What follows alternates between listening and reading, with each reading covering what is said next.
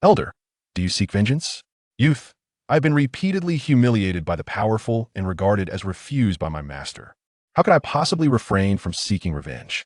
The elder gently patted the youth's head, sighing, "Good child, allow me to impart my skills to you." The youth exclaimed in astonishment, "Senior, how can this be?" The elder extended his hand, saying, "Hand me your phone." As the youth observed the transformations on his device, he gasped, "Senior, where did this century of power come from?" The elder smiled faintly, "Good child, this is your reserve power in tinting. You may draw upon it in times of urgent need. Do not allow yourself to be humiliated again." The youth furrowed his brow. "Isn't this akin to a power loan?" "I fear." The elder reassured him, "Tinting serves as a grand platform. New users can borrow a century of power with a 30-day interest-free period, with daily interest being merely half a day's worth of power, less than what you would expend in a week of meditation." Zhang Yu coldly huffed and dismissed the advertisement above. Chapter 1. The interview. Have we arrived? Do not fret. Your grades are exceptional. You shall surely succeed. Do not worry about the surgical fees. Mother has found a new part-time job and will certainly gather the funds. Focus on your interview. Upon reading the message from his mother on the screen, Zhang Yu silently tucked away his phone, inhaled deeply, closed his eyes, and awaited patiently. After a considerable time, a voice called out, "Candidate 989, Zhang Yu." Zhang Yu rose and entered the interview classroom. He regarded the three interviewers, presenting a practiced, polite smile. "Greetings, esteemed panel. I am Zhang Yu from Danyang Junior High School." The central interviewer gazed at him and inquired, "Why do you wish to enroll in our school?" Zhang Yu replied, "Your esteemed institution boasts a rich history, profound foundations, and abundant educational resources, having consistently nurtured numerous outstanding talents for society." The interviewer frowned, interrupting, "Spare us the pleasantries." Zhang Yu candidly stated, "I aspire to attend a prestigious university, and SNGYNG High School boasts the highest admission rates among the schools I can apply to." The interviewer smiled faintly, glancing at the documents in hand. "Ah, perfect scores across the board. Ranked first in your school? No wonder you were recommended here. Your grades are commendable, yet merely excelling in school examinations is insufficient to gain entry to SNGYNG High School." He pondered for a moment before casually asking, "How many hours do you sleep daily?" Zhang Yu replied, 5 hours. The interviewer looked surprised. 5 hours? Our students, from elementary school onward, average no more than 2 hours of sleep each night. Exceptional graduates from previous years practically do not sleep at all. The fact that you sleep 5 hours means you are learning 3 hours less than your peers each day over 9 years. That amounts to nearly 10,000 hours. Zhang Yu was momentarily taken aback, realizing that despite his belief in his diligence, he lagged significantly behind others. He understood that students in SNGYNG City began elementary school at age 9, transitioning to high school at 18, but he had not anticipated such a vast disparity after the same 9 years. Zhang Yu quickly asserted, "I will strive to catch up to them." The interviewer on the left queried, "How much of the high school curriculum have you studied?" Zhang Yu, regaining composure, confidently replied, "I've already self-studied the first-year high school curriculum." The interviewer frowned slightly. "Only the first year? Were you not aware that we assume students have completed the high school curriculum before attending classes?" Zhang Yu was taken aback. Once more, this was information he had not known, and what he thought was an advantage had swiftly turned into a disadvantage. As he stood there, perplexed, the central interviewer posed the next question. "In order to enhance learning efficiency and prevent early romantic entanglements, our school mandates that all students complete a sterilization procedure before enrollment to focus solely on their studies. Are you aware of this?" The interviewer nodded non-committally. "Very well. The interview concludes for today. You may leave." Zhang Yu exited the classroom, feeling anxious, sensing that his interview time had been shorter than that of other candidates. After he departed, the central interviewer shook his head. "He hasn't even been sterilized by junior high. This child lacks the resolve to pursue the path." The female interviewer chuckled. He arrived knowing nothing, without any required testing reports or extracurricular exam results. One can only say that the quality of these ordinary junior high recommendations declines year by year. Without supportive policies, they would not qualify to meet us. The central interviewer nodded. "Alas, I had thought the less fortunate would strive harder. Perhaps I have set my expectations too high. Let's place this one on the temporary backup list." With that, he discarded Zhang Yu's resume into a nearby wastebasket, where it mingled with several hundred other backup resumes. Although Zhang Yu felt his interview had not been particularly successful, he had no time to dwell on it. He began preparing for one interview after another, visiting various high schools. "Zhang Yu, We understand that your family's financial situation may not suffice to cover tuition here. However, we offer favorable loan services for impoverished students. All you need to do is pledge some unimportant organs. Rest assured, you are in the right place. We recognize you are male, and although our school is an all-girls institution, we do not discriminate against males. Provided you complete a gender reassignment surgery, not only will you be admitted, but you will also be regarded as a student with a resolute spirit, with opportunities to enter advanced classes to study yuan, yin shi, refining techniques. What a pity you still fall slightly short of our admission standards. However, this year, in consideration of impoverished students, we have introduced a special talent program. If you are willing to abandon your physical form, you can enroll as a soul cultivation special talent student and learn within the principal's realm of souls. Student, you have come to the right place. This is the most suitable high school for a genius from humble beginnings like you. Let me introduce you to the benefits here. We add cognitive enhancers to the drinking water, ensuring students maintain a level 5 focus at all times. Each day, the homeroom teacher will provide you with over 900 grams of bovine demon supplements, guaranteeing your cultivation results exceed tenfold. Even the air circulation system is infused with neural stimulants, allowing you to forego sleep, all at no cost. Of course, to endure these enhanced supplements, you must undergo modifications at our designated hospital. Fear not, it merely requires the implantation of minor magical artifacts to enhance your metabolic capabilities. Here is the detailed price list. Point 1 interview, after another, a myriad of questions. Either the thresholds were insurmountable, leaving him devoid of hope, or the traps were manifold, making him feel as if he were to be swallowed whole by the contracts. All of this left Zhang Yu feeling suffocated under the weight of expectations. In that moment, he realized that despite being the top student in an ordinary junior high school, he was worlds apart from those students in the city center. Even until now, he only grasped the tip of the iceberg regarding the disparity between them. The years of diligent study seemed to have devolved into a farce. Ultimately, he found himself no different from those who had squandered their education, equally unable to gain admission to high school. Upon returning home, Zhang Yu sat silently like a statue. His phone on the table vibrated incessantly. "Mother, how did the interview go? Mother, I have to work overtime today. Remember to heat up the food in the refrigerator." Moments later, the phone vibrated again. "Mother, son, do not worry. Whether you choose sterilization or gender reassignment, I will certainly help you gather the funds for the surgery." Zhang Yu, however, did not glance at the vibrating phone. Instead, he stared blankly at the ceiling, attempting to ponder the matters of the future, yet felt as though his mind was a void, incapable of yielding any thoughts. At that moment, the phone vibrated violently once more.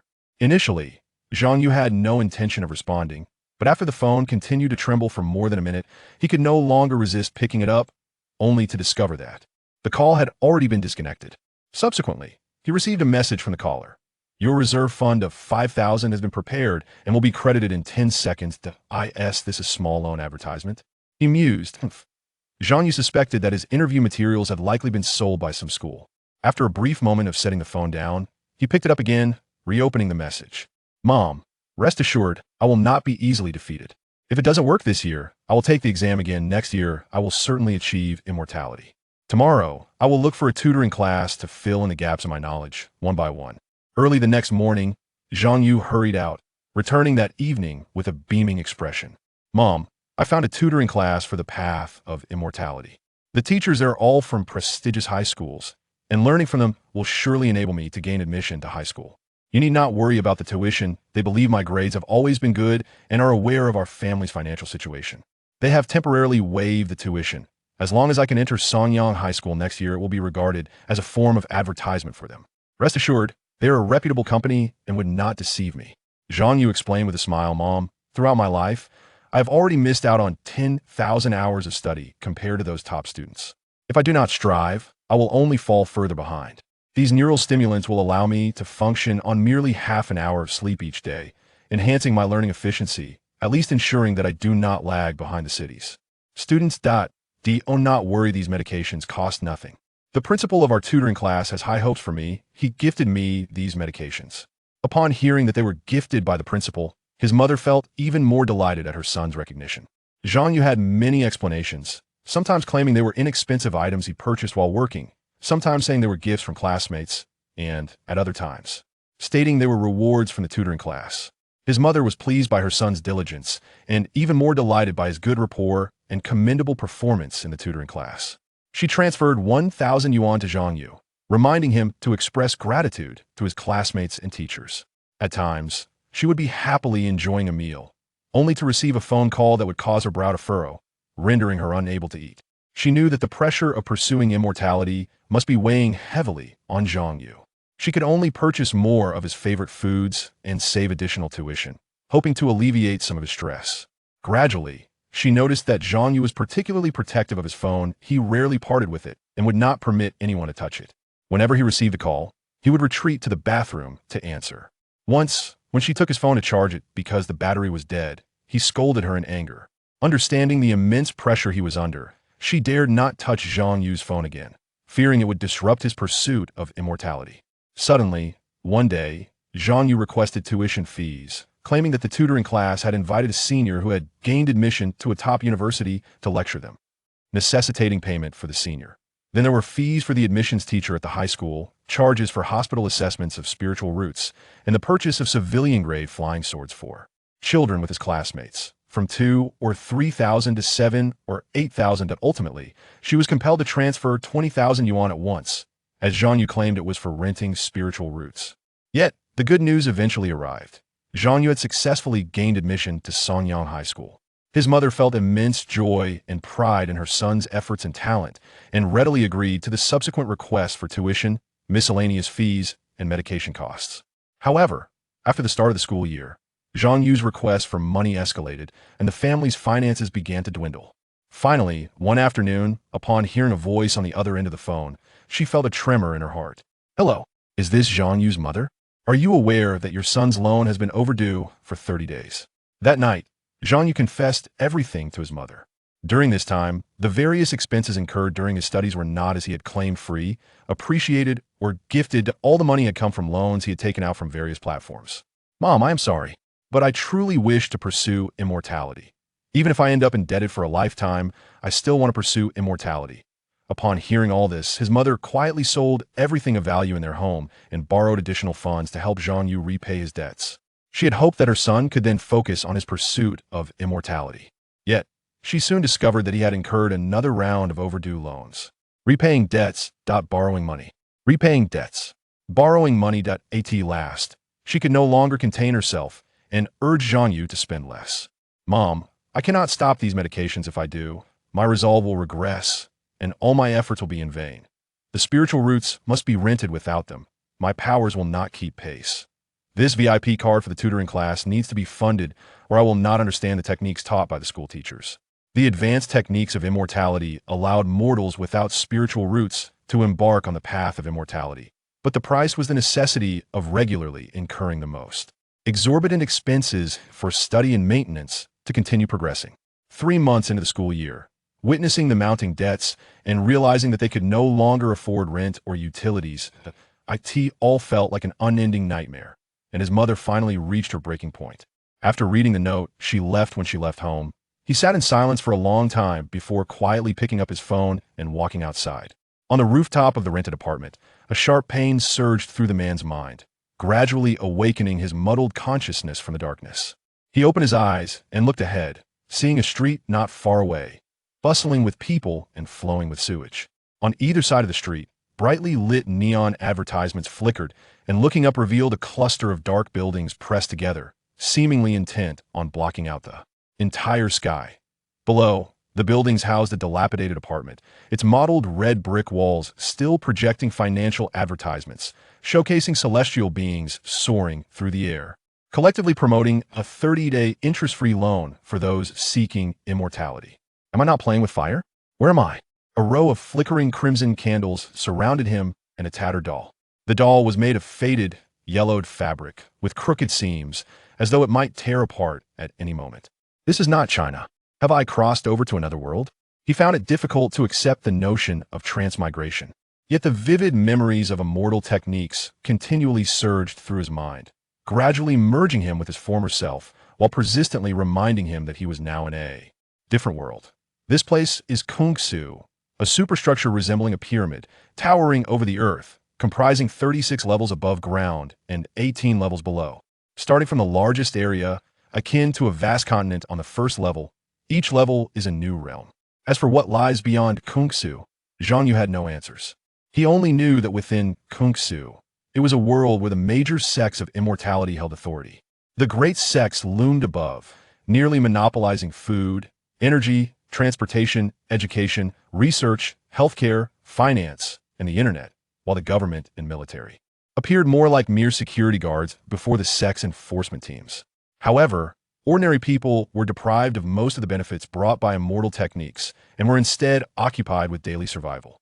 Zhang Yu lived on the first level of Kung Su, a high school student who had gained admission to Songyang High School, currently engrossed in some peculiar ritual that at this moment, I have transformed into a different Zhang Yu from another realm. Suddenly, a sharp pain radiated from his palm, jolting Zhang Yu out of the reverie of memories that had entranced him.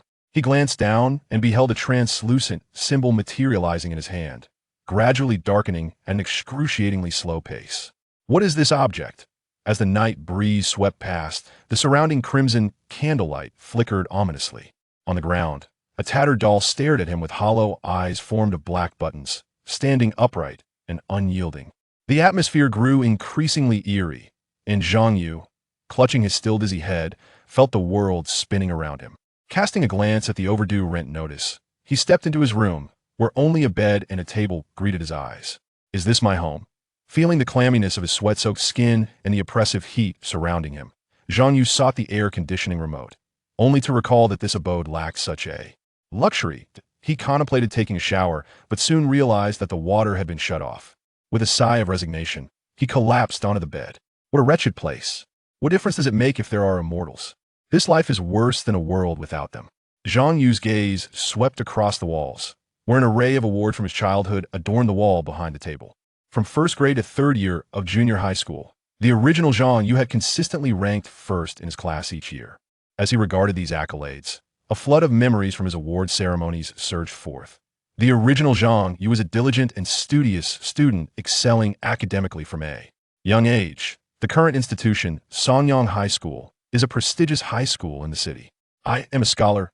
Recollections of knowledge filled his mind. Zhang Yu's eyes gradually sparkled with newfound determination. If I gain admission to a renowned university, I can establish a foundation, join a major sect, ascend to the realm of Dan formation, and escape this slum, reaping the benefits of the myriad techniques of the immortal path. Living for several more centuries would be entirely feasible. With this thought, Zhang Yu suddenly perceived that arriving in this world might not be such a misfortune after all. Just as this realization struck him, his phone rang abruptly. Hello, Mr. Zhang Yu, good day. Your loan on our platform has been overdue for 3 days. After hanging up, Zhang Yu scrolled through his text messages, discovering a plethora of overdue payment reminders, all stemming from the original's debts across various platforms. Simultaneously, relevant memories surged forth in his mind. This individual began borrowing money for tutoring before entering high school. Upon joining Songyang High, he devised a scheme to borrow further funds to keep pace with his peers' academic performance, spiraling into a cycle of loans for tutoring, forcibly augmenting his potential, ultimately leading to an ever-growing debt and a depletion of his capabilities. This fool masqueraded as a genius of cultivation, reliant on borrowed funds. Even his mother could no longer endure him, ultimately abandoning him. Calculating the total amount of overdue loans, a cold sweat broke out on Zhang Yu's forehead. To his dismay, he discovered that, compounded over time, he now owed over 700,000 in total across various platforms. Glancing at his bank account, he found a mere 50 yuan remaining. How on earth did I accumulate 700,000 in debt? Zhang Yu slammed his fist onto the bed in frustration, exclaiming, in this world, even for a high school graduate, this is an insurmountable debt. No wonder this individual became obsessed with all sorts of absurd rituals. He is merely a hopeless debtor. He enjoyed himself thoroughly, and now I must bear his burdens? At that moment, the lights in the room suddenly extinguished. After repeatedly pressing the switch and observing the status of his neighbors, Zhang Yu confirmed one disheartening truth. He had been cut off from electricity. This wretched place. As chaotic thoughts churned in his mind, Zhang Yu ultimately succumbed to slumber on the bed. Meanwhile, the originally translucent symbol on his palm had been filled with black, now occupying 1/10 of the space. The incessant ticking of the clock echoed as Zhang Yu sat in class, diligently working on the examination paper before him. Yet, the paper seemed endless regardless of his efforts. He could never reach completion. His seat distanced him from his classmates, their figures becoming increasingly indistinct, as if engulfed by the encroaching darkness behind him. Cold sweat trickled down his forehead, and panic surged within him as his writing hand grew weak, losing its strength. It was only when he fell into the abyss alongside countless books and papers that Zhang Yu jolted awake from his slumber. Was that a dream? It seemed to be a collection of Zhang Yu's past memories. Rubbing his temples, he felt a tumult of fragmented memories belonging to the original surge and reseed in his mind. He glanced at his phone, noting the time was merely 5 in the morning. He intended to return to sleep, yet found himself unable to do so. It seemed that rising at 5 each day for school had become an instinct of this body. Why do I feel an overwhelming sense of guilt if I continue to lie here? Sitting up, Zhang Yu surmised that this must be the influence of the original's memories. Feeling the pangs of hunger in his stomach, he resolved to stand up, contemplating, well, I might as well go to school, at least I could secure a meal. He recalled that Sonyang High School provided 3 meals a day, and a month's meal fees had long been deposited into his card. Now, burdened with a debt of 700,000 and possessing only 50 yuan to his name, he had no means to dine out. Thus, he departed the stifling apartment, traversed the littered alleyway, and squeezed onto a bus with a throng of people. Cramped amidst a cacophony of sweat and food odors, the air conditioning felt non-existent. Zhang Yu felt akin to a deformed takeout order, jostled toward the city center. After an hour and a half, having changed buses twice, Zhang Yu finally disembarked, drenched in sweat. Wiping his brow, he mused, why did I choose to live off campus? Oh, right, at IT was due to the inability to afford the accommodation fees. In contrast to his humble dwelling, the area where he alighted was situated in the city, surrounded by towering buildings and impeccably clean, wide streets, with the air considerably fresher. The men and women strolling along the road were mostly well-dressed, exuding an aura of urban sophistication. After a series of stops and starts, he finally arrived at the school gates, where the prominent characters Songyang Advanced Immortal Path School were clearly visible. To his astonishment, the electronic screen at the entrance displayed a list of grades, showcasing the top 10 scores from the previous month for all 3 grades of high school. This alone indicated that Songyang High School placed a significant emphasis on student performance. In this environment, learning and examinations were as natural as breathing, with an extreme form of score discrimination prevalent among the students. How could your scores be so low? No wonder you take so long in the cafeteria. With such low scores, you hardly deserve to dine with us. Scholars are entitled to mercilessly belittle academic underachievers. All of this constituted the positive energy of the campus. This is a world entirely dominated by scores, a hell for the academically challenged. As Zhang Yu glanced at the electronic screen displaying first-year total score ranked 10, Zhang Yu, he sighed inwardly, fortunately, I am among the higher scorers. Although my current ranking may seem somewhat misleading, as long as it remains unexposed, I should be able to maintain a semblance of dignity at school. The cafeteria at Songyang High provided breakfast, and Zhang Yu followed the memories to that very place. As he walked along, he discovered that although the cafeteria was bustling, with students queuing for their meals, an unusual stillness enveloped the atmosphere. Almost everyone stood in silence, patiently waiting in line, quietly collecting their food, and discreetly searching for a place to dine, resembling a series of interlocked gears, each executing its function with precision. Some students, while dining, were engrossed in their books, seizing every fleeting moment to absorb knowledge. After selecting a random spot to sit, Zhang Yu had just taken a bite of his meat bun when he noticed someone occupying the empty seat before him. It was a young girl with lustrous black hair and a porcelain complexion. Zhang Yu's mind conjured her name, Bai Zhenjin. To be precise, she is Bai Zhenjin, the top student in her grade, reigning at the pinnacle of the high school social hierarchy. Observing the girl before him, who was sipping her kanji, Zhang Yu pondered, are we friends? Is it because I am among the top 10 in our grade? Is this what they call the elite circle of scholars? Bai Zhenjin possessed an expression that radiated a sense of aloofness, as if she were perpetually displeased unless she smiled. Even the simplest phrases from her lips seemed to convey an air of detachment, making Zhang Yu wonder if she held any grievances against him. Then, she spoke, after finishing your meal, meet me in the small garden. I shall be waiting for you there. As he watched her retreating figure, a flicker of contemplation crossed Zhang Yu's mind. After he had satisfied his hunger, he left the cafeteria and made his way to the serene, small garden situated behind the school. This tranquil spot, located behind the dormitory building, was nearly devoid of students, especially as most were hurrying towards the teaching building. Bai Zhenjin stood before a flower bed, and upon hearing Zhang Yu's footsteps, she turned and quickly approached him. Father, with a thud, she knelt before him, clasping his leg. There were too many people in the cafeteria, and I felt embarrassed to speak. Could you lend me some money? My small loan is overdue by almost a month. I would even kneel for you. Zhang Yu, witnessing this scene, silently cursed. What kind of school is this? The top student and the 10th rank student are both resorting to loans for show. Is that it? To formally introduce her once more, Bai Zhenjin, a classmate of Zhang Yu, shared an unbreakable bond of friendship as they exchanged information regarding various lending platforms. Realizing that beneath her icy demeanor in the cafeteria lay a constant contemplation of how to borrow money from him, Zhang Yu could only shake his head in resignation. Please let go. I have no money to lend you. Bai Zhenjin shook her head. You are merely the 10th in your grade. How much could you possibly have? Your loan application must be far less than mine. With a hint of awkwardness, she added, as long as you help me pay off my debt, you can do whatever you desire. At her words, Zhang Yu's eyes lit up as he beheld the once cold Bai Zhenjin, now resembling a blossoming peach flower, exuding an unexpected allure. He scrutinized her figure and inquired, is it truly anything goes? Bai Zhenjin bit her lip and nodded yes. Zhang Yu teased, then can I use you as collateral? Bai Zhenjin released her grip and glared at him. Yuzi, are you truly out of money? Zhang Yu revealed his phone, displaying his balance and overdue notifications. Bai Zhenjin stood up, brushed the dust from her trousers, and with incredulity, remarked, you owe 700,000? Even after graduating from university, it would take ages to repay. How can you spend so extravagantly in your first year?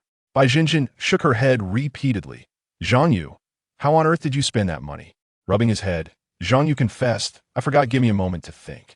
Bai Zhenjin looked at him curiously. You didn't invest in something, did you? Were you scammed? Her expression grew serious, increasingly convinced that Zhang Yu's 700,000 was indeed dubious. Show me your phone.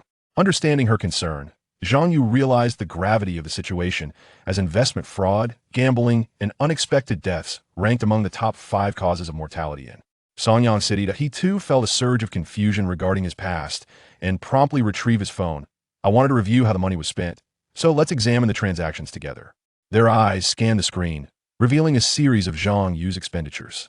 Danding Pharmacy, 280.00, Danding Pharmacy, 250.00, Sherbu Dai, Wa Quiet Room, 120.00. As Zhang Yu narrated, this was for purchasing elixirs at the pharmacy and renting a quiet room for meditation.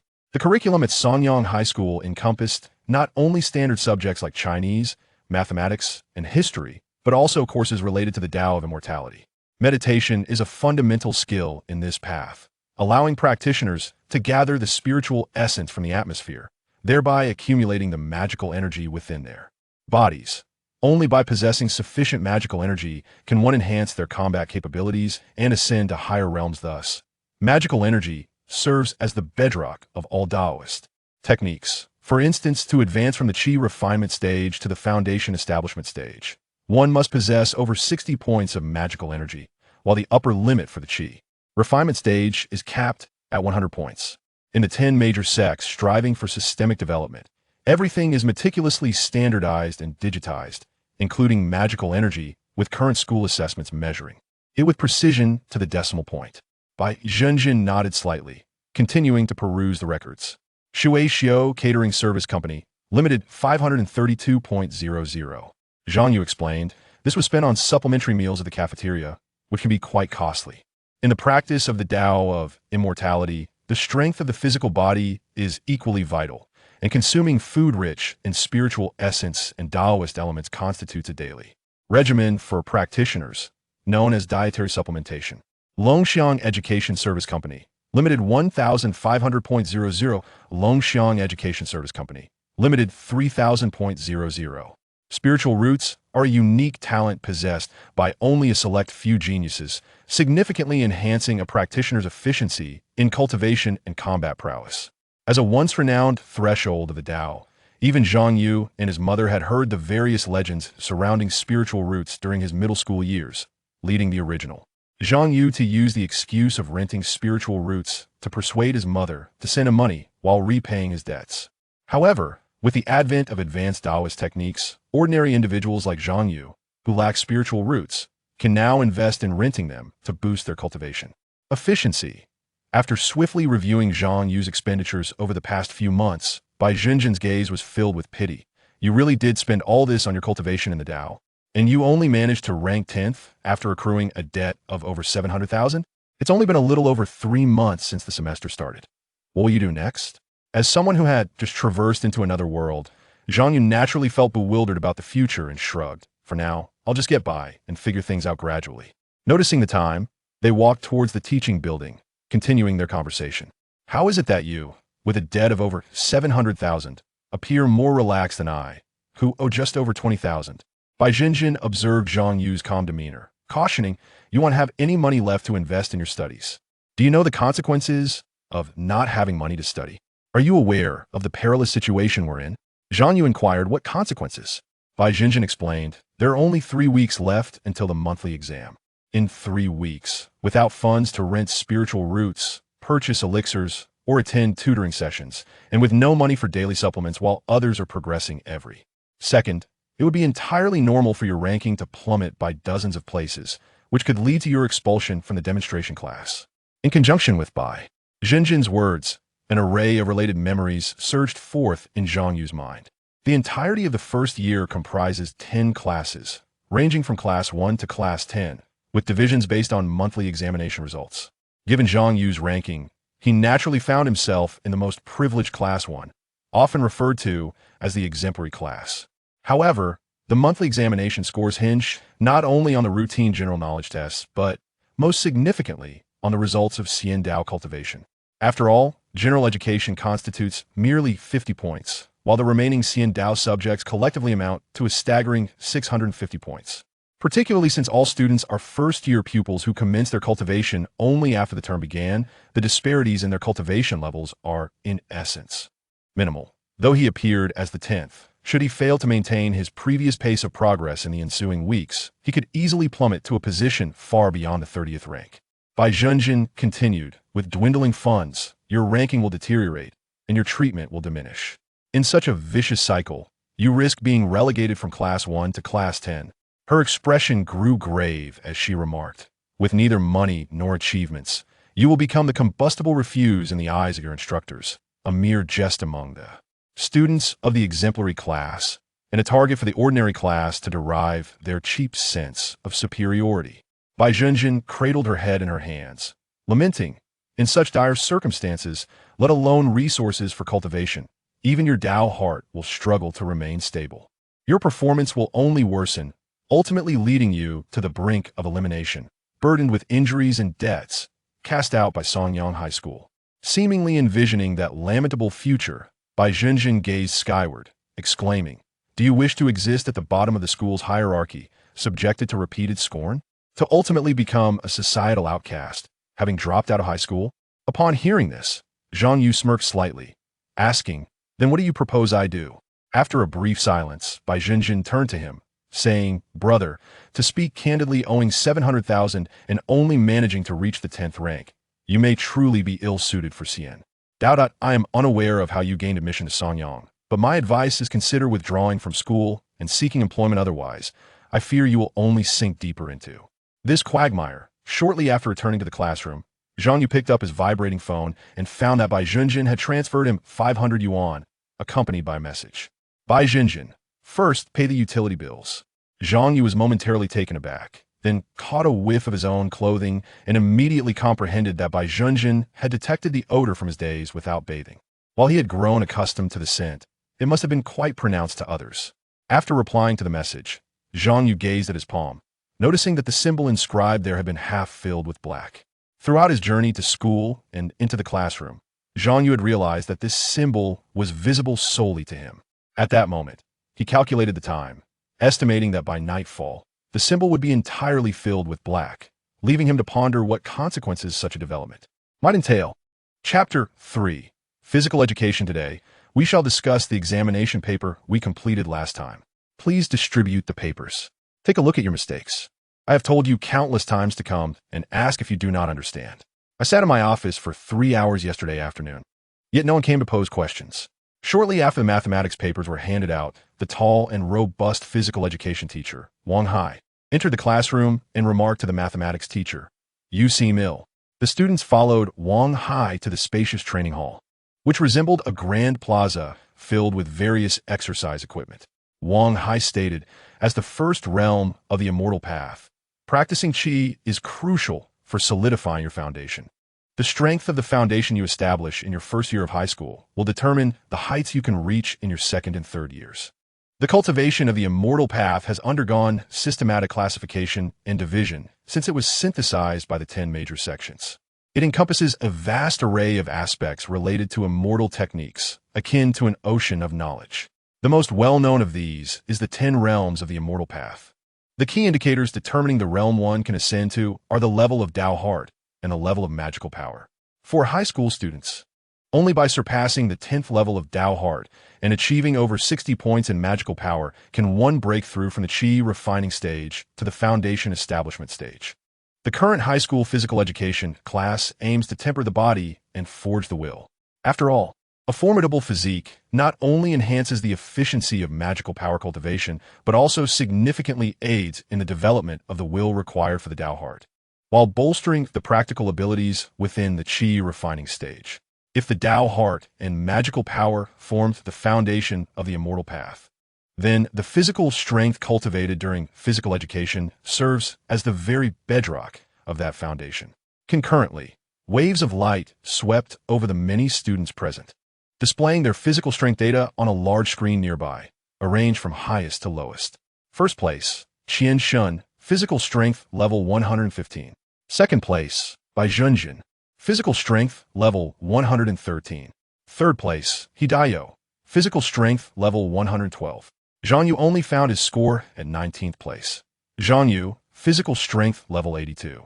The immortal techniques within the Kungsu have developed continuously, leading to increasingly refined data and indicators. This indicator, like the Tao heart, can reach a maximum of level 10 within the qi refining stage. Although physical strength is not the critical indicator for breaking through the realms of the immortal path, it significantly impacts the efficiency and combat capability of cultivators, forming an essential foundation in the immortal path, accounting for 150 points out of the total 650 points in the subject. Has my physical strength really fallen to 19th place? Meanwhile, surrounding students began to draw syringes and inject various enhancement supplements into their arms. These diverse supplements, upon entering the body, not only boost the strength of muscles and bones, but also enhance the training efficiency by several times. They are essential for first-year students.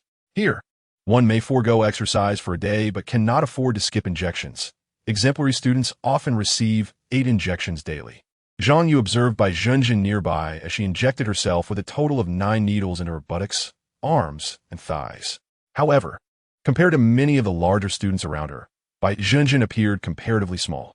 Zhang Yu recalled that this was due to their differing approaches to physical training, leading to distinct physiques.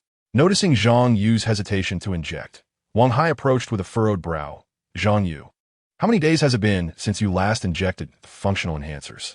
Zhang Yu dared not admit his financial struggles, knowing that such a confession would be as shameful as poor academic performance at Sonyang High School. He only felt comfortable sharing such matters with close friends like Bai Zhenjin. Moreover, fragmented memories reminded him that the original body had suffered multiple fainting spells due to excessive drug use, putting his life at risk. Thus, he evasively replied, I want to try training without injections. Wang Hai tightened his brow further upon hearing this, his voice booming. Have you been swayed by those internet celebrities promoting natural body enhancement? They're deceivers. How can you keep up without injections? Look at your rank. You've dropped so many places. If this continues, you will be expelled from the demonstration class in the next monthly exam. He expressed his frustration. Do you think I want you to inject for my benefit? Your progress does not affect me. Pointing to a distant student, he continued, look at Qian Shun. He receives 12 injections of the Longxiang formula daily to enhance his muscles and bones, 2 injections of analgesics to alleviate the pain of muscle growth, and 2 injections of Taotai to accelerate metabolism and absorb the immortal elements from food. He consumes a staggering 15 pounds a day to gain weight. In just 3 months, his physical strength skyrocketed from 0.13 to 115, making him the strongest in first year.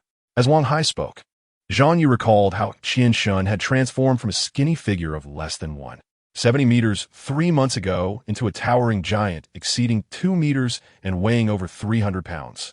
Wang Hai then pointed to another student. Look at Zhao Tianxing, who used to be weaker than you. Just the day before yesterday, he broke through the 100 level in physical strength. Now with hardened arteries and a heart tripled in size. Wang Hai sighed. Zhang Yu, I see your potential.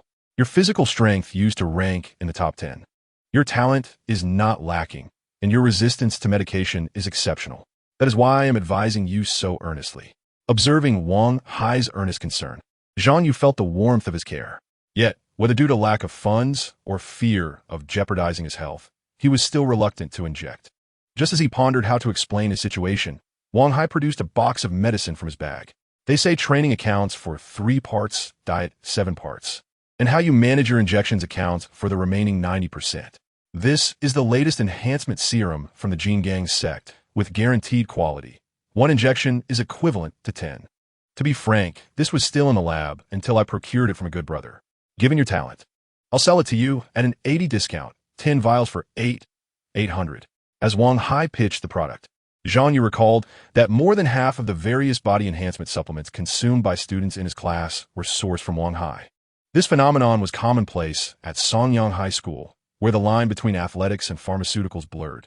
As every physical education teacher doubled as an adept in body cultivation and a skilled sales representative, often supported by multiple pharmaceutical channels.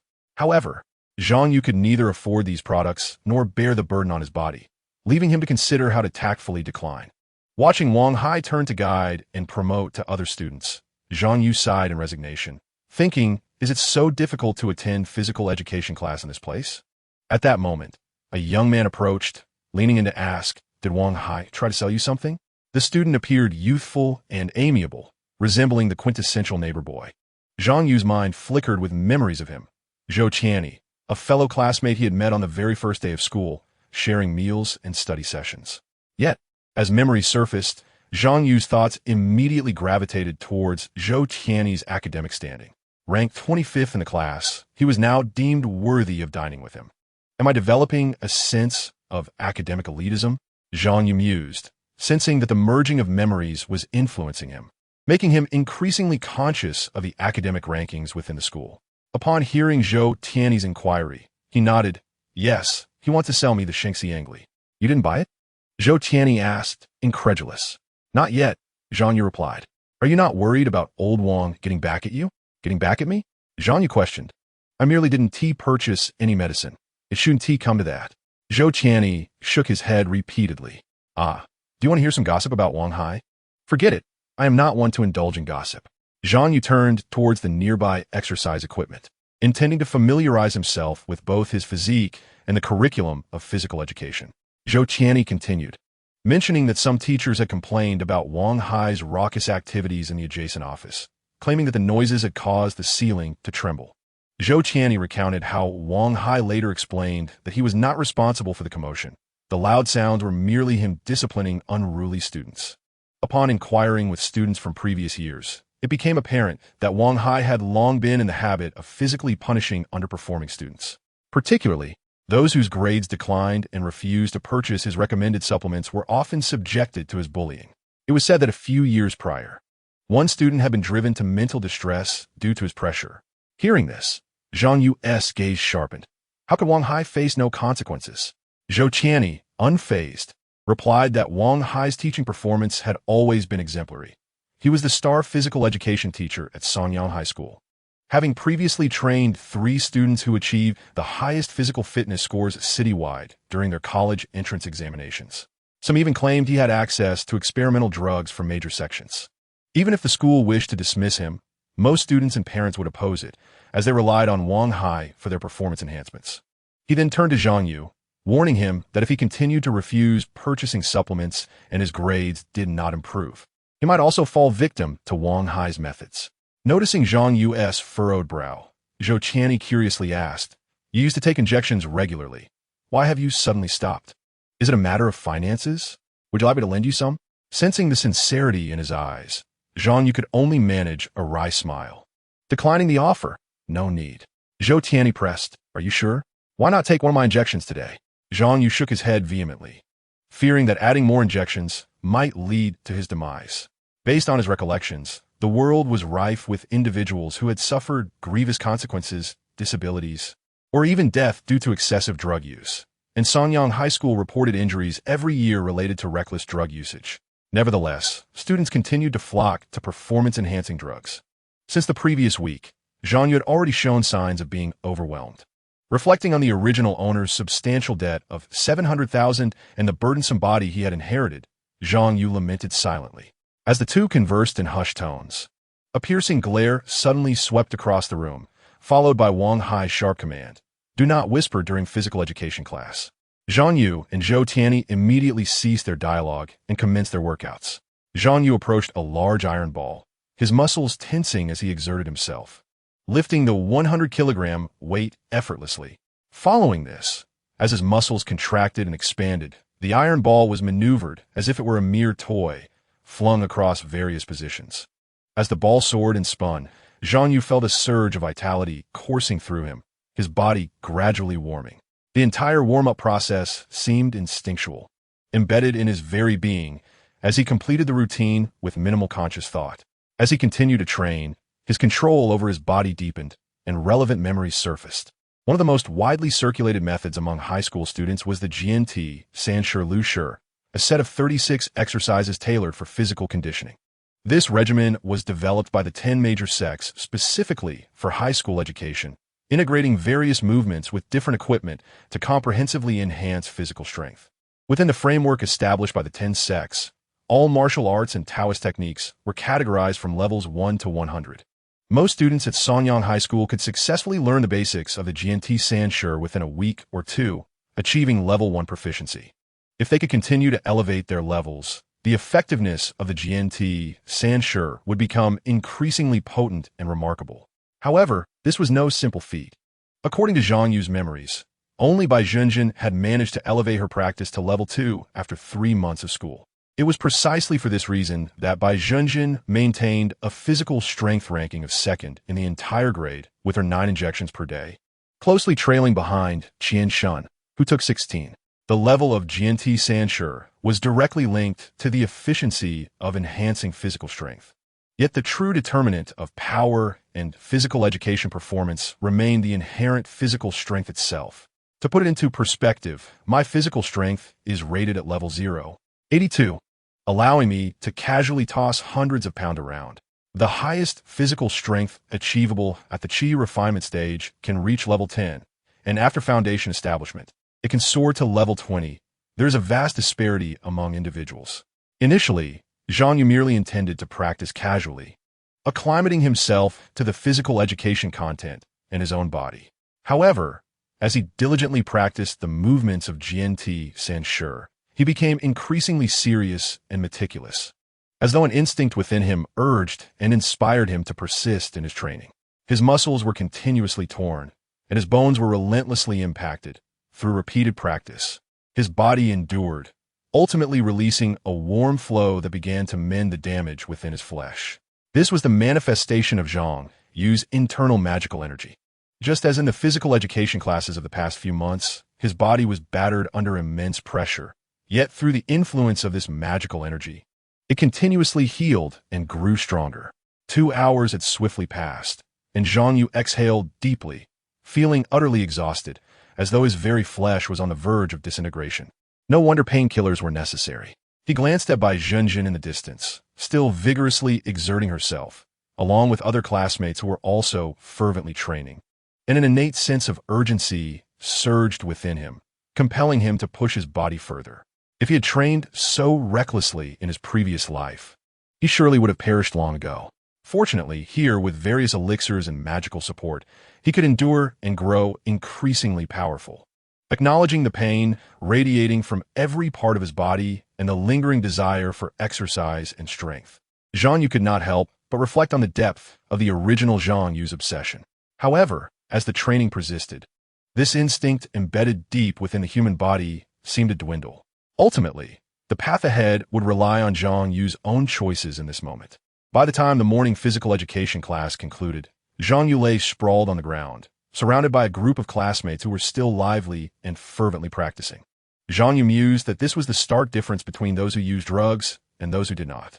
Suddenly, he noticed the darkened area of his palm, observing that less than a quarter of it remained unfilled with blackness. Chapter 4. Summoning Spirits, gazing at the changes in his palm. Zhang Yu couldn't help but ponder, what could this possibly mean?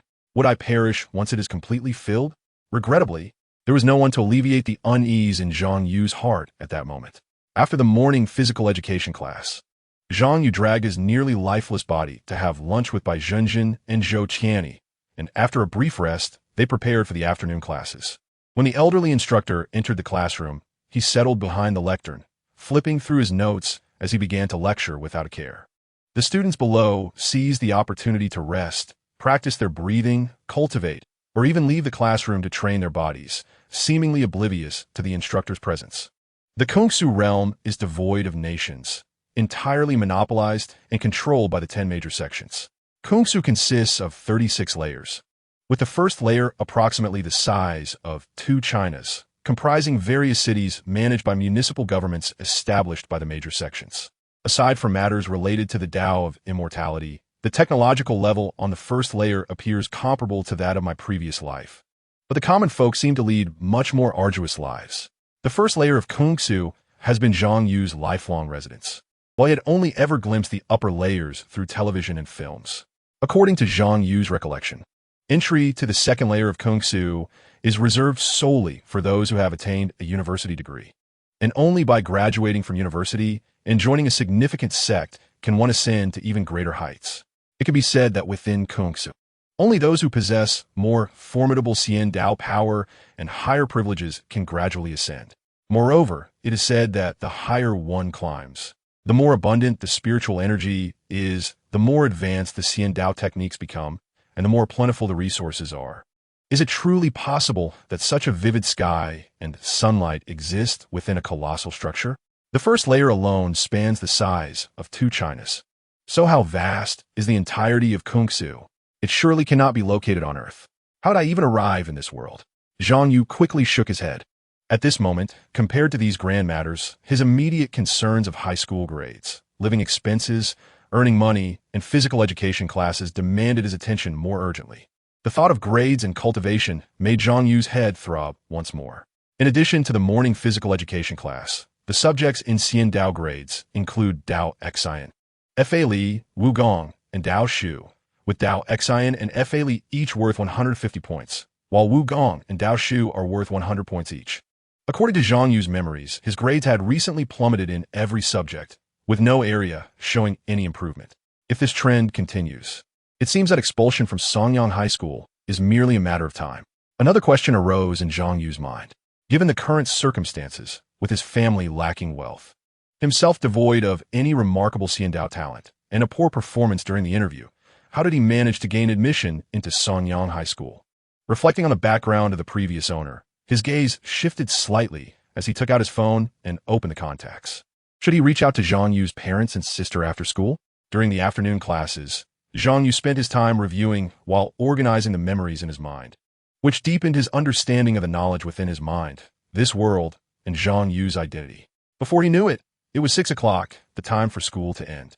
The day's classes had concluded, but for the vast majority of students at Songyang High School, the day was only half over, as they still had to attend their respective tutoring sessions and study until late into the night. Unlike his classmates, who hurried off to their tutoring classes, Zhang Yu found himself sitting alone in the empty cafeteria. Having exhausted his savings and borrowing capacity, he had not attended tutoring sessions for the past 2 weeks. After finishing dinner, he contemplated for a moment before deciding to open his phone. Let's give it a try. First, he called Zhang Yu's mother, then his father. But both calls went unanswered. Recalling the memories of Zhang Yu's parents and sister, he reluctantly dialed his sister's number. Zhang Yu. Hearing the somewhat cold voice on the other end, Zhang Yu steeled himself and said, "Sister, could you lend me some money?" After a moment of silence, just when Zhang Yu thought the call would be disconnected, a voice came through the phone. When you were in first grade, I told Mom and Dad that you had no Xian Dao talent, and pursuing this path was a complete waste of time and money. After we separated, Mom stubbornly believed in your delusions and insisted on supporting you through high school alone. Just recently, she even came to us to borrow money, trying to take my tutoring fees. Ha! And now you, an arrogant fool, want to borrow more to cultivate Xiandao? You must have accumulated quite the debt by now. Haven't you? Faced with his sister's accusations, Zhang Yu had no retort, as the memories he had organized confirmed her words were not without merit. After their parents separated, knowing full well that their mother's income was insufficient, Zhang Yu had been overconfident, ultimately resorting to small loans to pursue cultivation, spiraling into debt. Their mother had repeatedly helped him repay his debts, only to discover the hole was growing ever larger, leading her to eventually leave him. The voice on the other end continued. This will be our last contact. You are responsible for repaying your debts. Here's some advice. Drop out and get a job to pay them off. Out of consideration for our past as a family, I will send you 500 now. This should be enough for you to find work before starting. As the call ended, Zhang Yu sighed in resignation. At least he received 500. Including the 500 given by Bai Jinjin, Zhang Yu's current savings finally surpassed 1,000. Dropping out to work? With declining grades, no money, and mounting debts, he had to admit that leaving school to find a job seemed a rational choice. Just then, a sharp pain shot through his palm, and the symbol visible only to him was finally filled with black. Simultaneously, a melodious female voice rang out from nearby. Kid, the summoning ceremony has been completed. It's time to fulfill 3 wishes. Zhang Yu abruptly turned his head and found a rag doll sitting at the edge of his bed. Observing the doll, its fabric yellowed and faded, with uneven seams threatening to tear, he suddenly recognized it as the same doll from the bizarre ritual he witnessed upon arriving in this world. The doll exclaimed, "Hey, did you hear what I said? 3 wishes and not 1 less." Confronted with this odd scene, Zhang Yu felt an overwhelming urge to escape. At this moment, he was no longer the naive newcomer to this world. Having organized the memories in his mind, he understood that deities in this world were not mere figments of belief, but rather managers overseeing countless affairs within Kungsu. However, these righteous deities were not ones that a mere Xiandao failure like Zhang Yu could casually summon. The entity summoned through his so-called ritual was undoubtedly a malevolent god, notorious for wreaking havoc and disregarding human life, and severely punished by the 10 major sects and various righteous deities. The tales of mortals striking deals with malevolent gods, leading to their untimely demise, were stories the common folk of Kungsu had heard since childhood. Did Zhang Yu, in his desperation, truly seek out a malevolent god? Instantly sensing danger, Zhang Yu felt compelled to leave, but then hesitated, quelling his trembling body. The original Zhang Yu had turned to a malevolent god out of sheer desperation. Was he to spend a lifetime toiling at the bottom to repay his debts, or take a perilous gamble for a chance to continue cultivating Xiandao? Evil god, my first wish is for you to help me achieve 100 wishes. With that, Zhang Yu swallowed hard, nervously looking at the doll and asking, "Can you do that?" Hee. Such a simple request, of course I can fulfill it. Seeing the smile on Zhang Yu's face, the doll let out a derisive laugh. But my choice is to refuse. After the summoning ceremony is complete, it is you who must fulfill my 3 wishes. Should you choose to refuse, or deliberately delay, or fail in fulfilling them, you will suffer the backlash of the ritual, resulting in your flesh exploding and your soul scattering. Now, my first wish is for you to help me fulfill 1,000 wishes. Upon hearing this, Zhang Yu was momentarily stunned, cursing inwardly. Wasn't this summoning ceremony supposed to be for fulfilling your wishes? Is Zhang Yu an idiot? 1,000 wishes? Is that even feasible? After expressing her first wish, the doll smiled slightly, her hollow eyes made of black buttons continuing to fixate on Zhang Yu. Are you ready? I am about to state my next wish. Upon hearing this, Zhang Yu's heart tightened. What wish would this sinister being demand next? Would fulfilling 1,000 wishes make him her slave? Or would she ask for something utterly unachievable, sealing his doom? The doll leisurely remarked, I have made up my mind. My next wish is for you to assist me in collecting a batch of antiques. Zhang Yu swallowed hard. Antiques? The doll chuckled softly and replied, Do not worry. I have already selected them for you. You simply need to purchase everything in your shopping cart. Upon hearing this, Zhang Yu paused momentarily, then took out his phone. He opened his shopping cart, only to find it filled with various Buddhist statues, offering tables, incense burners, and wooden swords, each with a hefty price tag, most exceeding 10,000 yuan. It seemed that without purchasing these antiques, he could not fulfill his wish, nor the desire of the malevolent deity, which could result in his untimely demise during the ritual. Realizing this, Zhang Yu hastily asked, Is it possible to change my wish? I fear I cannot afford so many antiques. The doll's gaze sharpened, and a seemingly endless malice emanated from its dark eyes. Are you attempting to renege? If you cannot afford them, then borrow. If borrowing fails, sell your heart, liver, kidneys, and lungs. There will always be a way for you to gather the necessary funds. Zhang Yu stared earnestly at the doll and slowly said, if I were to do that, I would surely perish in my quest to fulfill this single wish. Would I not? The doll replied with a light laugh, and what of it? Zhang Yu continued, you would be choosing to lose a future that could help you realize 1,000 wishes right now. Or you could grant me some time, allowing a future disciple of a grand sect to procure these antiques, thus paving the way for the fulfillment of your 1,000 wishes. Yes? The doll looked at Zhang Yu with a hint of surprise and said, go on. Zhang Yu calculated, to buy these antiques. Even if I worked for decades at the first layer of Kung Fu, I might not gather enough money. However, if I could join a grand sect, I would accumulate this sum in just a few years. The doll queried, and Zhang Yu responded, this means that as long as I study diligently, practice earnestly, grow stronger, gain admission to a prestigious university, and subsequently join a grand sect, I could use the sect's stipend to fulfill your wish. After a moment of silence, the doll suddenly exclaimed, are you suggesting that you will study hard and then work for a salary to fulfill my wish? Are you mocking me? An overwhelming malice surged forth, as if the doll's eyes were two massive black holes threatening to consume the surrounding light. Zhang Yu clenched his fists, striving to quell his trembling legs, and stated firmly, your first wish is for me to fulfill 1,000 of your wishes. The second is to collect the antiques in a shopping cart. If I were to perish in the process of gathering these antiques, how could I fulfill 1,000 wishes? If I am aware of this, yet still pursue the second wish in a manner that guarantees my demise, would that not be a deliberate failure to fulfill the first wish? Intentionally obstructing the completion of the first wish would violate the ritual's requirements, and I would likely perish from its backlash before even completing the second wish. Thus, striving to excel in my studies, gaining university admission, and diligently earning a living is the only feasible plan I can conceive to realize both the first and second wishes. Upon finishing his explanation, the room fell into a deathly silence. After a brief moment, the doll's voice broke the stillness. Let me see your balance. Upon viewing Zhang Yu's account balance alongside various overdue loan notifications, the doll fell silent for an extended period. In its mind, the doll reflected, under normal circumstances, one would not encounter such a predicament. After all, the targets chosen by the ritual should be affluent individuals. Acquiring the heap of antiques should be but a mere flick of the finger. Yet this fellow is so impoverished that he cannot even fulfill the first wish, revealing a loophole. Did I not specify to find someone wealthy? How did I end up with this individual? After a lengthy silence, the doll regarded Zhang Yu and said, you do make a valid point. Very well, focus on your studies.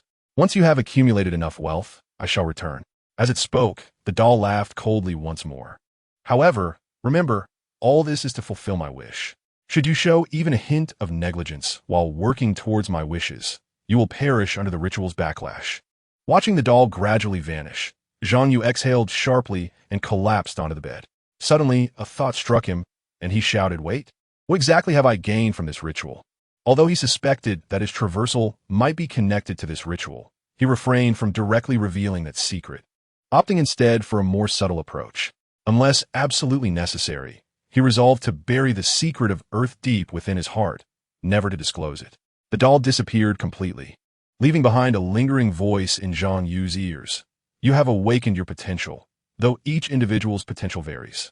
What it truly entails, you must discover for yourself. Outside the room, the doll pondered, this fellow's aptitude is terribly lacking. The awakening of potential likely only enhances his magical power or physical strength. I doubt he could even pass university, let alone join a grand sect. How could he possibly fulfill my wish? Nevertheless, his adaptability is rather amusing. Let me see how far he can struggle. Inside the room, Zhang Yu observed as the black symbol in his palm began to transform. Chapter 5. Yushu, as the black symbol in his palm underwent a series of changes. A thick, ink-black tome materialized in Zhang Yu's hand. Yushu. Gazing at the two large characters on the cover, Zhang Yu felt a momentary jolt of surprise. Then, with a thought, the book opened its first page as if moved by an unseen force. Is this the table of contents? Is this me? On the left page, a portrait depicted Zhang Yu sitting cross-legged with closed eyes, resembling a meditative state. The expression was lifelike, imparting the sensation that the figure within the painting was still breathing. Notably, a faint glow seemed to circulate, suggesting the flow of magical energy within him. The right page displayed lines of data and information, detailing Zhang Yu, Dao Heart Level 1, Magical Power 77, Physical Strength Level 0, 83, Martial Arts, Body Refinement 36 Forms Level 1, Freehand Level 1, Taoist Techniques, Basic Breathing Method Level 1, Basic Heart Refinement Method Level 1. Is this truly me? The data reflected various aspects of his celestial qualities, with the Dao Heart level being comparable to the assessments conducted at school, lacking precise decimal points. Below were the martial arts and Taoist techniques he had currently mastered. Among the 4 skills listed, aside from the body refinement 36 forms designed to enhance physical strength, there were also freehand learned in martial arts class for practical combat skills. The basic breathing method for refining magical power, and the basic heart refinement method for elevating the Dao Heart, all at the entry level of Level 1. Zhang Yu contemplated the numbers before him, pondering, is this the potential awakened by the malevolent deity? Can this book assess my attributes? Yet, it must offer more than mere assessment, for according to that deity's claims, my potential has been awakened. Merely measuring is not a true demonstration of potential. I can measure that daily at school. There must be other valuable applications. With this in mind, Zhang Yu resolved to test it. He concentrated on the attribute numbers and commanded, Yu Shu, increase my points. Observing the data remain utterly unchanged, Zhang Yu sighed inwardly, realizing that the malevolent deity had not truly awakened his potential. Attempting to turn to the next page, he discovered the words to be continued inscribed in bold letters. Connecting this to the previously undisplayed content in the table of contents, Zhang Yu speculated, what does this mean? Could this ability be upgradable? Perhaps it will unlock further functions upon upgrading? As he idly dragged the body refinement 36 forms Level 1 across the book page, contemplating its utility. The moment it touched the portrait, it was suddenly absorbed by the figure of Zhang Yu depicted within. As Zhang Yu absorbed this energy, he felt as though a clear spring was cascading down upon his crown, stirring within him an indescribable sensation that forged a peculiar connection with the Zhang Yu depicted in the painting. Simultaneously, the figure in the painting, previously seated in meditation, suddenly rose to its feet and began to meticulously practice the Jianti Sanshi Lu Shi. Above the painting, a line of small characters emerged, Jianti Sanshi Lu Shi Level 1. Upon seeing the diminutive figure, Zhang Yu could hardly contain his excitement. It's happening. My potential is truly being unleashed. His focus sharpened on the inscription, as if he had pressed upon it with his own thoughts. In the next instant, after a brief moment of blurriness, it transformed into 010.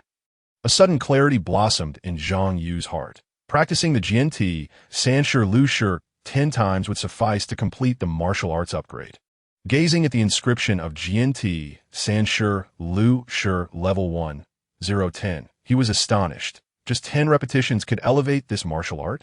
Since the beginning of the semester, he had practiced the Jianti Sanshi Lu Shi countless times without ever feeling the hint of an upgrade. 10 times? Zhang Yu, filled with impatience, began to attempt it. He stepped out, and with a resounding bang, his entire body twisted like a great python, unleashing layers of power.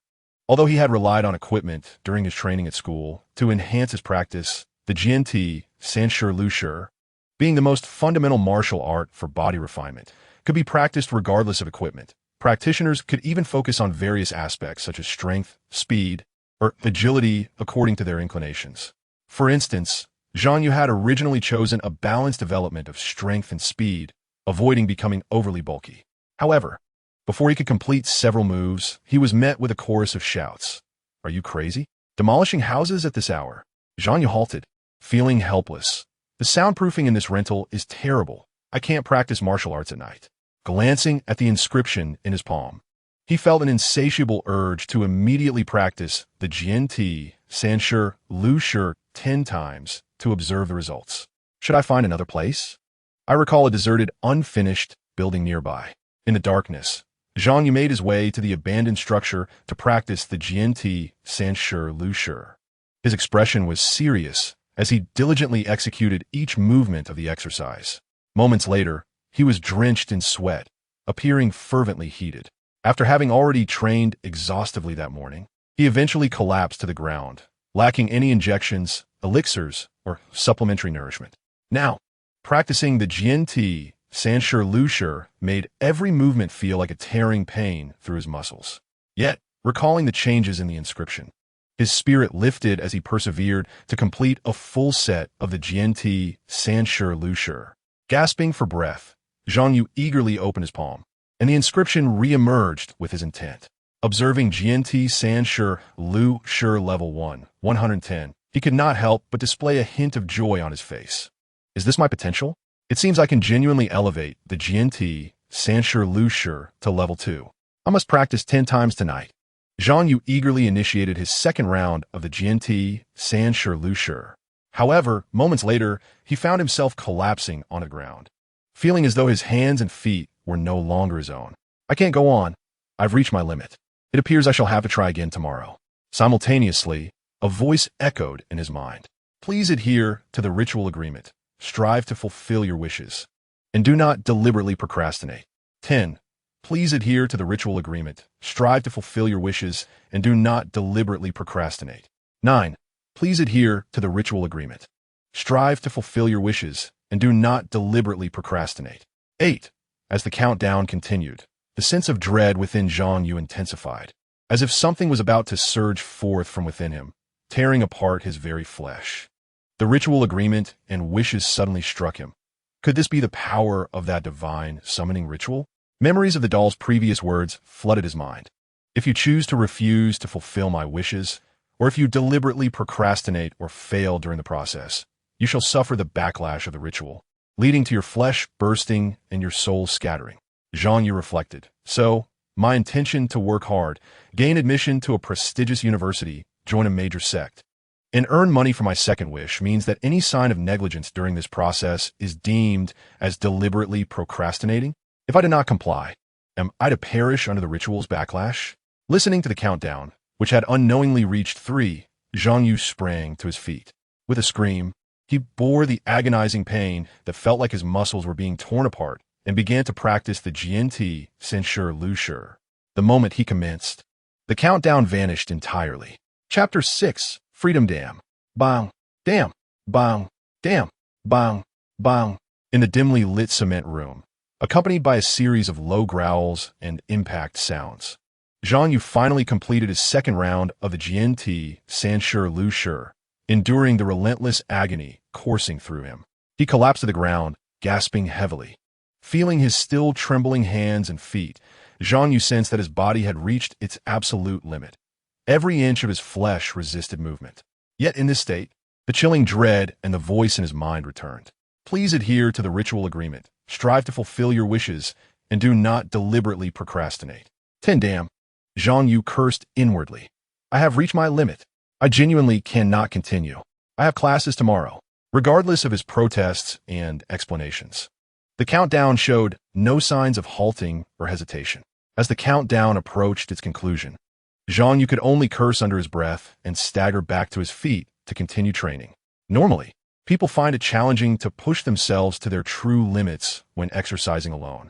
It is only under the supervision of a master, teacher, or coach with strict requirements that one can repeatedly reach their limits. The same applied to Zhang Yu. Had he been alone, he likely would have become exhausted after practicing the GNT Sanshur Lushur just once or twice and would have taken a rest.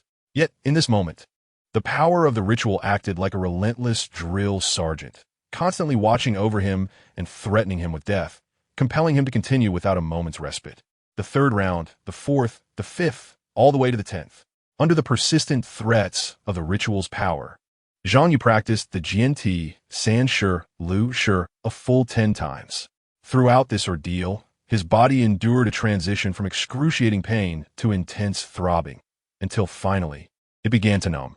He felt as though his hands and feet were fading away. Simultaneously, every ounce of energy within him was forced out, continuously replenishing his damaged flesh. After completing the 10 rounds, Zhang Yu felt as though his body and energy had been completely drained, akin to a cloth wrung out thousands of times, leaving not a drop to be extracted. At this moment, Zhang Yu simply wished to lie on the ground, utterly disinclined to move. Fortunately, The insistent voice that had been urging him on ceased, as if recognizing that he had genuinely given his all and truly reached his limit. During the recent training session, Zhang Yu had also begun to grasp the characteristics of this ritual power. This entity somewhat resembles an artificial intelligence devoid of genuine wisdom, merely operating according to established rules. Zhang Yu has encountered similar constructs in various films, television shows, and news segments from Kuan-Su. Among the formidable magical artifacts, each harbors a spirit akin to artificial intelligence, possessing a degree of intelligence to address various challenges. Indeed, some sufficiently powerful spirits exhibit intelligence comparable to that of humans. At this moment, having confirmed that the ritual's power would not compel him to train further, Zhang Yu finally felt a sense of relaxation, allowing himself to appreciate the enhancements brought about by the upgraded GNT Sanshi Lushi. Indeed, after completing the 10th cycle of the GNT Sanshi Lushi, he sensed a significant advancement in this martial art. In that fleeting moment, his comprehension and understanding of the GNT Sanshi Lushi deepened profoundly. Furthermore, the initial level 1-0-10 of the GNT Sanshi Lushi inscribed upon the Yushu transformed into level 2-0-20. If he were to practice 20 more times, would he not elevate the GNT Sanshi Lushi to level 3? If this pattern continued, reaching level 10 would be a swift accomplishment. Zhang Yu understood that within the realm of qi refinement, the maximum level of martial arts and Taoist techniques could only ascend to level 10.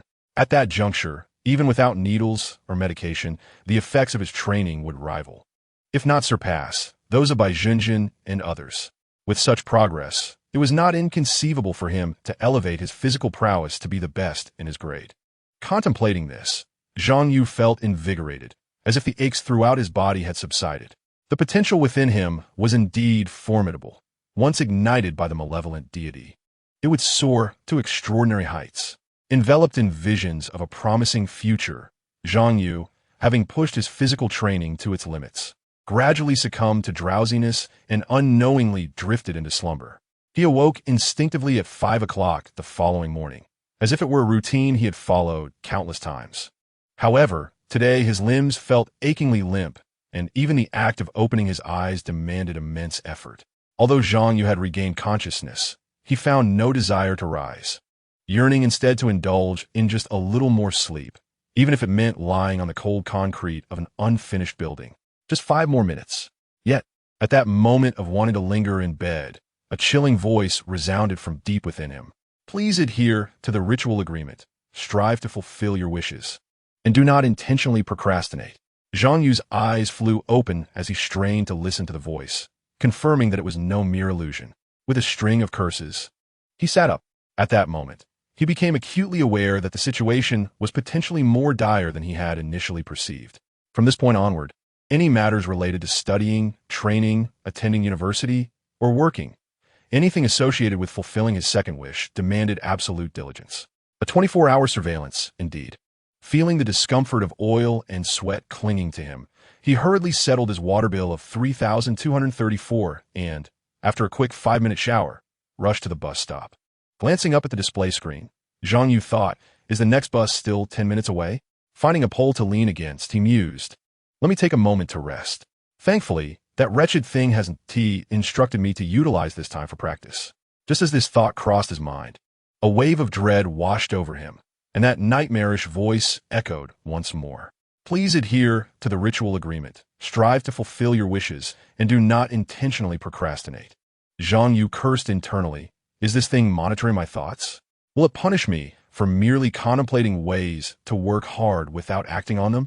Thus, amidst the countdown, Zhang Yu was compelled to commence his practice of the GNT Sanshi Lushi, enduring the curious, astonished, or indifferent gazes of those around him.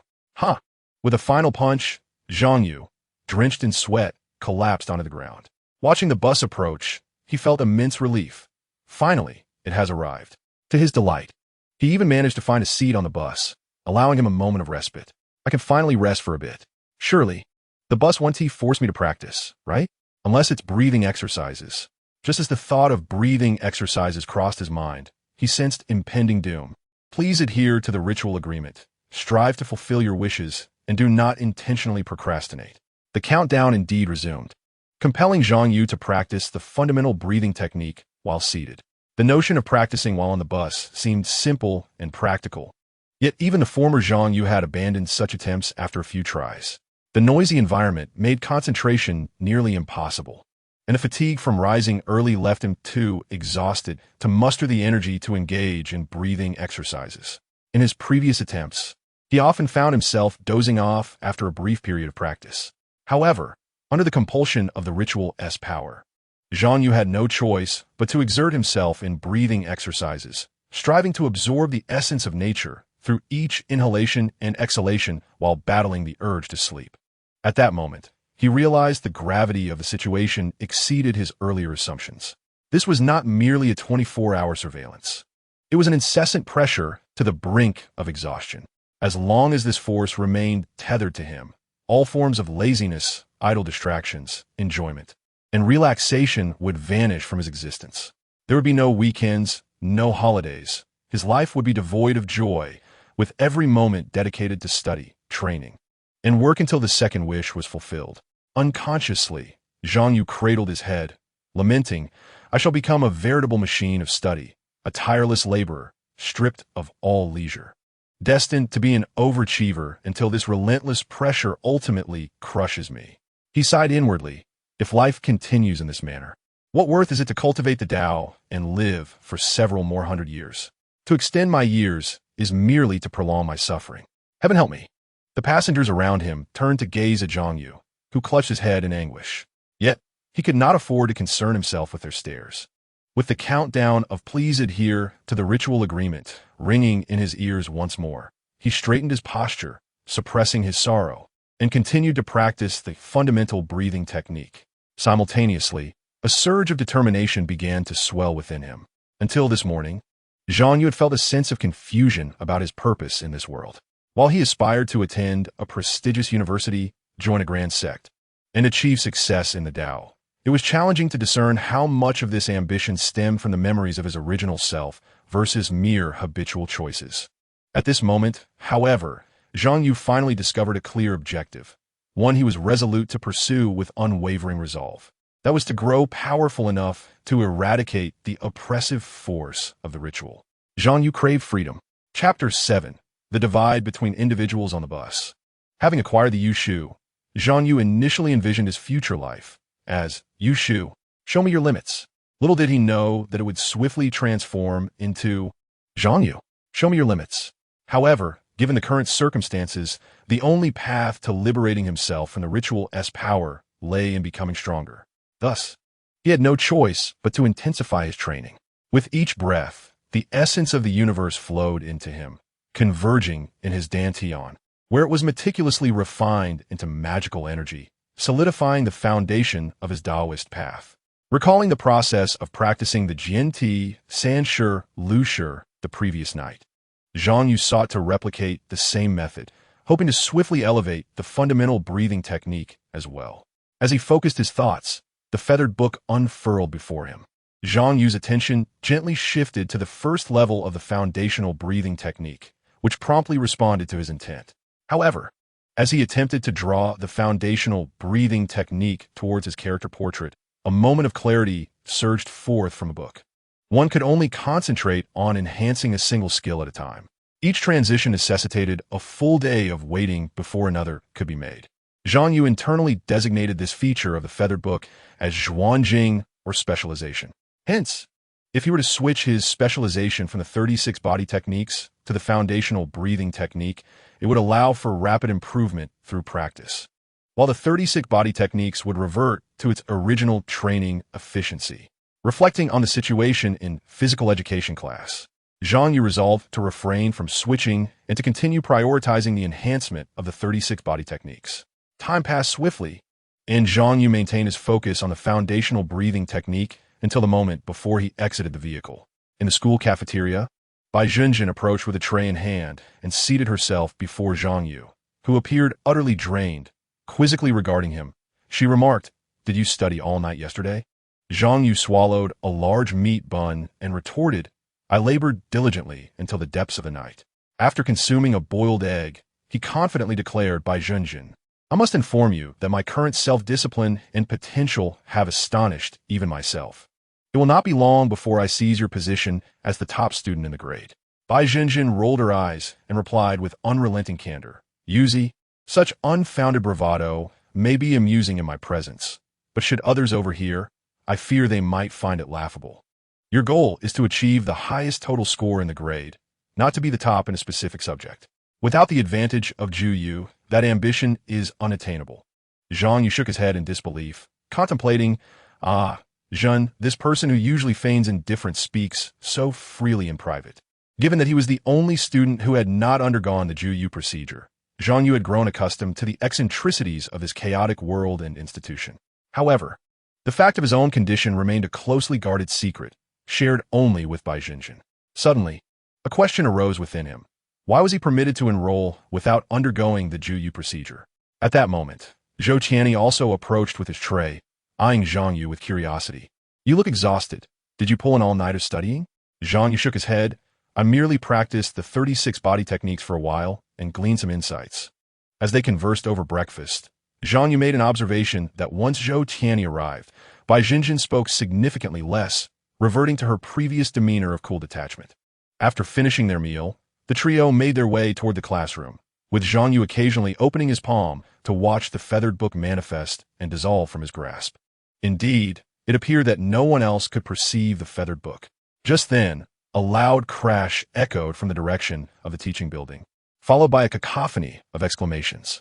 A crowd had gathered at the main entrance of the teaching building, engaged in lively discussion. Some familiar faces exchanged gossip about the incident involving Lu Chao from Class 3 of the 3rd year, who had previously been a top student but appeared to be slipping in performance and risked being demoted. Lu Chao, someone remarked, recalling his top 10 ranking in the 2nd year. Voices of prejudice emerged, decrying the perceived shortcomings of the less fortunate. What does it matter if he performed well in the 2nd year? A poor student remains poor. Just look at how few impoverished students remain in the exemplary class in the 3rd year. The poor are simply not suited to cultivating immortality. Others expressed their disdain based on academic performance, scoffing, jumping from the 6th floor is nothing. Clearly, he is a poor student. If a top student from the exemplary class were to jump, they would at least need to leave from the 10th floor. Bai Jinjin, passing by, sighed. "Another incident in the 3rd year?" Zhou Qianni remarked. "This is the 3rd occurrence this year. It seems the pressure on this year's 3rd-year students is immense." Zhang Yu, however, inquired, "Is he truly impoverished?" Bai Jinjin cast him a glance, her tone ambiguous. Whether cautionary or reflective, she responded, "He must have taken on considerable debt. Anyone who needs to borrow for their education is certainly not wealthy." Such students often began their tenure at Songyang High School with decent grades. But by the time they reached their 3rd year, they typically fell behind their affluent peers, often graduating to lesser universities. As for the top 10 universities, it seemed that no commoner had gained admission in over a decade. Zhang Yu found himself momentarily taken aback. He understood that the so-called top 10 referred to the 10 universities directly affiliated with the most prestigious sects, an aspiration for countless students. However, he was unaware that no children of commoners had been admitted to these institutions in the past 10 years at Songyang High School. He mused, is it due to a lack of resources or insufficient funds? He recalled tales of wealthy students, rumored to have access to elite tutors, exclusive study materials, advanced techniques, and laboratory resources that remained shrouded in secrecy from the less fortunate. Zhang Yu reflected, had my potential not been awakened, I too might have faced a similar fate. Although the incident sparked considerable chatter, it became mere fodder for conversation among the students, who were otherwise engrossed in their daily routines of study and cultivation, striving for a brighter future. Despite their recent transition into adulthood, they were acutely aware of a harsh reality. Differing scores determined access to various universities. The choice of university dictated the sect one would join, which in turn shaped one's entire life. Regardless of their personal relationships, students with disparate scores would inevitably part ways. After once again declining the overtures of the physical education teacher, Wang Hai, Zhang Yu sensed a shift in the man's gaze towards him, which he could not quite place. However, he felt powerless to change the situation. Whether due to financial constraints or health concerns, he could not pursue additional treatments. Thus, he chose to ignore the change and continued with his practice. With the 36 body techniques at level 2, 120, Zhang Yu realized that after one final session of practice before reaching the station, he would require only 19 more repetitions to advance. This knowledge invigorated him during his training, as he relentlessly pushed his body, extracting every ounce of energy. Even when fatigue beckoned him to rest, the urging of the ritual's power spurred him to persist. Amidst the agony of pushing his limits, he experienced a tumultuous blend of suffering and exhilaration. After enduring 2 full class periods, Zhang Yu finally collapsed onto the ground, utterly exhausted and devoid of the will to move. The 36 body techniques reached level 2, 1720. He had reached his limit, and the ritual's power ceased its insistence, evidently concurred that he had done enough. Yet, Zhang Yu felt no dismay. To elevate a foundational martial art from level 1 to level 3 within merely 2 days was an accomplishment he had never dared to dream of before. Nonetheless, the relentless pressure from the ritual compelled him to seize every fleeting moment for practice, leading him to question whether he would ultimately find himself too fatigued to train during physical education classes. A situation he had witnessed in his previous life when others burnt the midnight oil only to succumb to slumber during daytime lectures, a clearly unhealthy routine. Cursing the ineptitude of the ritual that failed to discern the proper time and context, Zhang Yu suddenly felt a shadow enveloping him as he lay on the ground, akin to a mountain looming overhead. Wang Hai gazed coldly at Zhang Yu, who lay on the ground, and asked, "What are you doing during physical education class?" Zhang Yu quickly responded, "Teacher, I was practicing extra last night, and now I'm feeling a bit exhausted." Sensing Wang Hai's displeased expression, Zhang Yu hastily added, "I broke through to level 2 in the GNT 36 forms last night." The reason for this explanation was Zhang Yu's awareness that, in this meritocratic school, most teachers would not trouble students who excelled academically. He believed that if Wang Hai were to learn of his significant progress, he would not be inclined to make things difficult for him. This thought arose as Zhang Yu subtly perceived a shift in Wang Hai's attitude towards him. However, Zhang Yu was mistaken. There are various types of teachers in the world. For instance, most of the core subject teachers at Sonyang High School favor high-achieving students, enjoying the ease of teaching those who demonstrate academic prowess and are more forgiving of their mistakes. Conversely, some teachers dedicate more effort to struggling students, focusing on improving their grades, as they are generally easier to elevate. Many elective teachers, indifferent to students' learning outcomes, simply attend class at the appointed time and leave promptly, considering any extra time spent on work a loss. Yet, there exists another type of teacher who, rather than prioritizing students' grades, is more concerned with whether students adhere to their authority and do not challenge it. In such a teacher's classroom, they reign as the absolute authority, accepting no defiance from students. Even employing methods not taught by them can lead to ridicule or being singled out for disparagement. Clearly, Wang Hai, who relished administering punishment and promoting his own remedies, belonged to this category of educators.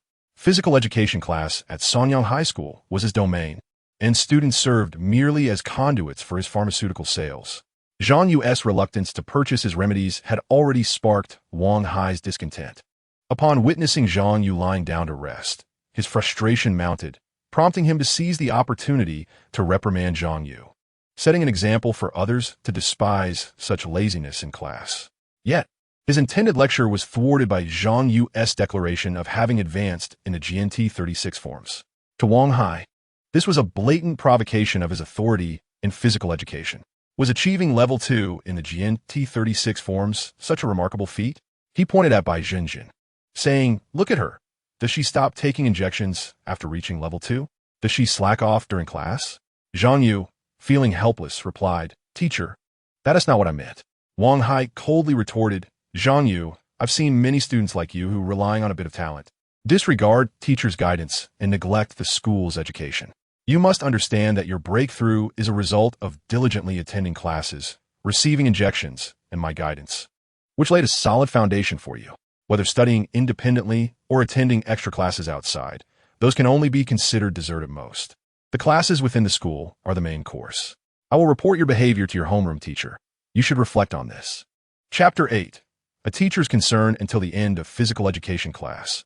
Wang Hai ignored Zhang Yu entirely, treating him as if he were invisible, refraining from providing any guidance or instruction. Under Wang Hai's lead and ostracism, the other students instinctively kept their distance from Zhang Yu, creating an invisible no-man's land around him. How small-minded can this old Wang be? Zhang Yu thought, but with the situation as it was, he had no recourse and simply chose to remain quiet and rest on the ground. As the class concluded, the students gradually made their way to the cafeteria. After everyone had left, Zhou Qianni approached Zhang Yu and gave him a thumbs up, saying, "Warrior, have you purchased accident insurance?" He confidently glanced at the palm of his hand, where his physical strength had increased from 0.83 to 0.84. This was achieved without injections, medications, or any nutritional supplements, solely through the Jian T36 forms. Zhang Yu could only marvel at the frightening potential he possessed, observing Zhang Yu's sudden surge of confidence. Zhou Tianyi curiously asked, "Have you found a new source for the medicine? Don't forget your brother if you come across something good." Zhang Yu clenched his fist and smiled. "Kid, I'm naturally refining my body." Outside the training room, Bai Zhenjin, having undergone intense physical training, had flushed cheeks and was dripping with sweat, her body radiating heat. She knocked on the door and called out, "Zhang Yu, are you done? I'm starving. Let us hurry to eat." The three of them rushed to join the throng in the cafeteria. Arriving late, they saw a long line of students queuing at the entrance. However, as members of the exemplary class, they enjoyed the privilege of priority access to the cafeteria and could enter directly. As they walked into the cafeteria, they were met with a variety of gazes from other students. Some envied, some jealous, and others felt they could easily replace them. Reminiscent of the scene in a novel where inner disciples of a sect step into a restaurant full of outer disciples. Upon entering the cafeteria, Bai Zhenjin stated, "I'm going to the second floor for food supplement today." Food supplements refer to meals prepared with ingredients rich in elements of the celestial path, complemented by various herbs, effectively enhancing physical constitution and compensating for the losses incurred through rigorous training, thereby improving the efficiency of body refinement and breath control. It could be said that food supplements offer numerous benefits for those studying the celestial path. The only reason Zhang Yu refrained from joining was due to the exorbitant cost. A meal could easily cost several hundred, with more precious ingredients reaching into the thousands. In the past, even when he had access to significant loans, he hesitated to indulge daily, let alone now, when his financial situation had worsened. Watching Bai Zhenjin ascend to the second floor alone, Zhang Yu sensed a distinct divide between the two levels of the cafeteria, akin to the separation between the queue outside and the inside. Yet, a question arose in his mind. Wasn't he Asian short on funds? How could she afford to dine on the second floor? Shortly after lunch, Zhang Yu, who was napping, was summoned to the teacher's office. A middle-aged man, sipping tea, glanced at Zhang Yu standing before the desk and said, "Teacher Wang Hai has informed me about your situation." The man, named Su Haifeng, was both the homeroom teacher of the exemplary class and the grade director for the first year. He looked at Zhang Yu with visible disappointment and asked, "Do you remember what you said during the interview?" During Zhang Yu's interview for admission to Songyang High School, Su Haifeng had served as one of the interviewers. Su Haifeng sighed. "I recall you mentioned wanting to attend a prestigious university. Yet, in physical education class, you refuse to buy medicine, do not take injections, and lie on the ground to slack off while defying your teacher. Is this your attitude towards aspiring for a prestigious university?" Listening to the criticism, Zhang Yu found himself at a loss for how to respond. He couldn't possibly say that he was both poor and incompetent, unable to afford injections, and that now, with his potential awakened, he was treating physical education class lightly. Sensing Zhang Yu's silence, Su Haifeng sighed again and said, "Zhang Yu, your performance over the past 3 months has been commendable. I know you are a good kid. Is there something troubling you at home?" Zhang Yu looked at him in surprise, feeling incredulous at the genuine concern from a teacher in this chaotic school. After a moment of thought, he replied softly, "Yes. There has been some conflict at home." Su Haifeng frowned in displeasure and said, "Why are there things you feel you cannot share with your teacher? Is your family facing financial difficulties? The loan platform's debt collection calls have even reached the school." "What?" Zhang Yu's head shot up in surprise. "They called the teacher about me?" Su Haifeng solemnly nodded, saying, "Had they not contacted me, I would have remained oblivious to the extent of your debts." "Why did you not confide in me?" Zhang Yu replied. He genuinely did not believe that informing the school would serve any purpose, especially considering the atmosphere at Songyang High School. He presumed that revealing his plight would only exacerbate his situation. However, Su Haifeng sighed deeply, gazing at Zhang Yu with benevolence, and remarked, I understand that the school can be rather stringent at times, and you may hesitate to inform us of your troubles. Yet you must recognize that we are, after all, your teachers. How can we not assist our own students? As he spoke, he retrieved a document from his drawer and presented it before Zhang Yu. This is a special application for financial aid for impoverished students that I have prepared for you. Please sign it promptly. Taking the document, Zhang Yu felt a surge of gratitude towards Su Haifeng. Thank you, teacher, he said, realizing that his perception of the teachers at this school had been misguided. He silently reflected, though there are unreliable figures like Wang Hai, there are also wise mentors like Teacher Su. Su Haifeng smiled and handed him a pen, urging, do sign it quickly. Lowering his gaze, Zhang Yu glanced over the document, only to become momentarily frozen in place. Su Haifeng chuckled, what is the matter? Hurry and sign. I will ensure it is submitted before the end of my shift. Zhang Yu's voice fell to a whisper. Teacher, this appears to be a debt restructuring contract. Have you perhaps made a mistake? Su Haifeng replied with a grin. Isn't it true that impoverished students are in debt? By restructuring their debts, we are indeed aiding them. This is the financial aid program for impoverished students. Zhang Yu scrutinized the contents of the contract, which indicated that all his debts would be consolidated, with the school lending him a sum to repay them. Henceforth, the school would become his creditor. Upon recalculating the restructured debt, he realized that, after navigating through various convoluted procedures, interest, principal, fees, and other charges, the total had ballooned to over 1 million. What a farce! This was merely a cycle of debt. He seethed inwardly. Even the homeroom teacher is involved in lending practices, is he? Suppressing his anger, Zhang Yu exhaled and declared, Teacher, I think it's best to decline. I can manage to repay this amount myself. Su Haifeng gently persuaded him. How could you, a mere child, manage such a substantial sum? Sign it quickly. The school will shoulder this burden for you. Rest assured, the repayment terms are quite lenient. No, thank you, teacher. I truly do not need it. After repeatedly declining, Zhang Yu tossed the contract aside and dashed out of the office. Observing his departing figure, Su Haifeng raised his teacup and gently exhaled. Moments later, he answered his vibrating phone, stating he has declined. Chapter 9. Work after school that day. In the cafeteria, Zhang Yu sat down for dinner with Zhou Tianyi and Bai Jinjin. Bai Jinjin remained her usual self, cold and silent, methodically consuming a large plate of food before her. Zhou Tianyi glanced at Zhang Yu and remarked, Your financial situation seems rather dire. Is it that obvious? Zhang Yu replied, taken aback, wondering if the collection calls had reached his classmates. Was his debt of 700,000 about to be exposed at school? Zhou Tianyi glanced at Bai Jinjin's lavish meal, then at Zhang Yu's meager 5 yuan set meal. Clearly, a person who consumes 10 jeans of food would not share a table with someone who eats merely 3. The two belonged to entirely different tiers of the school's social hierarchy.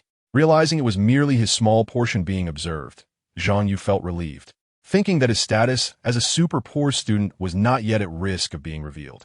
He turned to Bai Jinjin and, noticing the numerous chicken legs on her plate, curiously asked, Ajun, those chicken legs look particularly special. May I have a taste? Without raising her head, Bai Jinjin replied, Scram. Zhou Tianyi, sitting nearby, chuckled and offered Zhang Yu a duck leg from his bowl, saying, Jinjin has evidently exerted herself today. She must be famished. Try mine. What a good brother. Zhang Yu exclaimed, giving Zhou Tianyi a thumbs up as he grabbed the duck leg and began devouring it. Zhou Tianyi smiled at Zhang Yu's voraciousness, commenting, If you find yourself in financial trouble, I can lend you some. Zhang Yu waved his hand dismissively, saying, No need, I will handle it myself. Despite being heavily indebted, Zhang Yu had no intention of borrowing money from his classmates, as asking for such a sum would not resolve the issue of 70,000 in debt in one go. What he needed was a sustainable method to earn money and repay his debts. Furthermore, he had to consider rent, utilities, and food expenses. The thought of these responsibilities caused a headache to form. After Zhou Tianyi departed, Bai Jinjin unexpectedly spoke up. Based on my observations over the past 3 months regarding you and Zhou Tianyi, he treats you exceptionally well. Does he? Zhang Yu replied. Bai Jinjin chuckled. I have only seen 2 scenarios in which a man smiles and shares his food with another man. One, they are father and son. The other, Zhang Yu raised an eyebrow. Ajun, your observations are quite eclectic. Bai Jinjin continued. Yuzi, you need not fear. In this school, you hold the initiative. She then pushed her plate toward Zhang Yu, stating, "Alas, I can no longer eat. I bestow these leftovers upon you, for you are my dear son." "Scram," Zhang Yu retorted, snatching the plate, which contained neatly arranged, untouched food. Just as he looked up to express his thanks, he saw only Bai Zhenjin's retreating figure. Once outside the cafeteria, Bai Zhenjin's demeanor turned distant again, and she mused, "Yuzi, there's indeed a third scenario where this might occur." She turned her gaze to the steps at the cafeteria entrance, where a cafeteria lady was pouring leftover food into a cat's bowl. Leaving the school, Zhang Yu began to contemplate ways to earn money. "My rent is 1,500, utilities are over 200 each month, and my loan requires a repayment of 15,000 per month. Ugh." As the reality of his financial obligations set in, Zhang Yu felt another headache brewing. "I need to earn at least 20,000 each month. A regular job simply won't suffice." With these thoughts swirling in his mind, Zhang Yu opened his phone to contact his former tutoring center, the very place that had enabled him to gain admission to Songyang High School. The income from such tutoring classes should be quite substantial. As a formal student of S. Ingyi Ingjia Zing, I should possess certain advantages. However, after his inquiry, the tutor informed him that their classes were already at full capacity, suggesting he seek opportunities elsewhere. Consequently, ZHNY reached out to other tutoring centers. "Hello, I am seeking a part-time tutoring position. I am a first-year student at S. Ingyi Ingjia Zing. May I ask where you graduated from in elementary and middle school?"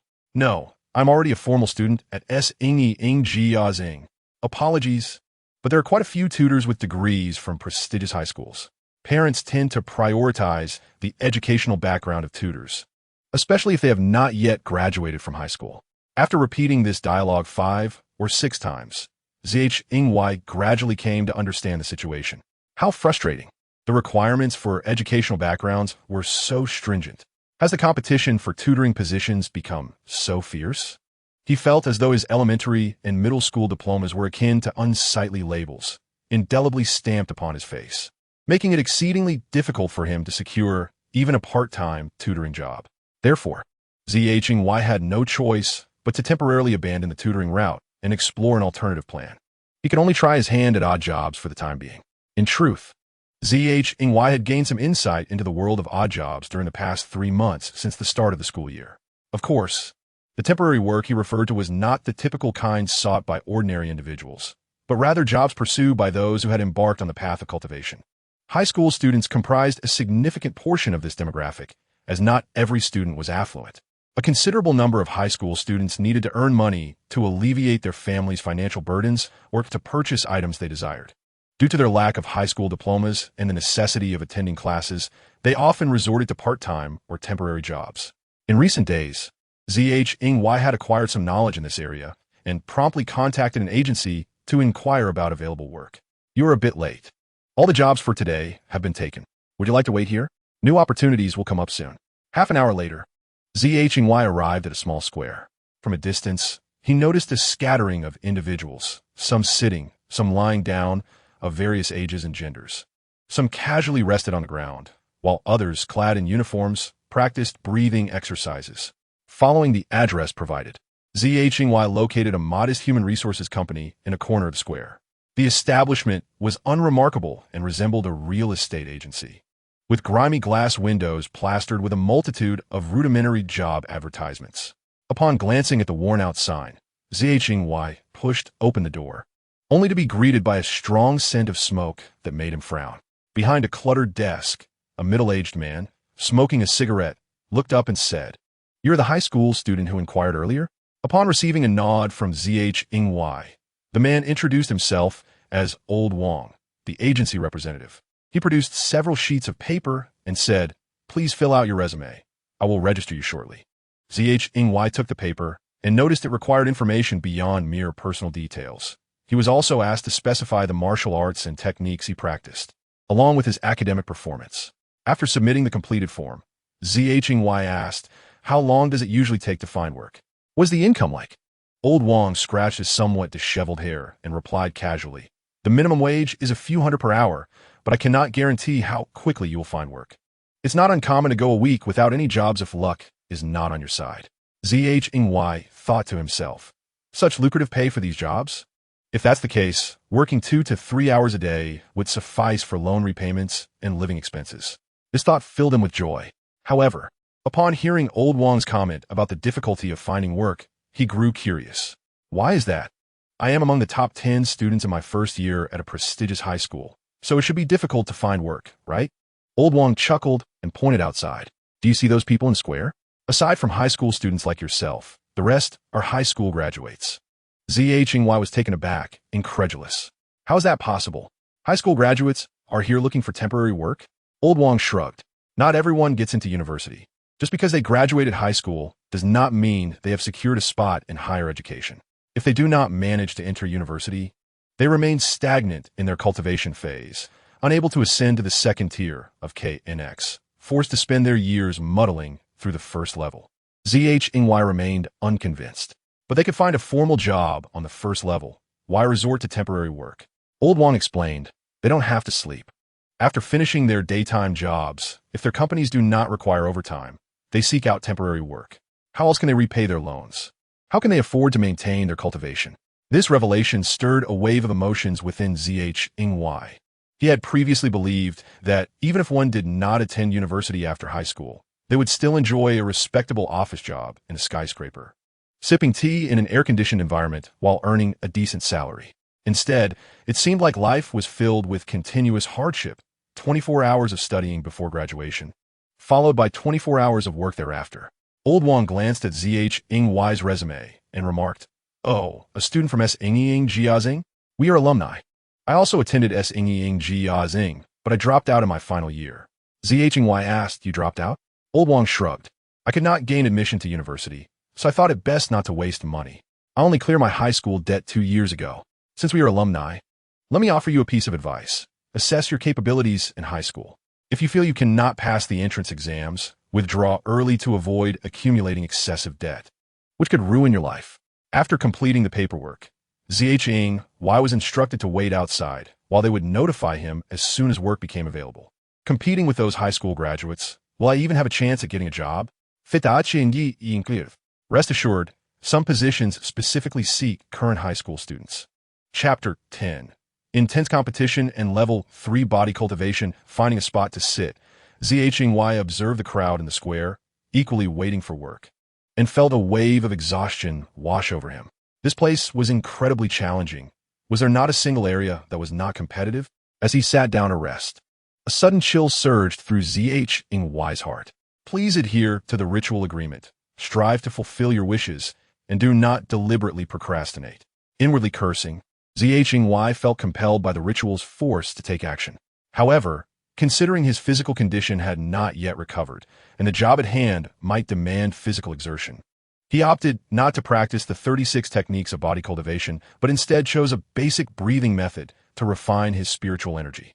With each breath, threads of spiritual energy began to coalesce around him, gradually accumulating in his dantian, being refined into a portion of his spiritual power. Time flowed gently as Zhengwei continued his breathing exercises, and an hour passed. During that time, 3 groups of people had come seeking labor, some for temporary security personnel, some for construction sites requiring cultivators for heavy lifting, and others from delivery companies hiring cultivators for sorting tasks. Zhengwei gradually understood that most temporary jobs for cultivators in the qi refinement stage were physically demanding. After all, cultivators in this stage did not differ significantly from ordinary individuals in terms of intellect or knowledge. Rather, their physical prowess was exceptional, making them far more efficient in labor-intensive jobs such as construction, factory work, and security. Thus, many places in urgent need of extra manpower would come to hire cultivators. Although they demanded higher wages than ordinary workers, the overall cost was still advantageous. After all, if a cultivator could accomplish the work of 30 ordinary individuals, they would typically only require payment of 10 times the ordinary rate. In the square, those waiting could be described as formidable individuals steadfastly committed to the rigors of 007 work. Before them, Zhang Yu, who still required 4 to 5 hours of sleep each day, appeared merely as an ordinary first-year student. Observing the throngs clamoring for opportunities, Zhang Yu maintained a meditative state, refraining from competing with others. He understood that, As a first-year student, he could hardly outpace those who had already graduated.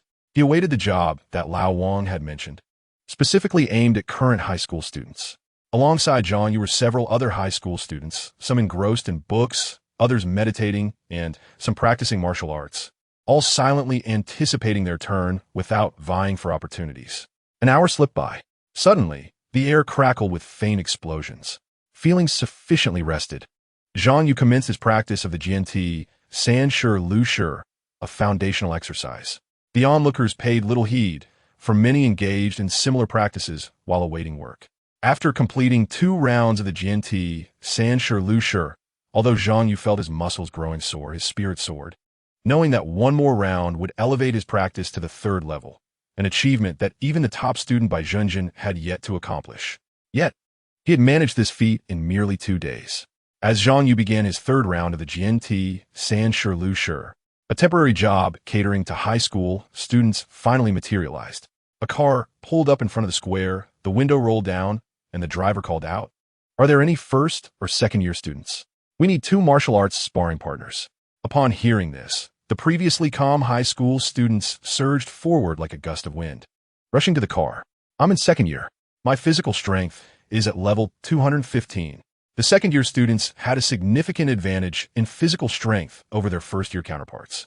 As Zhang Yu charged forward, he realized the space in front of the driver was nearly filled with muscular figures, leaving him unable to squeeze through. Zhang Yu thought to himself, with so many people clamoring for this beating, is there no pride left among high school students? The driver glanced at the numerous hands raised before him and inquired, "Are there any from prestigious high schools?" At this, the number of raised hands dwindled significantly. Zhang Yu quickly raised his own hand, declaring, "I'm from Sanyang Gaozhou." The driver then asked, "Are there any with martial arts level 3 or above?"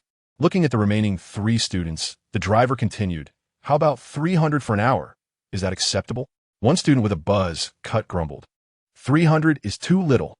Yet another student beside him quickly responded, "I'll take it." As the chosen student climbed into the car, it sped away, leaving the buzz-cut student muttering, 300 for an hour, what a joke. How can one afford to hire a sparring partner at that rate? As the atmosphere continued to shift, Zhang Yu sensed the possibility of not securing a job that day. Minutes later, another vehicle arrived seeking high school students, this time specifically requiring 1st-year students. However, the job involved drug testing for a newly developed pharmaceutical aimed at novice practitioners of the Tao. Zhang Yu contemplated his physical condition and chose not to pursue this opportunity, instead continuing with the 20th round of the GNT San Shi Lu Shi. Moments later, with a loud crack, Zhang Yu executed the final punch of the GNT San Shi Lu Shi, successfully advancing his martial art to the 3rd level. At that moment, a torrent of memories related to the GNT San Shi Lu Shi surged into Zhang Yu's mind, making him feel as though he had practiced countless times. These memories were not merely corporeal, but intertwined with traces of magical energy flowing within him. Reaching the 3rd level of the GNT San Shi Lu Shi enabled him to harness this magical energy to enhance his physical recovery and strength. While the 1st and 2nd levels primarily inflicted were on his body, forcing him to extract his inner energy for practice. He now experienced a warm flow coursing through his limbs, gradually increasing his physical prowess, transitioning him from an ordinary person to something extraordinary. Under the nurturing warmth, his initially sore and fatigued muscles felt significantly lighter, allowing him to persist in his training. Suddenly, Zhang Yu sensed a contraction and expansion throughout his body. His physical strength surged from level 084 to 085. Glancing at the changes in his physical strength, a flicker of joy ignited within him. In that moment, even without the impetus of ritualistic power, he felt invigorated to continue his training. Meanwhile, the call for drug testing continued. Yet few 1st-year students were willing to volunteer for such a task. Although they sought 5 students, only 2 were recruited before departing. As night fell, the number of employers dwindled, and Zhang Yu found himself still without work, compelled to persist with the GNT San Shi Lu Shi. Upon reaching the 6th round, Zhang Yu realized he could no longer afford to wait idly. He re-entered the Human Resources office, where Lao Wang remained seated at his desk, seemingly unmoved for hours.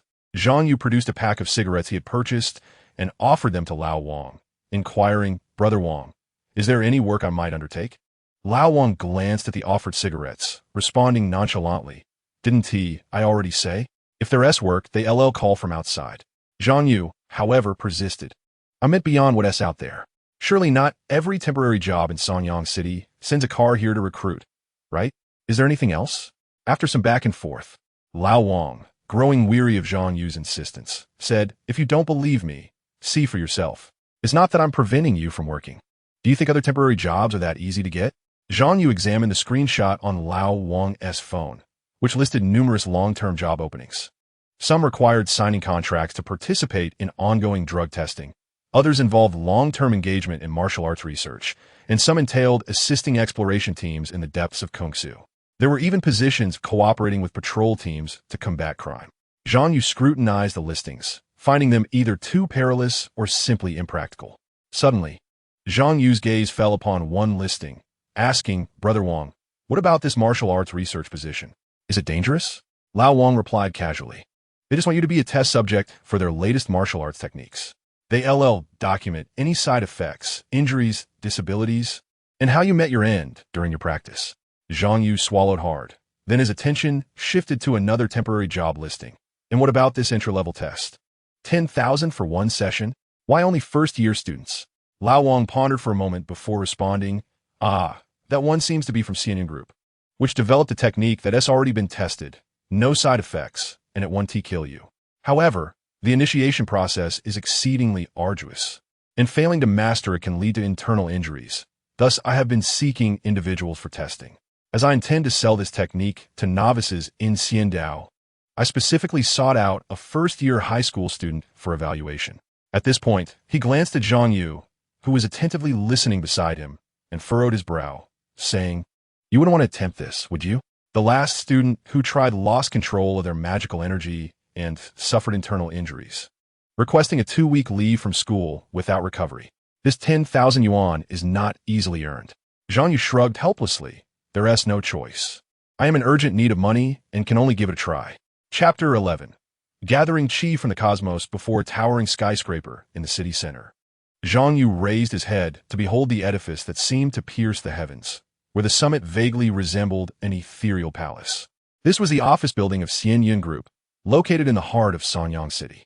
Moreover, Zhang Yu could see a taller building in the distance, appearing as if it reached the very edge of the skyline. He knew that this was the tallest building in Sanyang City, reputed to have 999 floors, and it was a familiar landmark on his route to and from school. At this moment, he turned his gaze back to the office building. Xianyun Group, was it? On the way here, Zhang Yu had conducted online research regarding the Xianyun Group.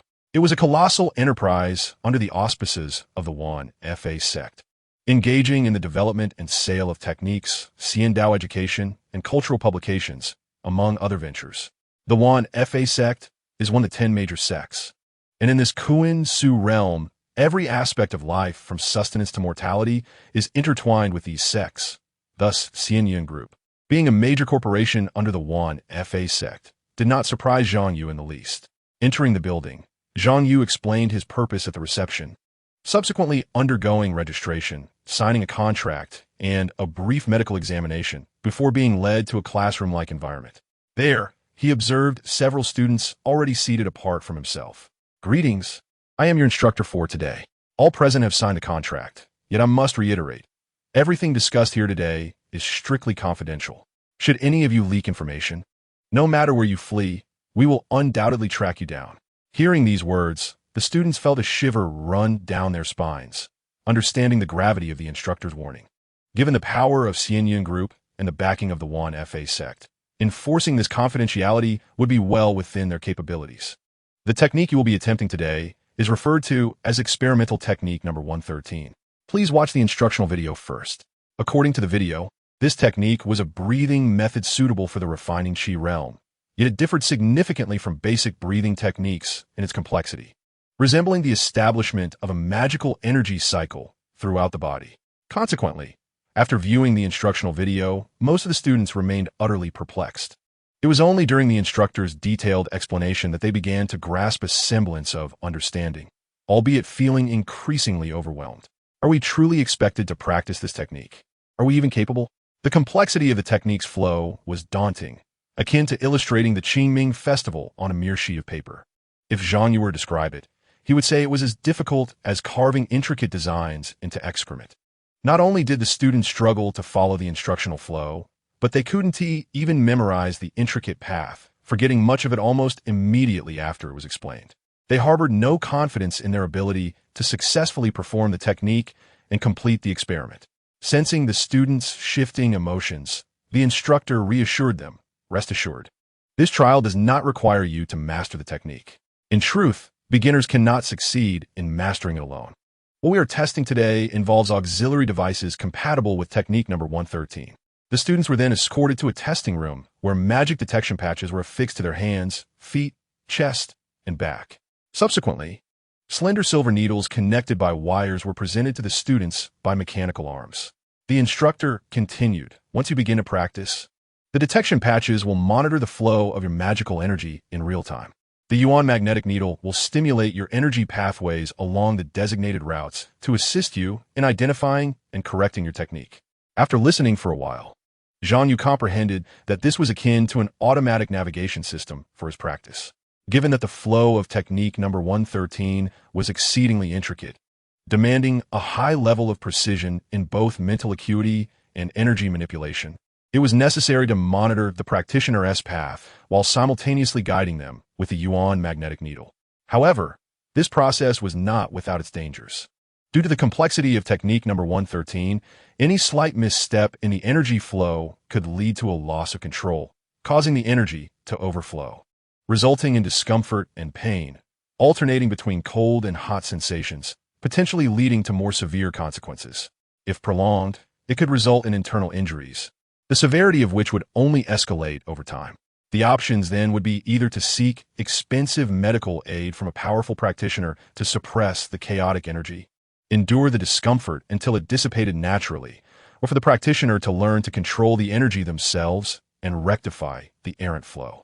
Meanwhile, the instructor added, "As per the contract you signed, the compensation for this trial will be distributed based on the proportion of the energy flow you manage to complete. Only those who traverse the entire energy path will receive the full 10,000 yuan. If only half is completed, the reward will be 5,000. Now, if there are no further questions, please commence." Jean Yu glanced at the information displayed on his Yushu. Zhou Tian Kai Chi FA level 001. He mused, "Does this mean I only need to practice once?" Closing his eyes, Jean Yu attempted to circulate the technique he had just learned, starting the flow from his dantian and directing it along his spine. Simultaneously, he sensed a slight prickling at his back, realizing that the yuan magnetic needle was guiding him to channel his energy accordingly. Following this guidance, he gradually began to circulate his energy. Outside the testing room, a group of individuals observed the student's progress. "It has begun." The lead researcher, with disheveled short hair, stared intently at the screen, displaying the constantly fluctuating data. This reflected the state of each student's energy flow after beginning their practice of experimental technique number 113. Beside him, an assistant wore a grave expression as they monitored the practitioner's energy flow diagrams, which illustrated the paths of energy circulation based on the data collected from various parts of the students' bodies. Correct pathways appeared in green, while deviations in energy flow were marked in red. As time passed, the increasing number of red error indicators along the energy pathways filled the assistant's eyes with disappointment. "Sir, it seems the precision of the yuan magnetic needle's guidance requires further enhancement. Otherwise, it cannot meet the energy operation precision required for beginners practicing technique number 113. For novices to succeed in mastering this technique is still too challenging. Should we consider recruiting a group of practitioners with higher Tao heart levels?" The researcher, referred to as Sir, frowned. Both technique number 113 and the yuan magnetic needle were originally developed for beginners. I will not alter this direction. Furthermore, those with a higher Tao heart level have access to superior cultivation techniques, making the passive breathing technique of level 113 lack competitive edge. Conversely, it is the beginners who most require the benefits of passive breathing. At that moment, a distressed student emitted a muffled groan and abruptly coughed up a significant amount of blood. The teacher coldly instructed, "Quickly take him out. Do not allow him to disturb the tranquility of others." However, with the emergence of the first student who bled, an increasing number of practitioners began to exhibit discomfort. Some turned pale, struggling to breathe, while others screamed in agony and fainted. There were also those with milder injuries, merely appearing ashen, experiencing pain or itchiness in the areas where their energy flowed.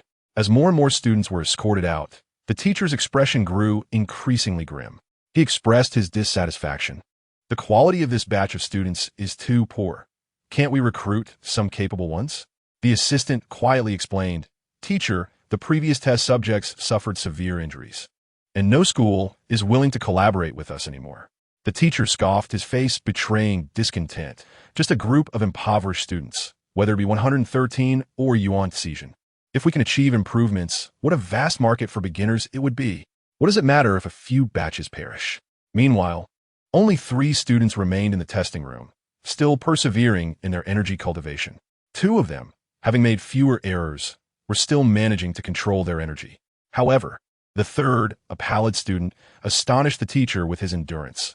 This student had made several mistakes during his cultivation, and it seemed he was in considerable pain, yet still managed to persist. The assistant inquired, "Teacher, should we stop him?" The teacher shook his head, intrigued. "Since he is so eager to earn this money, we shall grant him this opportunity. Moreover, for our research, having one more complete set of erroneous data from the cultivation route is evidently beneficial." In the testing room, whenever Zhang Yu contemplated surrendering, he felt the chilling power emanating from the ritual and the countdown looming in his mind. This insipid contraption, all it does is nag incessantly. If it has the capability, let it come forth. During his cultivation, any slight misstep resulted in energy uncontrollably spilling from its designated route, leaving him with a body that was both sore and itchy, alternating between hot and cold sensations. After finally completing the entire cultivation route, he glanced at the text. Witnessing the transformation of Zhou Tian Kai Chi Fa from level 001 to level 1020, and he let out a small sigh of relief. Zhang Yu admitted there was an element of gambling involved, but fortunately, this gamble had paid off. At that moment, countless memories of executing this technique flooded his mind, making him feel as though he had been practicing it for months. In this instant, Zhang Yu felt that with a mere thought, he could harness the chaotic energy within him using Zhou Tian Kai Chi Fa and establish a complex cycle of energy flow. However, he did not act immediately. Instead, he endured the discomfort and gradually rose to his feet. The supervising teacher hurried over, visibly surprised, and asked, "Are you all right, student?" It was the first time he had seen someone manage to maintain the technique despite such a high error rate. Zhang Yu clutched his abdomen and replied, "I feel as if my insides are burning, both itchy and painful. My upper body feels like it's on fire, while my lower half feels frozen. It's unbearable." The supervising teacher promptly supported him and suggested, "Let me take you to the infirmary for an examination." "No need." Zhang Yu abruptly waved his hand, asserting, "What I mean is I want more money." The supervising teacher scrutinized him, observing Zhang Yu's trembling form and increasingly pale complexion, before stating 1,000 yuan. "And you must sign a contract stating that any subsequent issues are not our responsibility." After some negotiation, Xianyan Corporation ultimately increased the payment by 3,000 yuan, requiring that he would bear no responsibility for any injuries incurred thereafter. Chapter 12. Diligent progress. Moments later, Zhang Yu emerged from the Xianyan Group's office building, his complexion pale and hunched over, appearing quite feeble. Yet, as he traveled several kilometers away from the skyscraper and boarded the subway, his complexion began to normalize. With the activation of Zhou Tian Kai Chi Fa, the energy within him surged forth like a torrent, swiftly permeating every part of his being.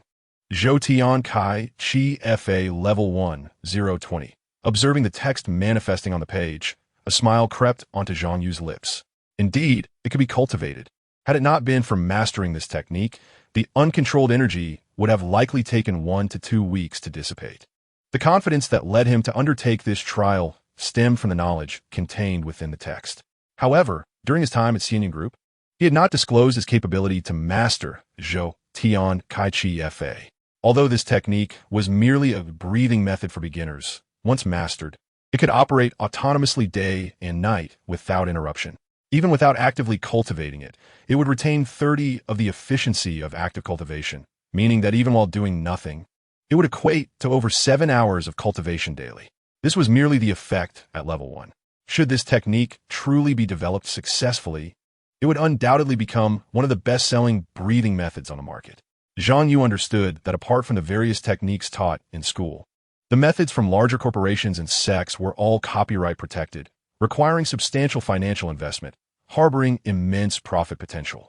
Especially given the high difficulty of this technique, Zhang Yu believed that high school students, without the aid of supporting equipment, would find it impossible to master or even execute it fully. This further motivated him to conceal his achievement in mastering Zhou Tian Kai Chi Fa. To facilitate his mastery of Zhou Tian Kai Chi Fa, Zhang Yu switched his specialization from the 36 physical conditioning techniques to this breathing method. While this meant a temporary halt in rapidly improving the 36 techniques, it placed Zhou Tian Kai Chi Fa on the express track to advancement. The third level of the 36 techniques would suffice for the time being. In the time ahead, he resolved to focus on enhancing this breathing method beyond the gains from Zhou Tian Kai Chi Fa. The most significant reward from this trial was the compensation from Xianyun Group, 10,000 yuan, plus an additional 3,000, totaling 13,000 yuan. In an instant, Zhang Yu's savings soared to 13,700 yuan. Regrettably, as he withdrew 10,000 yuan to repay debts across multiple platforms, his savings plummeted back to 3,700 yuan. Soon, the countdown ringing in his mind abruptly interrupted Zhang Yu's musings, prompting him to concentrate once more and activate Zhou Tian Kai Chi Fa. In the blink of an eye, a night had passed. At the entrance of Sanyang High School, Zhang Yu walked while observing the changes in the text. Zhou Tian Kai Chi Fa Level 1, 020, had progressed to Level 1, 1120. Thanks to his previous diligent practice and the recent application of Zhou Tian Kai Chi Fa, his energy level had also risen to 778. Indeed, it was operating passively. The night before, he had activated it for 5 cycles, which counted as 5 repetitions. Upon waking, he found it had increased to 8 cycles, and during his commute to school, it surged to 11 cycles due to his active cultivation. Zhang Yu felt a surge of joy upon this realization. Compared to the 13,000 yuan, Zhou Tian Kai Chi Fa was undoubtedly his most significant gain from yesterday. He was now determined to elevate the level of this breathing method further. Naturally, he also decided to maintain his specialization in Zhou Tian Kai Chi Fa. As he made his way to the training area, Zhang Yu felt a twinge of regret. Alas, I must practice the 36 physical conditioning techniques again. I am currently specialized in Zhou Tian Kai Chi Fa, which is clearly more suited for cultivating this breathing method. Upon entering the training area, Zhang Yu beheld figures of muscle-bound individuals akin to marble statues diligently injecting themselves with needles. As the crackling sounds of explosions and the ferocious roars of beasts reverberated, the students of the demonstration class were fervently engaged in their training. At that moment, one astonished student gazed at Wang Hai, exclaiming, "No, it can't be. This was sold to me by my cousin." Wang Hai shook his head, crushing the syringe in his hand into powder and casting it into the trash bin. "Have you noticed any changes in your weight over the past 2 weeks? Neither your muscle mass nor your organs show any signs of growth. In just 2 weeks, your physical strength has only increased by 0.03. This is clearly a sign of a natural body cultivation failure. You must have purchased counterfeit drugs."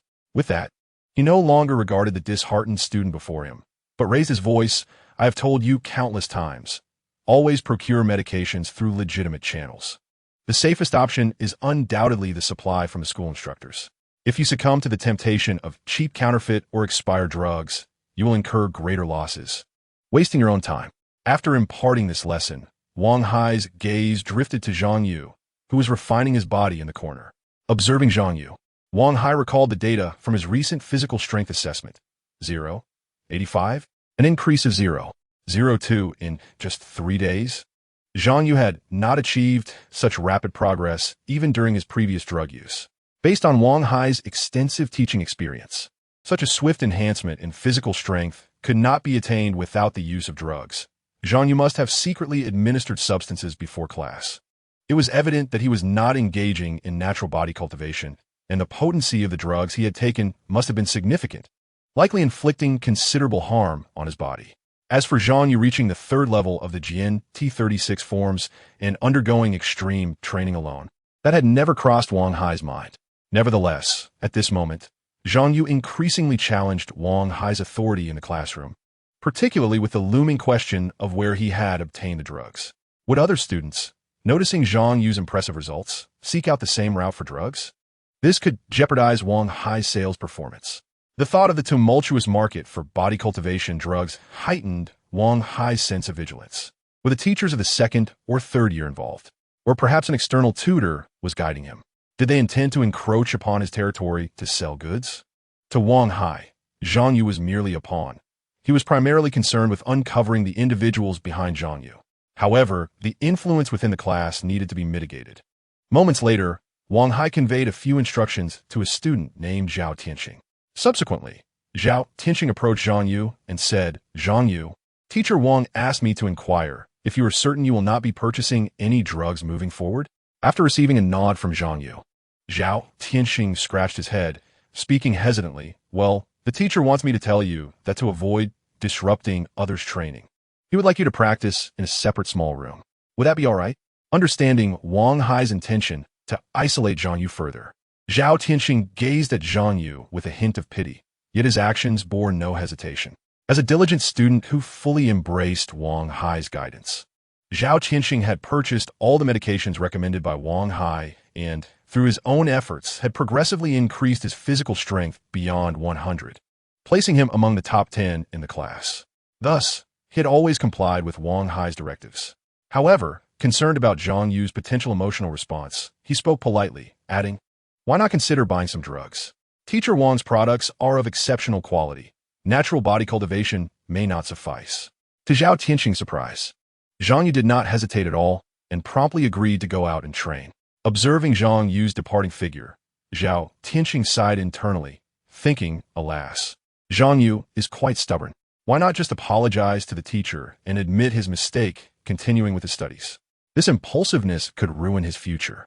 On the other side, Zhang Yu entered the small room, chuckling softly as he settled down to practice the Zhou Tian Qi gathering method.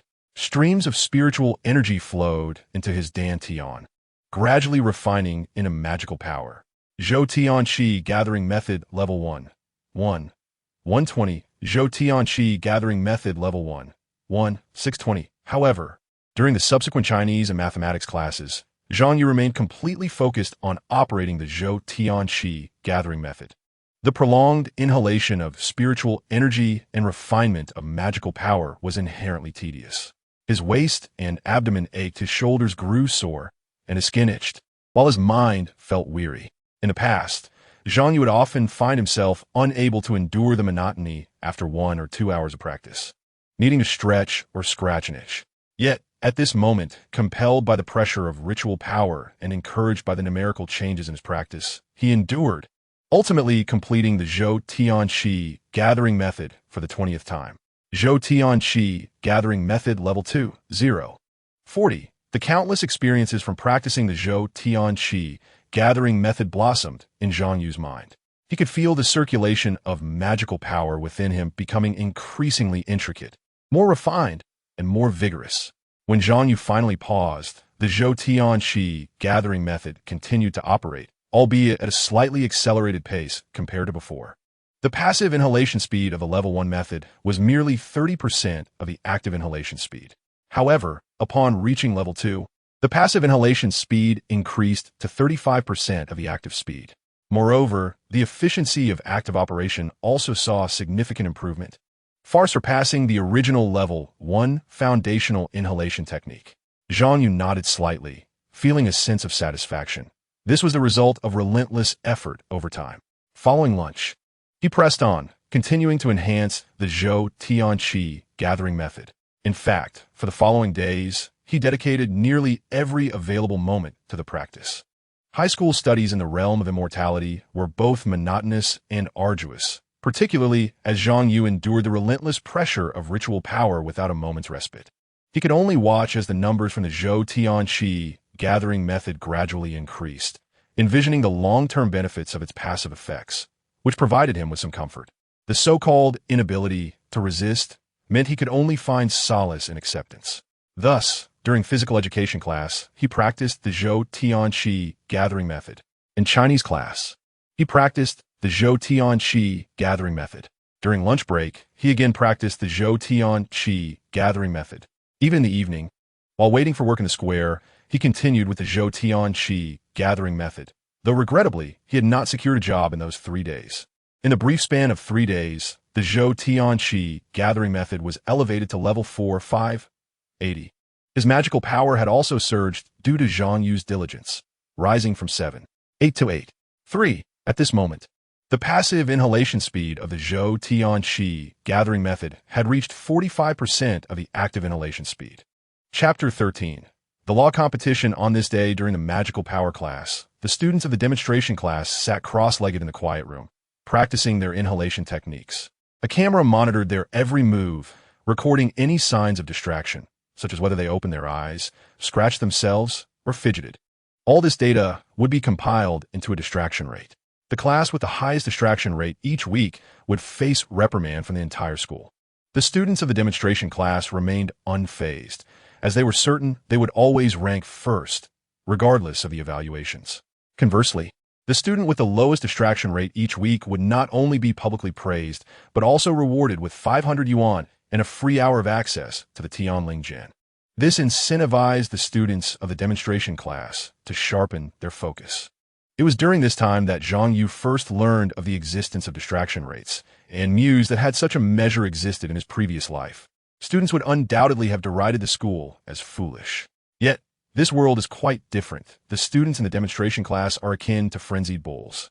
Fixated on the daily distraction rates, the entire classroom imbued with a fierce competitive spirit.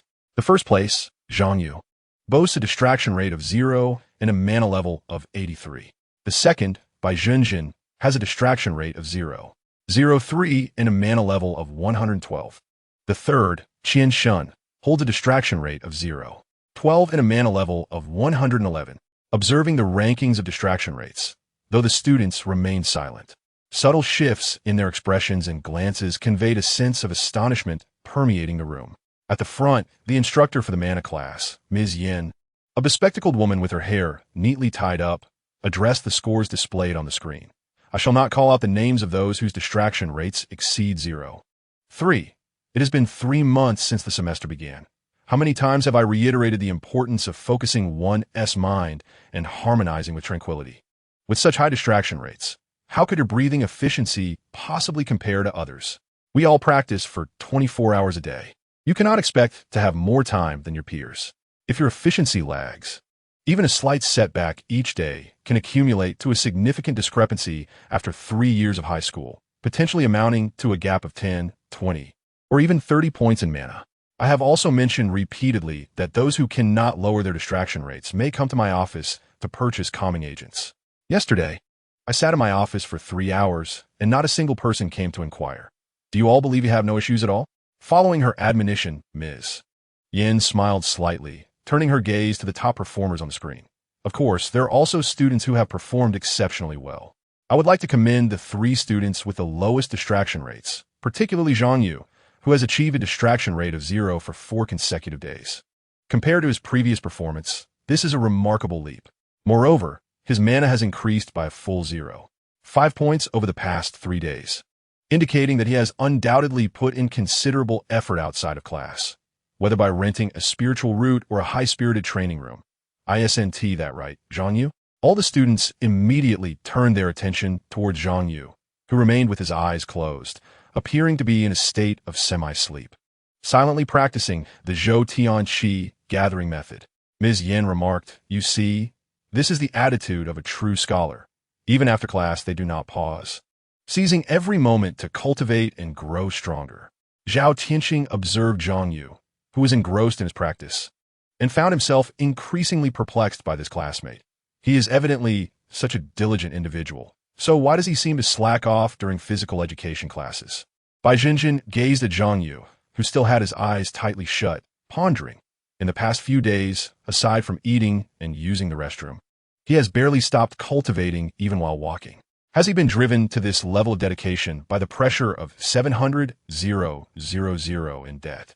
On stage, Ms. Yin continued, "Of course, one must remember that one reaps what one sows. There is nothing free on the path of immortality. Without investment, one cannot progress far." Recently, There's been an opening for the rental of Tian Ling Jin at the school. Interested students may come to see me. Before departing, Ms. Yin mentioned something that caught Zhang Yu's attention. By the way, the citywide magic competition will commence next month. The first-year group will include nearly all high schools in the city, with a prize of 100,000 for the first place. As registration for the competition is next Friday, the school intends to select the top 10 students in mana level to participate. That evening, in the cafeteria, Zhou Qianni had to leave early for a tutoring session, leaving only Zhang Yu and Bai Zhenjin at the table. Under Bai Zhenjin's scrutinizing gaze, Zhang Yu finally spoke. Zhen, I am aware of my striking appearance. In this academically focused Songyang High School, I stand out like a crane among chickens, but you needn't stare so intently. Bai Zhenjin inquired. Are you saying you want to participate in the magic competition? Zhang Yu shook his head, replying, if you, the unrivaled genius of our grade, were not my friend, you would likely challenge me next, only to be repeatedly embarrassed by my astounding performance on stage, leaving you in utter disbelief. Bai Zhenjin shook her head. You are considering entering a citywide mana competition. This involves the finest students from all high schools in Songyang City, each bringing their strongest, wealthiest contenders to the arena. With a wistful expression, she continued, what do you think would happen if an ordinary person like you were to participate? I can foresee the outcome. Endless humiliation at the hands of countless powerful individuals, becoming a stepping stone for the wealthy, the jester of Songyang High. With the school's reputation reduced to dust, it would be tragic. I can already envision you being trampled by the prodigies from other schools, your resolve shattered, resembling a defeated dog.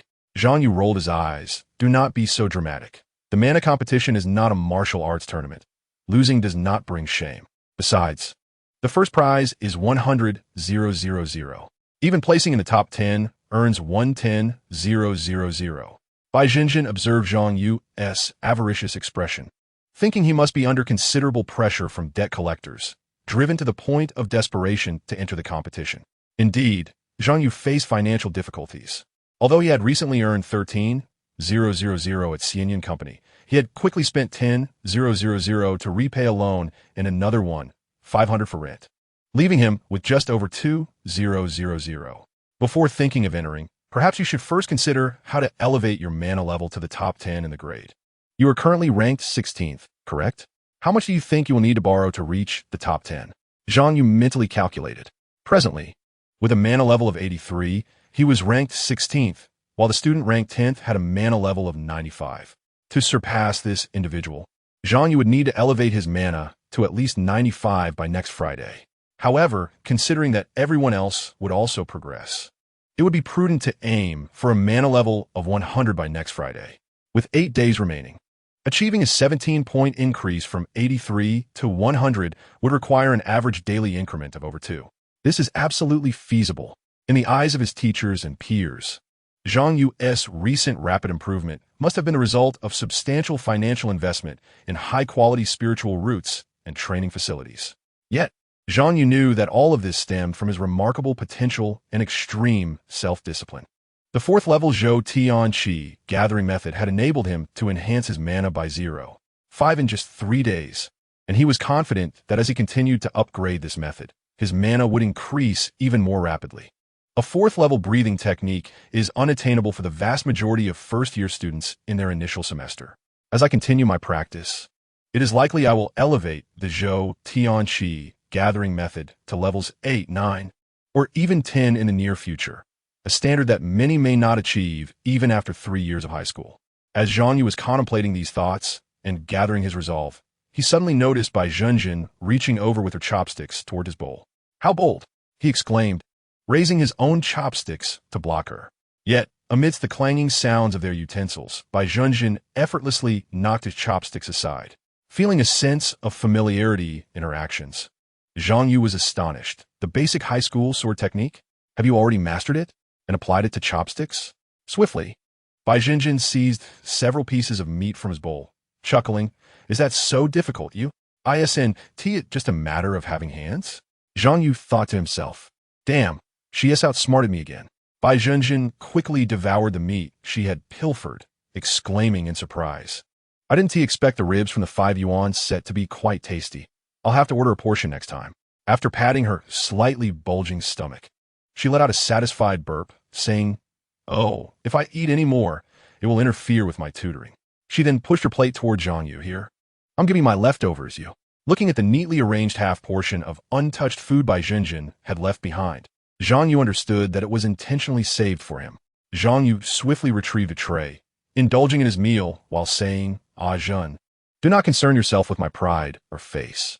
Given our relationship, it is perfectly acceptable for you to directly transfer money to me." Bai Jinjin rolled her eyes in response. "I have supplementary classes to attend, so take your time eating." Outside the cafeteria, a tall figure stood in the corridor not far away, fixated intently on the entrance of the cafeteria. Moments later, upon seeing Zhang Yu emerge from the cafeteria, this imposing figure felt a surge of energy and immediately followed him. As they exited the school gates, Zhao Tianqing noticed Zhang Yu entering a stationery store across the street and mused to himself, "Is this where Zhang Yu procures his supplies?" Chapter 14. Preparation and new employment. The stationery store at the entrance of the school consistently offers a plethora of items essential for students. The one at Sanyang High School is no exception. Besides various stationery, the owner's large display cabinet resembles a pharmacy, filled with everything from sedatives to stimulants and focus enhancers, medications necessary for high school students. Zhang Yu leaned his hands on the counter and inquired, "Boss, do you have any neural enhancers?" The owner, engrossed in his phone, replied without looking up, "Do you want the more expensive or the cheaper ones?" Zhang Yu responded, "I'm a student. Could you perhaps sell me the expensive ones at a discount?" Finally, the owner lifted his gaze and shot Zhang Yu a sidelong glance. Undeterred, Zhang Yu continued, "I'm the 10th in my grade of Class 1, a prominent figure on campus. If I find your product effective, my classmates will surely follow suit and purchase from you." The owner smirked slightly and retrieved a box of medication from the cabinet, placing it before Zhang Yu. "This is the Ziyun Company's neural enhancer. It guarantees that you only need 20 minutes of sleep a day. It's 500 per box, but I'll let you have it for 480 this time." Zhang Yu examined the box and asked, "Will you not throw in something extra?" The owner frowned but then produced a few painkillers, stating, "This is a complimentary gift." Zhang Yu chuckled, stashing the painkillers into his pocket, and remarked, "Thanks, but I think I'll pass on the neural enhancer." Seeing the owner's face darken, Zhang Yu quickly scanned the payment code, saying, "Just kidding. I'll go ahead and pay." Picking up the neural enhancer from the counter, Zhang Yu felt a pang of regret. This box would last him merely a week, and yet it cost him a hefty 480, leaving his account balance dwindling to just over 1,700. Nevertheless, Zhang Yu believed it was worth the expense. After all, having resolved to participate in the competition, he was prepared to exert himself fully, planning to forego sleep for the coming week to diligently practice the Zhou Tian Kai Chi method. His aspirations, however, reached beyond merely ranking within the top 10. Meanwhile, Zhao Tianqing followed Zhang Yu into the stationery store, observing him as he exited with his purchase, and pondered, could it truly be a neural enhancer? He trailed Zhang Yu down the street until a corner revealed Zhang Yu waiting for him. "Hello, Zhang Yu," Zhao Tianqing awkwardly greeted. "What a coincidence. You take this route too?" Zhang Yu eyed him and queried, "Why are you following me?" Zhao Tianqing scratched his head and feigned ignorance. "Following you? I just take this route after school as well." Zhang Yu, exasperated, replied, "Take a look at yourself. Over 2 meters tall and weighing more than 300 pounds. I spotted you the moment you left the cafeteria. What is it that you want?" Zhao Tianqing could not disclose that it was the physical education teacher, Wang Hai, who had instructed him to approach Zhang Yu to investigate his source for supplies. Thus, he hesitated and sheepishly said, "Zhang Yu, I think you're exceptionally talented and would like to learn from you." Zhang Yu pondered for a moment and replied, "All right, but you must treat me to fried chicken, and then you may follow me." Feeling a chill within and the incessant countdown echoing in his mind, Zhang Yu realized he could no longer linger. He reluctantly stepped forward, waving his hand, "Let us talk while we walk." Zhao Tianqing followed behind, hesitantly saying, "You want fried chicken? That's a major no-no for physical training. Teacher Wang advised against it. Can we substitute it for chicken breast instead?" "Rest assured, you won't have to eat any. Just treat me," Zhang Yu replied, unable to suppress the saliva pooling at the corners of his mouth at the thought of fried chicken. Ever since arriving in this world, he had been subsisting solely on the bland health meals from the school cafeteria. It had been a long time since he savored something as delightful as fried chicken. The daily grind of rigorous training had accumulated stress within him, leaving no time for relaxation or the luxury of spending money. The mere prospect of indulging in fried chicken lightened his mood considerably, alleviating some of the pressure he felt. Zhao Tianxing followed him as they took the subway, and upon arriving at a fried chicken outlet, he curiously remarked, "Traveling this far to this particular store must mean it's exceptionally delicious?" Zhang Yu replied, "It's merely on the way." Unfortunately, as soon as Zhang Yu stepped into the fried chicken store, the dreaded countdown resonated in his mind once more. He turned to Zhao Tianxing and instructed, "Order me a fried chicken combo. I'll wait here." Watching Zhang Yu sit down and begin meditating, Zhao Tianxing scratched his head, perplexed by the situation. Moments later, he observed Zhang Yu joyfully gnawing on a chicken leg and felt an increasing oddity. This person, who was so disciplined that he would meditate instead of waiting in line, seemed strange for craving fried chicken. Following Zhang Yu further, Zhao Tianxing was taken aback to discover that Zhang Yu was not heading to a tutoring class or to buy medication, but rather to a square where he awaited temporary employment. "You're looking for a job?" Zhao Tianxing asked. Zhang Yu, patting his stomach, comfortably located a clean patch of ground to sit upon and waved his hand dismissively. "A single meal of fried chicken doesn't suffice for idle chatter.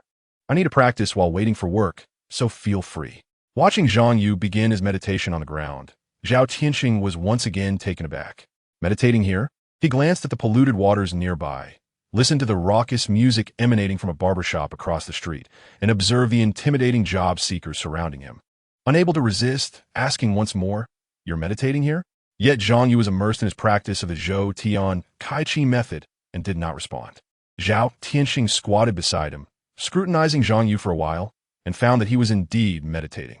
A wave of curiosity washed over him. What benefits could meditating here possibly yield? Is it merely a way to practice while waiting for a job? After a while, noticing that Zhang Yu showed no intention of rising, Zhao Tianxing contemplated whether to leave when his phone vibrated. Half an hour later, unable to resist, he opened his eyes to find Zhang Yu still meditating.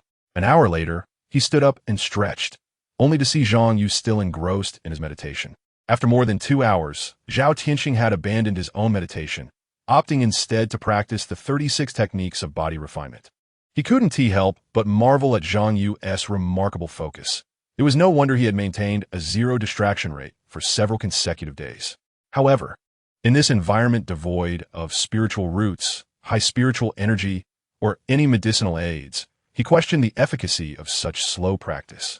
Meanwhile, under Zhang Yu's concentrated training, his progress in the Zhou Tian Kai Chi method advanced to level 4, 1280.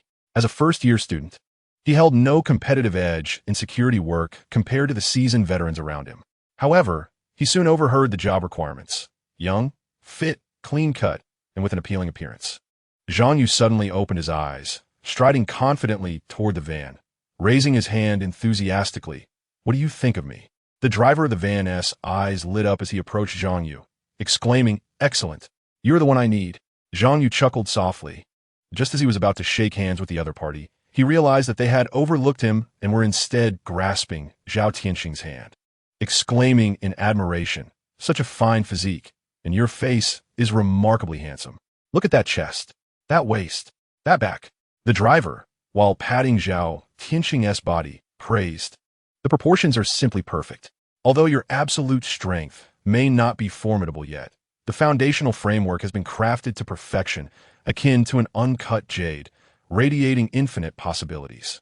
Achieving such a level requires relentless dedication, an extremely disciplined lifestyle, guidance from master, and near limitless consumption of medicine and needles.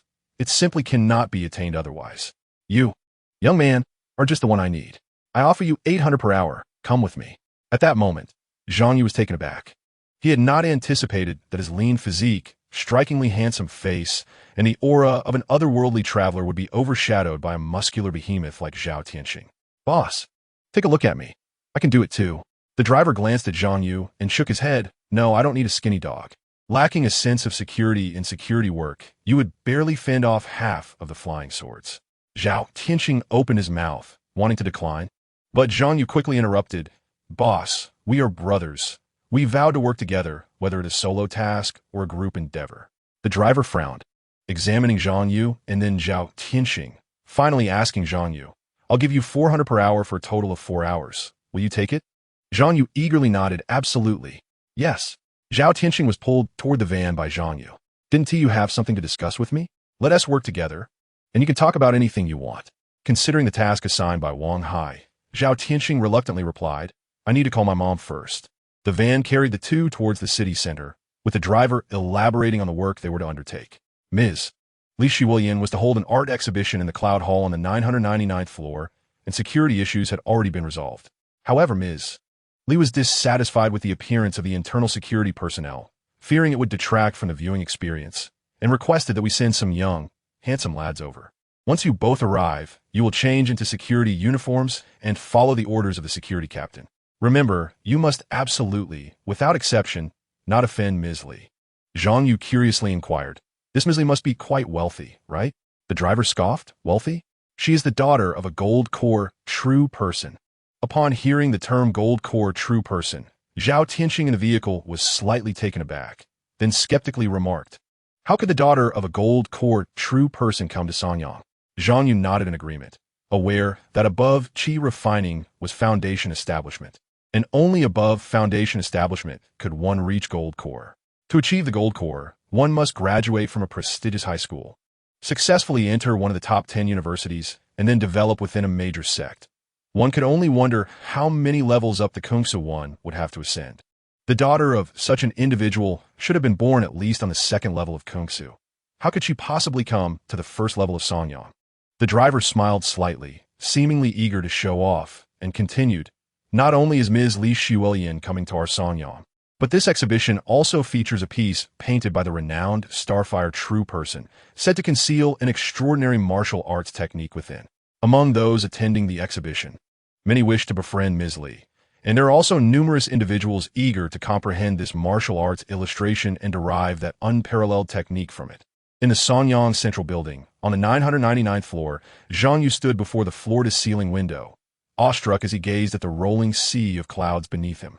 This was his first experience of surveying an entire city from such lofty heights. Adjusting his newly donned security uniform, Zhang Yu felt a sense of wonder. Since entering the Central Building, he had felt as though he had stepped into another dreamlike realm. If the suburban environment he resided in bore some resemblance to his previous life, then the infrastructure of Sanyang High School had already subtly surpassed the world of his past in various aspects. The Central Building before him, with its terrifying height of 999 floors and the myriad celestial techniques pervading its interiors, was truly a scene of fantasy. Reflecting on how he had been drawn to the 999th floor within seconds under the influence of Taoist arts, yet emerged unscathed, Zhang Yu could not help but feel a surge of emotions. In Sanyang, while mortals resided in the suburbs, cultivators congregated in the city center, and this central building was indeed the domain of the truly affluent. Although these three locations lay within the same city, they resembled three distinct layered worlds. Just then, Zhao Tianxing's voice called from behind, Zhang Yu, the captain wants us to patrol. We should get going. Zhang Yu turned to see Zhao Tianxing, who wore the security uniform yet appeared quite uneasy, almost like a clown, thinking that everyone around him regarded him with disdain. In truth, Zhao Tianxing was overthinking it. Donning the uniform elevated him beyond the realm of mortals, akin to becoming merely a backdrop in the building, with his presence barely registering above the greenery in the eyes of most. Zhang Yu patted him on the shoulder and said, stand tall and keep your head high. We are now security personnel of the central building, not delivery workers. What do you have to fear? Sensing that passers-by had begun to turn their attention to Zhang Yu's words, Zhao Tianxing quickly replied, I understand, but Zhang Yu, keep your voice down. Don't disturb others. The scale of this exhibition was considerable, occupying over 1,000 square meters and providing refreshments and a buffet. To Zhang Yu, it felt less like a gallery visit and more like a gathering. The legendary martial arts illustration was currently covered by a curtain, to be unveiled only when Ms. Li Shiwilian arrived. As the exhibition had not yet officially commenced, their patrol felt remarkably relaxed, without triggering any ritual backlash. After all, the ritual energy surrounding Zhang Yu was aimed at fulfilling desires, and his methods to achieve these desires included learning, practicing, striving for university admission, and working to ultimately fulfill the wishes of the malevolent deity. Temporary jobs like this one were part of working and earning, and thus the ritual energy would not compel him toward other pursuits. In fact, this idle wandering felt far more relaxed than the arduous training of recent days. As they approached the dining area, they noticed a group of servers arranging platters and tidying up the table decorations. Zhang Yu glanced over and, astonished, exclaimed, "Is that seafood?" Zhao Tianxing also looked and nodded slightly at the abalone and lobster on the platters. "Those are marine creatures. I saw that shelled one during an outing with my mom. It costs around 30 or 40,000 per pound. However, being in the central building, having such delicacies seemed quite normal." Zhang Yu had encountered seafood frequently in his previous life and had consumed it often. Yet within this kung su, particularly on the first level, marine life was exceedingly rare. In fact, the original Zhang Yu had only seen it online, never having the opportunity to eat or even see it in reality. This was because the entire first level of kung su spanned over 20 million square kilometers without any oceans. It was said that the marine life available on the market was either imported from higher levels of kung su or cultivated by institutions that created artificial marine environments. Upon hearing Zhao Tianxing mention the exorbitant price of several tens of thousands per pound, Zhang Yu could not help but be taken aback, wondering, how could it be so costly? What benefits does consuming it provide? Does it enhance one's magical power? In the realm of daily life, the various essentials, clothing, food, shelter, and transportation, are inexorably linked to the pursuit of self-cultivation. Zhao Tianxing pondered upon this notion and ultimately shook his head, stating, "I have never heard of any benefits derived from eating. It appears to exist solely for the sake of enjoyment." "Is it merely for enjoyment?" Zhang Yu remarked, momentarily taken aback by the sumptuous dishes laid out before them. As both Zhang Yu and Zhao Tianxing covertly surveyed the banquet table, a cold voice unexpectedly pierced the air behind them. "You two security guards, what are you doing sneaking around instead of patrolling properly?" Startled by the voice, Zhao Tianxing turned swiftly, eager to explain, "We were not doing anything." However, upon seeing the figure before him, he was momentarily rendered speechless. Zhang Yu, on the other hand, calmly turned to face Bai Zhenjin and exclaimed, "Oh, what a coincidence! You are here to view the art exhibition as well."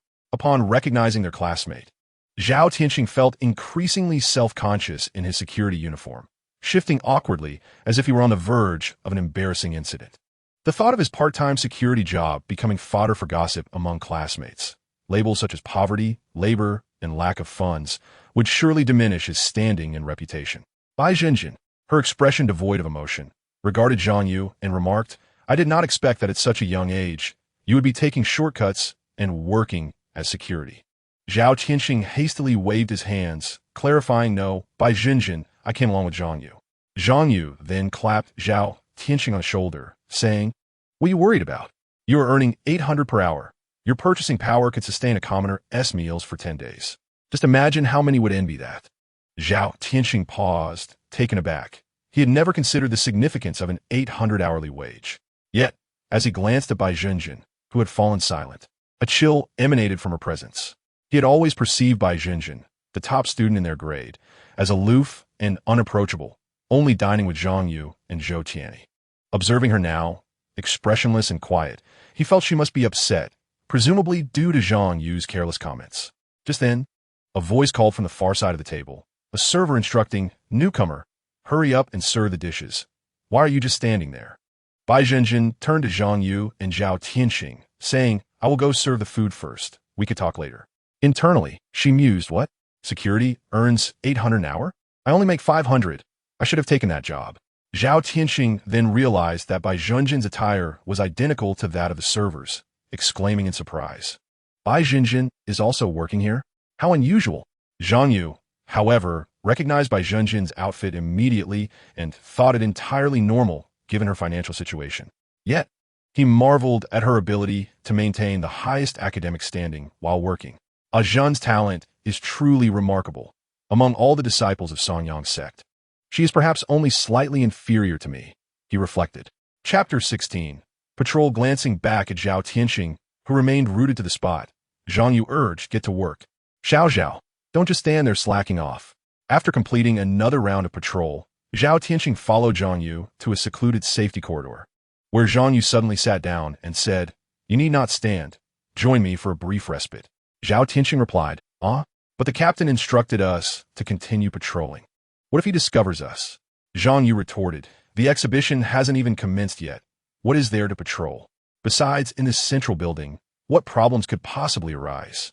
He smiled and added, Moreover, didn't you want to have a chat with me? This is a perfect opportunity to discuss the art of being a security guard. Zikaling Wanhai Institutin, Zhaotian Sing Not Det, Zhang Yu then boldly declared, being a security guard is all about slacking off. Zhao Tianxing exclaimed, what? Zhang Yu continued, whether you patrol more or less, will your pay change? Zhao Tianxing hesitated and replied, it seems not. Zhang Yu asked, does our presence or absence affect the security level of this venue? Scratching his head, Zhao Tianxing answered, it seems not. But, Zhang Yu interjected, yet the time we claim for ourselves is our own. All right, I will rest for a bit. We can resume our duties once the exhibition officially begins. Observing Zhang Yu close his eyes and enter a meditative state, Zhao Tianxing felt a twinge of anxiety, fearing they might be discovered for slacking off at work. Stealing another glance at Zhang Yu, who was deeply engrossed in his practice, Zhao Tianxing admired his ability to seize every fleeting moment for cultivation, while simultaneously wondering how carefree he could be. Wait, wasn't I supposed to discuss his procurement of medicine?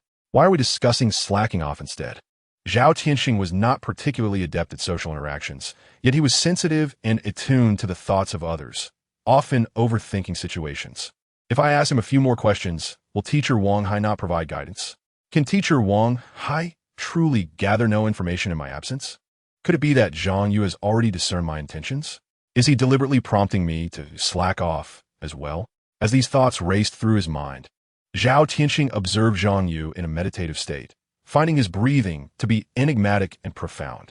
As Zhang Yu's internal energy coursed through him, he completed a full cycle of his cultivation technique, the art of gathering energy, and the exhibition finally commenced. Truly, it was a grand event organized by Ms. Li, attracting an audience of the affluent and elite. As Zhao Tianxing surveyed the distinguished guests attending the exhibition, he could not help but marvel. Although he did not recognize these individuals, the luxurious garments and accessories they adorned spoke volumes of their wealth. Even with his father being a minor leader in a company and their financial situation being fairly stable, he could still identify numerous luxury items that his family could never afford. At that moment, Zhang Yu whispered, "Old Zhao, look over there."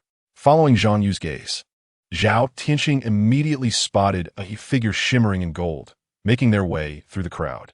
Upon closer inspection, he realized the person's skin appeared to be coated in a layer of gold leaf, reflecting a faint golden glow. Zhang Yu, intrigued, inquired, "What is that? A robot?" Zhao Tianxing quickly covered Zhang Yu's mouth, anxiously watching the golden figure to ensure they were not noticed, before letting out a sigh of relief. Releasing his grip, he explained, "That is the director of the Xianyun Group in Sonyang City. Do not speak carelessly." The Xianyun Group? Zhang Yu gazed curiously at the golden figure and asked, "Why do they appear so radiant?" Zhao Tianxing elaborated, "That is a F.A.C.A. Are you not aware?"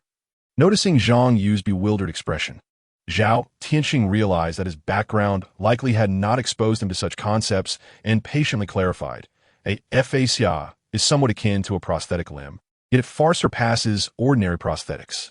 In fact, F.A.C.A. technology has expanded to encompass the entire human body, allowing for the replacement of any body part with magical artifacts, significantly enhancing one's capabilities while retaining original functionality. However, only those with a magical power of 100 or above can undergo the implantation of a F.A.C.A. Zhang Yu's eyes widened.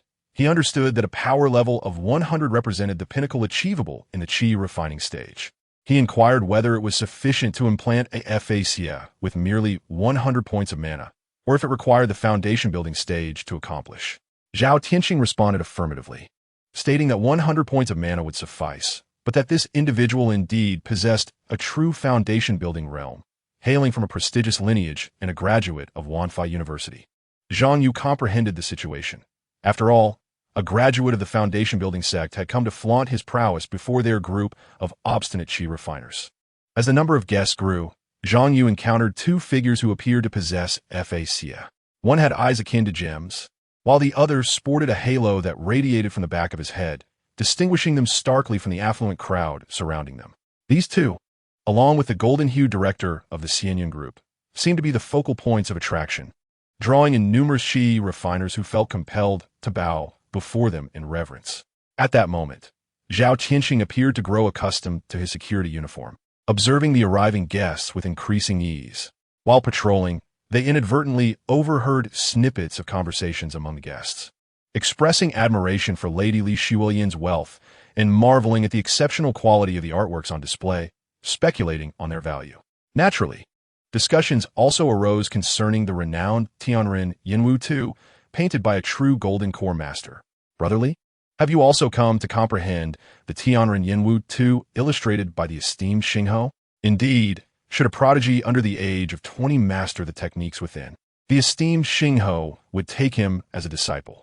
This news has long circulated within our Songyang Xian Dao community. How could I not attend? Is such intelligence truly widespread? Zhang Yu pondered, feeling perplexed that he was unaware of it. Was it that those of lesser stature in the Xian Dao realm were deemed unworthy of such knowledge? Nevertheless, Zhang Yu suppressed his curiosity and resolved to fulfill his duties as a security guard. He approached the speakers and politely inquired, "Sir, is everything all right?" The youth who had spoken, with striking features, looked at the security guard with confusion. What could possibly be wrong? The youth declared proudly, "I am Lian Tianji from Ziyun High School. Can't you see that I am engaged in conversation with my friend?" Zhang Yu and Zhao Tianxing exchanged glances before observing what the youth referred to as his friend, a box resting on the table, adorned with a peculiar wooden texture, resembling a small urn. Zhang Yu could not help but think, is this madness? Has he lost his mind due to studying? Zhang Yu was somewhat familiar with Ziyun High School, which was renowned as an elite institution, even more prestigious than Songyang High School, one that he had never dared to apply to in the past. The various customs within Ziyun, such as a caste system where the less fortunate dined in restrooms and the weak were expected to bow before the strong, were enough to instill fear in students from other schools. Observing Lian Tianji conversing with the urn, Zhang Yu felt compelled to lament how Ziyun High School seemed to drive its students to madness. Just then, the urn spoke, "Brother Lian. It appears these two security guards have misunderstood. I am Li Xingyu, a soul cultivator from Mongshan High School." Mongshan High School? A soul cultivator? Zhang Yu recalled that it was a school he had once attempted to apply to. Although he understood that soul cultivators had a lower overall score requirement and followed a specialized path, the sight of the urn left him astounded. Mongshan High School truly seems to turn people into ghosts, he thought. Zhang Yu quickly apologized to Zhao Tianxing as they departed, only to witness Lian Tianji and Li Xingyu share a few more words before the urn extended four propeller-like appendages and flew away like a drone. Zhang Yu silently rejoiced that he had not chosen the path of a soul cultivator. Otherwise, he would be unable to even achieve the Taoist ethereal aura, let alone aspire to be a cultivator. But wait, how would a soul cultivator practice the techniques depicted in the Tianren Yinwu II without a physical body? He then recalled the information regarding the Tianren Yinwu II that the two had just discussed. If that were the case, could it be that many prodigious youths under 20 would attend the art exhibition, all eager to attempt mastering the extraordinary techniques contained within? With this thought, Zhang Yu found himself increasingly anticipating the art exhibition. Earning 400 per hour, not only did he receive compensation, but he also had the opportunity to witness unparalleled martial arts. Who could say this job was unworthy? It was truly splendid. He turned to Zhao Tianxing and asked, "What do you think, old Zhao? Are you interested in the extraordinary techniques from the Tianren Yinwu II?" Zhao Tianxing shook his head with certainty. He was well aware that such feats were only attainable by true geniuses or the affluent. What relevance did they hold for ordinary individuals like themselves? Lacking interest, he felt a strong desire to retreat. Even if the Tianren Yinwu II were to be unveiled shortly, he would not even consider attempting to engage, fearing he would become a spectacle in front of all. A moment later, Zhao Tianxing, who had just begun to acclimate to his role as a security guard, could hardly contain his urge to cover his face and swiftly shed the uniform. Zhang Yu glanced at Zhao Tianxing's quickly averted gaze and followed it, soon spotting several familiar faces. "Ah, is that not Qian Shen? And others who seem to be from our school?" Qian Shen consistently ranked second in overall scores, right behind Bai Jinjin, maintaining his status as a top student since the beginning of the term. Zhang Yu patted Zhao Tianxing on the shoulder. "Old Zhao, look. Are those not our classmates?" Zhao Tianxing hurriedly pulled Zhang Yu aside. Anxious, "Turn around quickly. Do not let them see you." Chapter 17. Scores and Secrets. I am famished. Qian Shen rubbed his stomach, finding no interest in the splendid artworks at the exhibition, merely desiring a place to feast heartily. Having just completed a body refinement course, he felt as though he could devour an entire cow. "I shall seek out some delectable fare." After greeting his fellow students, Qian Shen began his search through the exhibition. The others, accustomed to this behavior, understood that their rigorous studies in Xian Dao and intense physical training required a significant amount of nourishment. A student like Qian Shun, who devoted himself to 24-hour training, needed even more sustenance. Consuming only 5 meals a day would raise concerns for his tutor regarding his appetite. Suddenly, Qian Shun's gaze brightened as he spotted the buffet table. He swiftly approached, grabbing a plate of prawns and devouring them, only to frown after a while. Is this food lacking in nutrition? As a top student in the first year at Sanyang High School, Qian Shun had consistently ranked second overall, owing not only to his innate talent and diligence, but also to his family's wealth. To enhance his training efficacy, particularly in body refinement, his usual diet was rich in various Xian Dao elements.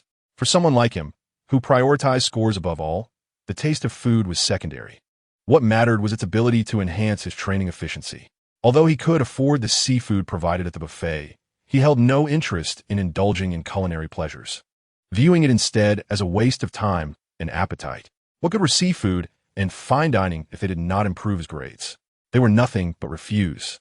Thus, Qian Shun scrutinized the other dishes on the table while calling over a server, inquiring if there were any other food options that could serve as nourishment. Everything edible is right here. Take what you need. Hearing the server's somewhat frosty response, Qian Shun frowned, only to lift his gaze and find a familiar face. Are you working here? He asked, surprised as he recognized the server's attire. Yes. Bai Zhenjin, with an expressionless visage, inquired, Is there anything else? Qian Shun furrowed his brow and replied, Are you in dire need of money? You should swiftly sign a contract with the student council. Otherwise, continuing to squander your time on such trivial tasks will only hinder your path in the realm of immortality.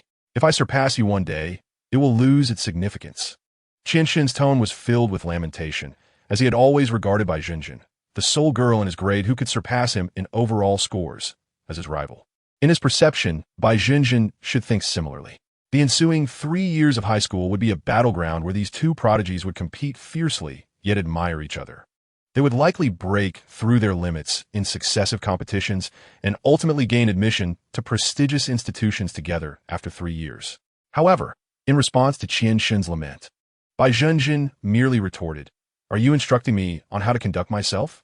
Faced with Bai Zhenjin's blatant academic discrimination, Qian Shun, a staunch advocate of the score-centric ideology, felt his confidence plummet.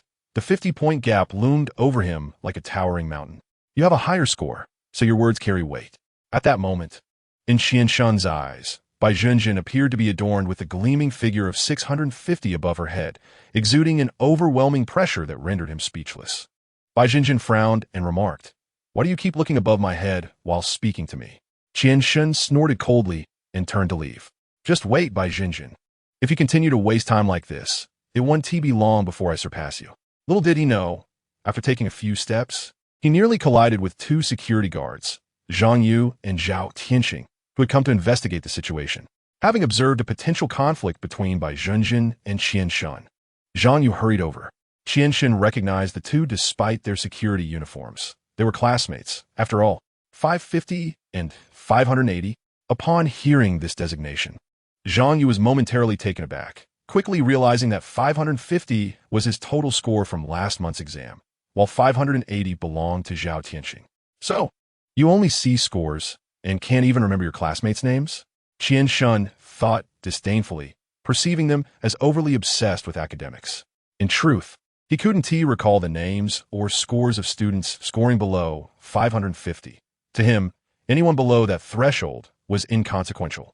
Gazing at the security uniforms on Zhang Yu and Zhao Tianxing, Qian Shun shook his head. Why are you both working here as well? Zhang Yu replied, Aren't you here too? Qian Shun chuckled confidently. I specifically postponed my tutoring sessions to come and comprehend the unparalleled martial arts depicted in the Tianren Yinwu Tuesday. Zhang Yu responded, Indeed, we are here to delve into the Tianren Yinwu 2 as well. Plus, we earn 800 per hour. Isn't it a lucrative deal to both earn money and gain insight into divine skills? Qian Shun paused, surprised by Zhang Yu's words, contemplating how a student with a score of 550 could actually possess a semblance of wisdom. He looked at Zhang Yu and said, 550, I will remember you. I am Zhang Yu. Zhang Yu couldn't help but glance at the score hovering above his head. Why do you keep staring at what's above my head? But Qian Shun quickly realized, wait, Do you two think you can comprehend the Tianren Yinwu too? Zhao Tianxing felt the gazes of others on him, and Qian Shun's scornful look made his cheeks flush. He hurriedly waved his hands. No, I never intended to comprehend the Tianren Yinwu Tuesday, Qian Shun, disinterested in Zhao Tianxing's explanations, merely shook his head and sighed. The Tianren Yinwu 2 was personally crafted by Golden Core Master, containing unparalleled martial arts meant to identify true geniuses. I myself lack absolute confidence in mastering them. How could you? With that, Qian Shun lost interest in the 550 and 580 before him and turned it apart. As he watched Qian Shun's retreating figure, Zhao Tianxing's expression grew more pained. Not only had his employment as a security guard been exposed, but he was also mistakenly assumed to be there to comprehend the Tianren Yinwu 2 due to Zhang Yu's careless remarks. Zhao Tianxing felt a wave of embarrassment, envisioning the mockery he would face from his classmates. He silently lamented, what a monumental embarrassment this has become. Meanwhile, Zhang Yu, devoid of such convoluted thoughts, glanced at Bai Jinjin and asked, are you all right? Is your relationship with Qian Shen not very good? Bai Jinjin scoffed. What could possibly happen? Most of the time, he only humiliates himself. Then, she looked at Zhang Yu with an odd expression. Do you also intend to comprehend the Tianren Yinwu 2? Observing Zhang Yu nodding confidently, Bai Jinjin thought, Yuzi has become increasingly obsessed due to overwhelming debts. Does he truly believe he can comprehend the martial arts left by the Golden Core Master?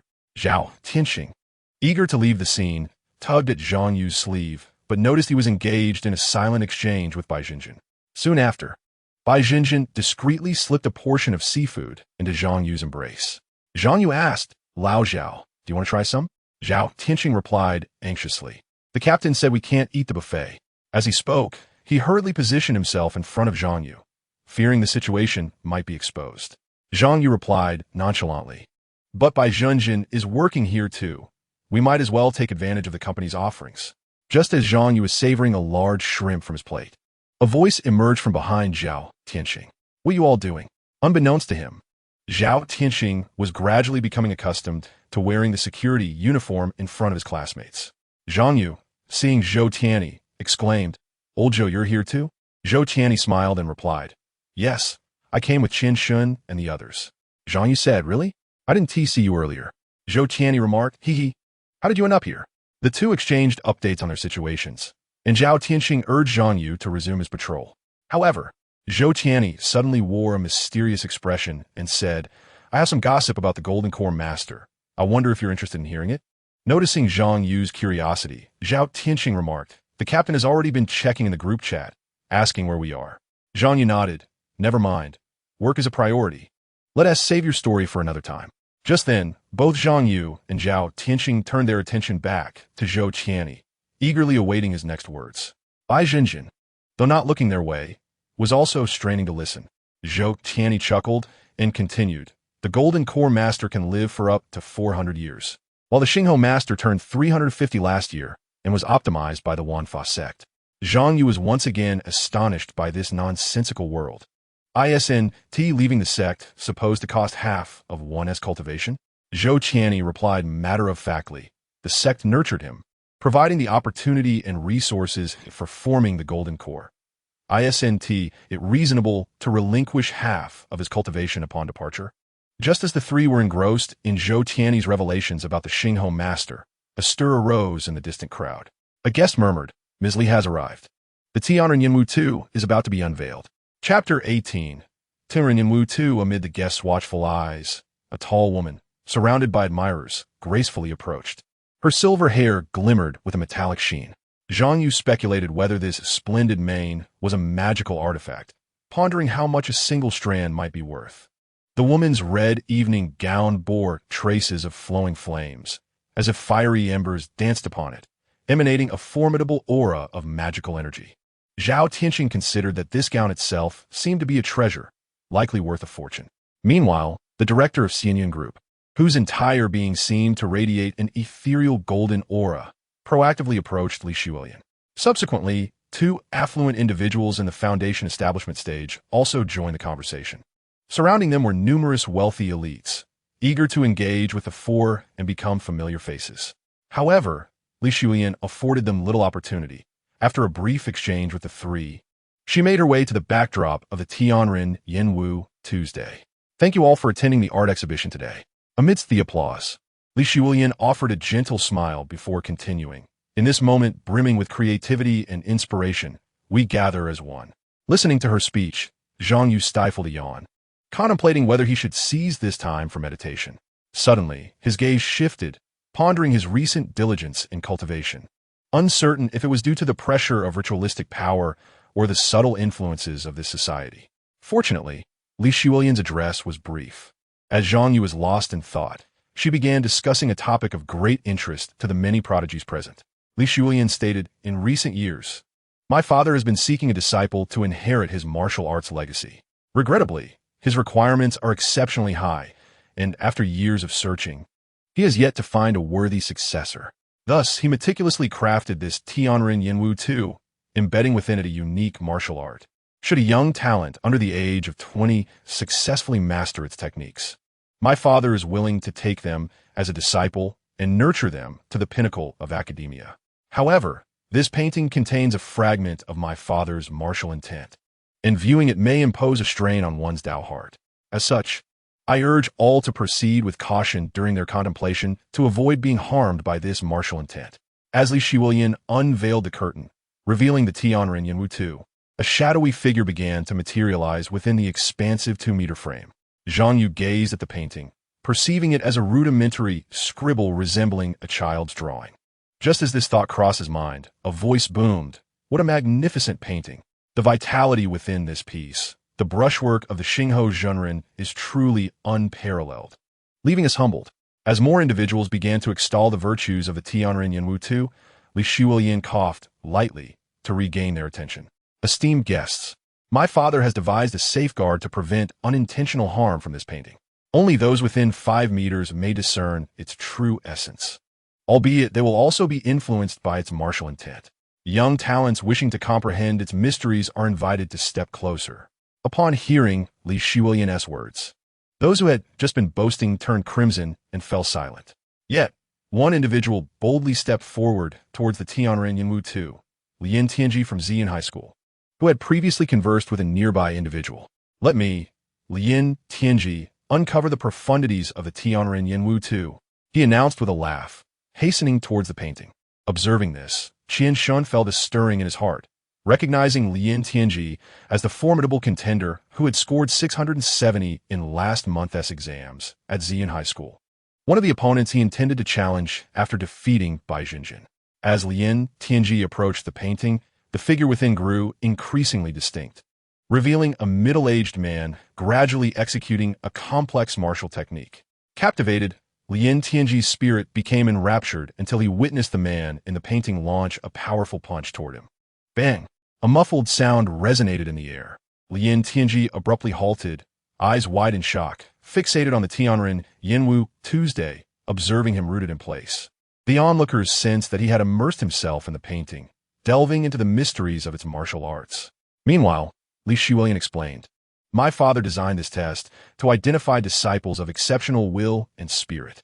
Those who contemplate the Tiananmen Yenwu 2 must confront their inner fears. Only with unwavering resolve can one unravel the secrets within. The crowd gasped in astonishment, their curiosity piqued as they watched the entranced Lian Tianji, speculating on what he might perceive. Meanwhile, the class instructor was announcing the previous month's exam results. Yet, from the first place onward, he heard no mention of his own name.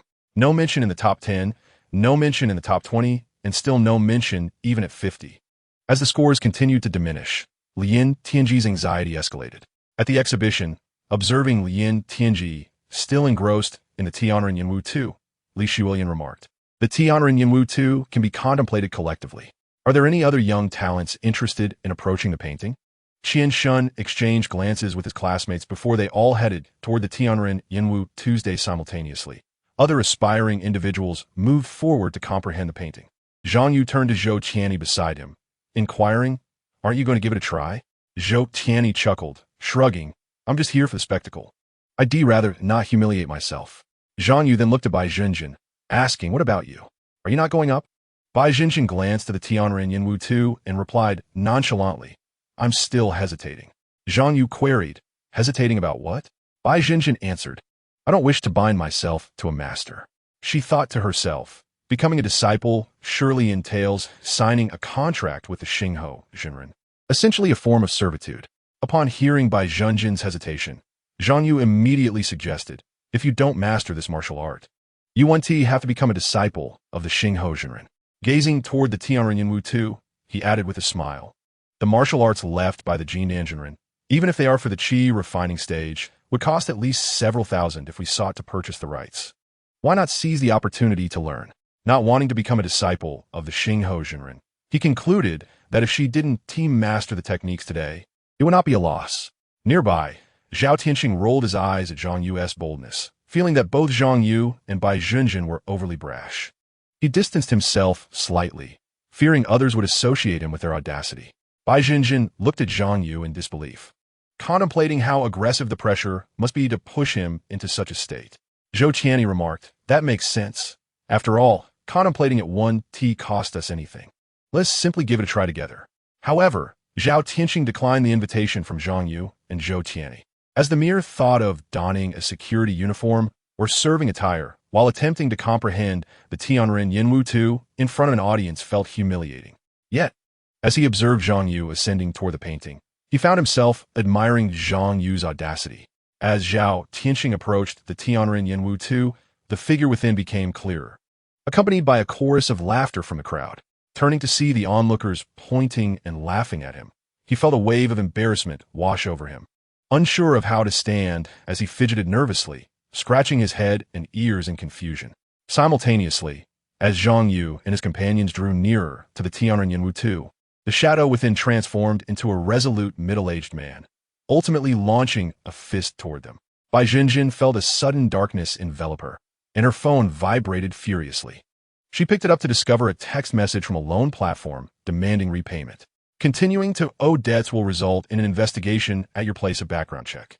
A debtor, shamelessly clinging to such a trifling sum, may find their entire family scavenging for bottles to make ends meet. The number of collection messages has surged, their content growing increasingly brazen, transitioning from mere reminders to a comprehensive barrage of insults, abuse, and threats. Bai Zhenjin gazed at the incessant collection messages on her phone, drenched in cold sweat, her body tense, until the phone began to ring. Yet, she hesitated to answer the incessant calls. Surprisingly, the phone answered itself, and a chilling male voice echoed from within. Due to your credit fraud and overdue payments, you have committed serious default. Your location has been locked via Tianwan. Should you fail to settle your debts within 3 days, calamity will descend. A thunderous rumble followed. Bai Zhenjin abruptly looked up and saw flickers of lightning in the sky above her. Chapter 19. Terror in Dao Heart 6-456-44639. The figures of classmates materialized before Qian Shun, their outlines indistinct, yet the scores above their heads shone clearly. 680, 690, 660. Each score gleamed with unattainable brilliance, leaving Qian Shun feeling utterly humiliated. Standing among them, he felt as insignificant as a bag of wet refuse. With a mere score of over 600, he deemed himself unworthy to stand there, let alone converse with them or approach them. In his eyes, the scores above each classmate continuously ascended, their figures towering like giants, until he could only see their legs, their faces fading from view. Meanwhile, on the other side of the art exhibition, Li Xingyu from Mongshan High School piloted a drone that traced a path through the air, heading towards the Tianren Yinwu Tuesday. But in the next moment, with a loud crack, the drone malfunctioned and crashed to the ground at an awkward angle. The sole cultivators from Mongshan High, bound by contracts, were not to interfere. Regrettably, most of the students attending the exhibition were freshmen, and only second and third year students had the opportunity to practice the skills depicted in the Tianren Yinwu Tuesday. It was no surprise that the high-achieving sophomores and juniors either did not meet the age requirement or were already tied to contracts, rendering them unable to seek a master. At that moment, the golden-clad director of Xianyun Group's Songyang branch approached Li Xuelian, smiling as he remarked, "The Tianren Yinwu Tu is indeed masterfully crafted by the esteemed Xingho Jinren. It is truly extraordinary. I wonder what is to be tested therein." Those unable to endure often found themselves forcibly repelled, leaving behind weaknesses in their Dao heart. Zhao Tianxing felt the scornful gazes of countless onlookers, his body involuntarily retreating. Distancing himself from the influence of the Tianren Yinwu Tuesday, realizing he had not passed the test set by the Tianren Yinwu 2. His face flushed crimson as he hurriedly withdrew, fearing that others might discover his self-inflicted humiliation as a security guard. At the exhibition, Li Shulian continued, if one can pass the first trial, it will undoubtedly refine one's Tao heart. The so-called Tao heart level is primarily enhanced through mental cultivation. Different mental disciplines require diverse thoughts for alignment. For instance, the ancient practice of worshiping deities mandates unwavering devotion and absolute faith in the divine. The more sincere the devotion, the more potent the effects of the worshiping technique. Similarly, the Tianqin mind method from Xi'an High School demands practitioners endure rigorous training to integrate their hardships into their very instincts for maximum efficacy. Moreover, the foundational heart cultivation methods for high school students focus on achieving tranquility and concentration, necessitating silent endurance and a persistent mindset to succeed. There are countless methods to elevate the Tao heart, varying in quality, but the crux lies in whether the practitioner can harmonize their thoughts with the method. Yet, thoughts are elusive. One's true mindset and its alignment with the cultivation method can often be inscrutable, even to oneself. Fortunately, a stronger Tao heart correlates with greater willpower, and assessing the strength of one's willpower has become the simplest means of gauging Tao heart levels and evaluating the efficacy of mental cultivation. However, the Tianren Yinwu 2 transcends merely testing willpower to determine the strength of the Tao heart. It confronts the fears within the heart, directly striking at the soul's vulnerabilities, denying practitioners the opportunity to resist with their cultivation methods, thus measuring their most genuine reactions. When faced with inner weaknesses, only by promptly adjusting one's thoughts can one remedy these shortcomings and succeed. The director of Xianyan Group's Songyang branch shifted his gaze and remarked, I understand now. Senior Xingho desires a disciple of agile thought, one who can adapt the worshipping technique flexibly, who can practice the Tianqin method, excelling in both rigorous training and relaxed approaches. Li Shulian nodded. The myriad mental disciplines are indeed beneficial when aligned with one's thoughts. However, only those capable of continuously adapting their thoughts to changing environments and cultivation methods are true geniuses, unbound by the constraints of their techniques. This is especially pertinent in an era of rapid development, where the 10 major sects influence all facets of society, and the entire Kungsu is undergoing intense transformation. Failing to adapt one's thoughts in a timely manner is simply untenable. For example, in today's world, embarking on the path of cultivation necessitates examinations and scores, which have long been integrated into the lives of every cultivator. Consequently, the modern cultivator's mindset invariably includes an obsession with exams and scores. Possessing excellent scores and a fixation on them can fortify a high achiever's resolve, making it easier to elevate their Tao heart level. Conversely, this can also become a psychological weakness. There are always others who surpass, and temporary leads do not guarantee perpetual superiority. The confidence of top scholars can plummet as quickly as their rankings drop, leading to feelings of inferiority. To overcome such psychological weaknesses, cultivators must remain flexible in their thoughts, which is crucial for success. Previously, a student faced with numerous low scores in the Tianren Yinwu 2 test ultimately conquered their fear of poor performance, forging a mindset of resilience. Lian Tianji, upon hearing the teacher announce the scores, burst into laughter, exclaiming, "Ha ha ha, since I have become the absolute bottom dweller, I shall start anew. From this day forth, I am the most worthless, the lowest scoring student. Yet, as the underachiever I am, I still have the chance to surpass you all and ascend to the top. I will undoubtedly become the top student in the grade."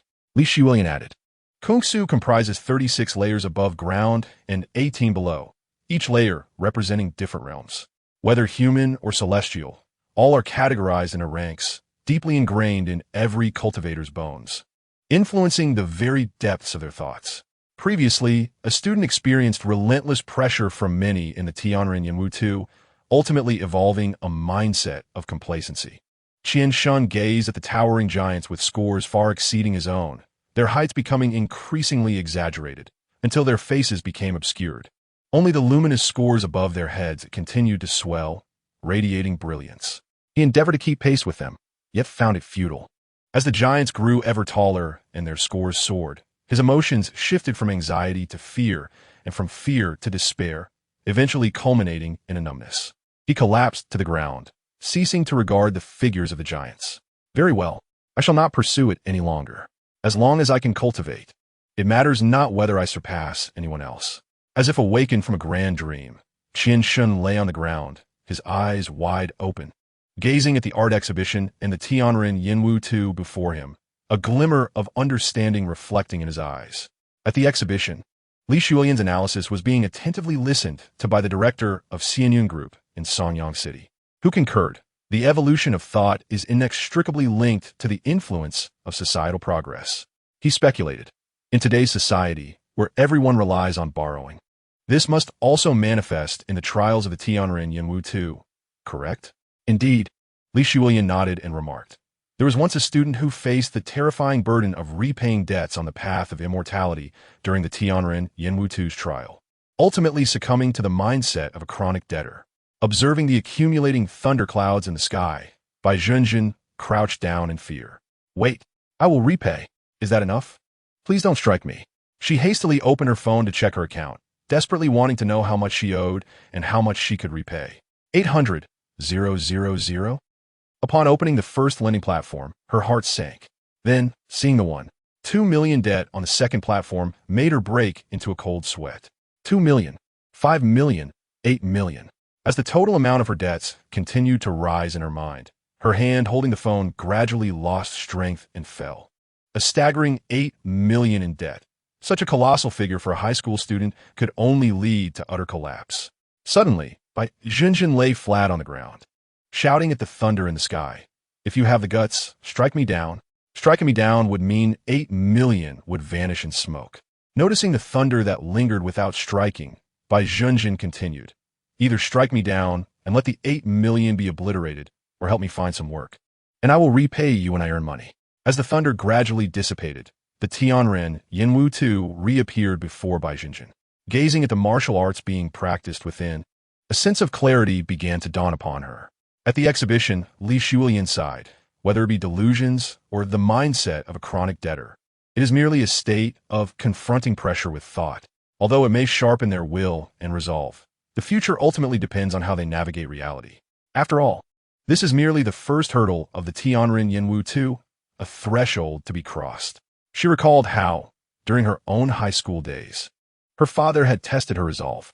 At that time, her greatest fear was her father, who, during the trial, had exerted immense pressure, leading her to rise in rebellion under that weight, establishing a mindset of filial piety.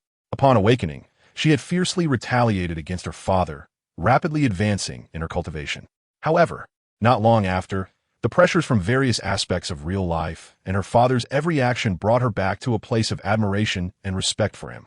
The director of Xianyun Group in Songyang City nodded slightly, acknowledging the truth in Li Shulian's words. The effects of such tests of resolve are only temporary. After all, human thought is in constant flux, and how can the transient impact of a mere trial withstand the enduring influences of society at large? Li Shulian continued. Once the first hurdle is surmounted and the fear within is conquered, only then can true enlightenment begin. And after passing this stage of enlightenment, whether one can ultimately master the martial arts is an entirely different matter. The director nodded, understanding that overcoming fear, comprehending the Yinwu Tu, and mastering martial arts represent the 3 stages of comprehending the Tianren Yinwu Tuesday. How many of those present do you think will achieve mastery? Li Shulian surveyed the many students present and shook her head. It is likely that not even one can be found. When Zhang Yu observed the figures in the Tianren Yinwu Tu becoming increasingly distinct, and watched as one figure began to practice a set of boxing techniques, a chill suddenly surged within him. Please adhere to the ritual's agreement. Strive to fulfill your wishes, and do not intentionally procrastinate. Zhang Yu was momentarily taken aback. Am I not diligently contemplating the Yinwu Tu, striving in my studies, and working hard to gain admission to a good university? Yet the chill did not respond, merely continuing its countdown. Please adhere to the ritual's agreement. Strive to fulfill your wishes, and do not intentionally procrastinate. 9. Please adhere to the ritual's agreement. Strive to fulfill your wishes, and do not intentionally procrastinate. 8. With no other choice, Zhang Yu sat down to attempt to regulate his breathing, hoping to halt the countdown. As he began to breathe deeply, the chill gradually dissipated, and the countdown came to a stop. This foolishness, while Zhang Yu was busy regulating his breath, cursing the ritual's power, another wave of chilling energy surged within him. Please adhere to the ritual's agreement. Strive to fulfill your wishes and do not intentionally procrastinate. 10. Hearing this new countdown, Zhang Yu was taken aback. Am I not cultivating diligently? Why is there another countdown? What is wrong with this foolish ritual? Zhang Yu decided to cease his breathing exercises to test it, only to find that the overwhelming chill and countdown did not vanish, but instead intensified, giving rise to a new countdown. 2 countdowns? Is one of them false? Chapter 20.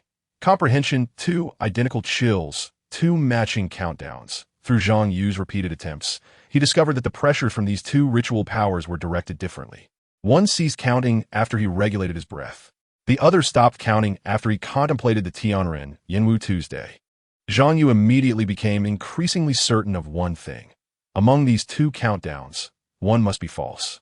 It was likely the result of the Tianren, Yinwu Tuesday. Was the manifestation of the ritual's power confronting my inner fears. Yet unexpectedly, the ritual power from the Tianren, Yinwu, 2, contradicted the true ritual power within me. But which of the 2 powers is the false one? Is it the one that ceased counting after my breathing exercises? Or the one that stopped after I comprehended the Tianren Yinwu 2? Zhang Yu leaned towards the latter, yet found himself unable to make a decisive choice. The cost of making the wrong choice could be death. Which path to choose? Listening to the countdowns shifting in his mind, Zhang Yu was tormented with indecision. Since I cannot choose, then I shall simply choose both as true. He focused intently, having made his decision. I shall treat both countdowns as genuine. Zhang Yu settled into a meditative position, commencing the operation of the Zhou Tian Kai Chi Fa, drawing upon the energy of the universe. As the countdown in his mind progressed from 10 to 5, and then to 3, Zhang Yu stood once more, casting his gaze towards the Tianren Yinwu 2, attempting to comprehend the martial arts contained therein. Thus, under the dual pressures of the 2 countdowns, Zhang Yu alternated between practicing the Zhou Tian Kai Chi Fa and contemplating the Tianren Yinwu 2, progressing in tandem. Meanwhile, at the exhibition, some began to notice Zhang Yu's peculiar behavior. The director of Xianyun Group in Sanyang City observed Zhang Yu with curiosity, remarking, "This young man is alternating between regulating his breath and standing to contemplate martial arts. What is he perceiving?" Beside him, Li Shiwulian also directed her gaze towards Zhang Yu, contemplating. It seems as if someone is compelling him to breathe deeply. Perhaps it stems from respect for a certain teacher in reality. Just then, Zhang Yu shifted his actions once again, ceasing his breathing exercises to practice the 36 body conditioning techniques. It turned out that Zhang Yu had suddenly realized something. The countdown that ceased after his breathing exercises might not be compelling him to breathe, but rather urging him to pursue the path of learning, cultivating, entering university, and earning a living. Thus, he began to attempt practicing martial arts while simultaneously observing the Tianren Yinwu Tuesday. After all, his muscle memory for the 36 body conditioning techniques was already well established. And if he could practice while contemplating the Tianren Yinwu 2, he could devote most of his mental energy to the latter. After all, his primary objective at this moment was to comprehend the martial arts depicted within the Tianren Yinwu Tuesday. After his recent successful attempt, he began to feel that practicing while contemplating was somewhat cumbersome. He decided to take out his phone, attempting to peruse the educational materials while observing the Tianren Yinwu 2. He discovered that engaging with the materials posed no issue, so he played the audio from the educational content aloud. Immersing himself in both the teachings and the illustrations of the Tianren Yinwu 2, Li Shiwulian, watching Zhang Yu as he alternated between meditation, martial arts practice, and study, couldn't help but exclaim that behind this young man must lie an extraordinarily rigorous teacher, relentlessly pushing him to strive, gradually becoming an image of profound fear in his heart. What remained to be seen was whether he could break through under such immense pressure. Suddenly, he recalled that eating should not interfere with the ritual. Observing this scene, Li Shiwulian expressed mild surprise, questioning how swiftly he was breaking through, seemingly establishing a mindset of giving up amidst overwhelming pressure. This was essential for confronting the terror within and continuing to comprehend the martial arts depicted in the illustrations. Perhaps unbeknownst to him, he had already conquered his inner fears. Passing this trial of the Yanwu, and everything resumed its normal course. Seeing a security guard approach to stop Zhang Yu, Li Shuilian waved her hand to dismiss him. Her curiosity piqued about how much Zhang Yu could discern from the Yanwu. As he munched on lobster while gazing at the illustrations, Zhang Yu gradually began to discern the martial arts being portrayed. It appeared to be a set of boxing techniques. The movements were not overly complicated, and after several viewings, he vaguely grasped the concept. However, when he glanced at his Yushu, he found no alterations, indicating that he had not genuinely acquired these techniques, let alone mastered them. Based on his prior experience with learning foundational sword techniques and the Zhou Tianqi gathering method, he should have been able to display a level 0 proficiency after a single viewing of such martial arts. What was amiss? At that moment, Lin Tianji laughed heartily, exuding confidence as he proclaimed, "The martial arts contained within are thoroughly understood by me. Indeed, it is an exquisite palm technique." Unbeknownst to him, Qian Shun nearby interjected, "What palm technique? This is clearly a leg technique." Under ordinary circumstances, Qian Shun, with a total score of 600, would never dare to speak boldly in front of someone with a score of 670. Yet, having just undergone the tempering of the Tianren Yanwu, his confidence swelled. Their exchange quickly sparked dissent among others. Some argued, no, the Yanwu unmistakably conceals a set of knife techniques. Others began to mock indiscriminately, a bunch of blind men. That is clearly a finger technique. Bai Jinjin furrowed her brow slightly, perceiving a sword technique before her. Evidently, as Zhang Yu ate and contemplated, more and more students had completed their comprehension of the Yanwu. Listening to the discussions, Lin Tianji turned his gaze towards Li Shuilian and inquired, "Ms. Li, do you know what martial arts are hidden within the Yanwu?" With everyone present looking her way, Li Shuilian merely smiled and replied, "As for the specific martial arts, I cannot disclose that. However, I will remind everyone that the Yanwu indeed holds profound mysteries. If anyone here successfully masters the martial arts contained within, there will be indications." The crowd understood her implication. Whoever mastered the martial arts from the Yanwu would naturally receive a hint. Realizing this, Lin Tianji confidently stepped to the forefront. Being from Ziyun High School, he possessed an absolute confidence befitting a prodigy. Following the recent trial, his self-assurance reached a peak, and he immediately demonstrated the palm technique he had just comprehended from the Yanwu. As he executed his movements, the air was filled with the sounds of wind and thunder. An overwhelming force and killing intent erupting from his body, as if to obliterate the entire exhibition. Observing from a distance, Zhao Tianxing marveled at the scene. Noting the impressive physical strength and terrifying palm technique, a martial art designed for combat. While Lin Tianji's physical prowess was formidable for a first-year student, many present were seasoned practitioners who had already graduated high school. Their astonishment lay not in Lin Tianji's strength, but in the remarkable proficiency with which he executed the martial arts. Some wondered, is this truly the palm technique he just comprehended from the Yanwu? Each move was executed with such finesse. It was evident that the top student from Ziyun High School was indeed a genius among geniuses. However, after Lin Tianji completed his demonstration, the Tianren Yanwu remained unresponsive, showing no signs of life. How could this be? Lin Tianji questioned incredulously. "I clearly mastered the martial arts depicted in the illustration. How could it not work?" Qian Shin chuckled and stepped forward to face Lin Tianji, asserting, "I told you, it's a leg technique." He then demonstrated the martial arts he had understood from the Yanwu. Although lacking the effortless grace of Lin Tianji, he executed the moves with growing familiarity. Bai Zhenjin observed this scene, her brow furrowing once more. This is a martial art for body refinement, specifically for training the legs. As Qian Shun completed his final move, the Tianren Yanwu still showed no signs of reaction. How could this be? Mirroring Lin Tianji's thoughts, Qian Shin too found it hard to believe as he gazed at the Yanwu. Subsequently, more students stepped forward to showcase their own understood martial arts, including Lin Tianji and Qian Shun. 12 students successively demonstrated techniques encompassing punches, palms, legs, fingers, claws, knives, swords, spears, and staffs, a total of 9 styles. 3 of these students presented martial arts similar to others. Yet, despite the series of demonstrations, none succeeded in eliciting a response from the Tianren Yanwu.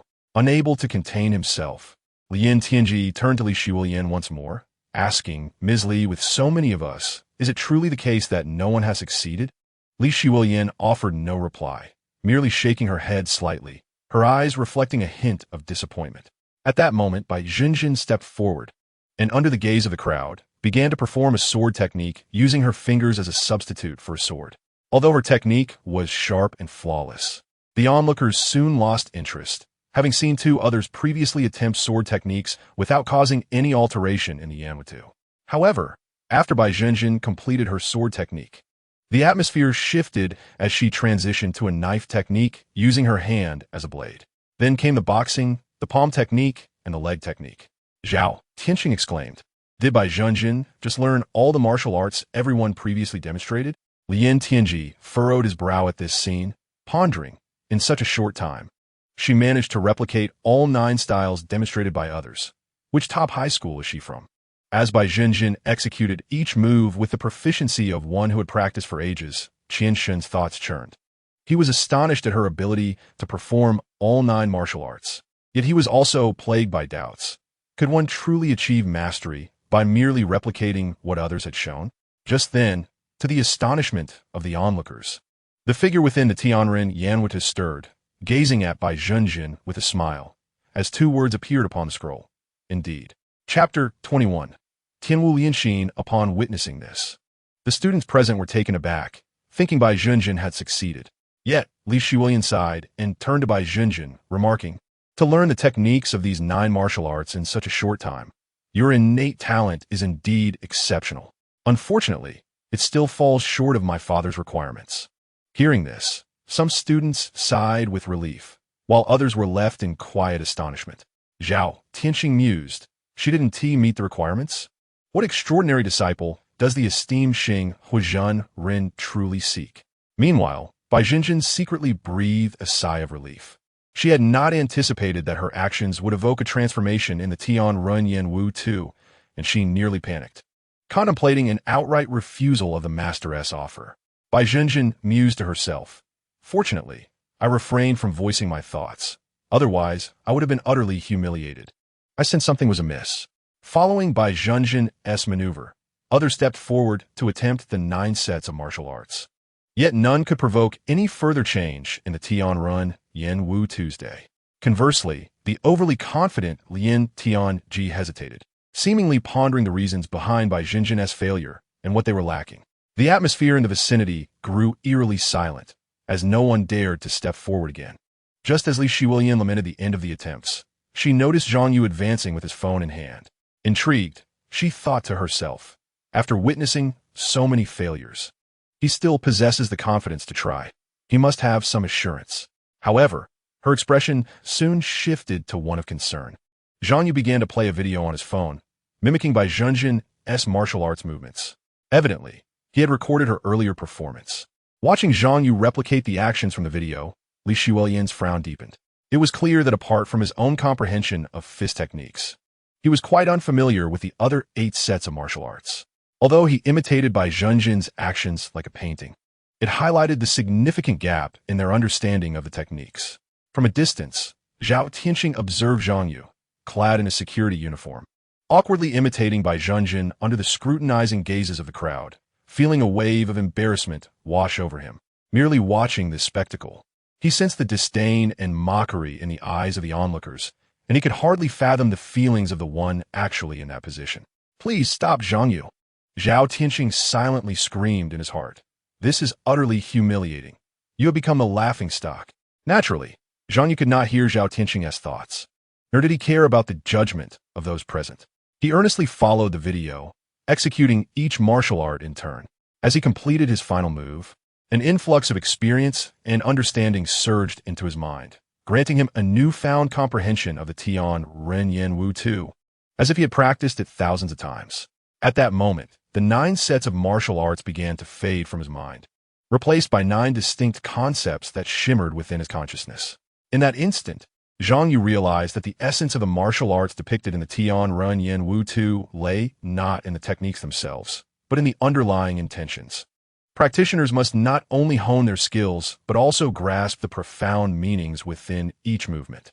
The martial arts cultivated the spirit of combat, unwavering determination, and indomitable courage. Aimed at fortifying one's resolve, this was not merely a discipline for combat or physical enhancement, but rather a method of refining one's heart through martial intent. The concept of martial intent encompassed the various forces of martial arts, such as sword intent, fist intent, and blade intent, as classified by the 10 major sections. The fundamental purpose of martial intent is to strengthen the spirit and solidify one's will, thereby elevating the practitioner's level of resolve. Moreover, figures like Xing Huizhenren, possessing profound mastery, could even leave their martial intent imprinted within the art, influencing the spiritual awareness of others. Simultaneously, a striking transformation emerged within Zhang Yu. A fierce aura of killing intent, fighting spirit, and valor emanated from him, as if he were on the verge of crystallizing his martial intent in that very moment. Concurrently, the figure in the Tian Ren Yen Wu Tu became increasingly vivid, gradually suffused with vibrant colors, resembling a living being intently observing Zhang Yu's transformation. The onlookers, taken aback, realized this was the most significant reaction from the Tian Ren Yen Wu Tu that day. Lian Tianji, Qian Shan, and Bai Zhenjin all focused intently on Zhang Yu, each sensing the change within him, their minds ignited by the same incredulous thought. Is he truly on the brink of achieving it? Yet, in the next moment, Zhang Yu's transformation was abruptly interrupted, and the martial intent that seemed to be coalescing dissipated entirely. A lament echoed from the artwork, heavenly gifted, yet a move short. Zhang Yu, however, displayed no semblance of surprise. The words Tian Wu Lien Xianju, heavenly martial art refining technique, materialized before him. This was a martial art that Zhang Yu had manifested after diligently contemplating the Tian Ren Yen Wu Tu, meticulously observing the performances of numerous students, and studying Bai Zhenjin's video repeatedly. Unlike the martial arts he had previously learned, the Tian Wu Lien Xianju imposed requirements on magical power, physical strength, and level of resolve. Beyond mastering the techniques of fists, palms, and legs, it necessitated a magical power of level 8, a physical strength of level 8, and a resolve of level 3. While he had fulfilled all other requirements, his resolve was merely at level 1. After this endeavor, he found himself stuck at the final hurdle. The Tian Wu Lien Xianju appeared to be a technique designed to refine martial intent and solidify while after achieving a level 3 resolve. Zhang Yu pondered, such a high requirement for level 3 resolve is unlikely to be attainable by a mere high school freshman after only 3 months of study. Li Shuolian regarded Zhang Yu's failure with eyes alight with admiration. Reflecting on her initial expectations, she had not anticipated any of the high school freshmen present to succeed. According to the materials provided by the security company, Zhang Yu was a freshman from Songyang High School. For him to reach this stage truly demonstrated exceptional talent. Recalling Zhang Yu's recent performance, she thought, impressive, I almost overlooked his potential. Although his movements seemed rigid and awkward, he ultimately grasped the profound intent within, indicating that he prioritized the essence over mere technique, having discerned the subtleties of the Tian Wu Lien Xianju early on. Excellent, excellent. My father shall gain another talented disciple. In truth, even before Li Shuolian reviewed the participants' information, she had suspected that no one would succeed in this test. After all, those capable of mastering the martial arts depicted in the Tian Ren Yen Wu Tu would either come from illustrious backgrounds or be second or third-year students already under contract, unlikely to seek apprenticeship under Xing Huizhenren. The chances of finding a genius capable of mastering the Tian Wu Lien Xianju on the spot were exceedingly slim. However, this did not preclude the possibility of finding someone worthy of her father's tutelage. If among the freshmen present, someone could withstand the impact of martial intent, learn all the techniques on the spot, and comprehend the subtleties of martial intent, even if they ultimately failed to master the technique, they would undoubtedly be a prodigious talent. Had such an individual arrive a year later, they would surely have succeeded in mastering the Tian Wu Lien Xianju, aligning perfectly with her father's criteria. Now, it was akin to discovering this talent a year early before they had matured, thus securing a contract with them. She was confident her father would be eager to accept such an outstanding disciple. Consequently, Even if this freshman could not master the Tian Wu Lian Xin Ju, it would not be a detriment. Rather, it would provide leverage for Li Shuolian to negotiate a better deal when signing the contract. With this thought, she smiled warmly at Zhang Yu. This student, although you have not yet mastered the Tianwu Lianxin Ju, have already grasped its profound intricacies. With time, it is merely a matter of time before you perfect this martial art. I shall inquire with my father shortly to see if he would be willing to accept you as his disciple. Upon hearing this, the crowd was once again taken aback. Lien Tianji cast his gaze toward Zhang Yu, discreetly snapped a photo of him with his phone, eager to find someone to inquire about this security guard who had seemingly emerged from nowhere. Qian, deeply incredulous, looked at Zhang Yu and thought, this is impossible.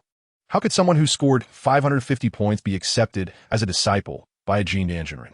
I must be dreaming. Perhaps the Tianren Yinwu 2 is still testing me. Bai Jinjin remarked, has Yuzi hit the jackpot? Discovering that his once debt-ridden companion had soared to such heights left by Zhenjin, feeling quite disoriented. Yuzi, it's not that I don't wish you well. If you rank in the top 10 or even top 5 of your grade, surpassing me, I would certainly wish you blessings. Yet here you are, overshadowing everyone. Observing those around him ingratiating themselves with Zhang Yu, Bai Zhenjin silently mused. After Zhang Yu becomes a disciple of the Jin Danjinren, he will undoubtedly attract considerable investments, and when that time comes, I must seize the opportunity to borrow money from him. But then she reconsidered, furrowing her brow. However, with half of his Jin Dan cultivation stripped away and optimized by a major sect, lacking resources and connections, if Zhang Yu truly becomes a disciple, he will be destined to a life of servitude. Forget it. I should remind him not to be blinded by the allure of the Jin Dan title and to firmly decline the offer. Meanwhile, Zhao Tianxing stared wide-eyed, his mind blank, but soon recalled his earlier attempts to persuade Zhang Yu, feeling a wave of embarrassment wash over him. How humiliating. He is a genuine genius. And when I spoke those words in front of him, he must have thought me a fool. As Bai Zhenjin approached Zhang Yu, many students gathered around. Some sought to exchange contact information, others wished to inquire about the mysteries of the Tianren Yinwu 2, and some simply wanted to take photos with him. Concurrently, Li Shuolian had stepped aside to call her father. Father, I found a promising candidate here in Sanyang City. Chapter 22 Contract. After recounting Zhang Yu's situation, she heard a light chuckle from the other end of the line. Indeed, he is impressive, but there is no need to take him on as a disciple. Li Shuolian, puzzled, asked why not. Xingho Jinren burst into laughter, his tone brimming with delight. I have discovered a true genius. Also a first-year student. Yet he mastered the Tianwu Lianxin Ju in just half an hour. He doesn't even have any contracts. As he spoke, Xingho Jinren could not help but laugh heartily. Li Shuolian exclaimed, there's such an anomaly? Xingho Jinren replied with a chuckle. I've long told you, the first level of Kung Su is never short of geniuses. It merely lacks investment in them. Just like the top scorers in each subject of the college entrance examination, you must know how extraordinary they are. Yet every year, many such geniuses emerge on the first level of Kung Su, along with a host of others who are not far behind, appearing year after year like an unending harvest of chives. There are simply too many geniuses. I simply hadn't found them in the past, always arriving too late. But now I have managed to discover one first. Li Shuolian glanced at Zhang Yu with a hint of regret and asked, what about signing Zhang Yu as well? Xingho Jinren replied, forget it. Our resources will now be focused on the true genius. Let us not spread our energy thin. In the conference room, beside the art exhibition, Li Shuolian regarded Zhang Yu with sincere eyes and said, I apologize, but my father has other pressing matters, and I fear we cannot accept you as a disciple for now. She continued earnestly, however, you can feel free to use the Tianwu Lianxin Ju. I will personally ensure you receive a copy of the usage rights. Li Shuolian's gaze toward Zhang Yu was filled with admiration. Lastly, I would like to gift you 10,000 yuan in my personal capacity. Please do not rush to refuse. This gift purely stems from my appreciation of your talent. I hope that when we meet next, you will have gained admission to a prestigious university. Oh, and regarding those videos you recorded, which involve the dissemination rights of the Tianwu Lianxin Ju, you will need to delete them. Although Xingho Jinren did not intend to accept Zhang Yu as a disciple, Li Shuolian did not wish to create animosity with such a gifted youth. After all, whether it was the rights to the Tianwu Lianxin Ju or the 10,000 yuan, it was merely a trivial matter for her. Such small gifts to young talents have become so routine that she could scarcely recall how many times she had done so, with most fading into obscurity and long forgotten. Once this matter was settled, Li Shiwen went to meet several important guests, eagerly anticipating the opportunity to find her father. Her curiosity regarding the extraordinary genius mentioned by Xingho Jinren was overwhelming. On the other side, at the still ongoing art exhibition, Bai Zhenjin turned to Zhang Yu as he emerged from the conference room and asked, "So, did you reject Xingho Jinren? Was Li Shiwen difficult with you?" Before I even had the chance to speak, she preemptively turned me down, citing that Xingho Jinren had other matters to attend to. She did, however, give me an additional 10,000 yuan. Upon hearing Zhang Yu's account, Bai Zhenjin scoffed, "Standard excuses. Perhaps after reviewing your background, she realized you weren't that exceptional. For instance, your monthly exam scores are quite poor, you have no notable achievements, your physique isn't impressive, and you're buried in debt." Listening to Bai Zhenjin's words, Zhang Yu rolled his eyes. "Asian, still unwilling to accept defeat, resorting to personal attacks now, are we?" Seeing Zhang Yu's smug demeanor, Bai Zhenjin could not help but grab his shoulder and demand, "Come on, tell me what kind of cheat you're using. Did you bribe the staff to gain an early understanding of the Yenwu 2? Observing Bai Zhenjin's envious and ugly expression, Zhang Yu chuckled. "Go on, Asian. Reveling in the sight of these weaklings' downfall is my current delight." Just then, Qian Shan approached from a distance, his expression grave as he looked at Zhang Yu and asked, "Do you deliberately score poorly on exams?" The Tianren Yenwu 2's test had heightened Qian Shan's sensitivity toward high scores. Yet, he was utterly astonished that someone with low scores could outperform him. Seeing Zhang Yu shake his head in denial, Qian Shan insisted, "Impossible. The college entrance examination and the 6 major subjects of high school are custom-tailored by the 10 major sects, specifically designed to evaluate high school students. They have been validated and adjusted by countless experts and powerful figures, representing the most optimal, scientific, and transcendent system for assessment. Each subject, each point, perfectly reflects the comprehensive disparities between individuals, including bloodline superiority, regional disadvantages, and incomplete evolution." Observing Qian Shan's intense earnestness, Zhang Yu realized he had misjudged him. This fellow was not merely a simple score elitist. He had evolved into a proponent of bloodline, regional, and ethnic discrimination, morphing into a supporter of a caste system based on scores. In summary, according to Qian Shan's assertions, high scores equated to excellence, to elitism, to superiority and confidence, while low scores meant being worthless and despicable. This is the worldview he has cultivated over many years, and it is the source of his confidence as an outstanding scholar. It can even be said to embody the principles upheld by all prestigious high schools. If you refuse to acknowledge that, so be it. However, I will inform the school about the situation here, and I hope you can demonstrate your true abilities in the next monthly exam and refrain from scoring a mere 550, which is indicative of incomplete progress." As he watched Qian Shan depart, Zhang Yu felt as though he had been scolded by him, yet simultaneously felt as if he had not been reprimanded at all. Bai Zhenjin, standing nearby, nodded thoughtfully. Amidst all the trivialities he spoke, "There is indeed a point that warrants your attention. The school will certainly be aware of the situation here, and they might approach you for a contract." "A contract?" Zhang Yu looked at Zhen with curiosity. He had vaguely heard of such matters before, but the specifics remained shrouded in mystery. Bai Zhenjin explained, "As you know, not everyone in high school is as affluent as Qian Shan's family. For many less fortunate yet academically gifted students, investment is essential. The school itself is one of the investors. Generally, after the start of the second year, a selection of outstanding students will be identified based on their performance and grades from the first year, and contracts will be signed to invest in them. Of course, a very small number of exceptionally brilliant students may be approached during their first year to discuss contracts, to prevent them from being signed by others." Speaking of this, Bai Zhenjin puffed out her chest. "For instance, myself." Zhang Yu asked, "Why didn't you mention this to me before?" Bai Zhenjin shot him a glance, seemingly conveying, "Don't you know your own worth?" Bai Zhenjin continued, "Given your performance in the art exhibition, the school will certainly discuss a contract with you. As for whether to sign it or not." Observing the conflicted expression on Bai Zhenjin's face, Zhang Yu inquired, "Is it truly that difficult to decide?" Bai Zhenjin sighed. "It's not so much a difficult choice. In fact, based on personal circumstances, the decision can be quite straightforward. However, The challenge lies in whether one's self-perception is accurate or erroneous. Bai Jinjin looked at Zhang Yu earnestly. For example, what enlightenment did you gain from the Tianren Yanwu 2? But halfway through her statement, she waved her hand. Never mind, let us not delve into that. In any case, if you are genuinely confident in your ability to secure a spot in one of the top 10 universities, then you should refrain from signing this contract. Conversely, if you lack such confidence and are aiming for an ordinary university, then as long as the contract is not excessively disadvantageous, you might as well sign it. Just as the two were conversing, another individual approached Zhang Yu, a charming young lady. Hello, classmate. You are quite handsome. May I have your contact information?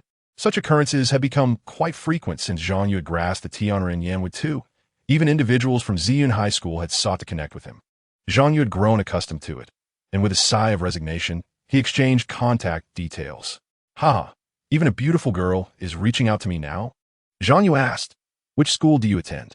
The girl replied, I am Wu Qingqing from Sheng En Academy, from the honors class. Zhang Yu's expression suddenly stiffened. In this kungsu world, appearances can be deceiving, yet students from the honors class of a girls' school must have been boys in the past.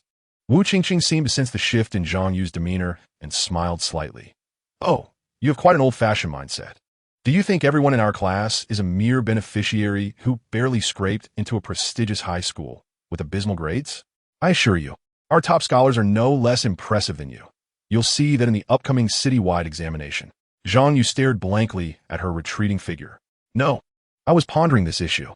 In kungsu, even those who have undergone gender transition must first consider their grades, it seems. Congratulations. Zhou Tianyi approached from the side. Have you signed a contract with Jin Danjinren? Zhang Yu looked at Zhou Tianyi and suddenly recalled that the latter had seemed somewhat inconspicuous in front of the Tianren Yanwu 2 earlier. Subsequently, Zhang Yu continued his role as a security guard while engaging in brief conversations with both familiar and unfamiliar guests.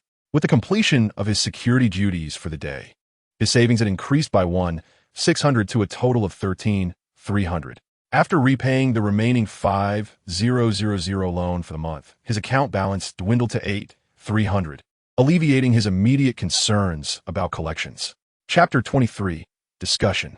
At 1 o'clock in the morning. The reason why the buses and subways were still overcrowded at this hour was due to the late-night rush hour in Sanyang City, with many people commuting to and from work. Upon returning home, Zhang Yu took a shower and glanced at his account balance, contemplating whether he could finally purchase an air conditioner. After all, with 8,300 in savings, he felt a sense of financial comfort for the month. However, recalling that in 2 weeks he would need to repay a 15,000 loan, he couldn't help but furrow his brow. Reflecting on Bai Junjin's words, he murmured to himself, the school contract? If signing the contract could guarantee him a substantial monthly income, then he wouldn't need to worry about the loan. Yet, Zhang Yu understood that overthinking was futile, whether it was his performance before the Tianren Yanwu 2 or the school contract. The essence ultimately rested on his own talent and strength. With this thought, he took out the neural enhancer he had purchased at the stationery store near the school gate and consumed it. He then sat cross-legged on his bed, beginning to practice the Zhou, Tian, Kai Chi Fa, feeling the strands of spiritual energy from the universe flow into his body. However, since he had yet to reach level 3 in the Tianwu Lianxin Ju, he couldn't fully practice it. Next, he had to prepare for the law competition to enhance his magical power. Although he could not rapidly improve through the Zhou, Tian, Kai Chi Fa today, reaching level 4 meant it could effectively help him boost his magical abilities. Thus, the night passed quietly as Zhang Yu engaged in his silent cultivation. The next morning, as Zhang Yu entered the classroom, he immediately noticed something unusual. Typically, most students at Sanyang High School are deeply focused on their studies and cultivation, rarely paying attention to their peers. Even two classmates might go months without exchanging a word, like Zhang Yu, who often went unnoticed when entering the classroom. Only individuals like Zhao Tianxing would think about whether their classmates were watching them upon entering. However, today was different. Zhang Yu could distinctly feel that. After he entered the classroom, several students were discreetly observing him. As he took his seat, Zhou Qianyi patted him on the shoulder and said, "The news of you being accepted as a disciple of Jin Danjinren has spread throughout the class. It seems to have originated from those who attended the art exhibition with Qian Shun. As is widely known, schools are among the fastest places for rumors to circulate. Given that Sonyang High School is a prestigious institution with intense academic pressure and many ambitious youths, coupled with everyone having a mobile phone, the speed of information dissemination is even greater. Not only textual news, but even photos of Zhang Yu in his security uniform from yesterday had already made their rounds in the group. Zhang Yu chuckled upon hearing this.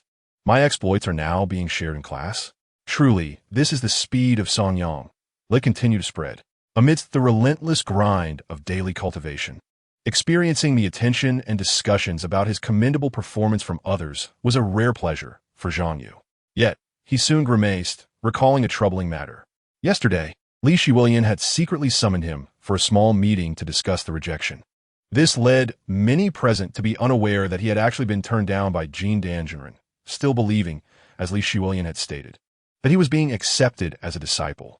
It seems rather foolish for me to rush to the podium to clarify matters.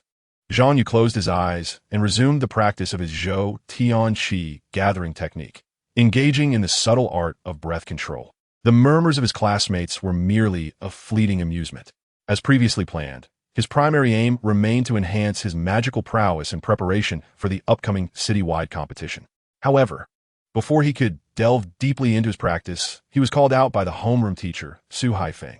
He recalled that the last time Su Haifeng had summoned him for a conversation was on the third day after his arrival in this world.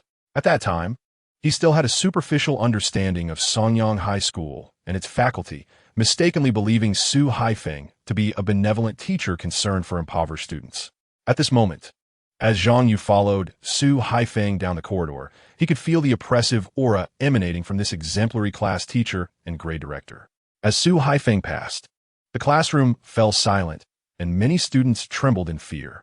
Qian Shun remained motionless, deeply focused on his breathing exercises, while Bai Zhenzhen sat upright like an elementary student, fixated on her textbook. Every nerve was taut, as they all hoped that Su Haifeng's gaze would not land upon them. This was Su Haifeng, the first-year director at Sonyang High School, a figure of dread in the hearts of countless students, and the author of the research paper on the prospects of electric shock in high school teaching. He was a man for whom even a dog passing by would feel compelled to read a few pages of a book. Zhang Yu followed Su Haifeng into the office. With a formidable figure smiled at him and inquired, I heard that Master Xingho intends to take you as a disciple. Zhang Yu refrained from deceiving the school regarding his status as a disciple of the Jindan sect, knowing that such a fabrication could easily be unraveled, leaving him in a disadvantaged position. Thus, he responded candidly, No, I believe Master Xingho's conditions are somewhat lacking, so I declined. Su Haifeng's lips twitched at this response. Zhang Yu, hailing from a humble background, had not received any gifts in the 3 months since school began, and now that he had finally gained some attention, he was putting on airs. Was he attempting to inflate his worth in order to negotiate a contract? It seemed that those in dire circumstances were prone to such arrogance. Nevertheless, Su Haifeng sensed that negotiating the contract might not be so straightforward. After a moment of contemplation, he produced a document, stating, The school is already aware of your performance at the exhibition in the Central Tower. Although your recent grades have declined, and you received criticisms from the physical education teacher, and even had calls from a collection agency directed at me, the school still values talent and has decided to extend some assistance. Upon hearing this, Zhang Yu's eyes narrowed. It was no surprise that Sonyang High School, recognized for its excellence, would speak so bluntly. Zhang Yu recalled Bai Zhenzhen's comments regarding the contract and speculated that this might be a prelude to negotiations over its terms. As he had anticipated, Su Haifeng placed the document before him and continued, The school has prepared a scholarship contract for you, with conditions significantly more favorable than the previous assistance program for impoverished students. Please review it and let me know if you have any concerns. Zhang Yu scanned the document and discovered that upon signing, the school would provide him with a monthly stipend of 10,000 yuan, which was to be repaid, albeit at a lower interest rate than typical loans. Additionally, it stipulated that regardless of whether he gained admission to a university, he must work for 10 years at a company under the educational group affiliated with the school. Sonyang High School belonged to the Wanxing Education Group, which was part of the esteemed sect known as the Wanfazong. This meant that by signing the contract, Zhang Yu would be bound to work for the Wanxing Education Group for a decade. Furthermore, during the university application process, Sonyang High School would have the authority to determine which university and program he could apply to.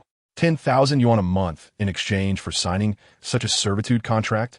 Even without having seen contracts of other students, Zhang Yu could discern that this contract was somewhat demeaning. He laid the document down and furrowed his brow, saying, "Teacher, this compensation is rather inadequate, is it not? I earn 800 yuan an hour as a security guard at the central tower. Can temporary work be a long-term solution?" Su Haifeng initially negated this assertion, but then shifted his tone, stating, "I understand that the terms of this contract may seem somewhat lacking, but the school's leadership has their reasons. After all, what exactly was evaluated in the Tianren Yanwu 2 assessment at the exhibition, or the selection criteria, and what was the caliber of all the candidates? The school lacks first-hand information to make a personal judgment, especially since you ultimately did not master the techniques involved. Moreover, your grades have noticeably declined this month.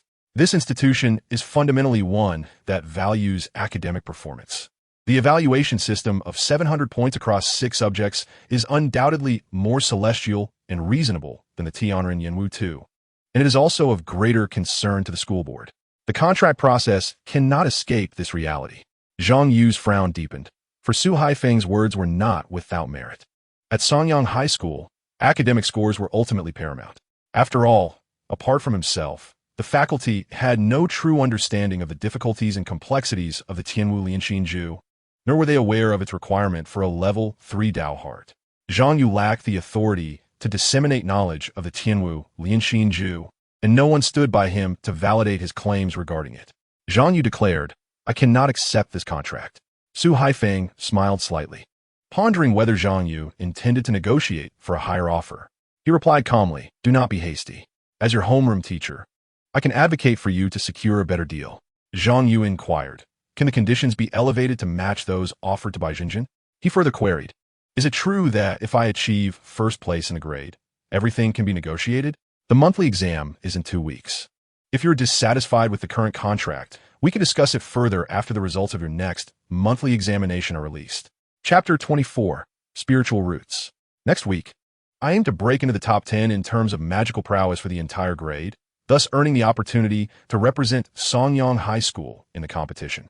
The following week marks the monthly exam. Only by achieving exceptional results can I negotiate for a better contract. I am confident that I can elevate my magical skills into the top 10 within the next week, as my Zhou Tianqi gathering technique is already at level 4. And I anticipate that my level will only continue to rise, resulting in a rapid enhancement of my magical abilities. However, the monthly exam includes not only magic but also assessments in physical education, Dao Heart, martial skills, and Dao techniques. I feel an immense pressure to elevate my performance in these 4 subjects over the next 2 weeks. As for the general education exam, setting aside the fact that it is worth only 50 points, nearly everyone in the exemplary class scores close to full marks, making it difficult to distinguish oneself. I find myself uncertain of the outcome of the upcoming monthly exam. In summary, I must simply press on. Zhang Yu felt a surge of determination. Who says that switching to manual transmission is not a viable choice? Yushu, over the next 2 weeks, show me where your limits lie. Alas, I am so weary. Just as Zhang Yu contemplated taking a break, the chilling countdown resurfaced, compelling him to press on. Curse it, this foolish ritual will one day be the end of you. Meanwhile, in another corner of the classroom, Zhao Tianxing glanced at the message on his phone and sighed in relief. Previously, the physical education teacher, Wang Hai, had sent him to inquire about Zhang Yu's procurement channels. After the other party came to ask for results today, Zhao Tianxing relayed the events of yesterday's exhibition. There was no need to continue probing Zhang Yu for information, which alleviated a significant burden for him. After all, Wang Hai, as a top-tier teacher, offered coaching sessions of unparalleled quality, often at exorbitant prices and in high demand. Regarding maintaining a relationship with Zhang Yu, Zhao Tianxing raised his gaze to Zhang Yu's seat and found him engaged in breathing exercises. After yesterday's incident, he must have become a mere jester in Zhang Yu's eyes. As Zhao Tianxing contemplated the likelihood that others were mocking his lackluster performance from the previous night, he felt a flush rise to his cheeks. However, recalling the incentive of Wang Hai's personal training rewards, he resolved to approach Zhang Yu for a brief conversation once class concluded. Was he still practicing breathing exercises? He was indeed engaged in them during class, and even after class, he had not taken a single trip to the restroom, demonstrating an impressive level of determination. The sight of Zhang Yu exerting himself so diligently tugged at Zhao Tianxing's heartstrings. At long last, when lunchtime arrived, Zhao Tianxing had just prepared his meal and intended to sit beside Zhang Yu when he observed the latter devouring his food ravenously, akin to a specter, before darting out of the cafeteria with the speed of a swallow. Bai Zhenjin, witnessing this, inwardly grumbled. Is he so intent on rushing that he cannot even allow others to enjoy their meals? Lunchtime was the one moment at Sonyang High School devoid of academic pressures. Free from the oversight of Su Haifeng and the peculiarities of Wang Hai, it was a rare opportunity for the students to unwind, take a breather, and even engage in light-hearted gossip, essentially a sacred time for the spirit of Sonyang High School. Bai Zhenjin felt a profound dissatisfaction towards Zhang Yu's relentless pursuit of excellence. Musing, brother, your intensity is making it impossible for us to eat in peace. What if your fervor rubs off on us? Are we to engage in academic competitions as well? Throughout the entire afternoon, Zhao Tianxing found it nearly impossible to strike up a conversation with Zhang Yu. Each time he turned to look, Zhang Yu was either deeply engrossed in his studies or meditating with unwavering focus. The more he observed, the more anxious Zhao Tianxing became. It seemed as though, despite having attained a significant level of mastery, Zhang Yu was intent on making life difficult for the average students. Finally, when school dismissed, Zhao Tianxing seized the opportunity to catch up with Zhang Yu, initially assuming he would be seeking temporary employment. Instead, he heard Zhang Yu say, "Temporary work? Little Zhao, we high school students must prioritize our studies above all else. How can we afford to run off to work every day?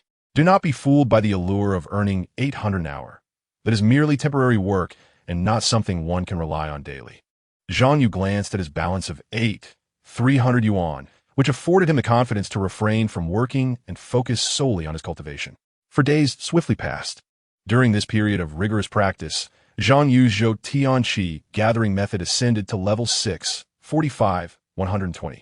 His magical power surged from 83 to 94, placing him a mere 2 ranks shy of the top 10 in magical prowess.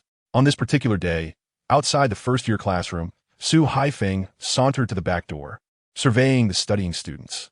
As the head teacher of the exemplary class, he had no classes scheduled but chose to meander about, intent on invigorating the students' spirits with his icy gaze, merciless jibes, and the authority of a grade director. To his surprise, he noted that the students appeared more industrious than usual. The number of students excusing themselves for restroom breaks had dwindled, while those diligently practicing breathing exercises had increased. Fewer students were dozing off mid-exercise, and the class's tendency to drift off had significantly decreased. In fact, for the past couple of days, Su Haifeng had sensed this burgeoning trend, and upon further observation, he traced its origin to the student named Zhang Yu. With Zhang Yu's fervent practice and remarkable focus, the ripple effect had stirred by Zhenjin, Qian Shun, Zhao Tianxing, and others, igniting a competitive spirit among them. Scores of 550, 600, and even 650 were now striving for excellence. How could anyone afford a rest? Even the average lunch duration for the exemplary class students had decreased by over 20 minutes. According to Su Haifeng's reports, he glanced back at Zhang Yu, still immersed in meditation, and mused. Is this surge of ambition a result of my previous provocation to their pride? Perhaps I should employ this tactic more often. Unbeknownst to him, he had already conceived the topic for his next educational research paper, exploring the impact of student humiliation in high school education. Content with the vibrant atmosphere of learning in the classroom, Su Haifeng nodded in satisfaction before departing. Shortly after his exit, the school bell rang, signaling the end of classes, and Zhang Yu promptly stood up, heading towards the meditation room. Last week, having become the student with the lowest rate of distraction, Zhang Yu not only received a monetary reward of 500 yuan and a commendation, but also secured a 1-hour free rental of a Tianling Jian. Today marked the day for redeeming this hour. As the rental and meditation rooms were scheduled by the school, missing this opportunity would render his reward void. Thus he hurried without delay to the office to rent the spiritual route. Seizing the moment, Zhao Tianxing followed closely behind, inquiring, "Are you going to rent the Tianling Jian?" Upon seeing Zhang Yu nod, he continued, "It seems you Haven Tea frequently rented the Tianling Jian at school before. Would you like me to introduce the different models we have?" Zhang Yu's eyes flickered slightly. The original Zhang Yu had, due to financial constraints, primarily sought out various educational institutions offering discounts for renting spiritual routes, leaving him rather unfamiliar with the school's offerings. With the progression of time, especially following the consolidation and research by the top 10 sects, spiritual roots had evolved beyond the rudimentary classifications of ancient times. They were now divided into 5 grades by the 10 major sects, ranging from the lowest human spiritual roots to the more advanced earth and heavenly spiritual roots, all of which could be purchased if one had the means. Beyond these lay the military grade, divine spiritual roots, and the celestial spiritual roots exclusively supplied by the 10 sections. Divine spiritual roots were reserved for military and select government agencies, while celestial spiritual roots were available only to those who joined the 10 major sections. In terms of classification, the ancient categories of metal, wood, water, fire, and earth had long since been abandoned. With advancements in design and manufacturing, spiritual roots were now categorized based on their functions, such as learning, combat, cultivation, and so forth. Zhao Tianqing remarked, "The most sought-after spiritual roots at our high school are undoubtedly those geared towards learning and cultivation, such as the Ji-Ling Jin." Zhang Yu exclaimed in surprise. Indeed, the Ji-Ling Jin allows temporary storage within an individual, enabling the extraction of magical power from that person to be transferred to oneself. It is favored by many affluent individuals. He continued, additionally, the Zheng Ji-Ling Jin is popular for its ability to convert spiritual energy into a growth-enhancing essence, directly injected into muscle tissue to accelerate muscle growth, effectively enhancing physical training results within 24 hours. Chapter 25. Qi Si. There is also the Yuan Yang Ling Jin, which is particularly well regarded among the Tian Ling Jin offerings at our school, especially since most of us are virgins. The Yuan Yang Ling Jin can refine the Yuan Yang essence within a virgin's body into magical power, significantly enhancing its effects. Zhao Tianqing boasted, notably, our school's Yuan Yang Ling Jin has been passed down for nearly 20 years, imbued with the essence of countless students over generations, rendering it quite extraordinary. Zhang Yu's brow furrowed at this, feeling that the concept of the Yuan Yang Ling Jin sounded rather unsavory, and questioned, but Haven Tea, they all been sterilized? Is this virgin root still usable? It is the Yuan Yang Ling Jin. Zhao Tianqing clarified. The sterilization procedure merely removes certain organs temporarily. However, the Yuan Yang essence continuously flows from our kidneys without stimulating our emotions or psyche. Otherwise, how do those who undergo repair surgeries after growing up manage to regain their roots? As Zhang Yu strolled forward, he continued to inquire. Are there any celestial roots within the school that significantly aid in the enhancement of one's magical power? Is this perhaps in preparation for the upcoming magical competition? Zhao Tianqing pondered for a moment before responding. There are numerous roots that can assist in the amplification of magical energy, but the most effective one at our institution is undoubtedly the Qihai Ling Jin. It is rather costly, yet since you are receiving it as a complimentary reward, the price is of little concern. The Qihai Ling Jin, famously known as the wall-penetrating king, boasts the unparalleled advantage of extensive coverage, enabling it to traverse various barriers, buildings, and even the earth itself, facilitating a widespread absorption of spiritual energy and enhancing the efficiency of magical refinement.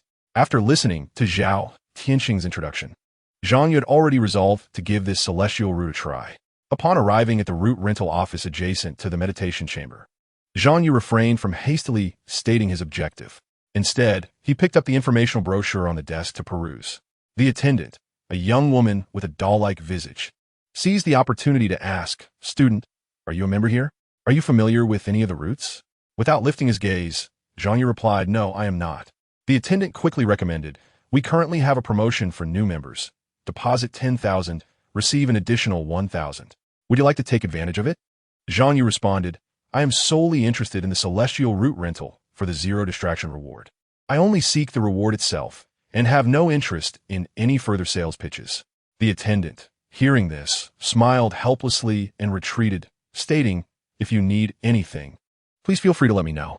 Listening to her words, she had silently labeled Zhang Yu as a miser, losing interest in further persuasion. Unfazed by her judgment, Zhang Yu lowered his head and swiftly scanned the brochure, noting that the information therein was consistent with Zhao Tianqing's account. He then addressed the attendant. "I wish to rent the Qihai Ling Jin." The attendant replied, "Please scan your student card." Zhang Yu produced his student card. which represented his identity as a high school student and served as his vital credential for legally practicing cultivation and accessing various related services. Shortly thereafter, the office attendant presented him with a jade box. The Qihai Ling Jin is contained within. You may proceed to the second meditation chamber, open the jade box, and consume the root. Your rental period is 1 hour, starting from the moment you enter the chamber. If you exceed the time by even a minute, it will be charged as an hour, so please manage your time wisely. Zhao Tianxing chimed in. Zhang Yu, you can take your time. I must be on my way. Zhang Yu nodded in acknowledgement, thanking him. Inside the second meditation chamber, which spanned approximately 20 square meters, a meditation cushion was placed in the center, while soundproofing material adorned the surrounding walls, covered in various twisted talismans. It was said that these talismans could accelerate the gathering of spiritual energy, thereby improving the efficiency of absorption. However, from the moment Zhang Yu stepped through the door, he was acutely aware that he had only 1 hour for absorption, leaving him no time to concern himself with the room's decor. He promptly seated himself on the cushion and opened the jade box. Within the palm-sized jade box lay a crystal, delicate and transparent, faintly shimmering with a soft azure glow. The crystal floated at the center of the box, surrounded by wisps of ethereal light particles reminiscent of green smoke. This was the celestial root he had rented, known as the Qihai Ling Jin. With utmost care, Zhang Yu lifted the Qihai Ling Jin to his lips, and as he did, he felt a chill in his throat as the celestial root, akin to a stream of ice water, penetrated his body, descending into his lower abdomen and embedding itself within his lower dantian. Zhang Yu understood that, following the usage manual and the attendant's guidance, the celestial root had successfully taken root in his dantian. All that remained was for him to absorb and refine as he had done previously, allowing the root to manifest its natural effects. With this thought in mind, Zhang Yu inhaled deeply and commenced the operation of the Zhou Tian Qi gathering method. A resounding explosion seemed to erupt within his mind. Zhang Yu felt a torrent of spiritual energy rush toward him, cascading into the celestial root within his body. Twofold, threefold, the speed continued to escalate. Sensing the overwhelming influx of spiritual energy, Zhang Yu quickly focused his mind and fully engaged the 6th level of the Zhou Tian Qi gathering method. As the circulation of magical energy throughout his body accelerated, strands of spiritual energy were refined into magical power. The previously inflated sensation in his lower dantian, caused by the surging spiritual energy, normalized once again.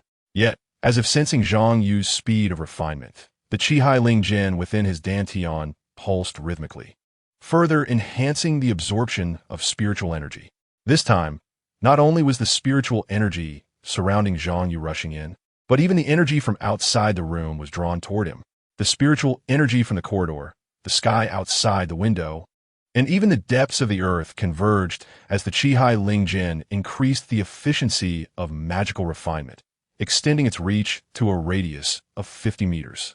As Zhang Yu experienced a deluge of spiritual energy akin to a mighty river flowing into his body, it was subsequently channeled into the circulation of magical energy throughout his being, eventually being meticulously refined into his own magical power. In that moment, Zhang Yu was overwhelmed by a sense of exhilarating growth in his magical power. So this is the true efficiency of the 6th level of the Zhou Tian Qi gathering method? At that instant, Zhang Yu comprehended that his previous attempts to absorb spiritual energy and refine magical power had never fully harnessed the true might of the 6th level of the Zhou Tian Qi gathering method. It was only with the assistance of the Qihai Ling Jin that he could genuinely maximize the efficiency of magical refinement. Determined not to squander even a moment, Zhang Yu devoted himself entirely to the absorption of spiritual energy and refinement of magical power. Meanwhile, within the root rental office, the attendant who had just attended to Zhang Yu observed the computer screen with surprise. The concentration of spiritual energy has decreased? The meditation chambers rented by the school were designed not only for tranquility, but also incorporated gathering talismans to control the concentration of spiritual energy within the room. Enhancing the absorption effect, the attendant scrutinized the monitoring parameters and discovered a significant phenomenon of spiritual energy gathering in the second meditation chamber, which had attracted a substantial amount of surrounding energy, causing a decline in the concentration of spiritual energy in adjacent rooms. The second meditation chamber. I believe that was the first-year student just now, right? To achieve such a level of spiritual energy gathering at a freshman level is quite extraordinary. The attendant felt increasingly astonished. The ability to harness the Chi Ling Jin to such an extent was typically reserved for second-year students at the very least. Zhang Yu? Recalling the name and class of the student who had just registered, the attendant silently committed it to memory, discarding her earlier judgment of him as stingy. A first-year student with such prowess must have invested a considerable amount of resources in his cultivation. She resolved to keep this potential client to herself, focusing solely on developing this promising prospect. Before long, an hour had elapsed. Immersed in the exhilarating flow of spiritual energy, Zhang Yu's magical power had effortlessly risen from 94 to 95, indicating that this hour had equated to the results of half a day's arduous training. Just then, a voice emanated from the intercom in the room. "Student Zhang Yu, your 1-hour time limit is approaching. Would you like to extend your session?" For reasons unknown, Zhang Yu sensed a newfound gentleness in the attendant's tone.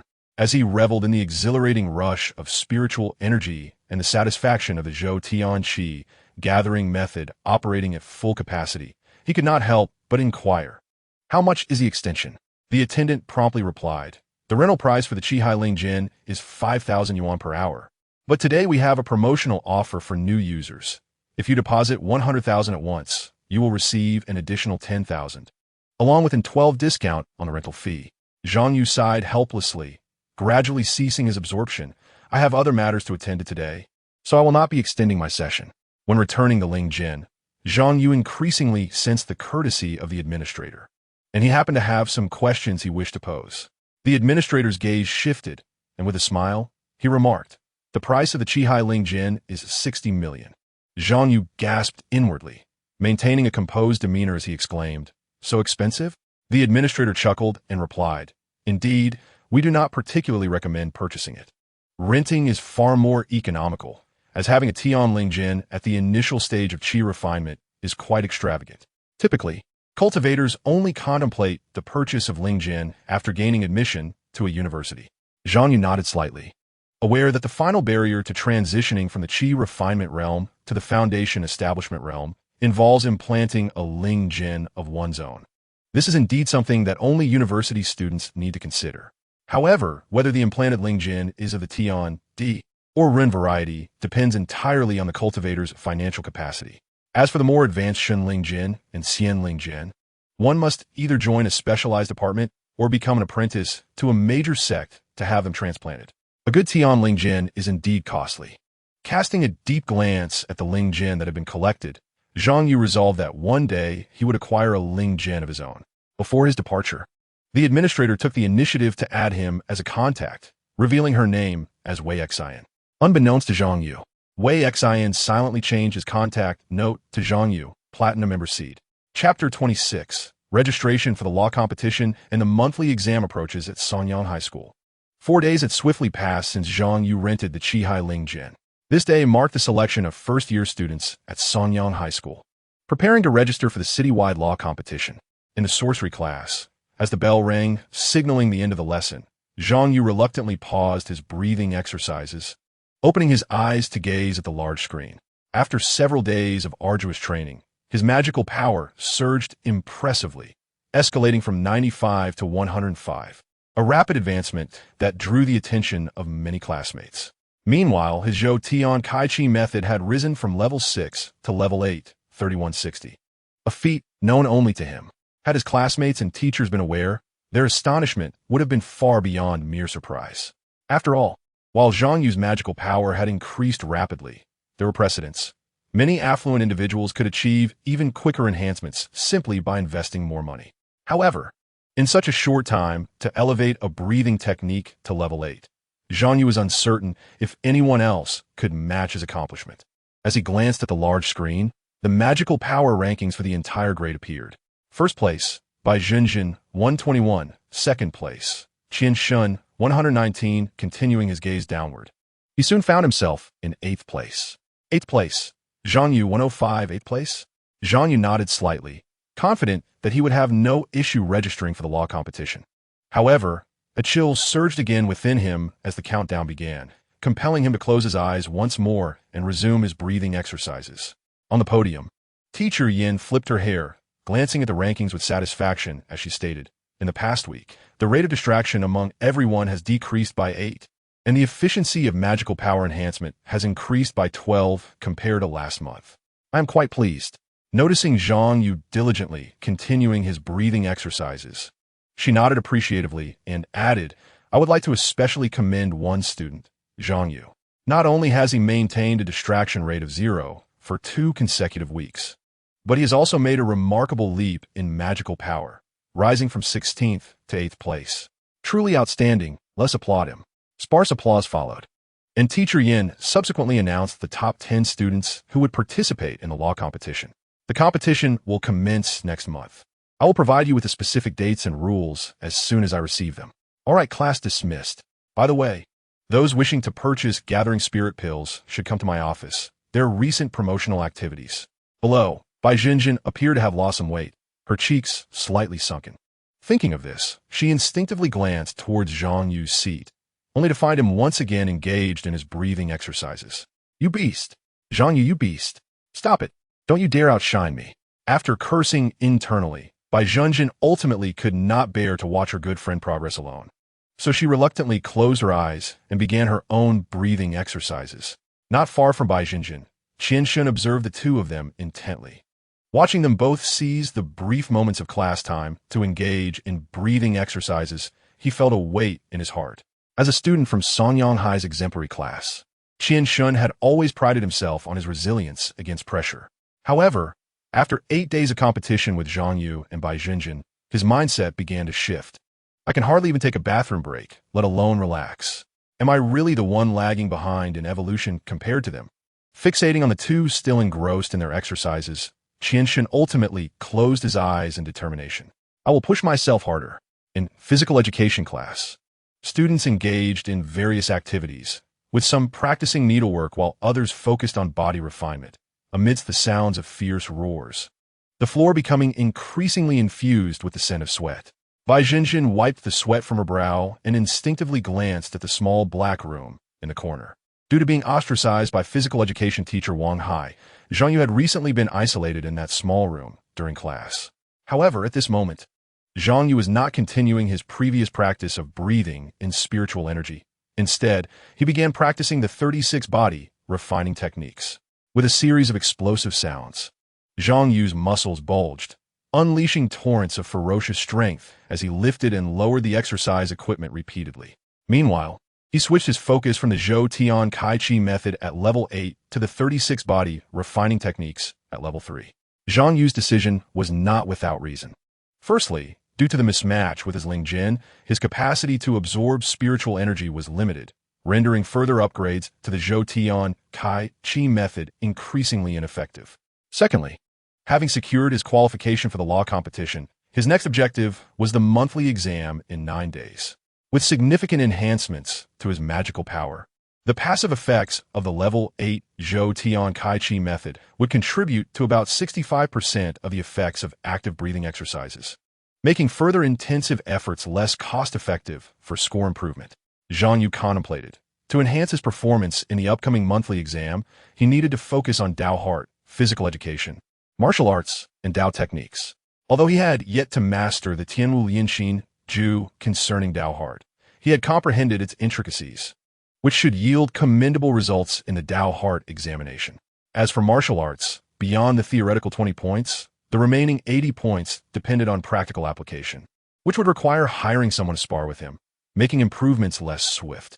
Dao techniques, on the other hand, posed even greater challenges, as significant enhancements were not feasible in a short time frame. After much deliberation, Zhang Yu concluded that he would best utilize the next 9 days to enhance his practice of the 36 body refining techniques and bolster his physical strength. Particularly during his practice of the 36 body refining techniques, he discovered an additional benefit stemming from the Zhou Tian Kai Chi method. He could feel the energy coursing through his body, his muscles contracting and expanding with exertion, while the cycle of magical power continued to operate within him, transforming strands of spiritual energy into magical power. During this process, as the magical power flowed through worn tendons and torn muscles, It began to nourish and heal the damaged areas, accelerating recovery and enhancing the effectiveness of his training. After reaching level 3 in the 36 body refining techniques, one could invoke magical power to achieve similar effects. Under the operation of the Zhou Tian Kai Chi method, a more intricate and refined cycle of magical energy continuously enveloped Zhang Yu, significantly enhancing his recovery abilities and the effects of physical training. He felt that if he could only practice the 36 postures of body conditioning 20 or 30 times a day before now, with the assistance of the Zhou Tian Kai Chi method, he could manage at least 50 or 60 repetitions daily. Thus, Zhang Yu resolved to commence his rigorous practice of the 36 postures. As these thoughts flashed through his mind, a wave of sentiment surged within him. It seemed he was becoming increasingly accustomed to this relentless pursuit. Alas, this cursed Kung Su truly transforms individuals into phantoms. However, after completing 15 repetitions of the 36 postures, Zhang Yu realized he had been mistaken. He found himself lying on the ground, drenched in sweat, the floor beneath him appearing to outline a faint human shape. Even the physical education teacher, Wang Hao, upon witnessing such diligent effort, would undoubtedly remark, "You've worked hard, take a rest." Yet, the one supervising Zhang Yu was not a person, but the very ritual itself. Practice must continue. Adhere to the ritual's covenant. Strive to fulfill your aspirations. And do not intentionally slack or delay. Zhang Yu lamented, "Foolish. I have reached my limit. This physical training is far more arduous than the breathing techniques." At that moment, Zhang Yu felt as if his lungs were gasping like a bellows. Every inch of his flesh and blood was racked with excruciating pain. Had I been too naive to believe I had adapted to this wretched world? Listening to the relentless countdown in his ears, Zhang Yu remained sprawled on the ground like a lifeless fish until the countdown approached its final moment. Suddenly, he sprang up, enduring the aches and fatigue, and resumed his practice of the 36 postures. After a grueling session, he once again collapsed onto his own sweat-soaked floor. Listening to the chilling countdown while feeling the ritual's power seemed to threaten to shatter his very being. Can a human truly adapt to this world? By the time I'm forced to leave from a building, I must unravel this wretched ritual. That afternoon, in an unusual turn, Zhang Yu, under the surprised gazes of Bai Zhenjin and Zhou Tianyi, spent over 100 yuan in one go to order an enormous meal. If the growth of magical energy relies on absorbing more spiritual essence, then the enhancement of physical capabilities is contingent upon consuming more nutritious food. I must eat 10 jin. Upon witnessing the substantial portion of Zhang Yu's lunch, Bai Zhenjin understood just how intensely he had practiced during physical education class. Was he feeling that his magical energy was temporarily sufficient, and now shifting focus to bolster his physical strength? When did this guy begin to work so hard? Could it be the competitive spirit stemming from his unaltered state? Watching Zhang Yu swallow an entire chicken leg in one bite, crunching the bones into fragments, Bai Zhenjin unknowingly quickened her own pace of eating. Zhou Tianyi sighed, "You all should eat more slowly. There's no grade for how fast you finish your meal." Nearby, Su Haifeng observed some students dining at a leisurely pace, inwardly commenting, "The lunch break is still too long. I say the school should install more surveillance cameras in the cafeteria. Anyone taking more than 10 minutes to eat should be reported and penalized." With this thought, he drafted a proposal to submit to the principal, suggesting improvements for the cafeteria. Over the next few days, apart from attending various classes, whenever Zhang Yu had time, he practiced the 36 postures. When he reached his limit and could not continue with physical training, he was compelled to engage in breathing exercises. Thus, day by day, he endured this torment until the day of the monthly examination arrived 9 days later. Chapter 27. The final sprint before the exam. At 3 in the morning, in the office of Songyang High School, Su Haifeng reviewed the list on his computer screen while speaking into the phone. Yes, Dao Xian scores have shown no significant changes. His physical strength, having been isolated for 3 weeks without testing, had already dropped to 19th place. Now, with his focus shifted to magical energy, it's a blessing if he can maintain that rank. His martial arts and Taoist skills have not shown any notable improvement either. Both subjects might drop below 30th place in this month's exam. Glancing at Zhang Yu's recent academic records, Su Haifeng shook his head. In summary, I did not anticipate a substantial improvement in his scores this month. The school will likely still offer him a Tier D contract. Understood. I will do my best to persuade him to sign the contract. although I do not know how he gained the Shuilian's favor. He has taken the exam and should have recognized his own situation. After hanging up, Su Haifeng closed Zhang Yu's score records and turned to the next document. To him, Zhang Yu was merely a minor detail among numerous matters. There were more significant students and issues at Sonyang High School requiring his attention. At 4 in the morning, in a dilapidated building, today marked the day of the monthly examination at Sonyang High School. Despite enduring 9 days of rigorous training, Zhang Yu was still diligently practicing the 36 postures, striving to enhance his strength before the official start of the exam. Zhang Yu's Dao Xn, Level 1, Magical Energy, 117. Physical Strength, Level 105. His magical energy, relying on passive breathing techniques interspersed with intermittent active breathing, had risen from 105 to 117. Physical strength, under his relentless training, had improved from level 85 to level 105. Of course, the most significant advancement over these 9 days was in the 36 postures, which had now reached level 9, 8,990. As Zhang Yu delivered his final punch, the 36 postures finally ascended to level 10, achieving the pinnacle attainable within the realm of refining energy. At that moment, a torrent of memories flooded his mind. Images of himself practicing the 36 postures repeatedly, a deeper understanding of his physical form. After countless meticulous refinements, his body finally underwent a qualitative transformation, adjusting in a more rational manner. A resounding echo reverberated in his mind. As his heart pumped waves of vital energy throughout his limbs, Zhang Yu felt as though he was undergoing a profound metamorphosis. The distribution of muscles became more conducive to exertion. The skeletal structure solidified and stabilized, and his entire physique appeared more balanced and harmonious.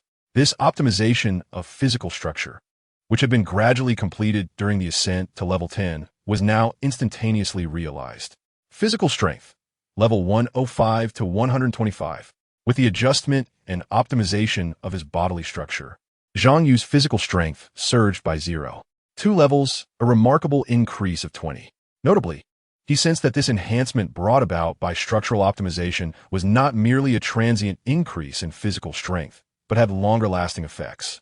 The present equilibrium and coordination of his physique would facilitate a smoother and swifter journey along his path of physical refinement in the future. Zhang Yu smiled faintly, excitement bubbling within him. The 36 postures reaching level 10 has actively optimized my physical structure. Could it be that all skills reaching level 10 yield such significant enhancements? This was information not covered in his teacher's lessons. However, Zhang Yu understood that achieving level 10, even for fundamental martial arts like the 36 postures, was too distant for first-year students. It was entirely reasonable for the teacher to omit such details. Next, he aimed to elevate the Zhou Tian Kai Chi method to level 10 and see what effects it would bring. Zhou Tian Kai Chi method, level 8, 3,160. Zhang Yu estimated that, at most, he would require a week's time to elevate this breathing technique to level 10. However, despite such thoughts, he did not hastily switch his specialization in Yushu to the Zhou Tian Kai Chi FA, as he had other plans for the day. He intended to adhere to the ceremonial commitments and strive to fulfill his aspirations, avoiding any deliberate laziness or procrastination. Just as Zhang Yu felt invigorated and somewhat reflective about his progress, that dreaded countdown chimed once more. He muttered a few curses under his breath, but realizing that this contraption lacked any will or intelligence, he understood that venting his frustration was akin to striking a fist against cotton, utterly hollow. Thus, he settled into a meditative posture, simultaneously resting his weary body, which had labored through the night, and recuperating his strength in preparation for the monthly examination. At Sonyang High School, students hurried along, their faces etched with unease. The campus seemed to be enveloped in a somber atmosphere. Zhang Yu looked up to see the once vibrant banner proclaiming the relentless pursuit of knowledge had been replaced with a grim slogan warning against reckless behavior that could lead to familial ruin. Even the periphery of the rooftop had been encircled with barbed wire, complicating the students' attempts at mischief.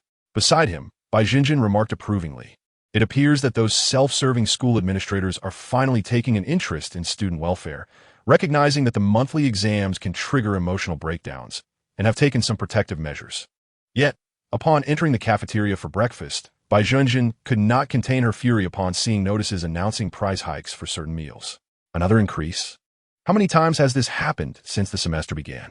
If a bunch of incompetent pests can't even manage the cafeteria, how can they ensure the quality of education? Zhang Yu attempted to console her. Sigh. For them, mistreating others is just standard procedure. Keep a calm mindset. We cannot let this affect our performance in today's exams. However, moments later, upon hearing the cafeteria staff announce new restrictions, Zhang Yu exclaimed angrily, "Why is the 5 yuan meal limited to just 1 serving per person each day? I managed to get 10 servings yesterday. All students want us to eat their fill. Why is that so difficult?" All right, Yuzi, by Jinjin patted Zhang Yu's shoulder, reassuring him, "Don't be impulsive. A teacher is watching. I'll just buy you an extra poor man's meal." As they took their meals to find a seat, Zhang Yu glanced at his bank balance. With the onset of a new month, it signified the repayment of loans, rent, utility bills, and meal expenses. After beginning his rigorous physical training, Zhang Yu had noticed his appetite expanding significantly. Consuming 10 kilograms of food in a day had become a norm, which meant his daily meal expenses amounted to several hundred yuan, totaling over 10,000 for the month. Zhang Yu increasingly felt that pursuing the path of cultivation was indeed a costly endeavor. He hoped for splendid results in the monthly exam to secure a favorable contract. Otherwise, he would have to seek employment again. Just then, Zhou Qianni approached with his meal and sat beside them, shaking his head in resignation. "Do you know why the cafeteria prices have gone up?" Zhang Yu and Bai Junjin simultaneously turned to Zhou Qianni, eager for him to elaborate. "The municipal government has raised tariffs on imported food from other cities to promote the synthetic food produced by Oasis Company. It appears that, in the future, the prices of all food items in Sanyang City, aside from synthetic food, will continue to rise. I also heard that the principal is considering replacing the cafeteria's pre-prepared meals with synthetic options." The original Zhang Yu had consumed quite a bit of synthetic food before embarking on the cultivation journey, primarily due to its lower cost. Fried insects, plant proteins, combined with recycled water and oil, had flavors that even pigs would refuse. Are we really going to miss out on pre-prepared meals? Hearing this, Zhang Yu and Bai Junjin sighed in unison, cursing both the Oasis Company and the city government for their inhumanity. The morning consisted of general education and theoretical martial arts exams, both conducted through written responses, the former totaling 50 points and the latter 20 points. In the afternoon, there would be a practical exam in Taoist arts worth 100 points, followed by an 80-point martial arts practical examination. The 80 points from the practical, combined with the 20 points from a morning's theory, made for a perfect 100 points in martial arts. Since the morning's tests were written, the original Zhang Yu had long mastered this aspect. After completing the examinations, he did not engage in hurried discussions about answers like his peers. Instead, he quickly had lunch and rushed to the small garden to begin his training.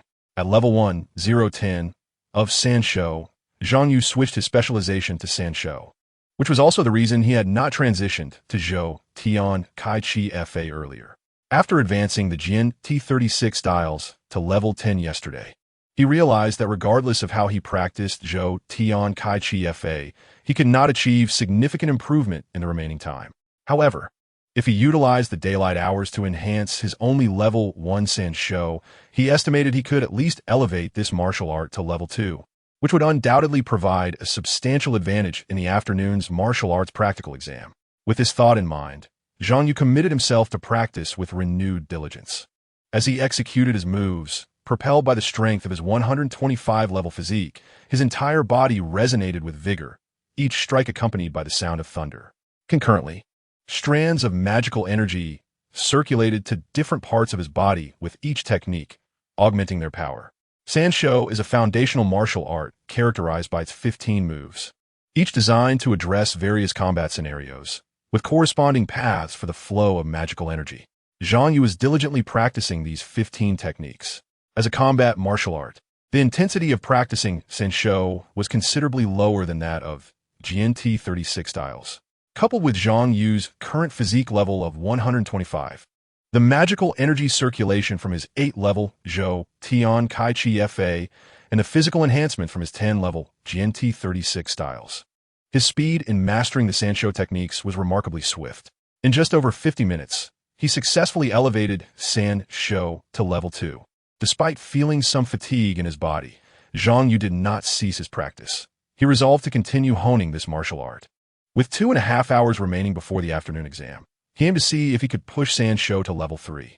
He tirelessly repeated the 15 Sanshou techniques, his body growing increasingly fatigued, his hands and feet gradually becoming weak, and his movements slightly faltering. Yet, the thought of his mounting debts and the ever-increasing expenses spurred him to persevere through the exhaustion. After more than 2 hours, sweat droplets dripped heavily to the ground. Zhang Yu's body radiated heat, his muscles intensely warmed from 3 hours of high-intensity exercise. Nevertheless, a smile broke across his face. He had successfully advanced this martial art to level 3. In that moment, the 15 techniques of Sanshou became increasingly ingrained in his mind, with even the subsequent variations and transitions becoming crystal clear. The flow of magical energy with each technique transformed into an instinctual response. Zhang Yu felt that as he executed a move, the magical energy within him would naturally circulate to his hands and feet. The passive cultivation from Zhou, Tian, Kai Chi Fa proved beneficial during this process. Zhang Yu sensed the magical energy circulating within him, realizing that with it constantly traversing his body, he could perform Sanshou with greater ease. He reflected on how greatly Zhou, Tian, Kai Chi Fa aided beginners, not only in cultivation and physical training, but also in practical martial arts. However, with the exam looming, Zhang Yu had no time for further reflections.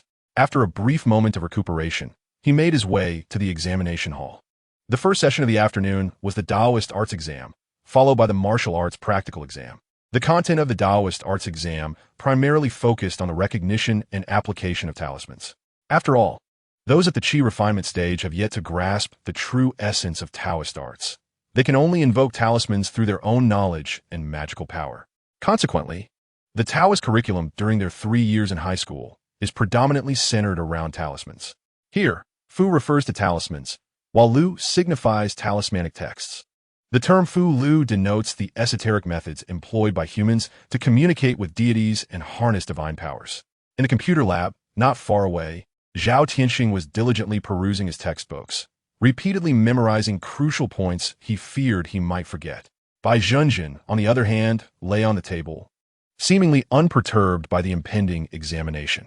Moments later, the computer screen before them flickered slightly, revealing the examination paper for their assessment. The first question read, which of the following talismans belongs to the divine talismans of the Ministry of Transport S. Wanxing Situ? In an instant, relevant information surged into Zhang Yu's mind.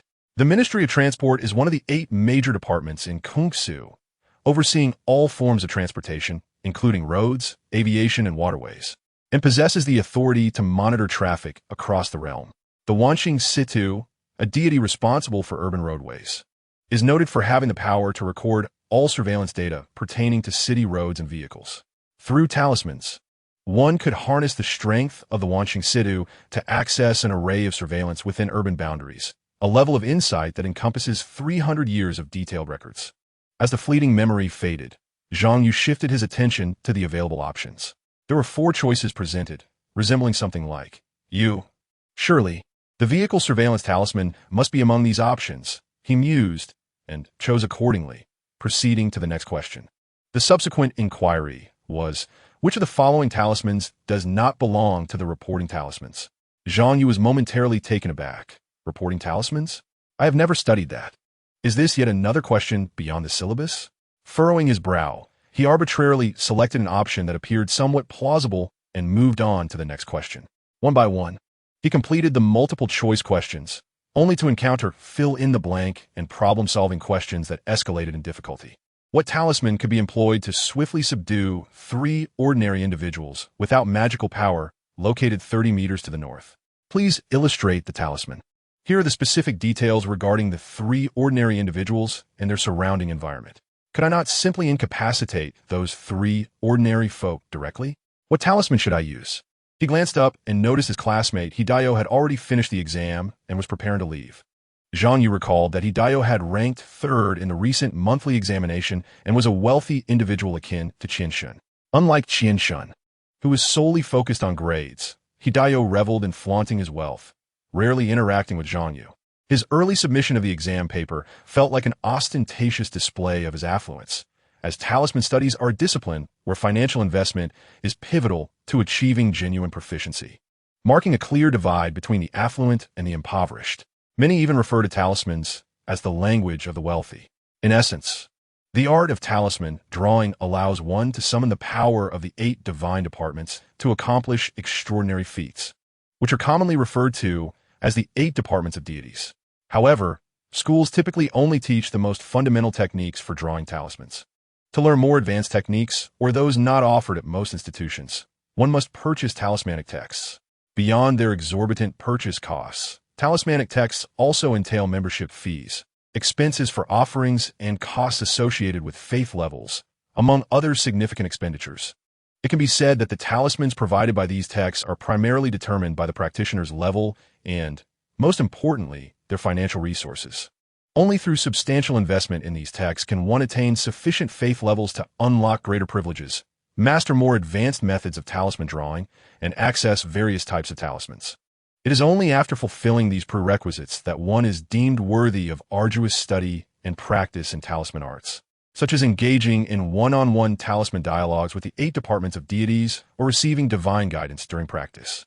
Of course, this rigorous training process also comes at a steep price. In truth, the entire journey of talisman learning outside the classroom is essentially a financial endeavor. Throughout this process, any violation of the regulations set forth by the 8 departments of deities, such as unauthorized sharing of talismans or using talismans in breach of sect laws, would result in severe repercussions, ranging from fines to financial ruin. Each time Zhang Yu attends a class on talisman studies, he cannot help but lament the inherent inequity of the subject, which serves as a prime avenue for affluent individuals to enhance their scores during examinations, further widening the gap between them and less fortunate students, truly a subject aptly described as the language of the wealthy. However, Zhang Yu had also heard Zhou Tianyi mention that talismans are not the most expensive aspect of Taoist arts. Many practices that can only be learned after reaching the foundation establishment stage require substantial financial investment, potentially incurring significant debt even for university students. Having finally endured this rigorous examination of Taoist arts, Zhang Yu stepped out of the classroom to find a throng of students surrounding Hidayo, eager to discuss answers. Hidayo smiled slightly, producing what resembled a jade tablet, and began to trace arcane symbols upon it. As he wielded his magical power, a golden, ethereal figure gradually emerged from the tablet.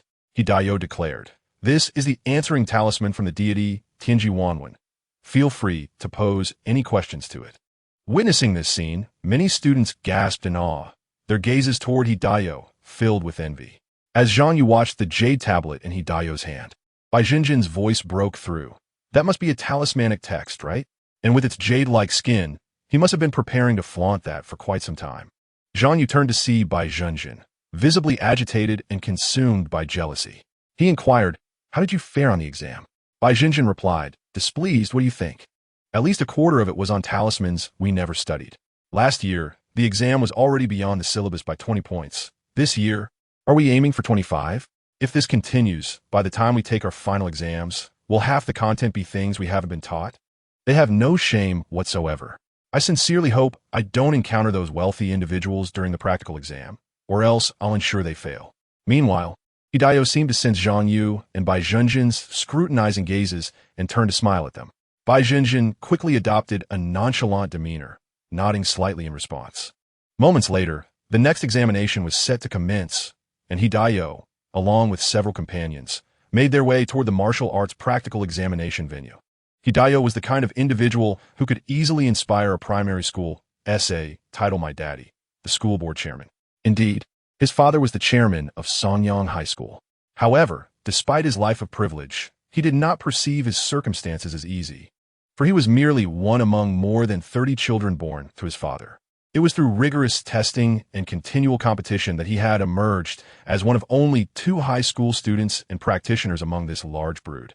Meanwhile, his other ordinary siblings had long since entered their father's company to repay the debts of their upbringing, while I'm the offspring of a wealthy family. My journey to this point has ultimately been shaped by my own efforts and talents.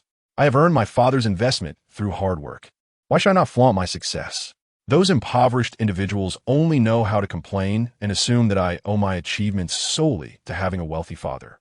They are nothing but childish and laughable fools. With such thoughts in mind, Hidayo has always looked down upon those who are both poor and academically lacking.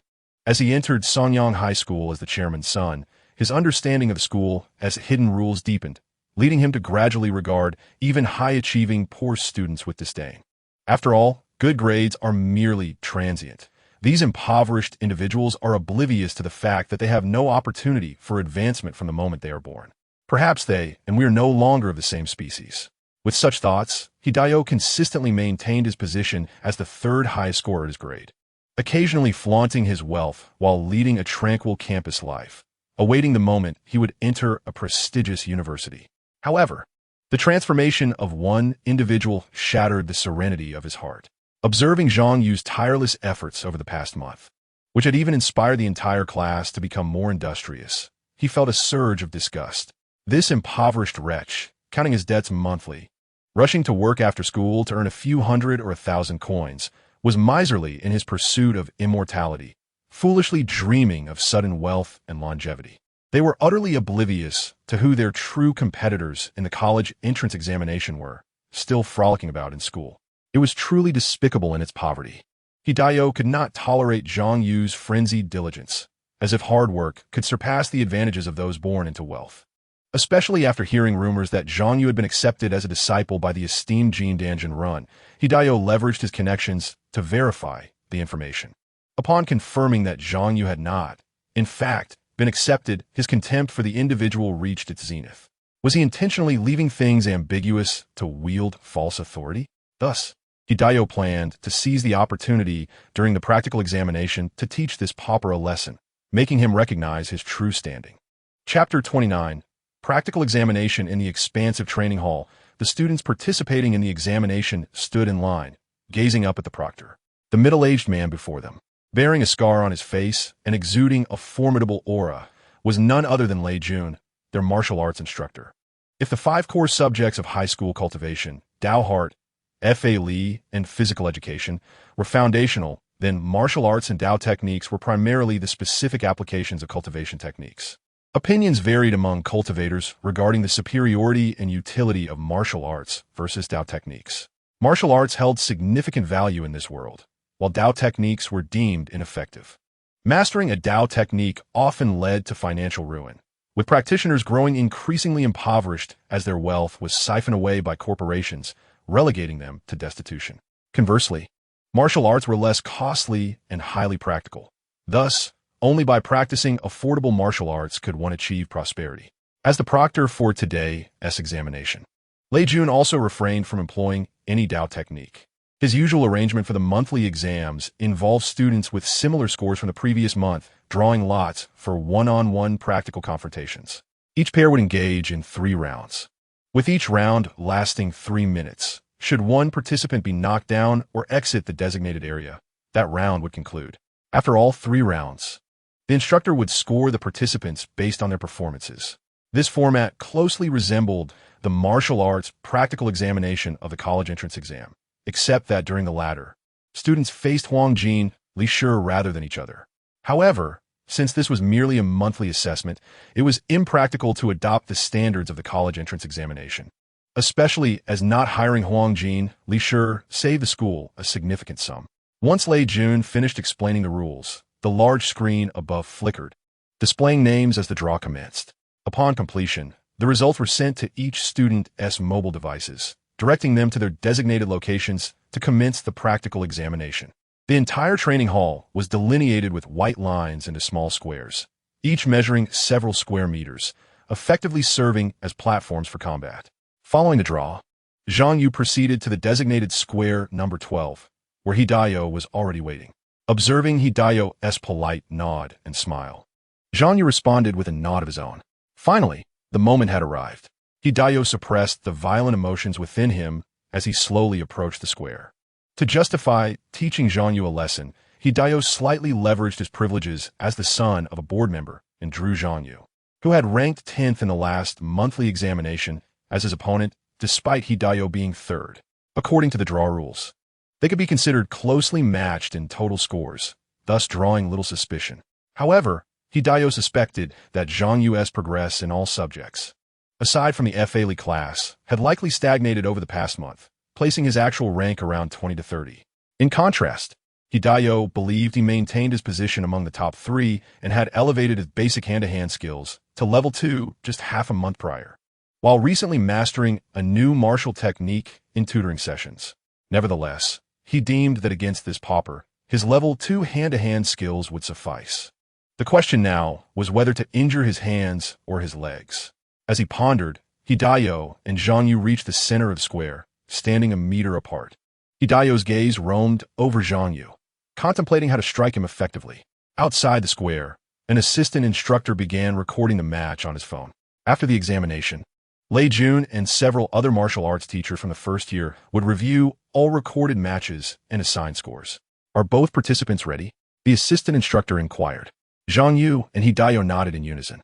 "Then, let the demonstration begin." Zhang Yu and Hidayo, first round, 3-2-1 commence. At the assistant instructor's command, Hidayo sprang into action, his right arm transforming into an indistinguishable blur as he struck towards Zhang Yu's neck. Simultaneously, he anticipated Zhang Yu's potential counterattacks. Having trained extensively in practical combat due to his wealth, he had experienced, trained for, and countered various responses to his strike. This was the advantage of practical experience. With his level 2 hand-to-hand skills, augmented by richer practical experience, Hidayo felt absolute confidence in overcoming his opponent. Thus, he aimed for a hand strike. Hidayo summoned his energy towards his palm. Bang! A resounding impact erupted from Hidayo's abdomen. He then felt a wild spinning of his surroundings, the hard ground beneath him, and pain coursing through his body. Only after several seconds did he gradually regain awareness. He had been struck by Zhang Yu and sent tumbling to the ground. "I was defeated in an instant." Hidayo's face flushed crimson. How is this possible? Seeing Hidayo's agitation, the assistant instructor, wishing to avoid complications, played the recorded footage of the battle before both Hidayo and Zhang Yu. The video revealed that as Hidayo launched his attack, Zhang Yu had deftly evaded it by ducking, simultaneously crashing into Hidayo and throwing him out of the designated area. The entire exchange took less than a second, giving the impression that Hidayo had intentionally collaborated with Zhang Yu to be tossed out. Witnessing this scene, Hidayo felt even more indignant. He had not even unleashed his full strength, nor had he utilized the newly learned martial technique. A mere oversight had led to his downfall. I underestimated Zhang Yu, allowing my thoughts to wander during our battle. With this realization, Hidayo's resentment deepened. However, he understood that regardless of whether his carelessness was to blame, any further explanations would only serve to amplify his embarrassment.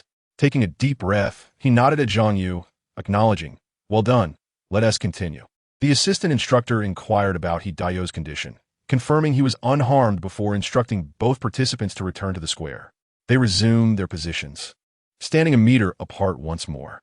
Zhang Yu smiled at Hidayo, contemplating that his score for this practical examination would likely be quite favorable.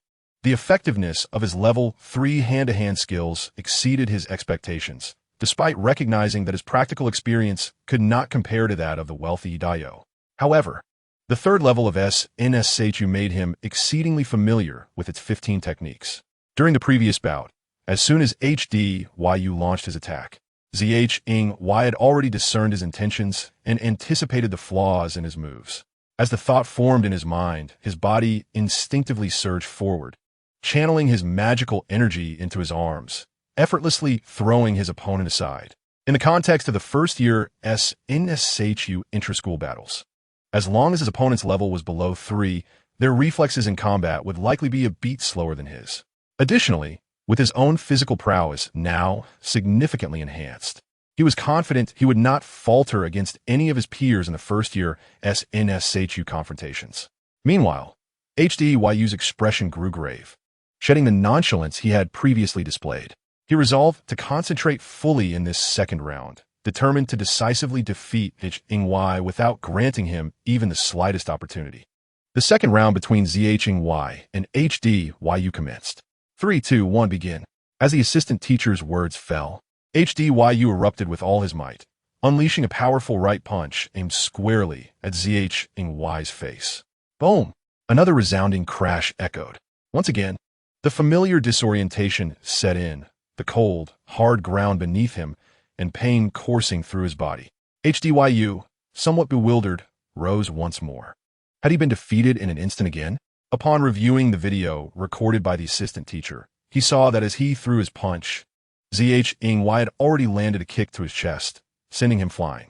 The speed of both their movements blurred the reality, making it seem as though Hdy had lunged into Zhy's outstretched leg. The third round began. This time, Hdy refrained from launching an immediate assault. Instead, he adopted a defensive stance, cautiously observing Zhy. Zhy mused internally.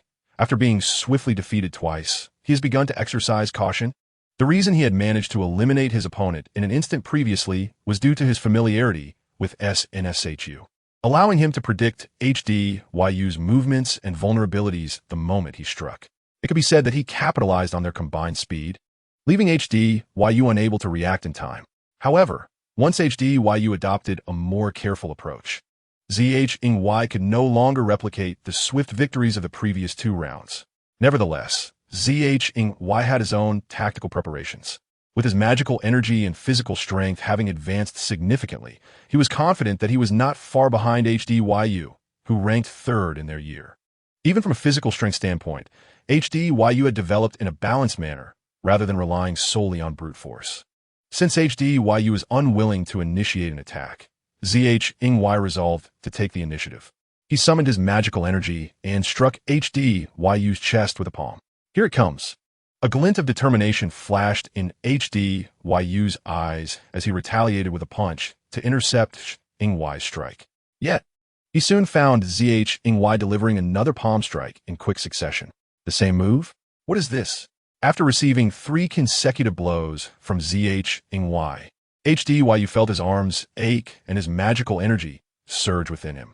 The sheer vigor of Zhy's magical energy and the ferocity of his physical strength exceeded Hdy's expectations. The opponent's strategy was straightforward, to engage him head-on. The 3rd level of SNSHU not only deepened Zhy's familiarity with the techniques, but the same moves in his hands unleashed greater physical power and more potent magical energy, granting him a significant advantage in direct confrontations. Hdy quickly recognized this and couldn't help but smirk. You wish to engage me in a test of strength? Very well. Let us see who is truly stronger. He channeled his newly mastered technique, the Shi-O-T-N-X ing palm, transforming his magical energy into a chilling force that surged through his palms as he struck towards Zhy. Chapter 30. Clash of Palm Forces and the Tao Heart Examination. The Shi-O-T-N-X ing palm possessed no specific techniques. It was a pure manifestation of magical energy transformed into a frigid force. At this moment, Hdy wielded the power of the Shi-O-T-N-X ing palm with confidence, believing it could severely injure Y, potentially freezing his internal organs. He was certain that given Zhy's financial situation, he could not afford hospitalization and would have to endure the pain. A pauper. I shall ensure you cannot attend school for at least a week. Boom! As their palms collided, their magical energies clashed with a thunderous roar echoing within their bodies. Although Hdy's Shi-O-T-N-X ing palm was formidable, it was still in its nascent stages of development. In contrast, Zhy's seemingly ordinary SNSHU had been cultivated to the 3rd level, enabling him to unleash impressive palm force. As their palm strikes met, the magical energy surged, and Hdy realized his advantage was not as significant as he had anticipated. The Shi-O-T-N-X ing palm could only gradually push back Zhy's force, slowly penetrating into his body. Meanwhile, Zhy's magical energy continued to circulate, replenishing itself and allowing him to withstand Hdy's Shi-O-T-N-X ing palm time and again. The assistant teacher, witnessing this scene, was taken aback. Are they engaging in a contest of magical energy? Observing their solemn expressions, the assistant teacher feared for their safety, worrying that his performance evaluation would suffer. Particularly considering one of them was the scion of a school trustee, it was imperative that nothing went awry. He silently hoped that neither would sustain severe injuries over a mere monthly examination, jeopardizing their futures. Neither spoke. Hdy fixed his gaze on Zhy, fervently channeling his magical energy to unleash wave after wave of Shi-O-T-N-X ing palm strikes. Zhy, however, remained calm, actively employing the ZHUTI-NCIQ method to restore his magical energy while countering Hdy's onslaught. In the blink of an eye, both were drenched in sweat, their bodies radiating heat, resembling two immense furnaces. Yet, Zheng's complexion appeared rosy, indicating he was growing increasingly at ease. In stark contrast, HDYU's face turned pale, showing signs of exhaustion. Unable to suppress his emotions, he glared at Zheng with a mix of fear and rage. The assistant coach glanced at the time. The contest of magical energies had persisted for over a minute. Observing HDU's condition. He felt compelled to remind them once more. If either of you cannot continue, please concede immediately. This is merely a monthly examination. HDYU struggled to speak, glancing at the increasingly relaxed Zheng.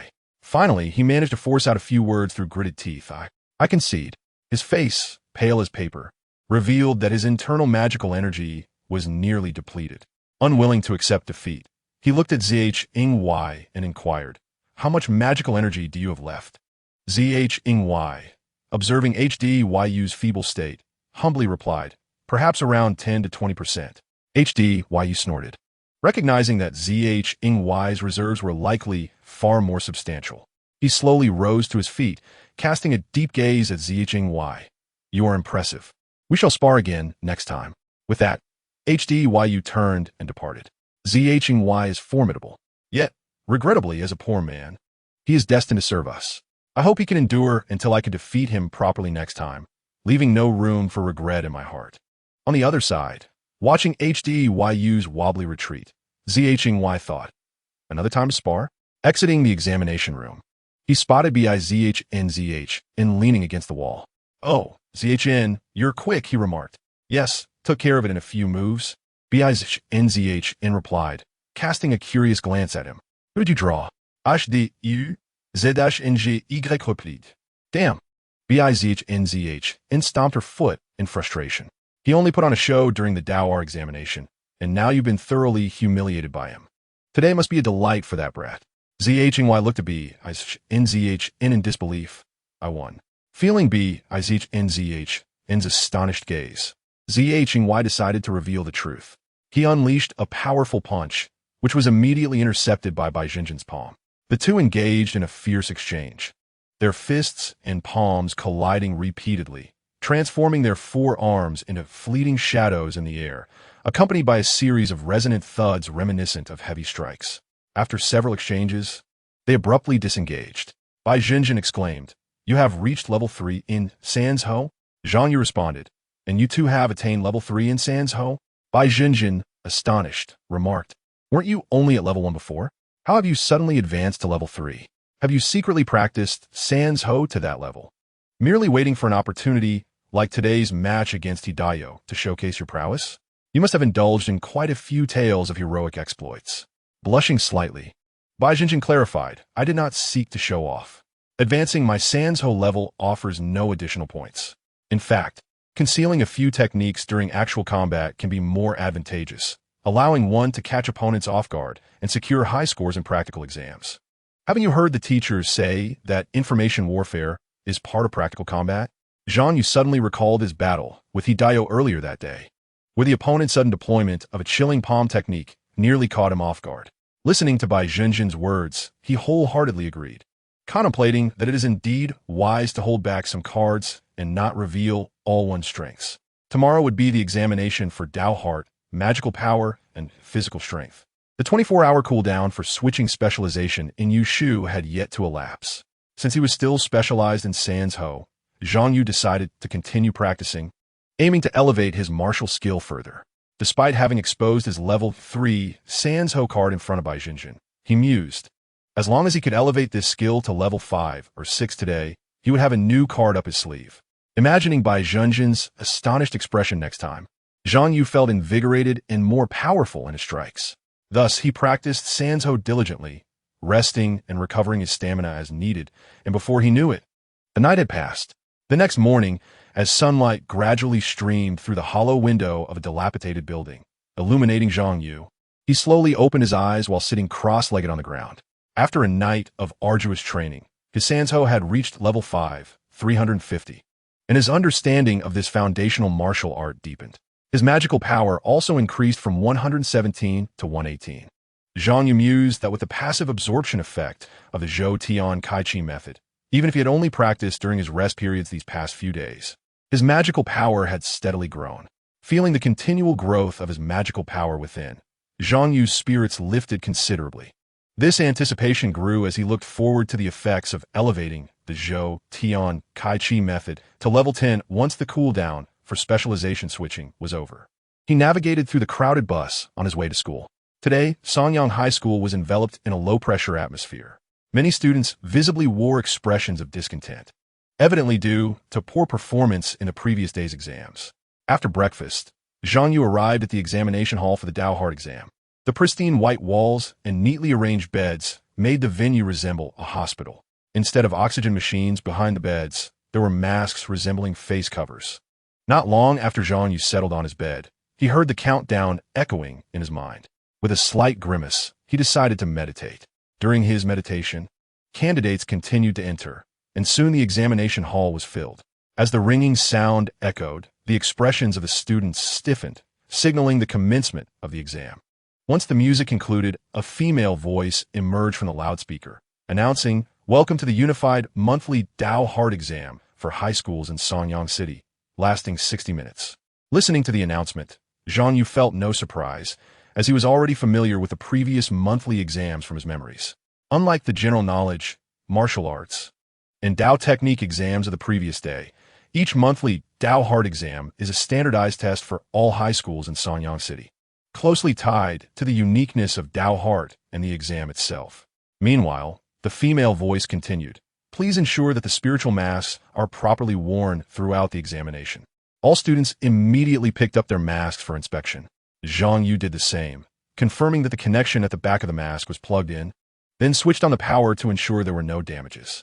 After verifying everything was in order, he donned the mask, feeling it conform perfectly to his face, as if an additional layer of skin had enveloped him. However, with his eyes covered, Zhang Yu was left in darkness.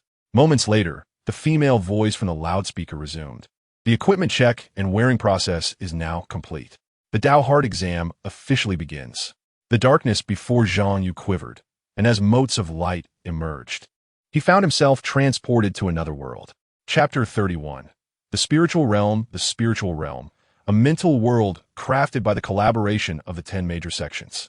As the exam commenced, Zhang Yu felt his consciousness being drawn from his physical body into this other realm. A gentle breeze tousled his hair, and he felt a firm sensation as if seated on a chair. Upon opening his eyes, he found himself in an ordinary classroom filled with students of similar ages, hailing from various high schools, totaling several dozen individuals. This was the spiritual realm, a mental world distinct from reality. It could be described as a genuine world, yet also as an illusory one. It is considered real because everything felt here is indistinguishable from the real world. Conversely, it is deemed illusory because all matter within this realm does not exist in reality. It resembles a dream, an illusion. Everything seen, smelled, touched, and felt can be manipulated by human control. Zhang Yu understood that his physical body remained at the bed in Songyang High School, while only his consciousness had ventured into the spiritual realm. Like the surrounding students, he was randomly selected from the pool of candidates from Songyang City to this classroom. Observing the environment, Zhang Yu could discern no difference from reality. He thought to himself, "I hope I won't be trapped here halfway through the exam." Akin to high school students ensnared in a virtual game. This virtual network-like space was Zhang Yu's understanding of the spiritual realm based on the information he had gathered. However, he knew that Kung Su had achieved this through celestial technology. Naturally, Zhang Yu was aware that his knowledge of the spiritual realm was still limited. His understanding was undoubtedly one-sided, yet it sufficed for his current comprehension. Before the gathered students stood a slender man wearing an owl mask, gazing down at them from the podium. Li Xingyu cast a glance at the candidates before him. In the next moment, from his perspective, the number, name, and high school of each candidate appeared above their heads. He sighed, wishing for an early conclusion to the proceedings so he could finish his duties. As a soul cultivator from Mongshan High School, devoid of a physical body and existing solely as a soul, Li Xingyu had long since adapted to the daily life within the spiritual realm. Due to the unique nature of soul cultivators, they were exempt from participating in the Dao Hard exam, instead being tasked by the teachers to oversee it. Contemplating the remaining 45 hours of work he had for the day, He couldn't help but let out a sigh. Suddenly, while inspecting the candidates, his gaze sharpened as he focused on Zhang Yu's direction. Is it him? Li Xingyu vividly recalls that day during Li Shuoyan's art exhibition when a particular security guard drew attention, triggering a remarkable phenomenon in the Tianren Yanwu Tuesday. Is he from Sanyang High School? This piques my interest. I should document his examination process, as it may serve as valuable research intelligence to present to the principal. With a slight focus, Li Xingyu took a few steps forward, and with each step, several copies of himself materialized. By the time he reached the 10th step, Li Xingyu stood before each candidate present. This technique of creating doppelgangers in the spirit realm had become second nature for a soul cultivator like Li Xingyu. Zhang Yu observed the proctor before him, adorned with an owl mask, and a wave of speculation washed over him. The strength of one's will reflects their Tao heart. To ascertain the level of one's Tao heart, it is typically assessed through the evaluation of willpower. However, the methods to measure willpower vary greatly. To prevent candidates from undergoing targeted training that could skew results, each Tao heart examination presents a unique set of questions. According to Zhang Yu's understanding, higher stakes examinations usually involve more resources, resulting in increasingly intricate experiences within the spirit realm for the candidates. After all, only through more complex and diverse experiences can a more accurate assessment of their condition be made. This time, it was a monthly examination. Zhang Yu mused that based on previous experiences, it should not be overly complicated. Simultaneously, Li Xingyu extended his hand, revealing an object resembling a mobile phone within his palm. He then announced, today's Tao heart examination is straightforward, pain. For the next 60 minutes, candidates could adjust their pain levels using the controllers in their hands. The higher the pain level and the longer it was sustained, the better their ranking would be. The Tao heart examination scores are determined by ranking. Thus, individual scores depend not only on oneself, but also on the performance of other candidates. In the case of the Tao heart monthly examination in Sanyang City, scores are based on the rankings of all high school students in the city. The actual college entrance examination, however, ranks all candidates across the entire Kungso layer. Moreover, if the pain level exceeds your tolerance and leads to unconsciousness, your consciousness will immediately exit the spirit realm, resulting in a score of 0. After explaining the examination's content, Li Xingyu pointed and a 10-second countdown appeared in the air. Once the countdown concluded, the examination would commence. Zhang Yu glanced at the controller resembling a mobile phone, observing the screen displaying pain levels. 0, 1, 2, 3. The only two buttons on the controller represented up and down, allowing candidates to continuously adjust their pain levels from 0 onwards. Zhang Yu felt an immediate discomfort coursing through his body. Who conceived this examination question? This is utterly absurd. Do not tell me there are levels like burning fire, chicken cutting, or lingering death among the pain levels. Is this some twisted version of Sanyang City's own Little Chainsaw Massacre? Zhang Yu despised suffering, and even more so, he loathed being pressured into enduring it. Yet since arriving in Kungsu and embarking on this path of cultivation, he had been subjected to relentless hardships. At that moment, Zhang Yu felt nauseated, and his resistance reached a breaking point. I love studying. I love examinations. After a pep talk, Zhang Yu felt slightly invigorated. The pain controller appeared somewhat more tolerable. What is will? What is thought? What is the Tao heart? The teacher of the Tao heart course had elaborated on various philosophies throughout history. Some worshipped deities, others revered demons, and still others idolized humanity, establishing diverse thoughts to enhance their Tao heart and strengthen their will. In Zhang Yu's understanding, willpower equated to the capacity to endure hardship. The stronger the will, the more one could withstand. Enhancing thought to elevate willpower meant convincing oneself that enduring hardship bore benefits, thus enabling greater perseverance. In that moment, Zhang Yu sought solace and encouragement through minor thoughts, hoping to improve his performance later. He possessed many such minor thoughts, as does everyone. However, he had yet to cultivate a cohesive, systematic philosophy, something the school's Tao heart course had not imparted. This requires each student to integrate the curriculum with personal experiences and cultivation methods to ultimately establish their own principles. The manifestation of a cultivator's willpower can be used to score their Tao heart level. The thoughts within a cultivator's mind can enhance their Tao heart through mental techniques, further strengthening their will. Thoughts serve as the core, will as the manifestation, and mental techniques as the method. This triad constitutes a complete Tao heart for a cultivator. The moment the countdown reached 0, all the students began operating their controllers. Some let out cries of agony, others contorted their faces, and some gasped for air. When Zhang Yu adjusted his pain level to 1, it felt as though a steel needle pierced his palm. He quickly employed the foundational heart cultivation technique taught in the Tao Heart course, striving to stabilize his mind. The basic heart cultivation method, emphasizing emptiness, void, and selflessness, was designed to foster emotional stability, maintain calmness, and gradually enter a meditative state. Through sustained practice, the Tao heart level would rise and willpower would strengthen. This level 1 foundational heart technique was learned by Zhang Yu before entering this world. However, due to his preoccupation with enhancing his magical prowess, physical strength, and various cultivation techniques, he had yet to elevate this heart method. Now, as he invoked the foundational heart technique, he sensed a growing tranquility within, and his pain tolerance appeared to increase significantly. He promptly raised the pain level to 2. A sharp sensation coursed through his other hand as if pierced by a steel needle. Still, he could endure it. Thus, he incrementally increased the pain level, and upon reaching level 37, he felt as if 37 steel needles had penetrated his hands and feet.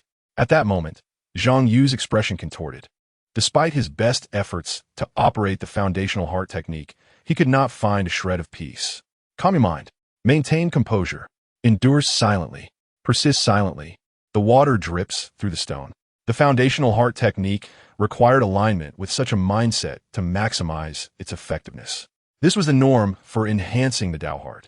Only when one's thoughts and heart techniques aligned would the improvement be optimal. However, the notions of calmness, silent endurance, and persistence did not resonate with Zhang Yu's character. In that moment, he yearned to immediately eliminate the person responsible for this Tao heart examination. Just as he felt he had reached his limit, a sudden surge of the Tianwu refining heart technique's contents erupted in his mind. Fist, palm, leg, spear, knife, sword, figures surged forth in his consciousness, exuding a fierce intent to conquer and an unrelenting spirit. These resonated with his true essence. Although Zhang Yu had yet to fully grasp the Tianwu refining heart technique due to insufficient Tao heart level, he felt akin to a soldier following a legendary warrior, drawing courage and spirit from the commanding presence before him. At that moment, the piercing pain from the steel needles became more bearable. A sinister smile crept across his lips. Once I ascend, I shall make the creator of this examination kneel and beg for mercy. Chapter 32. Magical Power and Sports in the Spirit Realm. Li Xingyu had been closely observing Zhang Yu's condition. Upon noticing that Zhang Yu's pain level had escalated to 37, he sensed that the individual was nearing his limits. Given his current state, it seemed untenable for him to endure any longer. A glance at the parameters displayed above Zhang Yu's head revealed his heartbeat, breathing, and other vital signs. He had reached the threshold of endurance. It was time to reduce the pain level. At this juncture, it appeared that he remained within the realm of a level 1 Tao heart. It was rather extraordinary that he could comprehend the intricacies of the Tianren Yinwu Tuesday. Just as Li Xingyu was musing over this, he felt a sudden shift in Zhang Yu's aura. The previously contorted expression gradually normalized, revealing a hint of a sinister smile. Oh, has he managed to hold on?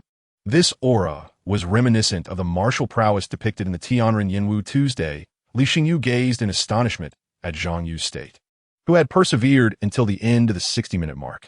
His astonishment deepened as he calculated that with such willpower, Zhang Yu's Tao heart was nearing level 2.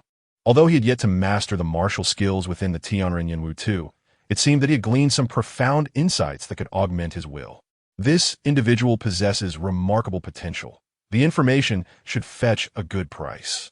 With this thought, Li Xingyu meticulously documented Zhang Yu's information and posted it on the intelligence website, initially setting the price at 1,000 yuan. However, upon further reflection, he increased the price to 10,000 yuan, titling it, "Shocking. A peerless martial talent emerges at Songyang High School." Removing the spirit realm mask, Zhang Yu stood up, trembling. Even after exiting the spirit realm, he was still plagued by a pervasive sensation of pain throughout his body. Nearby, a fellow student attempted to rise, but collapsed back to the ground, their legs giving way. Similar scenes unfolded around them, clearly remnants of the aftereffects of the spirit realm. One student promptly opened a personal medicine vial and consumed a pill. which Zhang Yu surmised was a Dao heart buffer. Although one could gradually elevate their Dao heart level through foundational practices such as Jianshan Fa and Tianwu Yanxin Zhu, many students opted to take the Dao heart buffer. This medication could adjust neurotransmitters and brain secretions, enhancing mood and motivation, thereby more effectively elevating one's will and Dao heart level. However, the Dao heart buffer was not without its side effects. The higher the quality and efficacy of the drug, the more expensive and addictive it became, with terrifying withdrawal symptoms upon discontinuation. Often, once one began taking it, they required long-term use. Otherwise, ceasing would result in a regression of their Dao heart. Zhang Yu's original self had faced a decline in his Dao heart level due to an inability to continue purchasing the medication. Presently, however, Zhang Yu resolved to refrain from Dao heart buffers, placing greater trust in his own potential and self-discipline. At that moment, there was little time for anyone to rest. A second examination awaited in the morning, compelling the students to quickly compose themselves and proceed to the next examination venue. Upon arriving at the venue for the magical power examination, Zhang Yu observed numerous assistant teachers and testing instruments meticulously prepared. When it was his turn, detection patches were affixed to his arms, chest, and abdomen, and he was instructed by the teachers to begin channeling his magical power from the dantian to his palms. The magical power assessment was evidently more intricate and precise than usual to avoid discrepancies in the monthly exam results. The patches not only measured the total amount of magical power circulating within Zhang Yu, but also gauged the efficiency of each instance of magical power operation. This was to prevent candidates from merely inflating their magical power levels through financial means without quality. Zhang Yu could distinctly sense that, in contrast to the torment of the Dao heart examination, the students appeared considerably less tense during the magical power assessment. After all, each student's level of magical power had already been predetermined before the exam, with little correlation to their performance under pressure. Magical power simply existed or did not. Proficiency was clear-cut. Just as Zhang Yu completed his assessment, the assistant teacher responsible for recording the data gasped in surprise, unable to resist stealing glances at Zhang Yu. Zhang Yu inquired, "Is there an issue, teacher?" The assistant teacher quickly shook her head. "No, nothing at all." Internally, she mused about the remarkably high efficiency of his magical power operation, suspecting he was yet another affluent student. During lunch, the cafeteria was filled with students who seemed like mere shadows of themselves. Some were still grappling with the aftereffects of the Dao heart examination, while others fretted over poor performance, and one student, Bai Zhenjin, lamented her plight. "Birth. The questions in this Dao heart exam were so outrageous they could make a horse weep. Should I start an online evaluation of the exam questions and discreetly place my phone on vibrate in my lap?" After enduring over 2 minutes of relentless cursing, Bai Zhenjin finally paused when Zhou Qianni approached, allowing her to take a bite of her meal. Zhang Yu believed similar tirades were undoubtedly reverberating across various high schools in Sanyang City. Upon Zhou Qianni's arrival, he could not help but exclaim, "Have you all heard? Several students from different high schools have completely lost it." Zhang Yu and Bai Zhenjin exchanged glances, their attention instantly fixed on Zhou Qianni. He continued, "The rules for this Dao heart examination were excessively harsh. For instance, some students, in their eagerness for high scores, inadvertently exceeded their pain thresholds and fainted, leading to their expulsion from the spirit realm, which resulted in a score of 0. He shook his head in disbelief. Some of them couldn't handle waking up and simply broke down. A score of 0. Bai Zhenjin thought gloomily, what a supreme humiliation for high school. They would forever lose their right to exist in the school. She added, "If it were me, I would also break down, preferably taking that question setter with me." Zhang Yu asked, "Doesn't that mean the question setter is in a predicament? If there are wealthy individuals among them, won't their parents seek vengeance?" Zhou Qianni regarded Zhang Yu as if he were a fool. "How could that be possible?" Zhang Yu retorted, "Are you suggesting that wealthy individuals' parents wouldn't retaliate? Is the question setter's background particularly formidable?" Zhou Qianni shook his head. "What I mean is, how could anything happen to wealthy individuals at school? Each is paid for security. The moment an issue arises, the entire school is alerted, and security or teachers will promptly intervene." He stated matter-of-factly, even if wealthy individuals were to face dire straits, they would find a different route. At school, even jumping from a building wouldn't result in death. Observing Zhou Qianni's confident demeanor, Zhang Yu couldn't help but concede that, in this chaotic realm, The situation might indeed be as he described. After finishing their meal, Zhang Yu took advantage of the cool-down period for his specialized skills and adjusted his focus to Zhou Tian's qi gathering method, practicing it several times. The Zhou Tian qi gathering method was at level 8, 3160, 6160. Soon, it was time for the final examination of the afternoon, the physical education exam. In the expansive training arena, Wang Hai sat at the judge's table.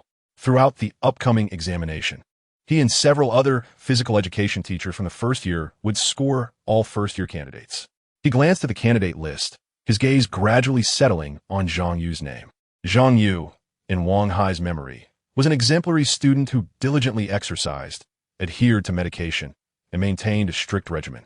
His attitude was earnest, and his drug tolerance was commendable. He had already become an object of his observation last month.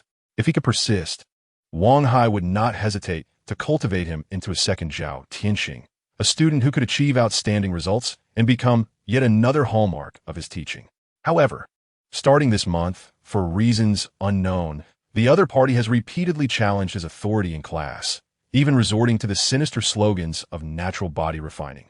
Initially, he suspected that the other party had found alternative sources, with someone behind the scenes attempting to vie for the market of the demonstration class at S. Ingyi in high school's first year. Yet, after a thorough observation and report from T.N.X.ing, he gradually dismissed this possibility. Then, he heard the news that Z.H.Ing had been accepted as a disciple by the J.N.D. and N, which spread widely. Although W.H.I. was one of S. Ingyi in high school's premier physical education teachers, he still felt inadequate to engage with someone of the J.N.D. and N.'s caliber. He could not ascertain the truth of Z.H.Ing's alleged acceptance as a disciple. While W.H.I. pondered these matters, 10 students approached the stage. The students revealed their well-defined muscles, their bodies covered in various detection patches. With a series of beast-like roars, the muscles of the 10 students suddenly swelled, unleashing remarkable power. The data from the detection patches rapidly displayed on the screens before the physical education teachers, detailing the explosive strength of each student's flesh and blood. This was not the usual course assessment of physical strength. Rather, it involved a meticulous evaluation of muscle strength across the body in real time as the students exerted themselves. Meanwhile, W.H.I. and his colleagues swiftly scanned the students, assessing them based on the appearance of their flesh, body structure, and explosive state, while correlating the newly acquired data to assigned scores. In a monthly physical examination, muscle strength was not the sole criterion for scoring. The dimensions, size, and structure of every muscle were crucial. Which structure was more conducive to exertion? Which muscle was more useful in practical combat? Which was living muscle, and which was dead? Evaluators needed to combine their experience with data to make their judgments. After all, even with equivalent muscle strength, differences in body structure and size could lead to significant variations in physical power, speed, and combat performance. I was already well-versed in this. As a top physical education teacher, he had encountered countless specimens weighing 200, 300, and even 500 pounds. With a glance, he recorded his score, but his mind wandered back to the matter of Z.H.Ing. Let us see what your score reveals. If your score has drastically declined after 3 weeks of isolation, it would indicate that you could not possibly be a disciple of the J.N.D.N. At this thought, a trace of coldness flickered in W.H.I.'s eyes. Anyone who affected his shipments deserved expulsion. Chapter 33. The Physical Examination and W.H.I.'s Strategy in the Male Candidate's Preparation Room. As each candidate warmed up and prepared, the air became filled with odors of sweat, feet, and oil. Z.H.Ing, enduring the unpleasant smells, applied the purchased J.Ing.Syu to various parts of his body, aiming to accentuate his muscle definition. Considering that a can of J.Ing.Syu cost over 100 yuan and he would need a whole can for the exam, Z.H.Ing applied it more meticulously, fearing any waste. This shabby school charged exorbitant prices for essential exam supplies. Yet, Z.H.Ing dared not forego the purchase. While the J.Ing.Syu had no actual refining effects, it enhanced the visibility of his muscles and body structure, facilitating the evaluator's scoring process. Without the oil, if the evaluators overlooked the definition of the candidate's flesh and awarded low scores, it would be a significant loss. Given Zheng's current understanding of the KNX world, he strongly suspected that the school profited handsomely from selling the Syu, potentially leading to malicious low scores for those who did not use it. Zhy called out to the back, "Zho, help me apply some on my back." "Sure thing." Zhotnx dipped his hand into the Syu and applied it to Zhy's back. At the same time, he observed Zhy's physique, thinking to himself, Zhy's muscle strength seems quite impressive. Although Zhy pursued a balanced development of strength, speed, and agility. Unlike Zhotnx's focus on strength, he had seen enough exemplary students in body refining. Now, observing Zhy's muscles and feeling their marble-like texture, he could distinctly sense that Zhy's physical strength was undoubtedly commendable. Could it be slightly higher than mine? But how could that be? He had no guidance in physical education classes. Shortly thereafter, Zhy and his group of 10, glistening with oil and adorned with detection patches, arrived at the examination site. The 5 physical education teachers below cast their gazes upon them, with Whi's attention momentarily lingering on Zhotnx and Zhy before he declared, "Let us begin." With a series of shouts, the candidates on stage unleashed their physical strength, causing their muscles to swell as they released the violence within their flesh. The platform beneath them creaked as if it could not withstand the onslaught of these physical behemoths. Meanwhile, the power data detected by the patches rapidly transmitted to the evaluator screens. Whi first focused on Zhy's data. The right arm produced an explosive force of 443 kilograms, while the left arm yielded 422 kilograms. Such progress in just a few weeks? What could he possibly have consumed? Is his muscle structure being compromised? Upon seeing this data, Whi's gaze sharpened, and he quickly looked up at Zhy on stage.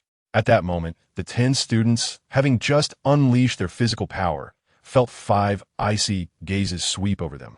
From the perspective of the audience, they appeared as 10 formidable beasts, exuding an overwhelming aura. However, from a student's vantage point, the 5 physical education teachers resembled terrifying giants, their cold stares scrutinizing them as if they were pieces of meat to be selected. In that moment, Zhotnx felt like a lamb destined for slaughter before these 5 teachers, striving to muster all his strength.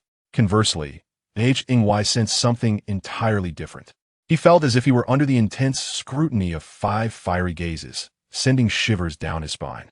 Meanwhile, one of the physical education teachers below exclaimed, "What a remarkable physique! Strong back, impressive chest, and powerful arms. Who would have thought there would be such a well-structured student in the first year?" Another teacher patted Whi's shoulder, saying, "Mr. Wing, this must be one of your key projects. This structural adjustment is exceptional. Such impressive sculpting must have taken considerable effort. Your year-end bonus is assured." However, in the teacher's gaze towards Zhy, there lingered an uncontainable admiration. He could not help but think, although selling drugs is my primary business, as a physical education teacher, Whi simply could not assign a low score to such a gem of a physique. It was a veritable work of art. Moreover, the teachers who had just spoken had effectively closed off any chance of him scoring low.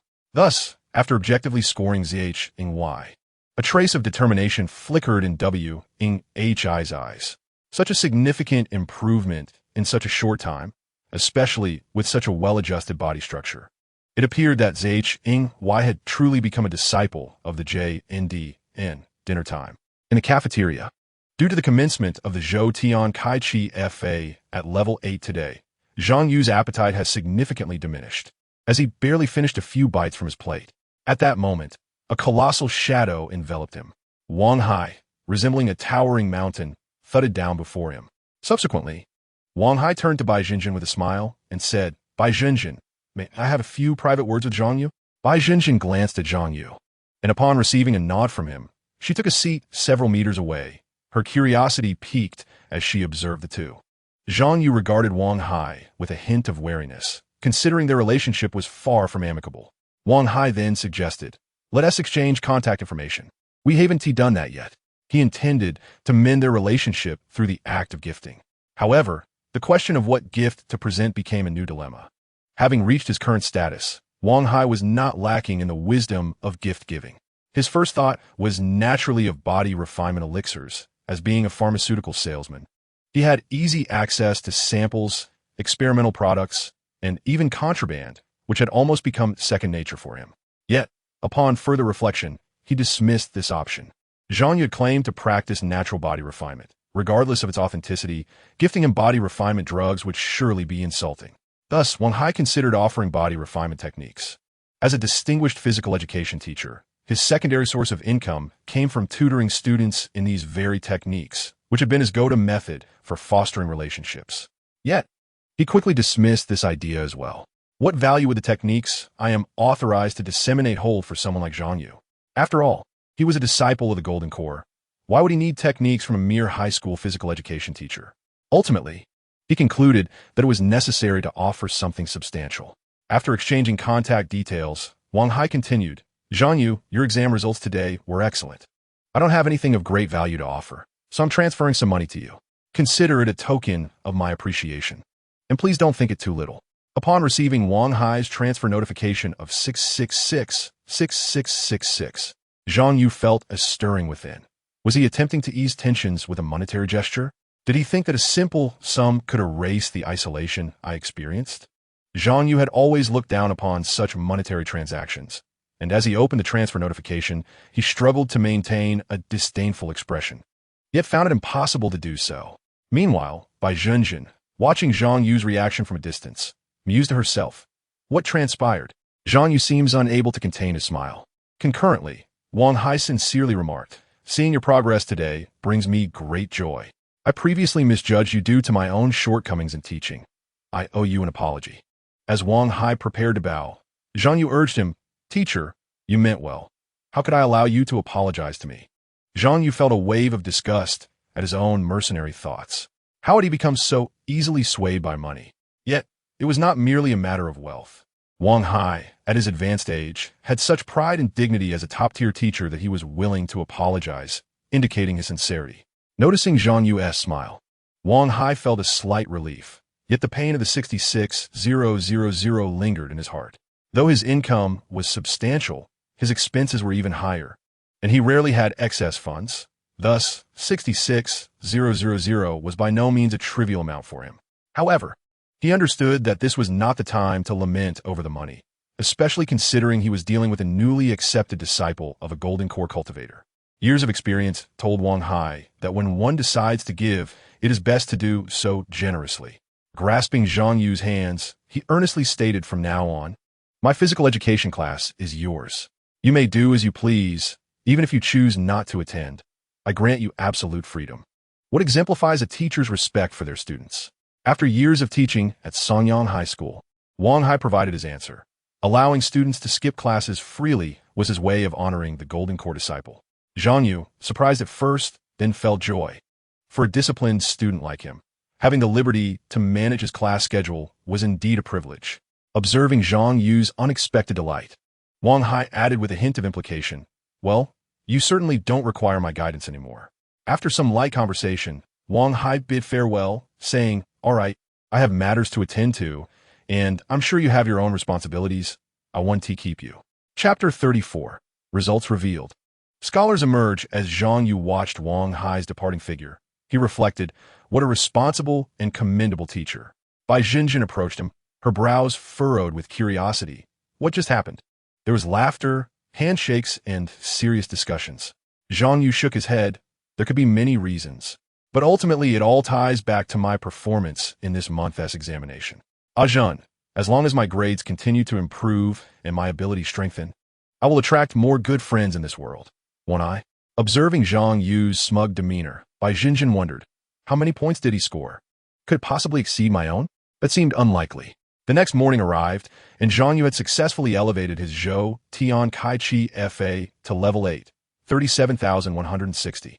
His magical power, after a day of passive and active cultivation, had increased by 118,119.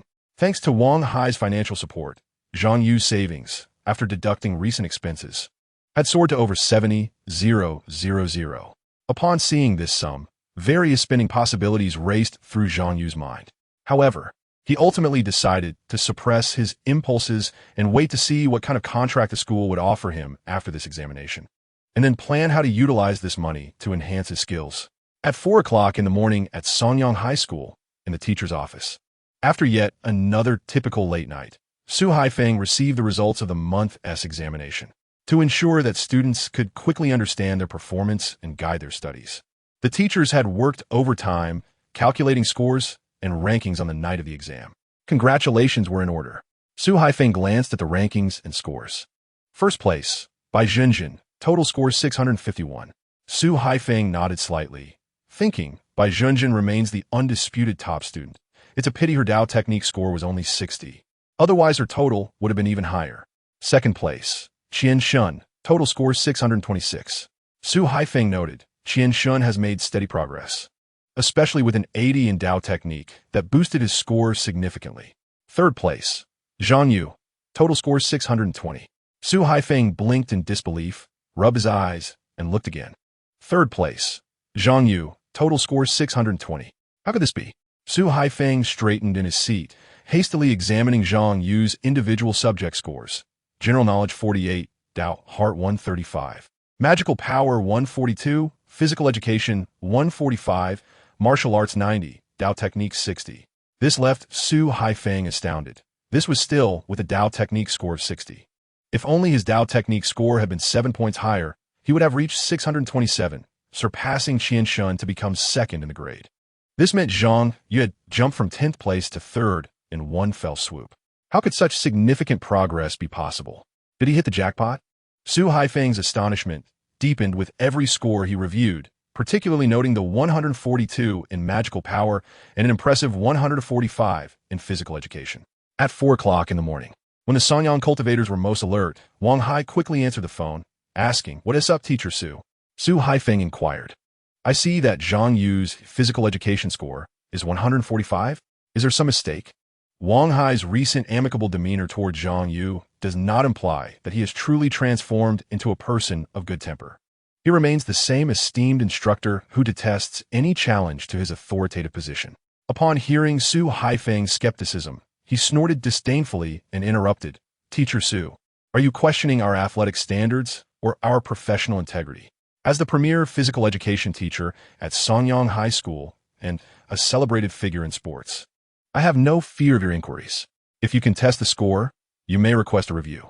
However, I assure you that Zhang Yu's score is undoubtedly correct, 145 points. His physical strength has reached level 125, placing him among the top in his grade, and his overall physique is exceptionally well proportioned.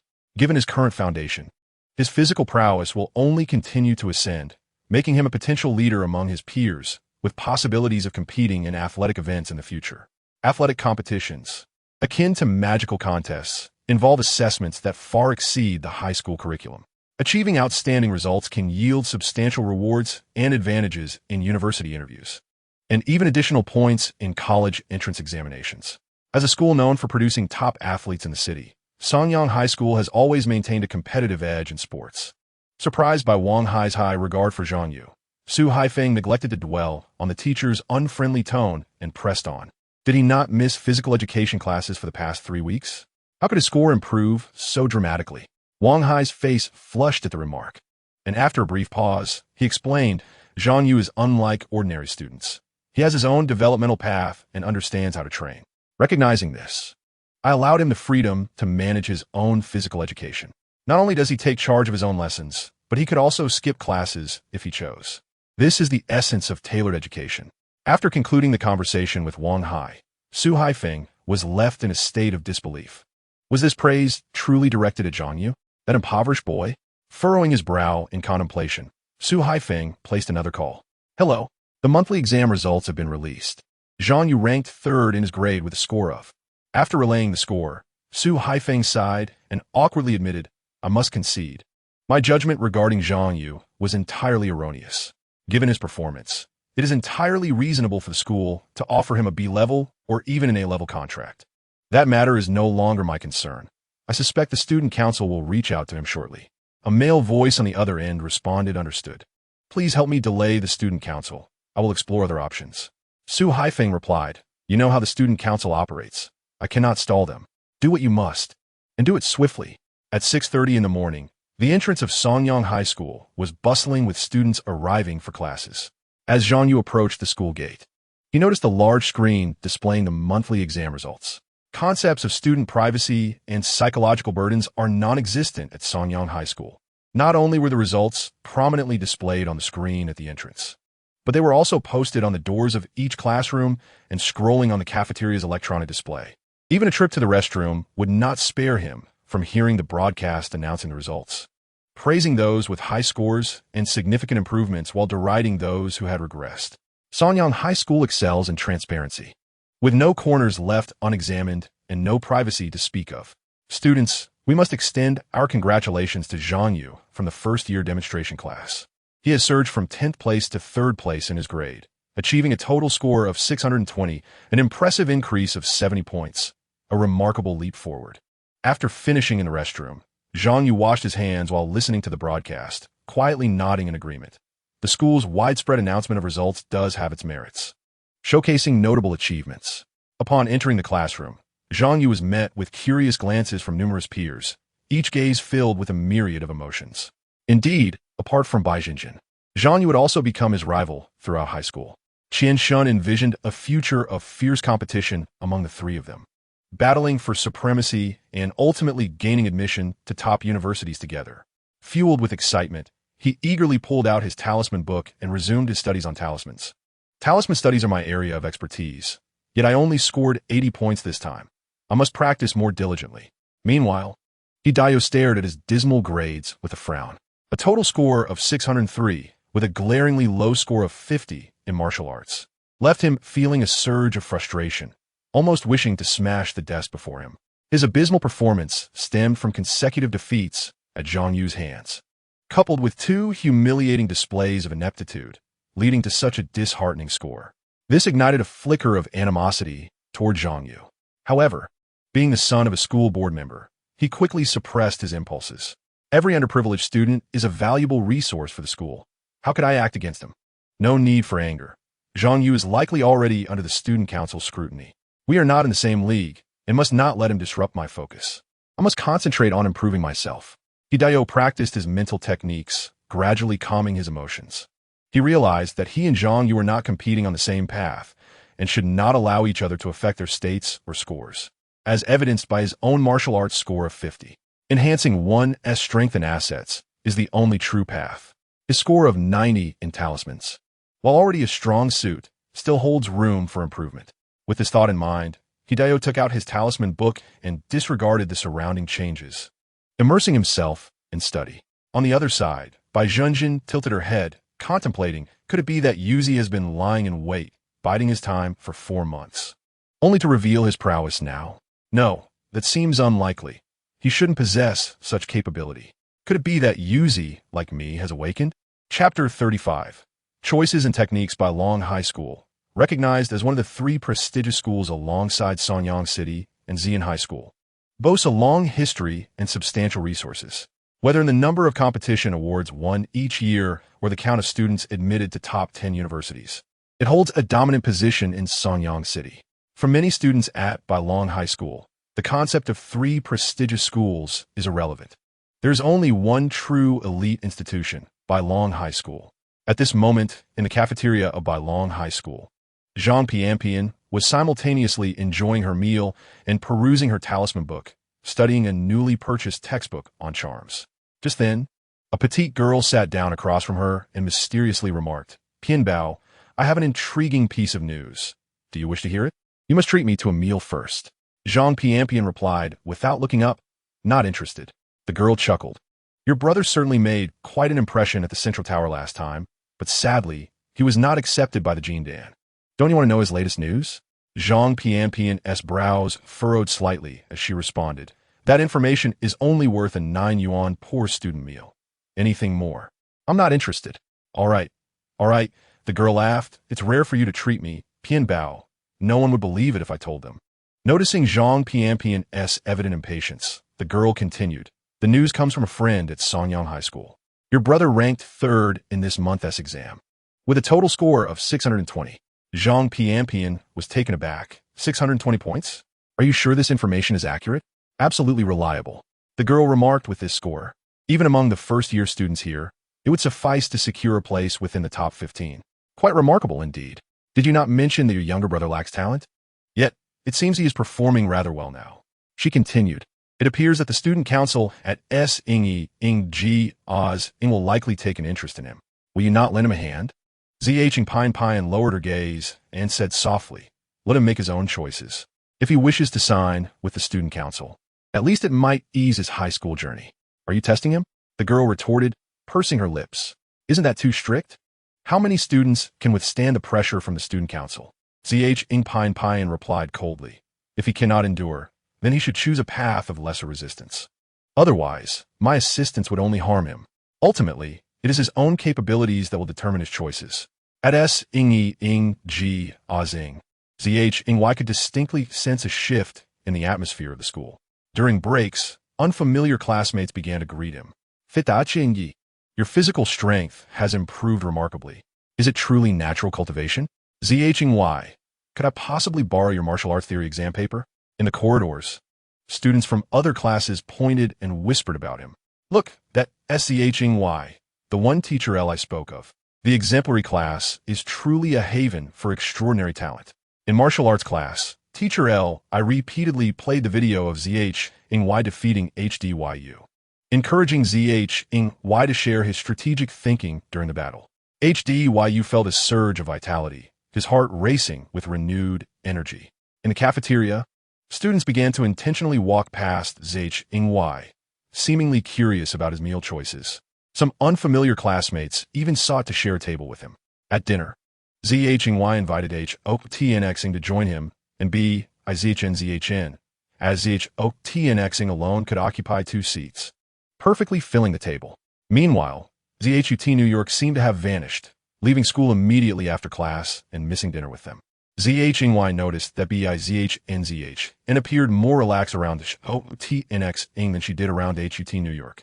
At that moment, ZH.O.T.N.Xing complained. How long will the cafeteria's electronic screen display the monthly exam results? It's inconvenient to check the prices while getting food. Zh took a bite of his meal and sighed. Little Zh.O., this reflects your limited perspective. The school displays the monthly exam results to encourage everyone to strive for excellence. I believe it could be displayed for a few more days without issue. B.I.Z.H.N.Z.H. nodded slightly in agreement. After all, exams are the essence of our student life. The significance of displaying scores far outweighs the triviality of food prices. ZH.O.T.N.Xing looked at the two with a bemused expression, particularly at Zh.Y. He suddenly realized that Zh.Y was no longer the student who shared a similar ranking with him. They were no longer of the same academic tier. What once deeply troubled other students, applying relentless pressure and inciting fierce competition, now merely serve as a blatant display of H.Y's newfound status. Just days ago, he had joined Zh.Y in criticizing the school's inhumane practices. Now, he pondered, had attaining higher scores truly transformed him so swiftly? B.I.Z.H.N.Z.H.N smiled at Zh.Y. You seem to be in quite a good mood. More than just good, Zh.Y thought, feeling an overwhelming sense of exhilaration. He had never perceived the scenery of S.Ing.G. Oz.Ing as so enchanting, nor the camaraderie between students and teachers as so warm. For someone who endured daily hardships and rigorous training, this was the most beautiful sight, a rare solace, a reward from the heavens for his diligence and discipline. Zh.Y humbly waved his hand. It's merely empty accolades. I wonder why so many are drawn to me. B.I.Z.H.N.Z.H.N., you have held the top position for so long. Why did no one seek your company?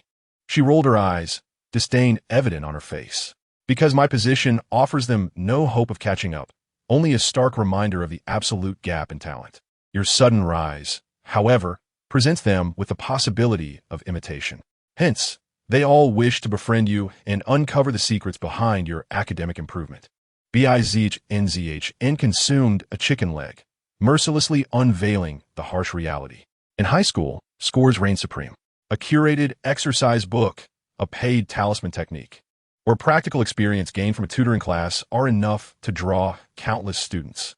Not to mention the allure of your remarkable 70-point increase in a month. Even the top 10 scholars will be tempted. The students approaching you are not genuinely seeking friendship. They merely wish to acquire the secret behind your significant score increase, ideally transferring your 70 points to their own scores. ZHOTNX shifted in his seat, the two chairs beneath him creaking under the strain. He mused, I am currently ranked 10th, and I had deliberately sought proximity to ZHY. Is she implying something about me? Despite his intentions to learn from their exemplary study habits and inquire about ZHY's rapid progress, he found himself squirming in his seat, feeling the atmosphere at the table grow tense, suppressing his desire to pose any questions for now. After parting ways with ZHY and BIZHNZHN, he watched them as one boarded a bus and the other a subway, still contemplating the matter. Was BIZHNZHN truly alluding to him? On the bus, as he navigated through the crowd, ZHY felt his phone vibrate. Upon checking, he discovered a message from BIZHNZHN. In the coming days, the student council may wish to discuss a contract with you. Regardless of the terms, do not agree just yet.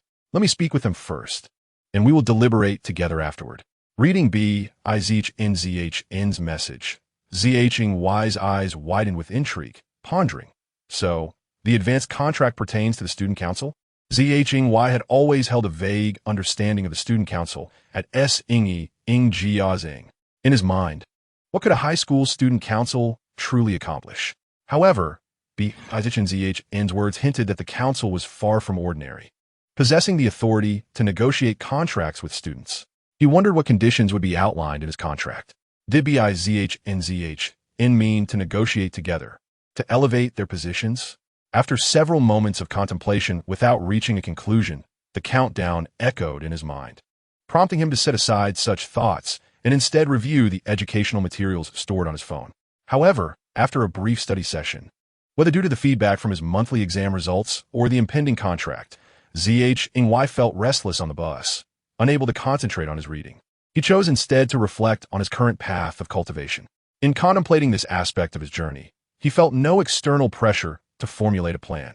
After all, envisioning his future and strategizing his training aligned with his aspirations of diligent study, rigorous training, securing a university admission, and ultimately acquiring all the antiques in his shopping cart.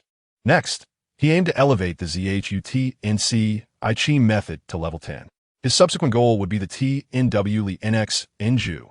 However, this martial art requires a 3-level Dao heart. Thus, he must first practice the foundational meditation technique, enhancing it to level 10 while concurrently raising his Dao heart to level 3, before finally practicing the TNW Inju. Beyond that, the only techniques available for practice were the foundational breathing exercises, free combat, and high school basic swordsmanship. Confirming his future plans in his mind, ZHY contemplated his current savings of over 70,000, along with the potential income from the forthcoming contract, giving rise to a thought. Should he invest in more advanced and effective techniques?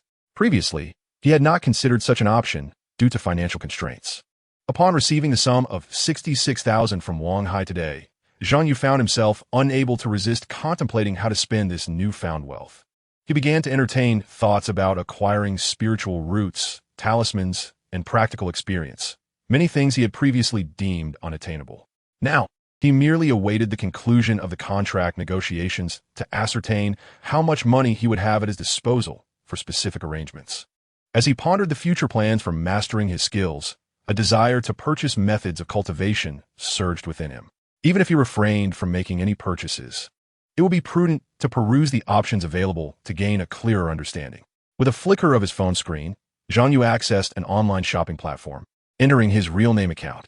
After a brief facial recognition verification, he entered the purchasing site dedicated to immortal cultivation techniques. However, due to his current status, he was limited to viewing only methods suitable for the Qi refinement stage. Upon entering, he was greeted by a row of recommendations stating that your friends are currently viewing Chandafa, Universal Version, Dream Sutra, Practice While Sleeping, 9 Heavens Quick Success 8 Talismans. Curiosity piqued as Zhang Yu pondered who among his friends might be interested in these martial arts. Unfortunately, after logging in with his real name, he realized that most of his classmates were merely acquaintances on the shopping platform, making it impossible to identify who was exploring these options. The 9 Heavens Quick Success 8 Talismans?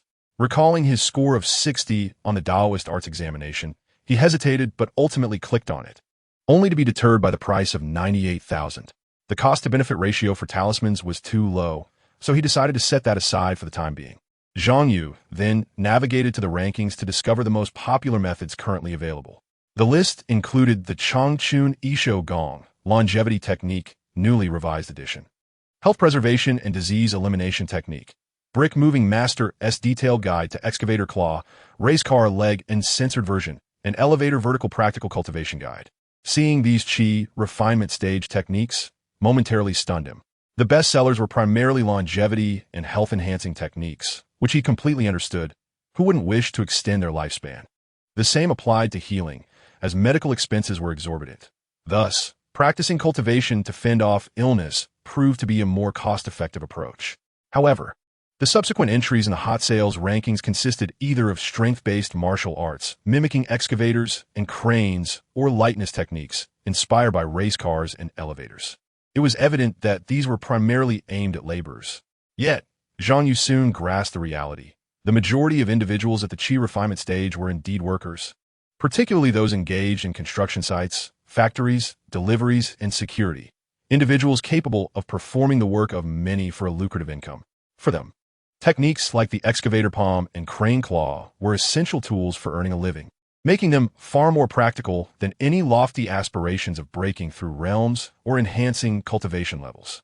With this realization, Zhang Yu adjusted the search filters to specify an age range of 18 to 20.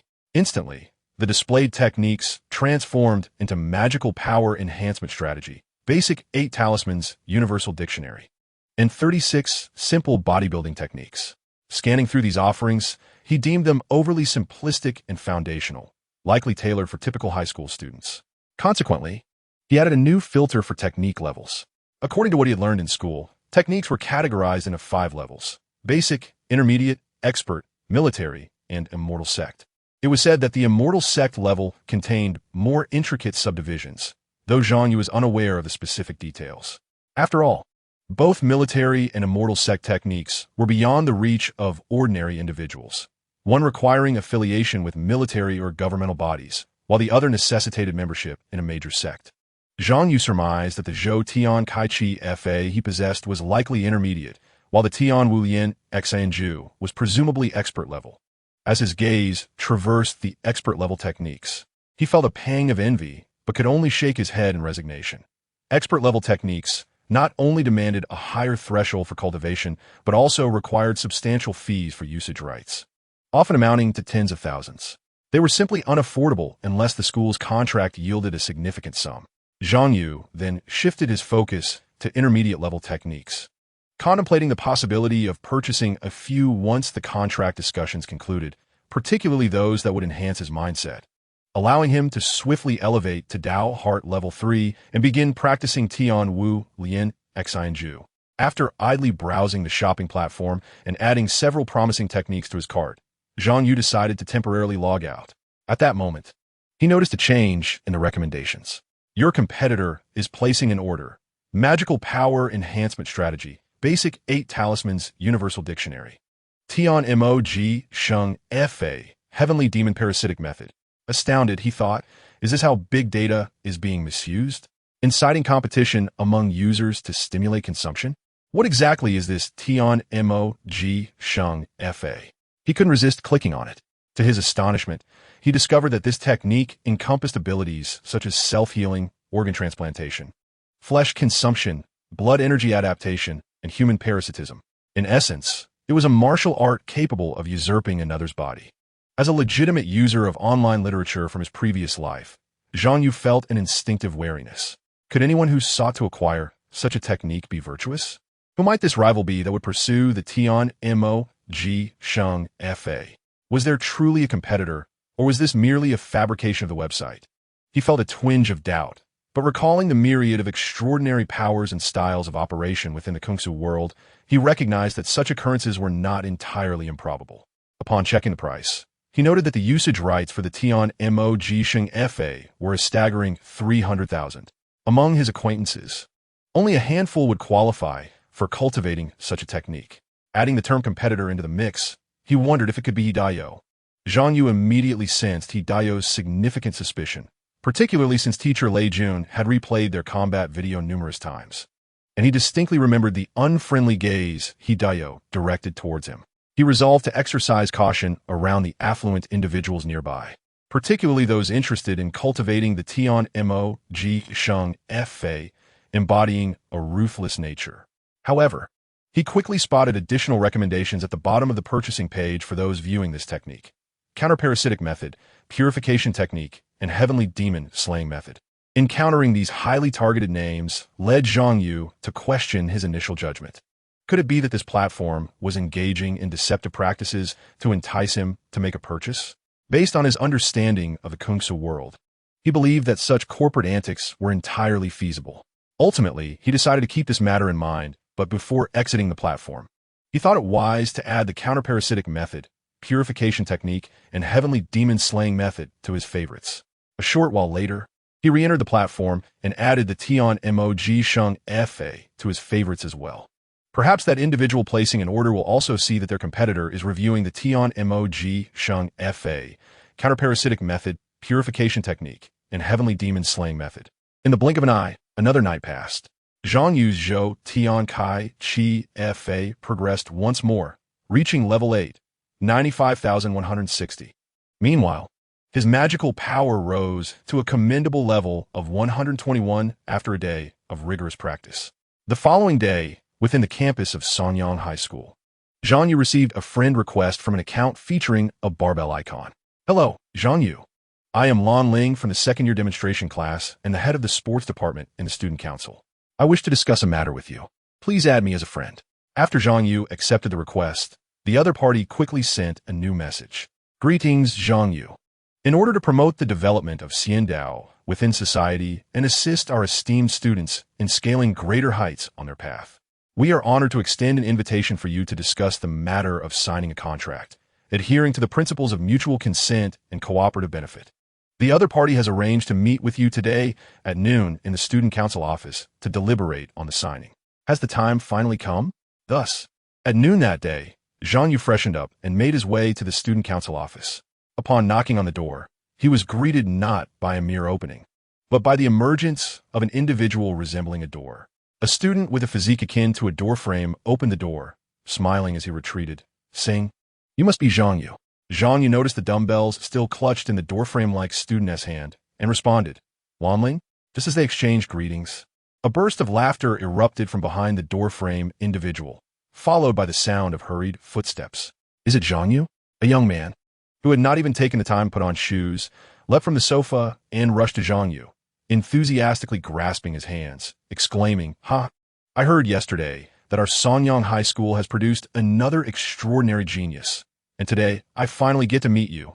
With that, he pulled Zhang Yu inside. Lan Ling followed, introducing, "Zhang Yu, this is our student council's vice president, Zhou Chechen." Zhang Yu recalled that this individual was indeed the top student of the second year, a name he had frequently encountered after the monthly exams.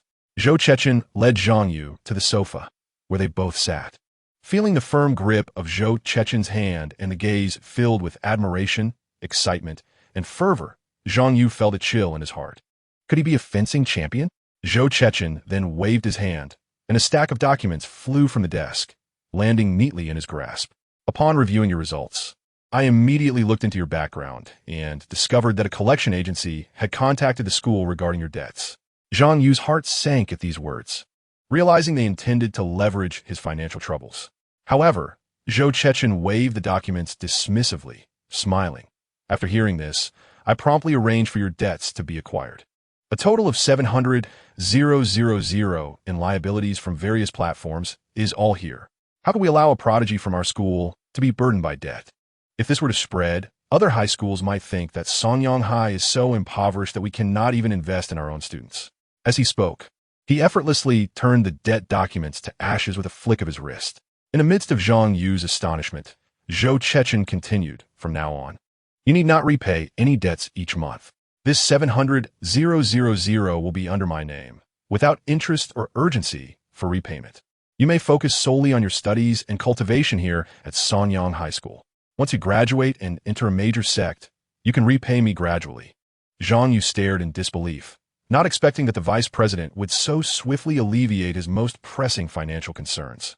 Zhou Chechen then picked up another document, stating, "This is the A-level contract we have arranged for you after discussions with the president. A monthly cultivation fee of 50,000, with an 80 discount on resources such as spiritual roots, quiet rooms, spiritual realms, talismans, canteen services, and potions. We have also prepared a single room for you in the dormitory." As he listened to the litany of favorable conditions, Zhang Yu's heart raced with the impulse to sign the document immediately.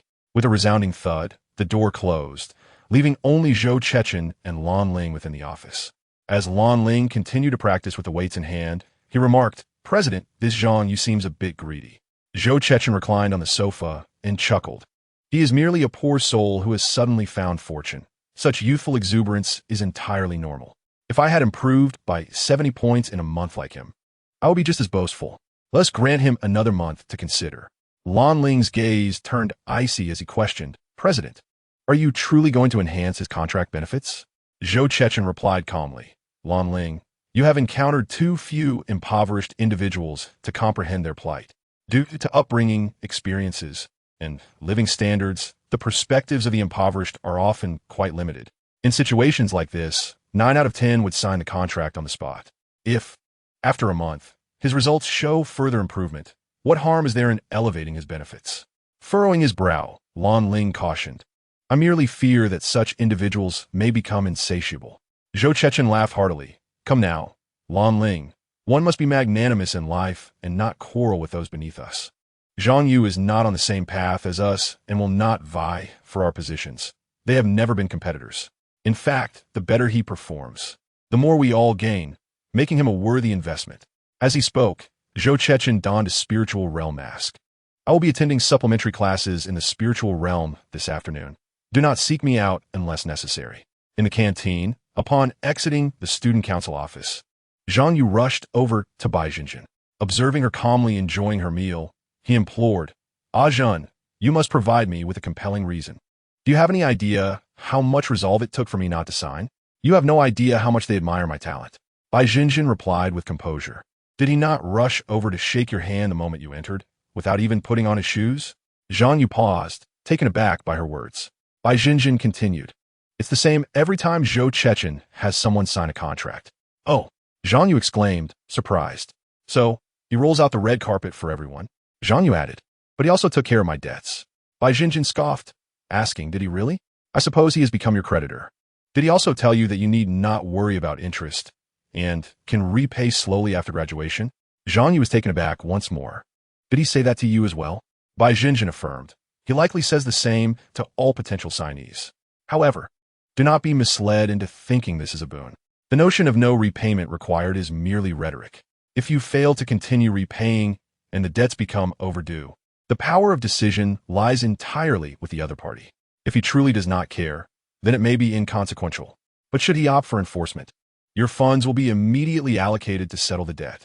If funds are insufficient, your assets will be at stake. Consider what your most valuable asset is." Zhang Yu's gaze flickered. He truly possessed little in terms of assets and suspected that enforcement would merely label him a debtor. However, Bai Jinjin coldly retorted, "Your most valuable asset is your cultivation, your well-honed body, and your relentless dedication to training." Zhang Yu's eyes widened. "Are you suggesting they would?" Bai Jinjin nodded. "In cases of enforcement, if you have funds, you pay.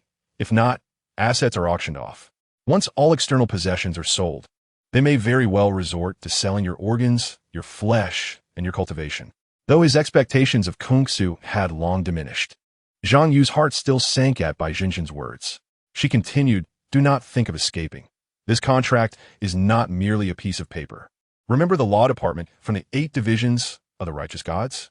When signing this contract, the student council will employ talismans to summon the divine witness of the law department, ensuring that any enforcement is carried out by the 8 divisions of the righteous gods." In the midst of their conversation, Zhang Yu became increasingly astonished, realizing that his brother was playing tricks on him while he was earnestly confiding. Was this a ploy to send him into the confines of the institution? Opposite Zhang Yu, Bai Jinjin continued, "However, if you adhere to the contract completely and your performance aligns with their expectations, they may not act against you. Yet, a crucial aspect lay in another section of the contract concerning university applications, the choice of institutions and majors, as well as the penalties for breaching relevant clauses. This implied that after signing the contract, the decision of which university and major to pursue would be dictated by them. Furthermore, numerous stipulations surrounded the contract, and any violation would incur exorbitant penalties. Observing Zhang Yu's bewildered expression, Bai Zhenjin remarked sharply, "Did you not read this part of the contract?" Zhang Yu, with a sense of indignation, replied, "I was so overwhelmed by the enticing benefits that I feared I might sign without further consideration, which is why I hastily rejected Zhou Chechen and sought you out instead." Bai Zhenjin nodded, conceding, "Fair enough, it seems you possess a remarkable will, Yuzi." She then shifted the conversation to another matter. "Have you noticed that the affluent students in our school rarely clash with us, the less fortunate? They seem consistently courteous and rarely leverage their status against us." Bai Zhenjin elaborated, "This is because the wealthy and the poor are not competing on the same level. They have never regarded us as rivals, which is why they appear to be civilized." Zhang Yu frowned slightly, perplexed by her assertion. "We all take the same college entrance examination. How can it be said that we do not compete on the same level? Can they gain admission through mere physical prowess?" Bai Zhenjin continued, "The poor aim for ordinary universities, while the wealthy set their sights on the top 10 elite institutions.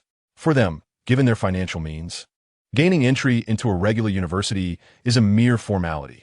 They do not consider the less fortunate as competition. Only at the elite institutions do they exert themselves to compete against other affluent individuals." Zhang Yu could not suppress his inquiry. "Are the poor not able to apply to these prestigious universities?" Bai Zhenjin explained, "The admission slots at the top 10 universities are limited, and those allocated to each city are even fewer.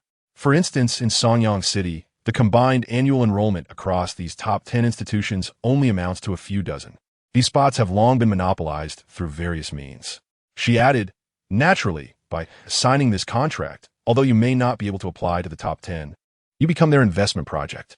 They will still treat you with courtesy and kindness, acting as your good classmates. However, if you refuse to sign this contract and later exhibit any inclination to apply to the top 10, you will truly become their competitor. The admission slots at these elite institutions are fiercely protected by their circle, ensuring that no less fortunate individuals can encroach upon them. In this regard, even the student unions of all prominent high schools are united in their interests." Zhang Yu understood at this moment that the affluent were conspiring to marginalize the less fortunate. He envisioned an invisible net, sprawling and suffocating, overshadowing all students. He could not help but exclaim, "Is the gap between the top 10 elite institutions and ordinary universities truly so vast? Is that what instills such fear in them?" Bai Zhenjin rolled her eyes, responding, "What do you expect? The top 10 sects are inextricable from human existence, determining the course of the Kongsu. Only by entering these elite institutions can one gain access to the top 10 sections. As for graduates from ordinary universities, the top 10 sects will not accept them as disciples. At best, they may become employees of a conglomerate beneath the sections." Zhang Yu sighed inwardly, realizing that even after graduation, he would remain subject to educational discrimination, destined to be an external disciple forever. Bai Zhenjin continued, "Moreover, it is crucial to note that only by joining the top 10 sects can one attain immortality." A hint of longing tinged her voice. Immortality, the ultimate aspiration of countless cultivators. It could be said that every practitioner who embarks on the path of cultivation has contemplated this notion. Zhang Yu reflected, recognizing that immortals existed solely within the top 10 sections. Bai Zhenjin concluded, "In summary, this is the reality. To aspire to enter the top 10 universities is to confront overwhelming opposition. Yuzi, now that you are aware of this, what are your intentions?" Under Bai Zhenjin's gaze, Zhang Yu appeared exceedingly hesitant. Should he sign the contract? If he did, he could study safely, take exams, and, with the support of the Yu family, even if he attended an ordinary university, he could likely secure a decent future within the conglomerate. Yet the allure of the top 10 sects lingered in his mind. At this moment, Zhang Yu contemplated the celestial routes accessible only to disciples of the major sects, the advanced techniques exclusive to them, and the immortality reserved for their disciples. The chasms between the top 10 elite universities and ordinary institutions were myriad, encompassing countless known and unknown divides. As Zhang Yu grappled with his indecision, a chill surged from his heart, accompanied by the emergence of a countdown, prompting a recollection. To diligently study, excel academically, gain admission to a prestigious university, join a major sect, and ultimately purchase all the antiques in his shopping cart. To join a major sect, one must gain entry to the top 10. In truth, I have long exhausted my options. Observing Zhang Yu's distressed expression, Bai Zhenjin gently patted his shoulder. Take your time to consider. This choice is indeed not one to be made lightly. They have likely granted you a month to deliberate. As Bai Zhenjin stood to leave, Zhang Yu suddenly inquired, "What about you, Zhen? What are your plans?" Bai Zhenjin paused momentarily before resolutely stating, "I will not sign. I aim for the top 10. Feeling the dissipating chill within him, Zhang Yu sensed clarity in his own decision. He smiled, "Then let us pursue this together." Chapter 38. Level 10 Zhou Tian Qi Gathering Technique. Turning to Zhang Yu, Bai Zhenjin expressed her surprise. "Are you certain?" Yuzi, do not rush to a conclusion. Aspiring to enter the top 10 elite universities means opposing countless individuals in Songyang City. You aren't merely saying this for bravado, are you? Zhang Yu retorted angrily. I am being serious with you. Do you think I'm joking? Observing Zhang Yu's earnest demeanor, Bai Zhenjin suddenly chuckled. Very well. Let us assume you two wish to enter the top 10 elite universities. They have given you a month to think it over, correct? The deadline for me is also 1 month. During the next 2 weeks, you should strive to improve yourself. I will introduce you to some individuals at the upcoming law competition. Law competition? Zhang Yu's mind stirred. He remembered that he had registered for the competition, which was set to commence within this month, just 2 weeks away. Meeting people at the competition? Who will we encounter? Bai Zhenjin replied mysteriously. Perhaps individuals who can assist us. Riddler, go away. Zhang Yu pressed. Who exactly are these people? Bai Zhenjin stated, I am not yet certain. You will find out when the time comes. With no choice, Zhang Yu resolved to dedicate himself to self-improvement in the time remaining, regardless of the circumstances. The only thing he could control was his own strength. In the martial arts class, he realized the futility of mere techniques. True utility lay in martial prowess. When you find yourself in a confrontation with an opponent, your honed skills become your most reliable asset. At that moment, there are only 2 possible outcomes. Either you vanquish your opponent or you succumb, being defeated by them. Listening to the words of the martial arts instructor Lei Jun, Hidayo secretly rolled his eyes, clearly unimpressed by this statement.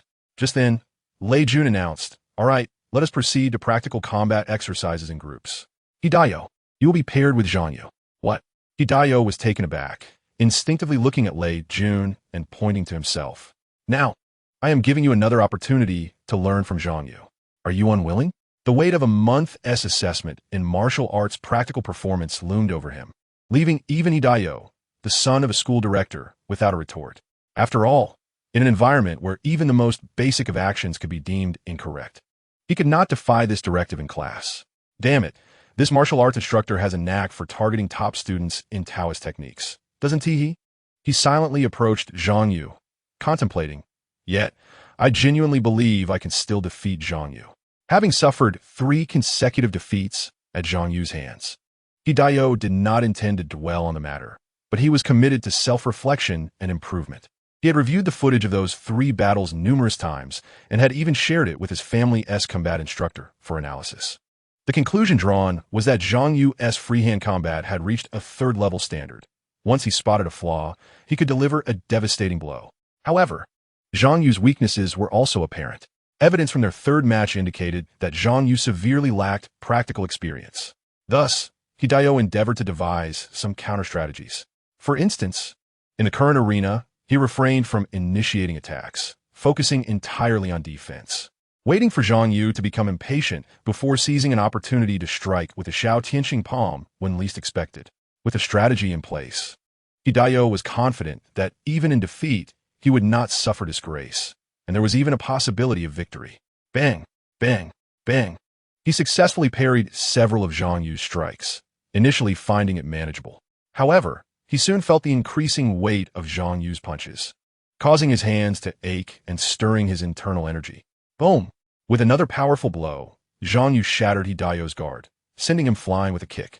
Hidayo crashed to the ground, feeling his internal energy surge chaotically, rendering him momentarily unable to rise. Zhang Yu's freehand combat had grown more potent since their last encounter.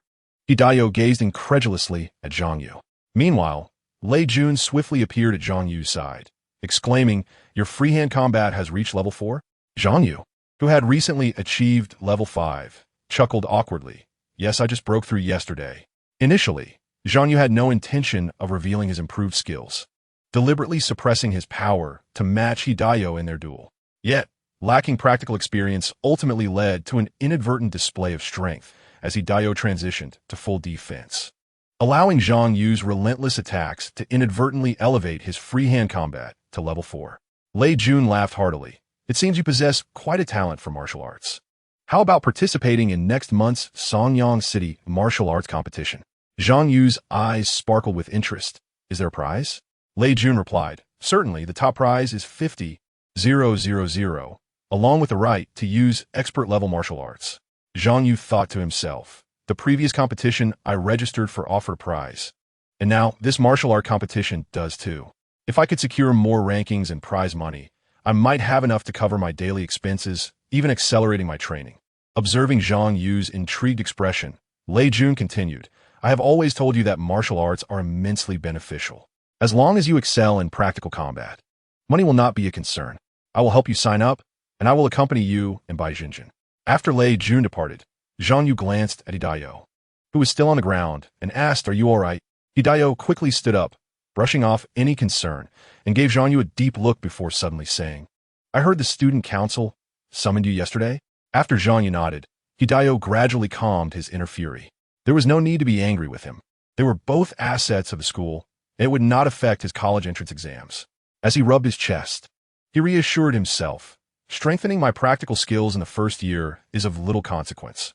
Once I lay a solid foundation and begin training in expert-level techniques, I will soon surpass Zhang Yu and Bai Jinjin." On the other side of the training area, Bai Jinjin impatiently urged, "Are you done watching? Continue." If the opponent were a student scoring 550, he was confident he could effortlessly defeat them. However, facing a prodigy with a score of 651, Qian Shun felt as though every action he made was scrutinized, and when he began to spar with Bai Jinjin, he sensed his power plummet. "How could I possibly compete against her with such a low score? Old Lei should have paired me with Zhang Yu, who scores 6 points lower than I do." Zhang Yu glanced at Hideo and the wealthy Qian Shun, suddenly pondering how these seemingly affable affluent students would react upon learning that he and Bai Jinjin aspired to attend the top 10 universities. Would they join forces to undermine him and a Zhun? Observing Qian Shun being thoroughly suppressed by Bai Jinjin, Zhang Yu thought to himself, "It seems Qian Shun's extreme emphasis on scores makes him oblivious to the fact that not all impoverished individuals have a path to the top 10 universities. Is it a performance?" Zhang Yu did not believe Qian Shun's demeanor was merely an act. Surely, it wasn't a matter of letting the young master focus solely on his studies while shielding him from the harsh realities of society. Zhang Yu shook his head, uncertain of his thoughts. In the Taoist class, the instructor looked at Hideo with appreciation, saying, "This talisman for health is excellently crafted. You have a profound understanding of the talismans of the deity Chunsheng." Hideo humbly replied, "Thank you, teacher, but I still have much to improve upon." The instructor waved his hand, stating, "Excessive humility is a form of pride. Achieving this level while still in the first year is commendable. Hideo, you need not attend this course anymore. I will mark you as having perfect attendance." Feeling the envious gazes of his classmates, Hideo feigned modesty and declined. The instructor suddenly turned to Zhang Yu and Bai Jinjin, saying, "You two need to step up as well. Specializing too much in one area is detrimental. If you have time, come to me for extra lessons. I will give you both an 80 discount." Neither Bai Jinjin nor Zhang Yu could do anything but lower their heads in acceptance of the scolding, their hearts unmoved. The cost-effectiveness of supplementary lessons and talismans was simply too low. They planned to allocate their funds to more worthwhile endeavors. In the quiet room, the voice of the administrator Wei Ecstasy echoed, "Zhang Yu, the time is approaching. Do you wish to extend your session?" After hesitating for a moment, having received the lowest distraction rate of the week, Zhang Yu replied, "Let's add an hour." With the competition drawing near, he decided to accelerate his cultivation of spiritual energy. He took a deep breath, feeling the tremors of the spiritual roots in his dantian, as the spiritual energy surged from all directions, which he meticulously refined into power. An hour later, as Zhang Yu departed, Wei Xian remarked, "Indeed, as a disciple of the Golden Elixir, your efficiency in cultivation has improved remarkably. I wonder when I can upgrade to a platinum membership. After school, on the rooftop of the school, the sounds of intense clashes echoed as two figures collided at high speed, generating a thunderous roar. It was Zhang Yu and Bai Junjin engaged in practical sparring. Compared to their formal practice in class, their private training allowed them to unleash their full potential without fear of revealing their trump cards, significantly enhancing their practical experience. As they exchanged blows, Zhang Yu's freehand combat displayed greater power, though his physical strength lagged behind Bai Junjin's. Although Bai Junjin's level in Sansho may not surpass that of Zhang Yu, she possesses mastery over a high school-level swordsmanship, occasionally integrating her sword into their sparring, which leaves the inexperienced Zhang Yu in a flurry. Yu, do not fixate on my hands. Focus instead on my waist and shoulders to anticipate my movements. Relying solely on your familiarity with Sansho for judgment will not suffice. At the stationery store by the school gate, the owner pointed to the rankings of this year's first-year students and proclaimed, Zhang Yu, ranked third in the first year, improved by 70 points in a month, all thanks to the calming agents, pain relievers, fillers, and muscle supplements he purchased for me. He then displayed a bag of vials, enthusiastically promoting, the original training package of Zhang Yu is now available at a 10% discount. Standing at the entrance, preparing to restock, Zhang Yu observed the adult behind the counter, who incessantly flaunted his salesmanship for profit and felt a renewed awareness of the ugliness of the adult world. After the group of students departed, Zhang Yu approached and remarked, Well, I told you I am a campus celebrity. My endorsement works wonders. Isn't it time for a raise? He gestured toward the gift bags. Look, I sold only one today. In his heart, he mused, what you sell is common merchandise, no cheaper than online. Anyone can find these elsewhere. The owner continued, There's also the matter of the body refinement pills. Many students say you naturally refine your body without using medicine. Zhang Yu quickly changed the topic. I must have consumed too few of your pills at school. Send me 2 bottles of the nerve fillers. If I take them daily, the promotional effect will be remarkable. Studying, attending classes, cultivating, breathing techniques, and practical combat occupied Zhang Yu's mind for 5 days. One evening, while meditating in bed, a subtle smile graced his lips. Upon completing the final cycle of his breathing technique, his Zhou Tianqi gathering method ascended to level 10. In that instant, a surge of magical energy coursed through him, akin to the relentless flow of the Yangtze River, filling his ears with an exhilarating resonance. After a while, as the tumult of energy subsided, Zhang Yu sensed that his passive breathing had become more potent and agile. With the Zhou Tianqi gathering method reaching level 10, his passive breathing now matched the efficiency of active breathing. The smile on Zhang Yu's face widened, implying that even without consciously practicing, his Zhou Tianqi gathering method would continuously operate, perpetually enhancing his magical energy. Contemplating this, a peculiar thought crossed his mind. My potential is extraordinary, my self-discipline unparalleled. So such rapid progress is not surprising. Yet, why does Zhen seem to be advancing faster as well? Has she also unlocked her potential? Chapter 39. Heart Method with the Zhou Tianqi gathering method finally reaching level 10. Zhang Yu intended to shift his specialization in Yushu and select another method for advancement.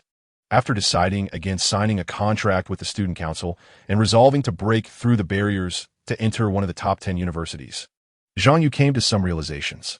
Firstly, without the student council's investment, the resources at his disposal would inevitably be more limited. The pressure he would face in his quest for a top 10 university would only intensify. Consequently, Zhang Yu recognized that he must meticulously allocate and utilize his resources to ensure accelerated development within a limited time frame. To achieve this, he must harness his distinctive attributes, absolute self-discipline, and remarkable potential. In simpler terms, he must practice increasingly powerful and challenging techniques. For Zhang Yu, the owner of Yushu, mastering a technique that is inherently stronger yields superior results. It is akin to one Zhang Yu diligently practicing the De Huang Qiu Tianji, while another practices foundational techniques. The path of the former is evidently more promising. Zhang Yu mused, yet accomplishing this is no trivial task. The more powerful a technique, the higher the barriers to entry. Just as the dog paddle is accessible to all, not everyone can learn ballet in water. Among the expert-level techniques, The Tian Wu Yin Xinju that Zhang Yu possessed had yet to meet the requirements for level 3 of the Tao Heart. Thus, to cultivate potent techniques, the primary condition is to satisfy the prerequisites of these methods. Zhang Yu's gaze swept across his phone screen, observing the stringent requirements posed by various formidable techniques. Tao Heart. Magical energy. As high school teachers often assert, Tao Heart and magical energy form the foundation of the immortal path. The level of Tao Heart signifies a cultivator's mastery and capacity to wield the powers of the immortal realm. Magical energy serves as the fundamental force driving various techniques. The vast majority of powerful techniques have thresholds associated with Tao Heart and magical energy. Therefore, to cultivate formidable methods, one must possess sufficiently high levels of both. In terms of magical energy, I currently possess the Zhou Tian Qi gathering method at level 10, which consistently equates to refining magical energy. Even if I were to invest all my resources into enhancing magical energy, it would only afford me the equivalent of renting a heavenly root for a mere 10 hours. Akin to spending an overnight session at an internet CAF, swiftly diminishing with limited enhancement. Thus, after much contemplation, Zhang Yu concluded that he should acquire a more potent heart method to promptly elevate his Tao Heart to level 3. Subsequently transitioning to the Tian Wu Yin Xinju to further accelerate his advancement. After all, the progression of Tao Heart levels from 1 to the peak of 10 mirrors the ascent of magical energy from 1 to 100. With both Tao Heart and magical energy levels elevated, pursuing the cultivation of more formidable techniques presents a pathway for rapid development and high cost effectiveness. In terms of which heart method to purchase, Zhang Yu had already researched extensively over the past few days. Basic, advanced, and expert levels were all considered. Among the heart methods available for purchase, the basic level was the most affordable, yet offered little enhancement for him. The expert level, while impressive, was not only exorbitantly priced, but also possessed high prerequisites, rendering it unsuitable for his current situation. Conversely, the advanced heart methods, which may appear somewhat redundant for most first-year students after 4 months of school, were perfectly suited for Zhang Yu. From an efficacy standpoint, first-year students are primarily focused on building a solid foundation, and the foundational techniques promoted in high school are developed by the top 10 sects, renowned for their balanced and effective grounding results. Therefore, acquiring an additional advanced heart method during this time would be labor-intensive, better spent concentrating on enhancing a foundational heart method. Consequently, even affluent students often prioritize foundational techniques in their first year, with more diverse and costly heart methods emerging in the second year. This is one of the reasons why the performance gap between wealthy students and their less fortunate peers typically widens in the second year, while the latter's rankings tend to decline. Regarding pricing, although advanced techniques are significantly cheaper than expert levels, subsequent expenses remain substantial. After all, self-teaching techniques is exceedingly challenging. For the vast majority, simply providing a manual does not suffice, often necessitating the guidance of instructors. An advanced heart method may only cost a few hundred or thousand, but the ongoing cost for teaching, classes, and supplementary lessons can accumulate considerably. This reminded Zhang Yu of certain games from his past life, where the base game was free, but various items and characters could cost thousands. However, these two factors were particularly advantageous for Zhang Yu. Supplementary lessons? Not a chance. I, Zhang Yu, rely solely on myself, and will achieve mastery through my extraordinary talent. Opening the favorite section of a shopping website, Zhang Yu focused on a heart method he had selected. The advanced technique, Huang Niu Zhenghun Xinju, bore a name that suggested a formidable, commanding, and awe-inspiring heart method. Yet, upon closer inspection, he discovered that the Huang Niu Zhenghun Xinju required a mindset akin to that of a diligent ox breaking new ground, persevering, dutiful, and capable of enduring hardship. It is particularly crucial that the most potent state of this mental technique requires the cooperation of another individual, someone capable of incessantly pressuring and constraining the practitioner, continuously assigning them tasks, such as a leader or a boss. The more orders issued, the harsher the coercion, and the longer the working hours. The more pronounced the effects of the Hu Ing Nizh in H in X in Ju become. The Hu Ing Nizh in H in X in Ju has been selected as the best worksite mental technique for 10 consecutive years, being the most favored among employers. It is, moreover, a practice that consistently receives user ratings below 12 points. Zhang Yu glanced at the user evaluations. 1 star, required by the company, genuinely useful. 1 star, 5-star ratings are given during good evaluation periods. 1 star, today I was once again harassed by a foolish boss. A brief scan of the comments revealed a palpable wave of resentment emanating from the majority of practitioners, clearly coerced into practicing this technique. Perfectly aligning with the requirements of the mental method, Zhang Yu then turned his attention to the specific configuration requirements of the technique. Recommended configuration: 1. Be compelled to work for over 18 hours daily. Zhang Yu reflected for a moment. It seemed he was being pressured for 24 hours by the forces of the ritual, which met the criteria. He then looked at the next point. 2. Coercive methods should at least involve verbal pressure.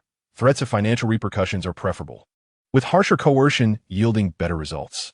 Zhang Yu considered that he was currently being threatened with death, which also fit the requirements. This technique indeed suited his present state well. The price was also quite favorable. Zhang Yu noted that the current price for the usage rights of the Huing Nizich NHNX Nju was merely 588 yuan. This was one of the lowest prices he had encountered for an advanced technique. However, to gain entry, the practitioner needed a boss to cooperate. Hence the recommendation for a guidance service priced at 1,000 yuan per day. After all, many jobs require this mental technique for employment. But many must first find a job and a boss before they can cultivate this technique.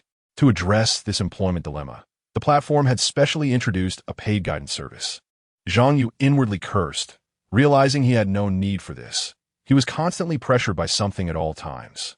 It could be said that the Hu Ing Nizh NHNX Nju, in terms of effectiveness, price, and configuration, perfectly aligned with Zhang Yu's current state. Spending 588 yuan was a negligible risk. Even if he found that his mindset could not adapt, the loss would not be significant. The only aspect that left Zhang Yu feeling displeased was the connotation of this technique. However, he was no longer the same Zhang Yu who had just traversed into this realm. Facing the harsh environment of KNX and the relentless pressures of the ritual forces, he had learned to adjust his mindset and thoughts to adapt to the environment. Zhang Yu took a deep breath and mused, if it must be a humble existence, so be it. Circumstances demand it. If I must be a beast of burden, then I shall embrace it for a time. With my potential, even if I toil silently, there will come a day when I will break through the heavens. Zhang Yu was acutely aware that practicing the NIMXNF was not an acceptance of being a beast of burden, but a temporary accumulation for a better future. He placed his order, made the payment, and received the electronic version of the mental technique. After carefully reviewing it, a new technique emerged in his mind. Huing Nizh NHNX Nju 001, 11-level Dao Heart. Zhang Yu sat cross-legged and began to practice this technique. He cleared his mind, striving to maintain a tranquil spirit, and began to construct the imagery of this technique in his mind. It was a scene of an old ox bowing its head, diligently cultivating the land. However, after a while of constructing this image, Zhang Yu felt something was amiss. Suddenly, as if recalling something, he hastily ceased his practice and sat in a daze. Moments later, a chill surged from his heart, and a countdown echoed in his mind. With this, Zhang Yu resumed practicing the Huing Nizh NHNX Nju, and he immediately felt a resonance. A few minutes later, the image of the old ox bowing its head and diligently cultivating the land was vividly drawn in his mind. In that moment, he seemed to transform into a diligent and uncomplaining ox, and the discontent in his heart was considerably alleviated. As he completed the imagery, a multitude of memories related to practicing the Hu Ing Nizh NHNX Nju seemed to manifest out of thin air, allowing him to grasp this technique in an instant. Is it truly possible to advance after just 3 practices? Zhang Yu was at a loss whether to laugh or cry. Is it because this technique aligns so well with my current state? After waiting a moment, when the countdown in his mind sounded again, Zhang Yu began to practice the Hu Ing Nizh NHNX Nju once more, sketching the image of the old ox cultivating the land in his mind. Huing Nizh NHNX Nju to level 06. Especially after elevating to level 2, he felt that the practice was becoming increasingly less tedious, less intolerable. Is this the effect of the Hu Ing Nizh NHNX Nju? It allows one to fear hardship less and be more willing to endure. It was not until Zhang Yu halted the practice of this technique that he felt various thoughts of fatigue, monotony, and laziness flooding back to his mind. Moments later.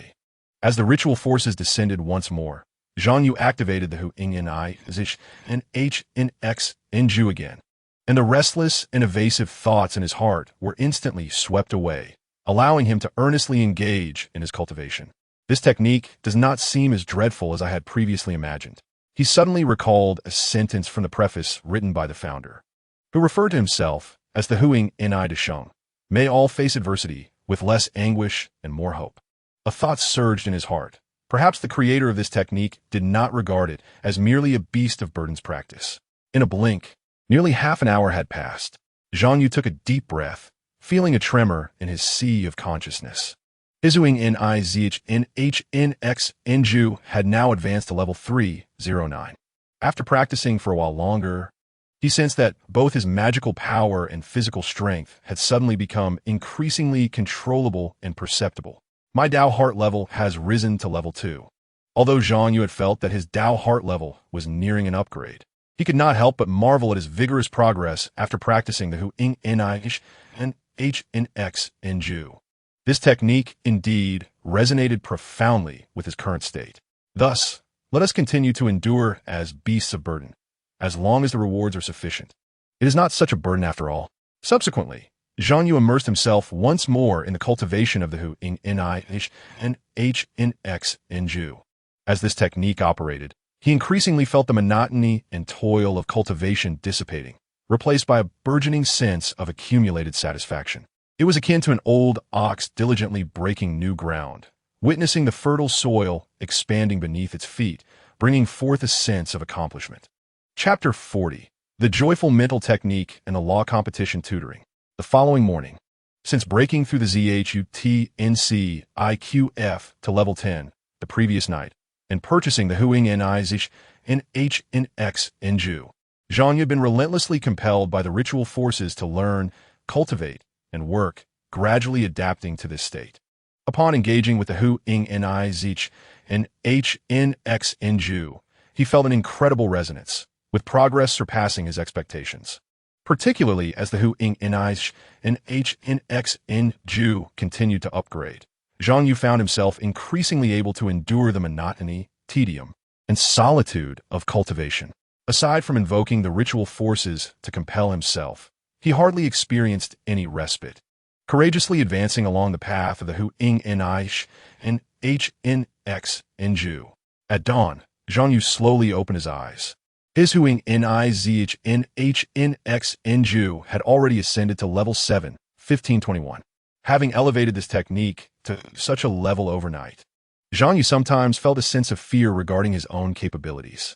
In addition, his Dao heart had made significant progress, especially as he noted new data on his YSH, Dao heart level 2, 1. Could it be that after cultivating the Huang, Niuzhen Hun, Xinju, my grasp of the Dao heart has become increasingly precise, allowing me to perceive the specific advancements in my Dao heart? Zhang Yu shook his head, realizing that his understanding of Yushu was still too limited. After getting up to brush his teeth and wash his face, Zhang Yu continued to practice his mental techniques on the way to school. Given the rapid progress he had made in cultivating the Huang, Niuzhen Hun, Xinju, he felt confident that he would elevate this technique to level 10 today. At Sanyang High School, during the break, while Zhang Yu was engrossed in his practice, he heard footsteps approaching, causing him to furrow his brow slightly. A tall boy with a shaved head approached and asked, "Classmate Zhang Yu, I apologize for interrupting you, but could you lend me yesterday's math test paper?" After Zhang Yu replied that the boy could practice first and that he would come back later, the boy turned away, his eyes flashing with a hint of malice. Zhang Yu, focused on his practice and ignoring him completely, made the boy feel disrespected. On the other hand, as he listened to the retreating footsteps, Zhang Yu felt a sense of relief that the boy had finally left. Was Liang Qin becoming too familiar too quickly? Liang Qin was the boy who had just asked to borrow the math test paper. Ever since Zhang Yu's results from the monthly exams were released, many classmates had approached him, trying to pry into the secret behind his rapid improvement. However, most would only come once or twice before losing interest, especially since Zhang Yu devoted nearly all his break times to diligent practice. Other students noticed his indifference, and, as the excitement from the monthly exams waned, fewer came to seek him out. It was not just during breaks. Liang Qin would bring him water during martial arts classes. After physical education classes, he would offer Zhang Yu a towel to wipe off sweat. At lunch in the cafeteria, he would attempt to reserve a spot for Zhang Yu. In conversation, he consistently praised Zhang Yu, buzzing around him like an eager bee. Initially, Zhang Yu thought he was a decent fellow, but after a few days, he found Liang Qin increasingly bothersome, especially with his frequent interruptions during practice. Moreover, his constant flattery often came with veiled inquiries about Zhang Yu's secrets to improving his grades, which Zhang Yu found rather tedious. Consequently, he gradually chose to ignore Liang Qin in hopes that the boy would take the hint and back off. Although this seemingly incited some resentment in Liang Qin, Zhang Yu felt he had no other option.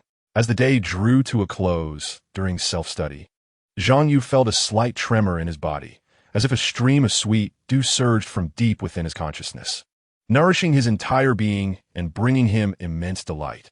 Simultaneously, a low growl echoed in his mind from the diagram he had drawn, revealing that the old ox he sketched not only appeared lifelike but also raised its horns to the sky, emitting a deep roar as if it had come to life. The Huang Niuzhenhun Xinju had reached level 10, and with this elevation, Zhang Yu experienced an unparalleled sense of satisfaction and joy. The mere thought of his strength steadily progressing and the prospect of mastering more techniques to level 10 filled him with anticipation and joy. Is this the effect of the Huang Niuzhenhun Xinju reaching level 10? As long as there is hope for the future in one's heart, even the most tedious and grueling practice can bring forth joy and fulfillment. Zhang Yu found this technique increasingly fascinating as it allowed one to experience happiness amidst hardship, potentially reducing the suffering of one's cultivation and enhancing its efficiency. Why then did so many people leave negative reviews? Perhaps many practitioners, even after reaching level 10, could no longer feel joy because their lives lacked hope for the future. Reflecting on the situation in Kuan-Su, Zhang Yu shook his head in resignation. The Huang Niuzhenhun Xinju is indeed an excellent technique, but no matter how remarkable a technique may be, it ultimately depends on the individual. Just as Zhang Yu was lost in these thoughts, a female voice broke through. Yuzi? Bai Zhenjin, observing Zhang Yu's content and joyful expression, scanned him from head to toe and suspiciously remarked, Yuzi, we didn't lose control in the classroom, did you? Zhang Yu abruptly opened his eyes, looking at Bai Zhenjin's disdainful face, and replied, sigh, I was just reflecting on the beauty of cultivation and the absurdities of life. And here you come, a person of such coarse demeanor, shattering the atmosphere entirely. Bai Zhenjin, uninterested in Zhang Yu's philosophical musings, grabbed him and headed toward the classroom exit. Enough of this nonsense. Don't you remember we have supplementary lessons for the magic competition after school? We've already paid 3,000 yuan. After Zhang Yu's magical prowess propelled him into the top 10 of his grade last month, he and Bai Zhenjin were selected to represent their first-year class in the magic competition. However, the topics covered in the first-year magic competition were entirely beyond what Zhang Yu and Bai Zhenjin had learned in school, far exceeding classroom content. Therefore, their teacher, Yan Laoshi, organized supplementary lessons to instruct them on the competition's requirements. In the classroom, besides the neatly tied hair and black-rimmed glasses of Yan Laoshi, only Zhang Yu and Bai Zhenjin were present. Yan Laoshi explained, aside from the two of you, all the other students have private tutors to assist them with their studies, so they won't be attending the supplementary lessons. Zhang Yu thought to himself, does this mean that among the top 10 in magic, we are the only two impoverished souls? Bai Zhenjin clenched her fists, thinking, I didn't expect this supplementary class would lower our reputation on campus. Yan Laoshi's eyes shone with fierce determination, pondering, these wealthy students are quite disrespectful, choosing to trust their private tutors over me? With only 2 out of 10 attending, my reputation as a teacher is severely diminished. If students from classes 2 and 3 dared to do this, I would certainly call their parents and have them come to school to understand the consequences of underestimating a magic teacher. Yet, considering the parents of the 8 students in the demonstration class, Yan Laoshi thought, their parents are so busy with work. We teachers should be more understanding. She looked at Zhang Yu and Bai Zhenjin and hoped, you two impoverished souls, do your best to excel and surpass those 8 students, so they will have to attend supplementary classes obediently in the future. With various thoughts swirling in her mind, Yin Laoshi maintained a composed exterior and began. The topics covered in the competition are entirely different from what you usually study. The total amount of magic is merely the foundation. The key lies in controlling the magic. She projected a diagram of a person cultivating and earnestly began her explanation. The magic within you at this moment is the most basic form of magic. By controlling the flow and path of the magic, you can alter its form. For example, one advanced direction is sword energy or palm strength for martial arts applications. Further still, you can trigger phenomena like heating, cooling, or generating electricity. As she spoke, she extended a finger, and a sharp wave emanated from her fingertip, effortlessly slicing through a piece of paper before her. Moments later, her fingertip glowed faintly red, revealing a tiny flame. This is the most basic form of magic alteration. Of course, basic alteration relies on foundational skills and control over magic, and the power is quite limited. The truly advanced and practical applications are the various extraordinary techniques that transform into specialized magic. Listening to Yin Laoshi's explanation, Zhang Yu suddenly recalled the cold palm strength that Hidayo had demonstrated during their battle in the monthly exam. He estimated that it must be a special kind of magical power transformed by a certain cultivation technique. On the podium, Teacher Yin projected an animated diagram of energy manipulation and said to the two, "This is the simplest route for transforming magical power, capable of converting it into a sharp sword aura. Follow my instructions and see if you can achieve it." Bai Jinjin gazed at the animation for a while, only to feel a bit dizzy afterward. The route was too intricate. She attempted it herself, but felt utterly speechless. The magical power swirled in her left arm, yet could not be transformed into even a hint of sharpness. Was this truly the simplest route for sword aura transformation? Was this the competition's difficulty? She felt as though she had just learned addition, only for the teacher to present a complex equation and instruct her to solve it. Just then, she heard Zhang Yu's voice calling out to her. "Zhang, come quickly." Bai Jinjin turned around to see Zhang Yu tapping lightly on his notebook, effortlessly deriving a complex equation. "Yuzi, your unfamiliar face disgusts me." Chapter 41. Conspiracy and the start of the magical competition. Upon seeing the complicated energy manipulation diagram, Zhang Yu felt a slight shock. However, upon genuinely attempting it, he realized it was not much simpler than the Zhou Tianqi gathering technique he practiced daily. Compared to the complete circulatory system of magical power established by the Zhou Tianqi gathering technique, this route transforming magical power in a sharp sword aura was remarkably straightforward. Zhang Yu had already elevated his Zhou Tianqi gathering technique to level 10, practicing it countless times. Practicing this felt akin to a university student effortlessly calculating simple math problems. Thus, as he began to follow the projected diagram, directing his magical power to his right arm and making a brief attempt, he felt a sharp aura erupting from his fingertips. This sharp aura could not even be termed as sword aura. Its power was hardly superior to that of a utility knife, yet it still thrilled Zhang Yu. "Zhang, look, I did it," Bai Jinjin replied. "Shrimp-headed Zhang Yu. Steamed goose heart." Teacher Yin immediately turned her gaze, astonished. "Have you learned this before?" Upon seeing Zhang Yu shake his head, she remarked, "It seems you possess a natural talent in this area." Realizing Zhang Yu's aptitude, Teacher Yin became increasingly dedicated in her teaching. Subsequently, she introduced several fundamental routes for magical power conversion, such as heating, cooling, and electrification, and was astonished to see Zhang Yu learn them all in a short span of time, nodding in approval and praise. "When the time comes, I will teach you about dissipating magical power and magical invasions." Watching Zhang Yu depart, Teacher Yin secretly hoped that he would outshine the 8 students who had not attended extra classes. As for actually placing in the competition, entering the top 10, gaining a monetary reward, and an advantage in college interviews, Teacher Yin had not even considered it. If it were a sports competition, Sanyang High School might have some competitiveness.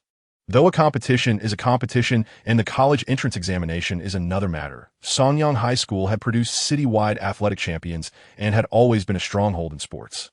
However, for competitions beyond athletics, it had always been the playground of the 3 prestigious schools, where their only competitors were themselves, with even key high schools like Sanyang rarely involved.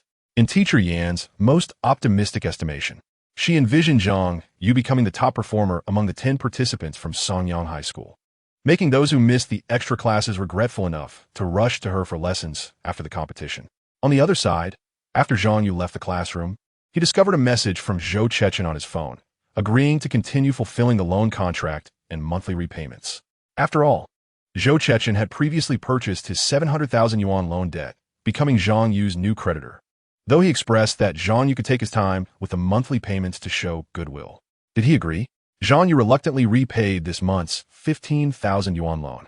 Though it pained him, he did not wish to face the consequences of overdue payments, as Bai Jinjin had warned, which could be a leverage for forced execution at any time, especially if those wealthy individuals learned of his desire to break through restrictions and gain admission to the top 10 universities. Overdue loan payments would present a significant vulnerability. Following this 15,000, combined with the 3,000 for extra classes, Zhang Yu's savings had dwindled to over 43,000. Alas, money truly does not last long. I hope this magical competition allows me to earn more.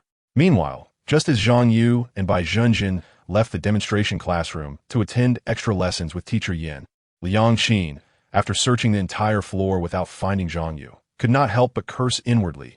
He was just in the classroom. Where could he have gone? Is he deliberately avoiding me?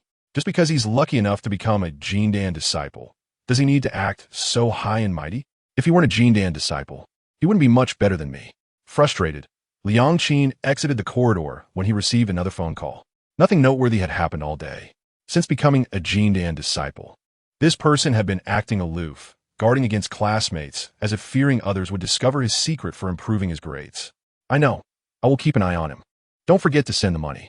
After hanging up, Liang Qin wore a distracted expression until he saw a transfer notification arrive, which finally brought a smile to his face. The reason for this was that he had been particularly short on funds recently. Although most individuals, whether students or teachers, at Songyang High School were financially strained, Liang Qin's situation was even more dire. Originally, his family was relatively well off, while not residing in the city center. They lived on the edge of the urban district in an apartment.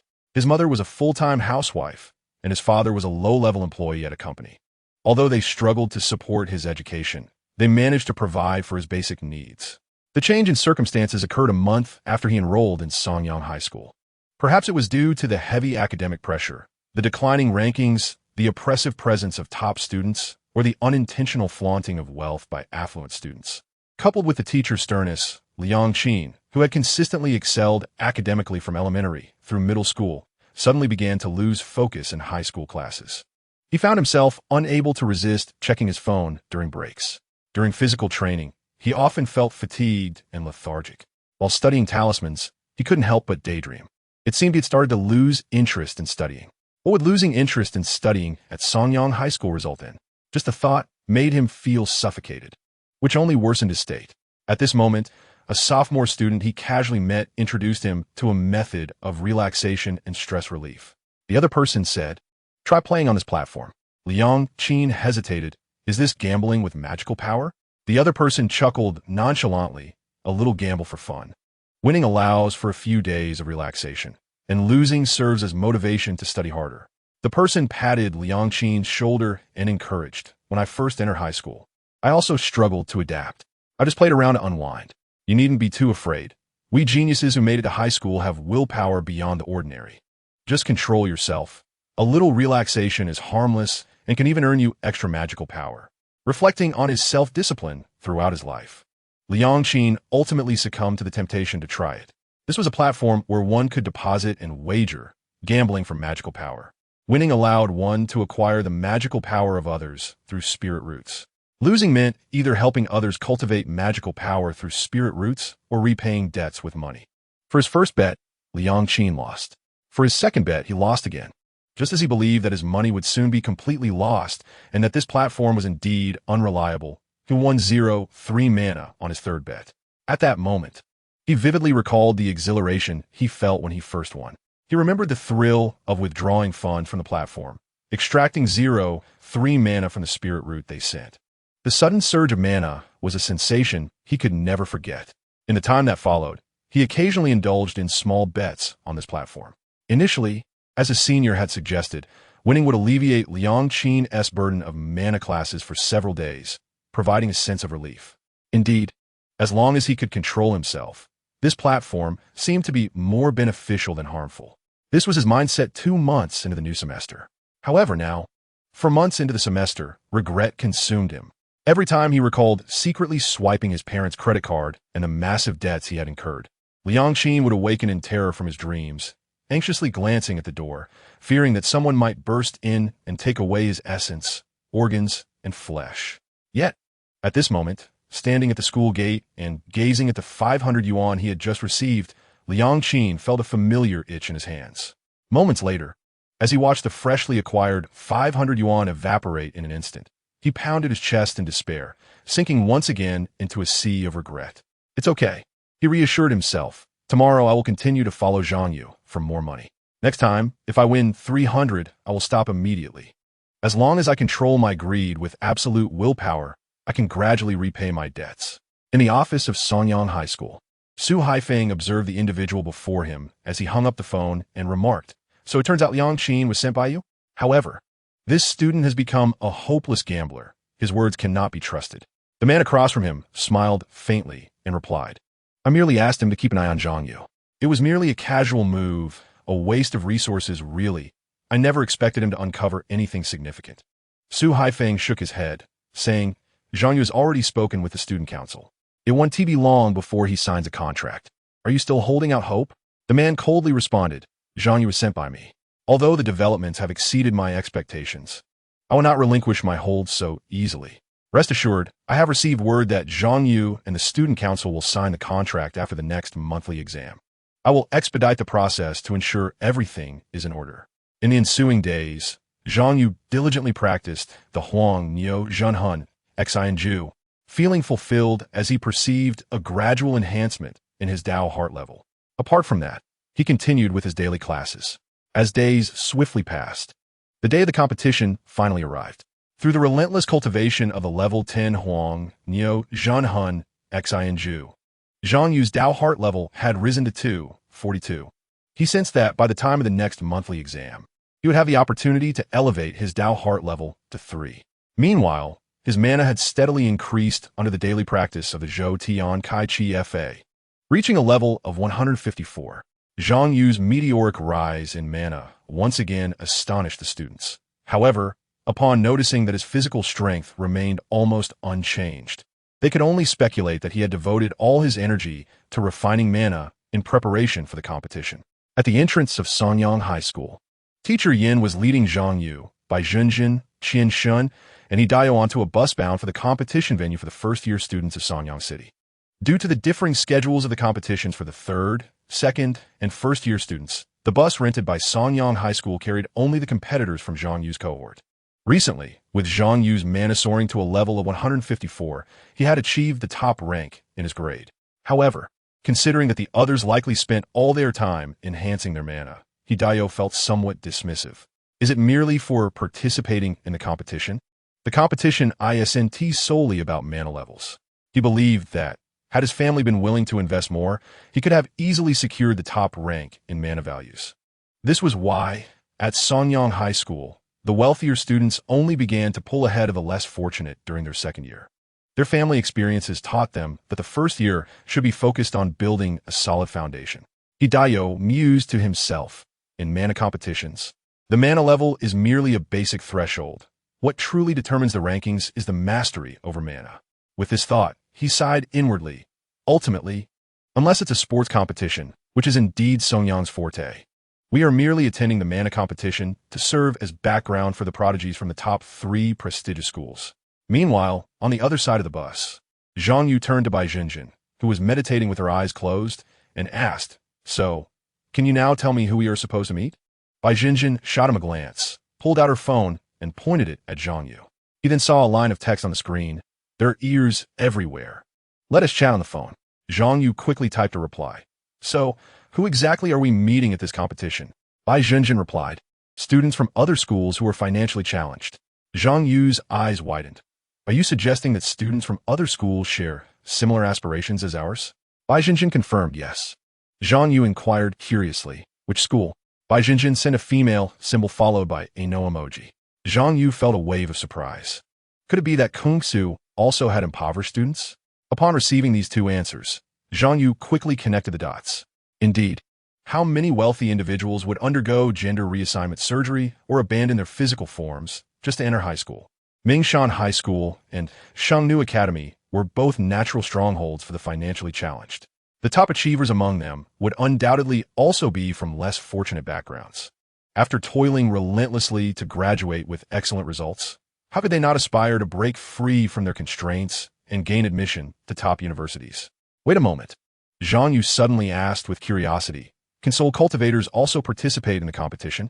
Bai Jinjin shook her head. They aren't here to compete. They seem to be assisting the judges and helping report on the event, just acting as spectators. The bus slowly pulled into a high school. This was the venue for the competition, Hongta High School, one of the 3 prestigious institutions in Songyang City. The students from Songyang High School followed teacher Yin into an indoor sports arena, where they found many other students already waiting. The vibrant and varied school uniforms indicated that they came from various high schools in Songyang City. As soon as the students from Songyang High School entered the arena, countless gazes turned towards them. Some thought to themselves, Songyang is here too? Another strong school. Others observed closely and mused, what a strong presence. Are these the top students from a key high school? Yet, some relished the thought of their misfortune. What does it matter if they are from a key high school? They're still here to serve as mere background. Upon arriving at the preparation area allocated to Songyang High School, Teacher Yin began to remind everyone about the points to pay attention to during the competition.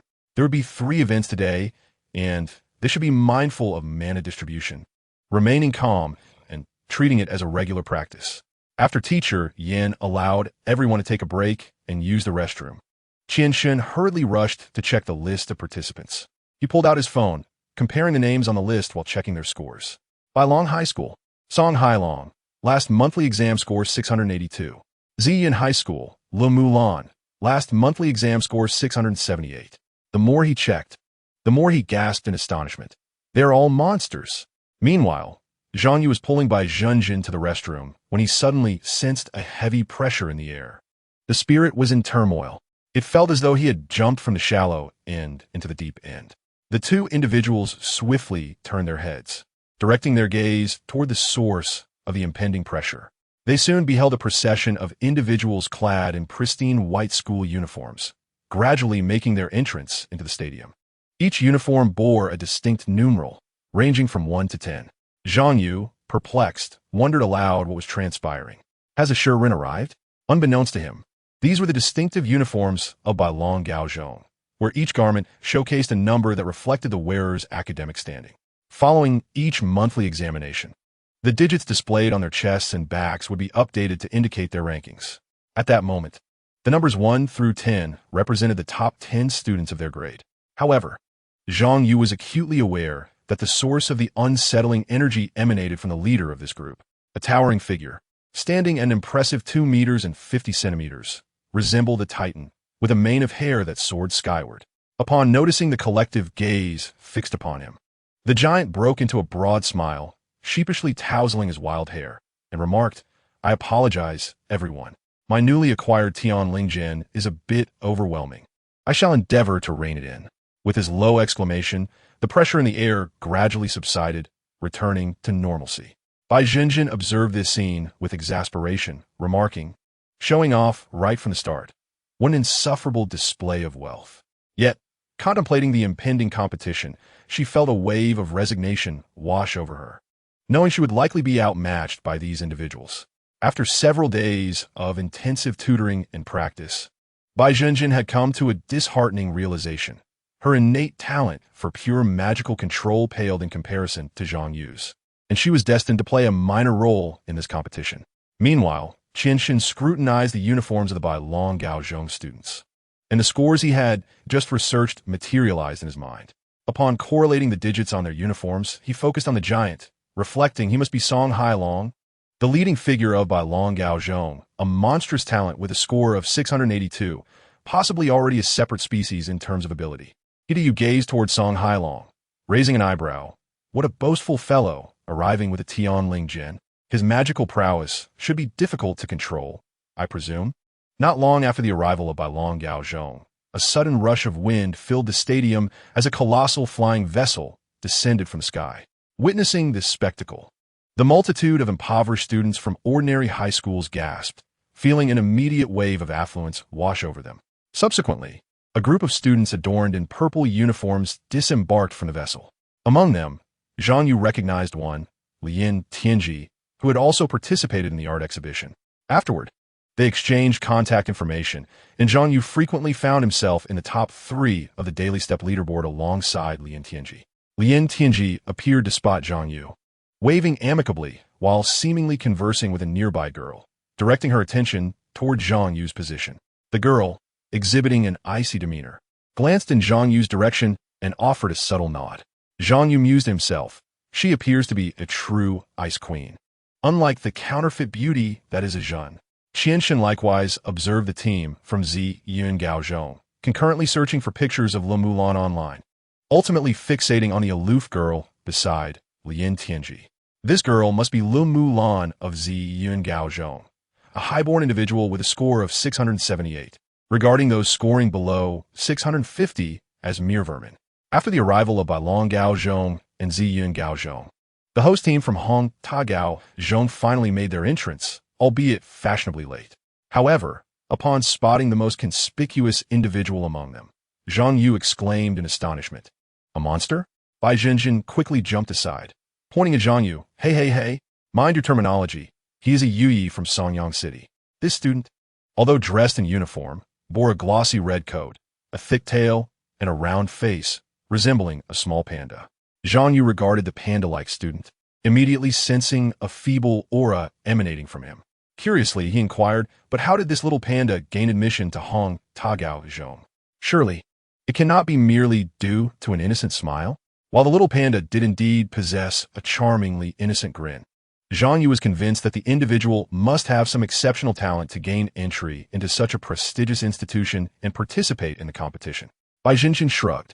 Yuyi from Songyang City typically exhibit considerable physical prowess, but judging by his appearance, I feel I could easily defeat 3 of him in a single blow. It must be a unique talent in terms of magical ability. The two continued their conversation as they entered separate restrooms. Upon their return, Bai Zhenjin led Zhang Yu to a viewing platform on the 2nd floor of the venue, as indicated by a message on her phone. There, they found 2 young women already waiting. Zhang Yu recognized one as Wu Qingqing, who had also participated in the previous art exhibition, hailing from Sheng Academy. Zhang Yu's gaze shifted to the other girl, contemplating whether she might also be a prominent figure from Sheng Academy. Long time no see, Wu Qingqing greeted as she approached Zhang Yu and Bai Zhenjin. The girl following her seemed oblivious to the world around her, engrossed in a book with one hand while clutching Wu Qingqing's clothing with the other. This scenario gave the impression that, even if Wu Qingqing were to lead her into the path of an oncoming truck, the girl would remain absorbed in her reading. These are Bai Zhenjin and Zhang Yu, the impoverished prodigies from Songyang Gaozhong. Wu Qingqing introduced before nudging the bookish girl forward. This is Yi Qinyan, our top student in the 1st year at Sheng Academy. She is also the only girl in our elite class who has not undergone surgery. Zhang Yu interjected. What exactly are you so proud of? Yi Qinyan lifted her head, nodded silently at the two, and then resumed her reading. Chapter 43. The Alliance in the first round of the law competition. After exchanging pleasantries, Wu Qingqing picked up her phone, turning the screen toward Zhang Yu and Bai Zhenjin. A brief flash of light revealed a cartoonish boy on the screen. This is Mo Tianyi from Mongshan Gaozhong, she introduced. Zhang Yu's heart raced in surprise. A character from the two-dimensional realm? The boy nodded at Zhang Yu and Bai Zhenjin, introducing himself. Hello, I am Mo Tianyi. I have already scanned the surroundings, and we can converse here without concern. Zhang Yu curiously inquired. Where are you at the moment? Mo Tianyi replied with a slight smile. I am currently in the spirit realm, but it is connected to the internet, allowing me to reach out to you. Then, his expression turned serious as he asked. Zhang Yu, I must ask you something. Have you been accepted as a disciple by Xingho Jinren? Just as Zhang Yu was about to respond, Bai Zhenjin stepped forward, positioning herself protectively in front of him, stating, he has not. I informed him about the pitfalls of being a Jindan disciple and advised him to refuse Xingho Jinren's offer. Zhang Yu looked at Bai Zhenjin in surprise, uncertain why she would make such a statement, yet trusting a Zhen implicitly. He chose to remain silent and listen to the exchange. Upon hearing Bai Zhenjin's words, both Wu Qingqing and Mo Tianyi displayed fleeting expressions of disappointment. Wu Qingqing could not help but exclaim, how could you let Zhang Yu turn down this opportunity? If he wishes to enter the top 10, Xingho Jinren is undoubtedly a formidable ally. Bai Jinjin scoffed, a washed-up old master expelled by a major sect, with half of his abilities already lost. If he were to divorce and have his daughter drop a gold coin, he might end up in a bridge tunnel-seeking discipleship. How much could he possibly have left to offer? Serving in his sect would likely be less beneficial than my daily odd jobs. Sighed, pondering that had he known this would unfold, he would not have encouraged Bai Junjin to attend the art exhibition. Otherwise, Zhang Yu might have truly become a disciple of the Golden Elixir, significantly increasing the chances of a poor student entering the top 10. Bai Junjin continued, stating that she sought to introduce Zhang Yu to them. Although he fell slightly short of her caliber, he was nonetheless an extraordinary talent. Currently under the watchful eyes of the student council, his mood shifted, his spirits revived as he smiled. I have long heard of Zhang Yu's reputation. This legal competition will be an excellent opportunity for me to witness his abilities firsthand. Is that all? Bai Jinjin retorted, visibly displeased. We need some real financial backing. Replied with resignation. We are all impoverished, and our resources are limited. You well know our focus has always been on the leader. We can hardly spare much. He then transferred 2,000 kwai to Bai Jinjin, adding, this is merely a token of my appreciation. I hope it suffices. Observing this exchange, Zhang Yu silently marveled at the revelation that Bai Junjin had brought him along to solicit funds. However, it appeared that this alliance of the wealthy was rather impoverished, unable to provide substantial support. Upon receiving the transfer notification on her phone, Bai Junjin frowned. Only 2,000? She was acutely aware of who the leader was, the most accomplished and gifted among these impoverished prodigies, widely regarded as the one most likely to break through barriers and enter the prestigious top 10. This talented individual had garnered the trust of these financially struggling students, who scrimped and saved to invest resources in him, all in the hope that he would gain admission to a top university and elevate them all. She even considered that her invitation to the art exhibition was perhaps a means to help him once he became a disciple of the Golden Elixir. Bai Jinjin expressed her frustration. Did we not agree to support one another? Is this merely lip service? Am I paying the membership fee for nothing? Chuckled Riley, shaking his head. Compared to Bai Jinjin's 2,000 kwai contribution, the expenses incurred by their group were already in the tens of thousands. Had it not been for Bai Junjin's exceptional talent and potential to attract significant attention to their leader, they would not have invested so heavily. Feeling the atmosphere grow tense, Wu Qingqing interjected with a smile. Jinjin, do not be impatient. Our leader is at a critical juncture, and the funds we can gather are scarce. Although manages the finances, he requires the approval of several seniors to disburse any money. Perhaps we could approach it this way. If Zhang Yu excels in this legal competition, can advocate for you to secure more funds. After some negotiations, Bai Junjin finally took Zhang Yu's hand and left the stands. Watching them depart, Wu Qingqing remarked, Jinjin always seeks us out for money. Does she see us as mere ATMs? Replied, when it comes to entering the top 10, her conviction among us is indeed the most resolute, which is why she is so fervent in her pursuit of funds. Could clearly perceive that Bai Junjin's aspirations were not merely for their leader to gain entry into the top 10 to protect them. Her aim was solely to secure her own place within that elite circle. Added, I simply did not anticipate that she would bring Zhang Yu along to ask for money. Regarding Zhang Yu, Wu Qingqing praised, raising his score by 70 points in a month is indeed impressive. He is worthy of our investment. However, shook his head. If he were affluent, such performance would certainly contend for a top spot. Unfortunately, he is a poor student. He sighed, lamenting, for the impoverished to break through the barriers above them. Excelling in monthly exams alone is far from sufficient. Meanwhile, Yi Xianyun had been quietly engrossed in her book, seemingly indifferent to the surrounding events. On the other side, Bai Jinjin walked alongside Zhang Yu, urging him, Yuzi, the legal competition is about to begin. You must make us proud. At least aim for the top 10 so that I can confidently ask them for support. She added, not that I didn't find your earlier request for money rather bold. Zhang Yu contemplated, voicing his curiosity. Is there any method for the impoverished to unite beyond mutual support and pooling resources to gain entry into the top 10? He believed that relying solely on a few financially constrained students to scrimp and save, even if they were all outstanding talents, seemed unrealistic against the affluent. Bai Jinjin clarified, this is precisely what I wish to learn from them. As far as I know, their leader is a high school sophomore from one of the 3 prestigious schools. I am unsure of his methods, but he has managed to avoid signing any contracts with schools or student councils, nor has he been subject to any collaborative suppression, while still retaining eligibility for the college entrance examination. I aim to uncover how he achieved this. The only apparent solution is to continuously enhance our influence among them. Then locate that leader and find a way to extract his methods. Zhang Yu inquired, how do we enhance our influence?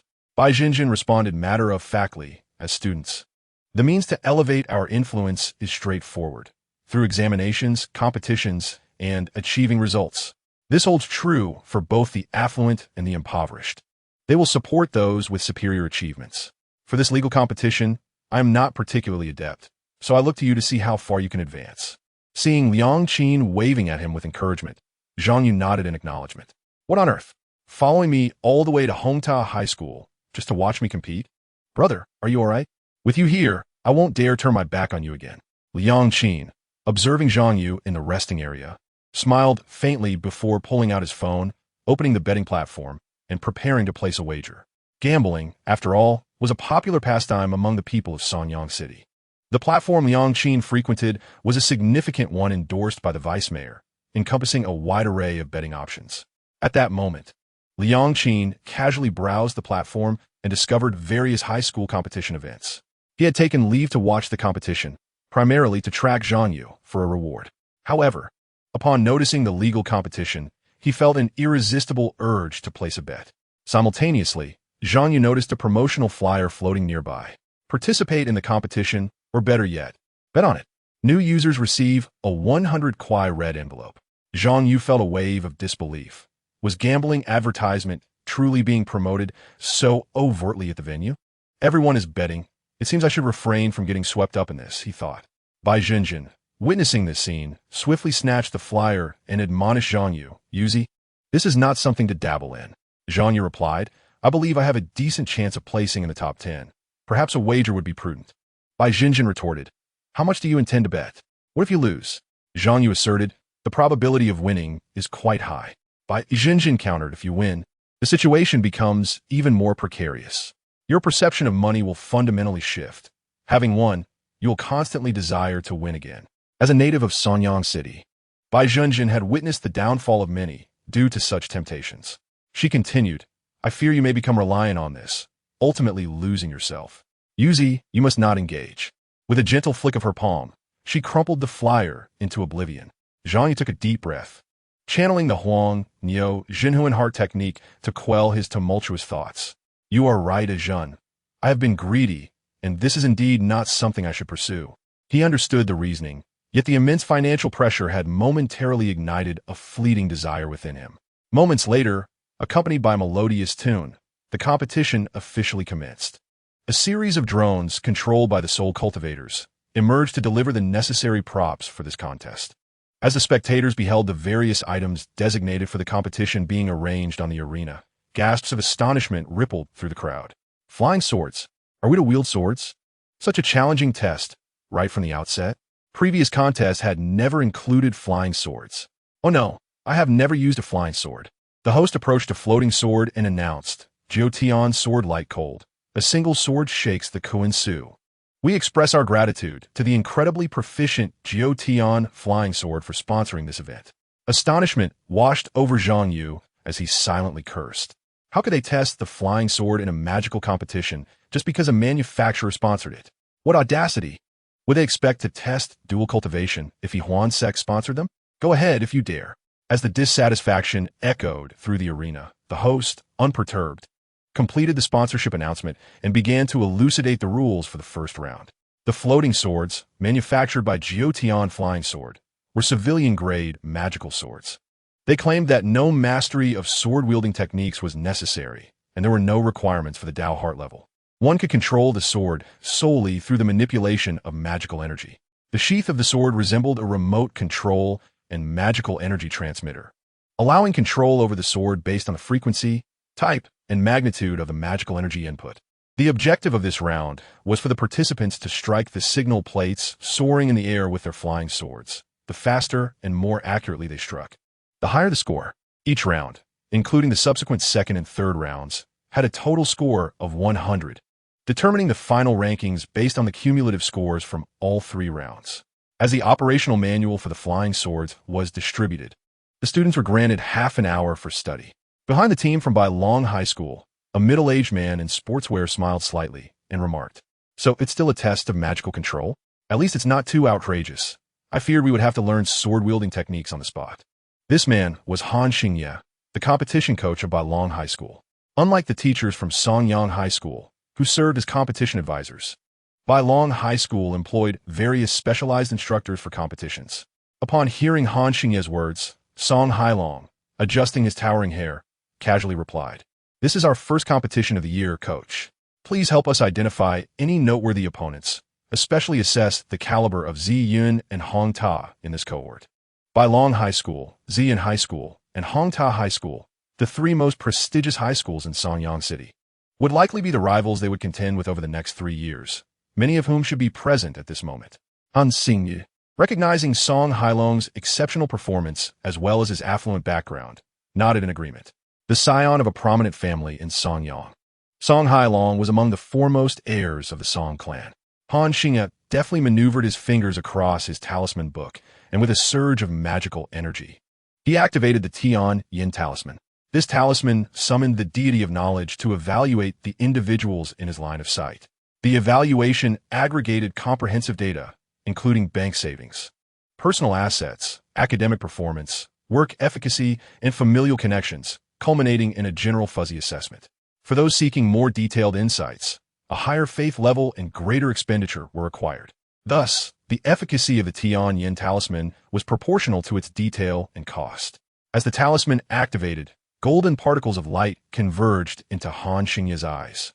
Upon surveying the audience, he observed various evaluations appearing above individuals' heads. Unremarkable, unremarkable, unremarkable, unremarkable, unremarkable, unremarkable, unremarkable, bankrupt gambler, unremarkable, unremarkable, unremarkable, exquisite beauty, expand details, unremarkable, unremarkable, unremarkable. Han Xingye's gaze sharpened as he noticed a girl from Ziyun High School leap into the audience. Was that Lu Mulan from Ziyun? What's she doing up there? Is she watching the signal plates for the competition? As he scrutinized her, the evaluation above her head unfolded. Exquisite beauty alchemist, high caste filial child of Ziyun Flower on the High Ridge. Being a seasoned user of the Tian Yin talisman, Han Xingye deciphered the complex evaluation with a momentary contemplation. This indicated a person with exceptional physique, great affinity for alchemy, outstanding academic performance, unwavering loyalty to Ziyun High School, and a background of considerable wealth. Alchemy? Physique? Han Xingye pondered, relaying the keywords to Song Hailong, before turning his attention to the other participants. As he continued to assess the students present, the competition officially began. The arena was divided into 18 subvenues, with each batch randomly drawing 18 contestants to compete, controlling flying swords to strike the signal plates suspended in midair. To Han Xingye's eyes, the ordinary students from lesser high schools appeared akin to novices, clumsily maneuvering their flying swords. Hitting 1 or 2 signal plates was commendable, earning them a mere 10 or 20 points from the judges. It seemed none had prior experience with flying swords. Han Xingye understood that while this round ostensibly tested magical control, the experience of wielding a flying sword made a significant difference. Mastery of spatial awareness, distance, precision, and speed was crucial. Even someone with strong magical control would struggle to score well if it was their first time. However, for students from the 3 elite schools, wielding flying swords was routine. For instance, the 10 participants from Bai Long High School each owned at least 4 or 5 flying swords. In fact, he knew that Song Hailong's family had an entire repository housing hundreds of flying swords, and he had long since become acquainted with them. Meanwhile, apart from the ordinary participants, Han Xingye's perspective transformed as he began to notice students marked with rare and elite evaluations stepping onto the stage. He recognized these individuals as high achievers from ordinary high schools or elite students from prestigious institutions. Achieving a score of 30 or 40 would be commendable. Given their lack of experience with flying swords, if not for the high quality of Jiotian flying swords, they might not even hit a single signal plate. Contemplating this, Han Xingye felt a twinge of temptation, pondering whether he should invest in a Jiotian flying sword. At that moment, his gaze shifted slightly, finally spotting a distinct evaluation amidst the sea of unremarkable, rare, and elite assessments. Pure-hearted servant. Han Xingye focused on the uniform of the student, seemingly from Songyang High School. In the arena, Qian took a deep breath and slowly grasped the sheath of the flying sword before him. In the next instant, as he infused a surge of magical energy into it, the sword shot forth with a swift motion, resembling a beam of cold light ascending towards the signal plate suspended in the air. Though inexperienced, Qian had tried his grandfather's flying sword a few times. 72 points. Upon seeing his score for this round, Qian felt a slight relief, thinking, not bad, I should be able to account for this. On the other side, Han Xingye glanced at the score of 72 and shook his head inwardly. Alas, Songyang High School is indeed an esteemed institution, yet the caliber of its students seems to decline with each passing year. Ultimately, it is a matter of complacency. They are unwilling to learn from the advanced methodologies of other schools, such as the scorecast system at Xian High School, or the low-score servitude system at our own institution. Without innovation in teaching techniques, how can they hope to keep pace with the changing times? As Han Xingye pondered this, he noticed yet another contestant with a special evaluation making their entrance. In his eyes, a student from Ziyun High School, adorned with the title son of Tianqin, strode onto the stage, and with a flick of his arm, launched a flying sword that swiftly garnered a score of 90. It appeared that this individual was the most suited to the Tianqin heart method in this cohort at Ziyun High School. As more contestants took turns to perform, Han Xingye's gaze darted around, and he observed an increasing number of exceptional students. Recently, a board member's son from Songyang High School had just achieved a score of 78. The elegant Lumalan from Ziyun High School dazzled the audience with an astounding score of 95 upon her arrival, eliciting gasps of astonishment from the crowd. While Han Xingye continued to observe, a woman suddenly captured his attention. Oh, a student from Songyang High School? He recognized Bai Junjin as she ascended the stage. Typically, those capable of such displays possess intricate backgrounds, signifying remarkable lineage or power. He had not anticipated such a figure would emerge from Songyang High School. His gaze sharpened as he noticed a series of words manifest above her head. Xianbi, Guanbi, Zhangbi, Zhaobi, Qiangbi, Yaobi, Fenba, Zainu, Kanu, Daoshu Wu Yongluan, Songyang He Zi. She is very poor. As he read through the seemingly endless evaluations, Han Xingye was profoundly taken aback. He never imagined he would feel astonished by a student from Songyang High School, and the reason was merely the complexity of her background, which starkly deviated from norm. However, the next moment, his astonishment slightly abetted upon seeing her score was a mere 34. While the length of the evaluation remained a mystery, the score indicated her lack of merit. Quickly, his attention was drawn to Song Hailong. This leading student from Bailong High School had just removed his long hair from atop his head before stepping onto the stage. Zhang Yu, witnessing this, exclaimed in surprise, "Wow, Baldan High School, an external spiritual route?" He recalled hearing of such a phenomenon, yet this was the first time he had witnessed it in reality. Bai Junjin enviously remarked, "This is not like those outdated versions of spiritual routes in school. This external spiritual route is plug-and-play, easily interchangeable. Yuzu, remember, this is the birthday gift I desire the most." Zhang Yu patted a Zhen's shoulder, reassuringly stating, "I cannot afford an external spiritual route, but I can fulfill your wish for a bald head and a wig." Bai Junjin rolled her eyes and continued to fixate on the wig that Song Hailong had placed on a chair, contemplating the possibility of stealthily acquiring it. However, after surveying the surrounding students and teachers, she could only sigh deeply. Upon taking the stage, Song Hailong felt the flow of magical power within him, akin to an extension of his own limbs, and a smile graced his lips. Was the purpose of donning a spiritual root to amplify magical power, leading to an explosive increase? Such a notion was indeed the thought of a pauper. Song Hailong's true intent in donning the external spiritual root was singular: to refine his control over magical power through the more vigorous inhalation and extraction of spiritual energy. It is the weak who fear the uncontrollable surge of magical power, while for a strong individual like him, this was the most opportune moment for training.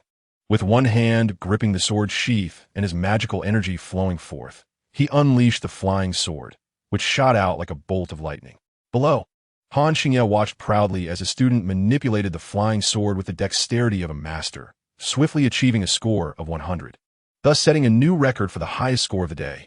A score of 100, simply because the total possible score was 100. With Song Hailong's profound magical power, exceptional control, and mastery over the flying sword, he had been limited only by the total score. However, in Teacher Yan's eyes, Bai Zhenjin's innate talent and magical power ultimately paled in comparison to Zhang Yu's. Moments later, as Zhang Yu took the stage, she found herself anticipating this studentess performance.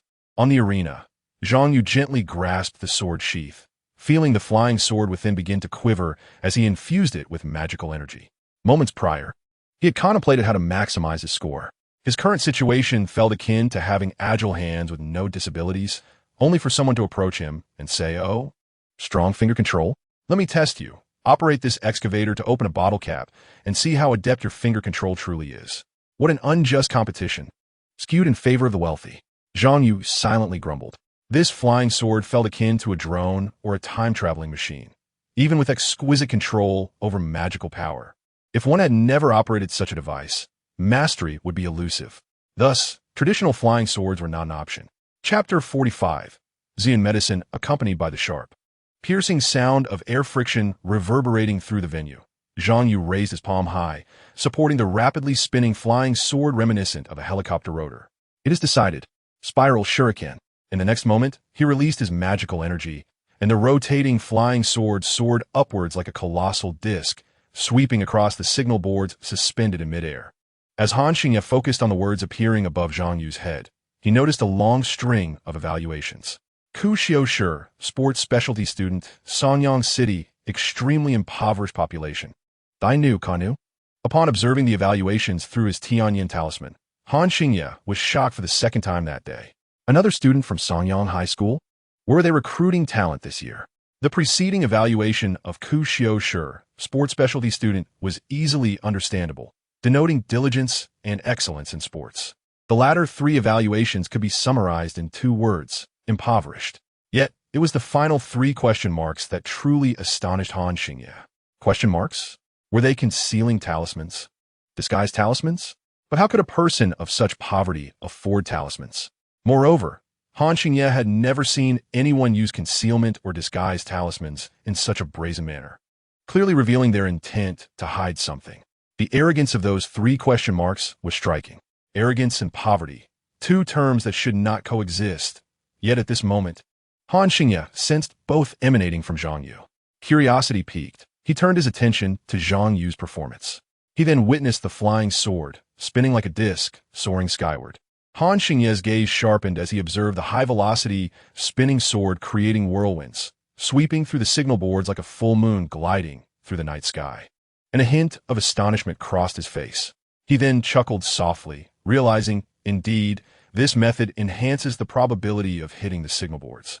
The disc shape allows for easy sweeping to strike all targets, compensating for any lack of experience with the flying sword.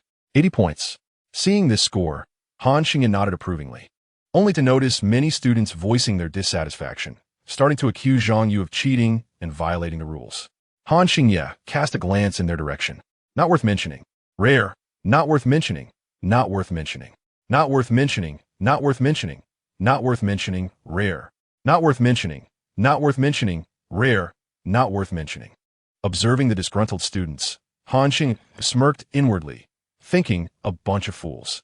To achieve such control while spinning the flying sword and maintaining its trajectory without losing control requires an incredibly delicate handling of magical energy. The individual in question compensates for his lack of experience in manipulating flying swords with an exceptional mastery over magical energy. An assessment score of 80 is not merely low. It is indeed an undervaluation. It seems the judges, perhaps influenced by their relationship with the sponsoring companies, have chosen not to encourage such practices. Han Xingye cast a glance at Ziyan Gaozhong and Hong Ta Gaozhong, and indeed, none of the students from these esteemed institutions contested the evaluation, clearly recognizing the inherent difficulty involved.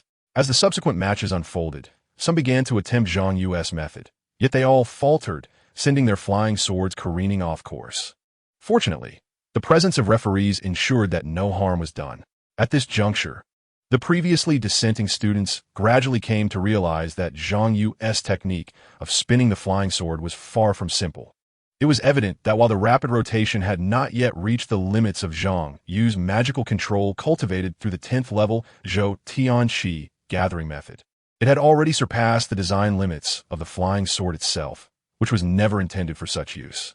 Zhang Yu, you have performed admirably, utilizing your magical control to offset the inadequacies in sword manipulation. This score of 80 is indeed too low. As for the complaints from the underperforming students of the ordinary high schools, they were inconsequential and not worth concern. Teacher Yin, reflecting on Zhang Yu's performance, felt a surge of joy. If the next 2 rounds presented opportunities more suited to Zhang Yu's abilities, he might just secure a place in the top 10.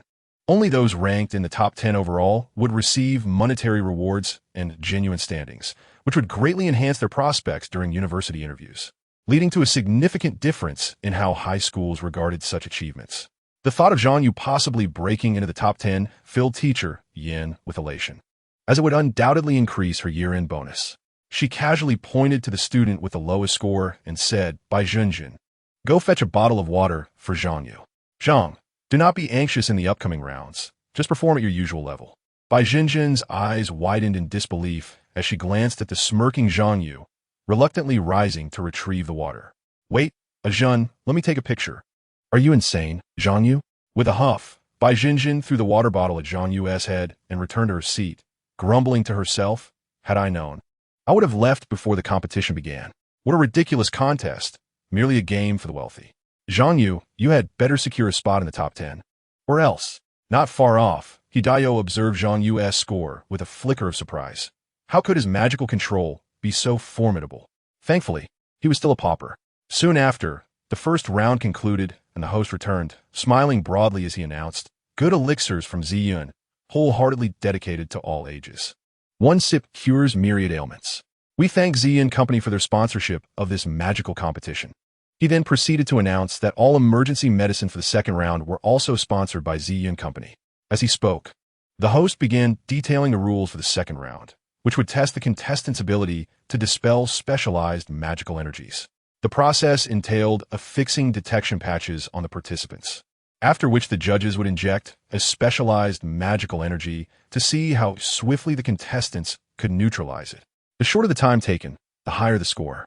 Should it exceed 10 minutes, or if a contestant felt overwhelmed, they could immediately consume the dispelling medicine sponsored by Ziyun Company to eliminate the specialized magical energy from their bodies.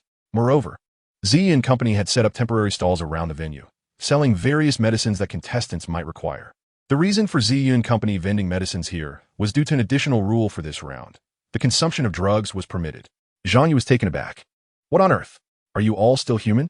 Encouraging drug use in a competition just to profit from Ziyun Company as sponsorship? Meanwhile, he noticed his classmates from Songyang and Gaozhong beginning to pull out their supplies. Painkillers, tranquilizers, focus enhancers. Seeing this trio of items, Zhang Yu suddenly realized they had come well prepared. Beside him, Teacher Yin expressed concern. "Zhang Yu, have you brought any medication? Remember to take it before the start." To Teacher Yin, consuming medicine during competitions was entirely normal. Afraid of pain and discomfort, one might chew on a painkiller. Lacking resolve, a sip of a tranquilizer would suffice. And to maintain focus, a bottle of a focus enhancer was essential. In summary, to perform robustly on the competition stage, one must continuously consume medicine offstage. This was the essence of competition. The magical competition has long been one of the favorite sponsorship projects for pharmaceutical companies. Thus, it was customary to allow at least one round where contestants could take medication, provided it was within the listed range of permitted drugs. This was also a matter for the referees and spirit cultivator assistants to monitor and enforce. Therefore, consuming medication was an integral part of the competition, even reflecting the depth of a high school's resources. Seeing Zhang Yu's bewildered expression, Teacher Yin helplessly opened her bag. "Look at you, participating in a competition without any medication prepared? Luckily, I brought a spare." With that, she retrieved various bottles and jars from her bag and distributed several doses to Zhang Yu. Gazing into Teacher Yin's caring and concerned eyes, Zhang Yu reluctantly accepted the medication. "Crap, my body cannot handle medication, can it?" The original Zhang Yu had suffered adverse effects from taking drugs, and this memory had instilled a fear of indiscriminate medication in him. He had typically only consumed a few neuroenhancers to alleviate sleep. Coupled with his remarkable talent and significant debts, he had never considered recklessly taking medication. Though uncertain whether his current body could tolerate random drug consumption, he had no intention of taking risks for the sake of a competition. For mere contest, why should I consume these medications? I fear my cultivation lifespan might be exhausted before I even begin. However, feeling Teacher Yan's attentive gaze upon him, he could only awkwardly nod, thinking to himself, I'll pretend to take it in the restroom later. Meanwhile, the entire venue had transformed into a pharmaceutical showcase. In the rest area of Zi Yun Gaozhong, Lien Tianji swiftly swallowed a large handful of medication, followed by a gulp of water to ensure everything was down. Observing his gradually reddening face, the competition coach nodded approvingly. Good, you're in the competition spirit. He then produced a wooden box from his bag. As the box opened, 10 syringes emitting a faint purple glow appeared before everyone. The coach announced, these are the meridian expansion injections obtained from the Ziyin laboratory, capable of temporarily widening your meridians with the flow of blood, enhancing your energy efficiency during the competition. 1 injection per person, no fighting over it. After watching each student receive their injection, he encouraged them. You must endure till the end. Our total score is not far behind by Long Gaozhong, and we must catch up in this round. A deafening roar erupted from the crowd, filled with fervor after consuming their medications and receiving injections. In the rest area of Hong Ta Gaozhong, the competition coach held a student resembling a small panda and rummaged through a nearby stash of beast medicines. Bu Fan, take another dose. We are currently at the bottom among the 3 prestigious schools. If we continue like this in the second round, my bonus for this year will be in jeopardy. The panda-like student, Bu Fan, extended a paw and gave a middle finger in response. Enough. Don't feed me anymore. No more. Meanwhile, in the rest area of Bai Long Gaozhong, Song Hailong swallowed a hefty handful of medicine before casting a glance toward the rest area of Ziyun Gaozhong. Hearing the raucous cheers emanating from there, he coldly scoffed, Soon, I shall crush all your spirits. Concurrently, competition coach Han Xingya approached with a thermos and addressed the group. This is the special Kongling injections prepared by the school for you. Apply it to your dantian when the time comes. Hurry and come collect. As the thermos opened, a rush of cold air enveloped them, revealing 2 rows of glowing syringes. Song Hailong flashed a grin, his school uniform emblazoned with the number 1. As he was the first to grasp a vial of the serum, the surrounding students, following the numerical order displayed on their chests, retrieved their own vials from the insulated boxes, subsequently injecting the contents into their dantian. Observing this scene, students from other schools felt an overwhelming envy. Was that the Kongling needle? A concentrated essence of spiritual energy, capable of rapidly replenishing internal magical power, intended to balance and restore their powers during the impending competition. Some students gazed with faces filled with jealousy, lamenting, with a single injection of Kongling, my fate is in my own hands, not dictated by the heavens. Alas, I wonder if I will ever be able to afford a Kongling needle in my lifetime. At that moment, a commotion erupted from a corner of the venue. A student, frothing at the mouth and convulsing, was carried away, inciting a wave of murmurs. Some students speculated, overdose on medication, while a teacher scoffed, what overdose? It is merely a lack of tolerance. Practice is essential. Another teacher clapped his hands, urging, enough of this idle chatter. Focus your attention on the competition. As the preparations reached completion, the second round of the competition officially commenced.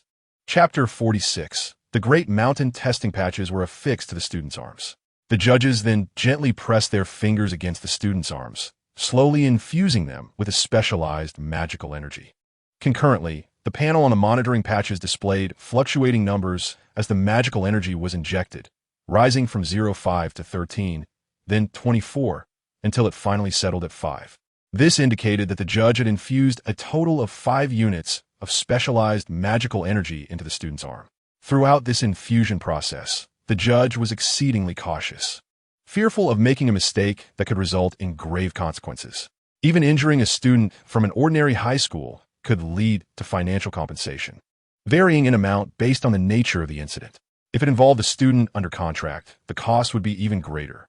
After all, there have been instances where the aftermath of a battle between foundational-level experts inadvertently resulted in the death of bystanders, only to discover that the casualties were gifted high school seniors whose training had cost a fortune, leading to ruinous financial reparations.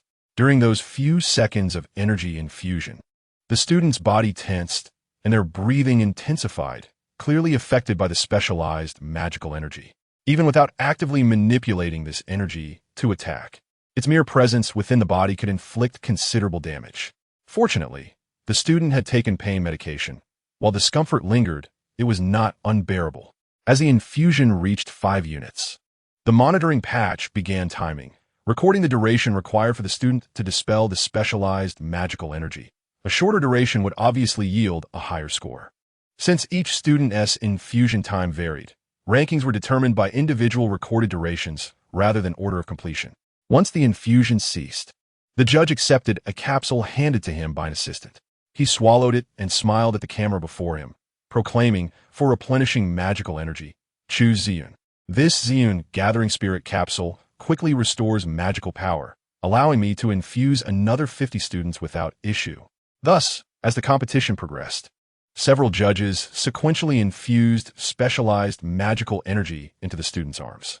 An increasing number of participants began to meditate, focusing entirely on dispelling the invasive, specialized energy within them, rendering the atmosphere increasingly serene, with only the sound of rhythmic breathing remaining. Ever since that surge of specialized energy had been injected into Zhang Yu, he felt as though a flame burned fiercely within his right arm, and as the energy continued to flow, the heat intensified. An agonizing pain radiated from his arm to his brain, illuminating for him the reason so many competitors opted for pain relief.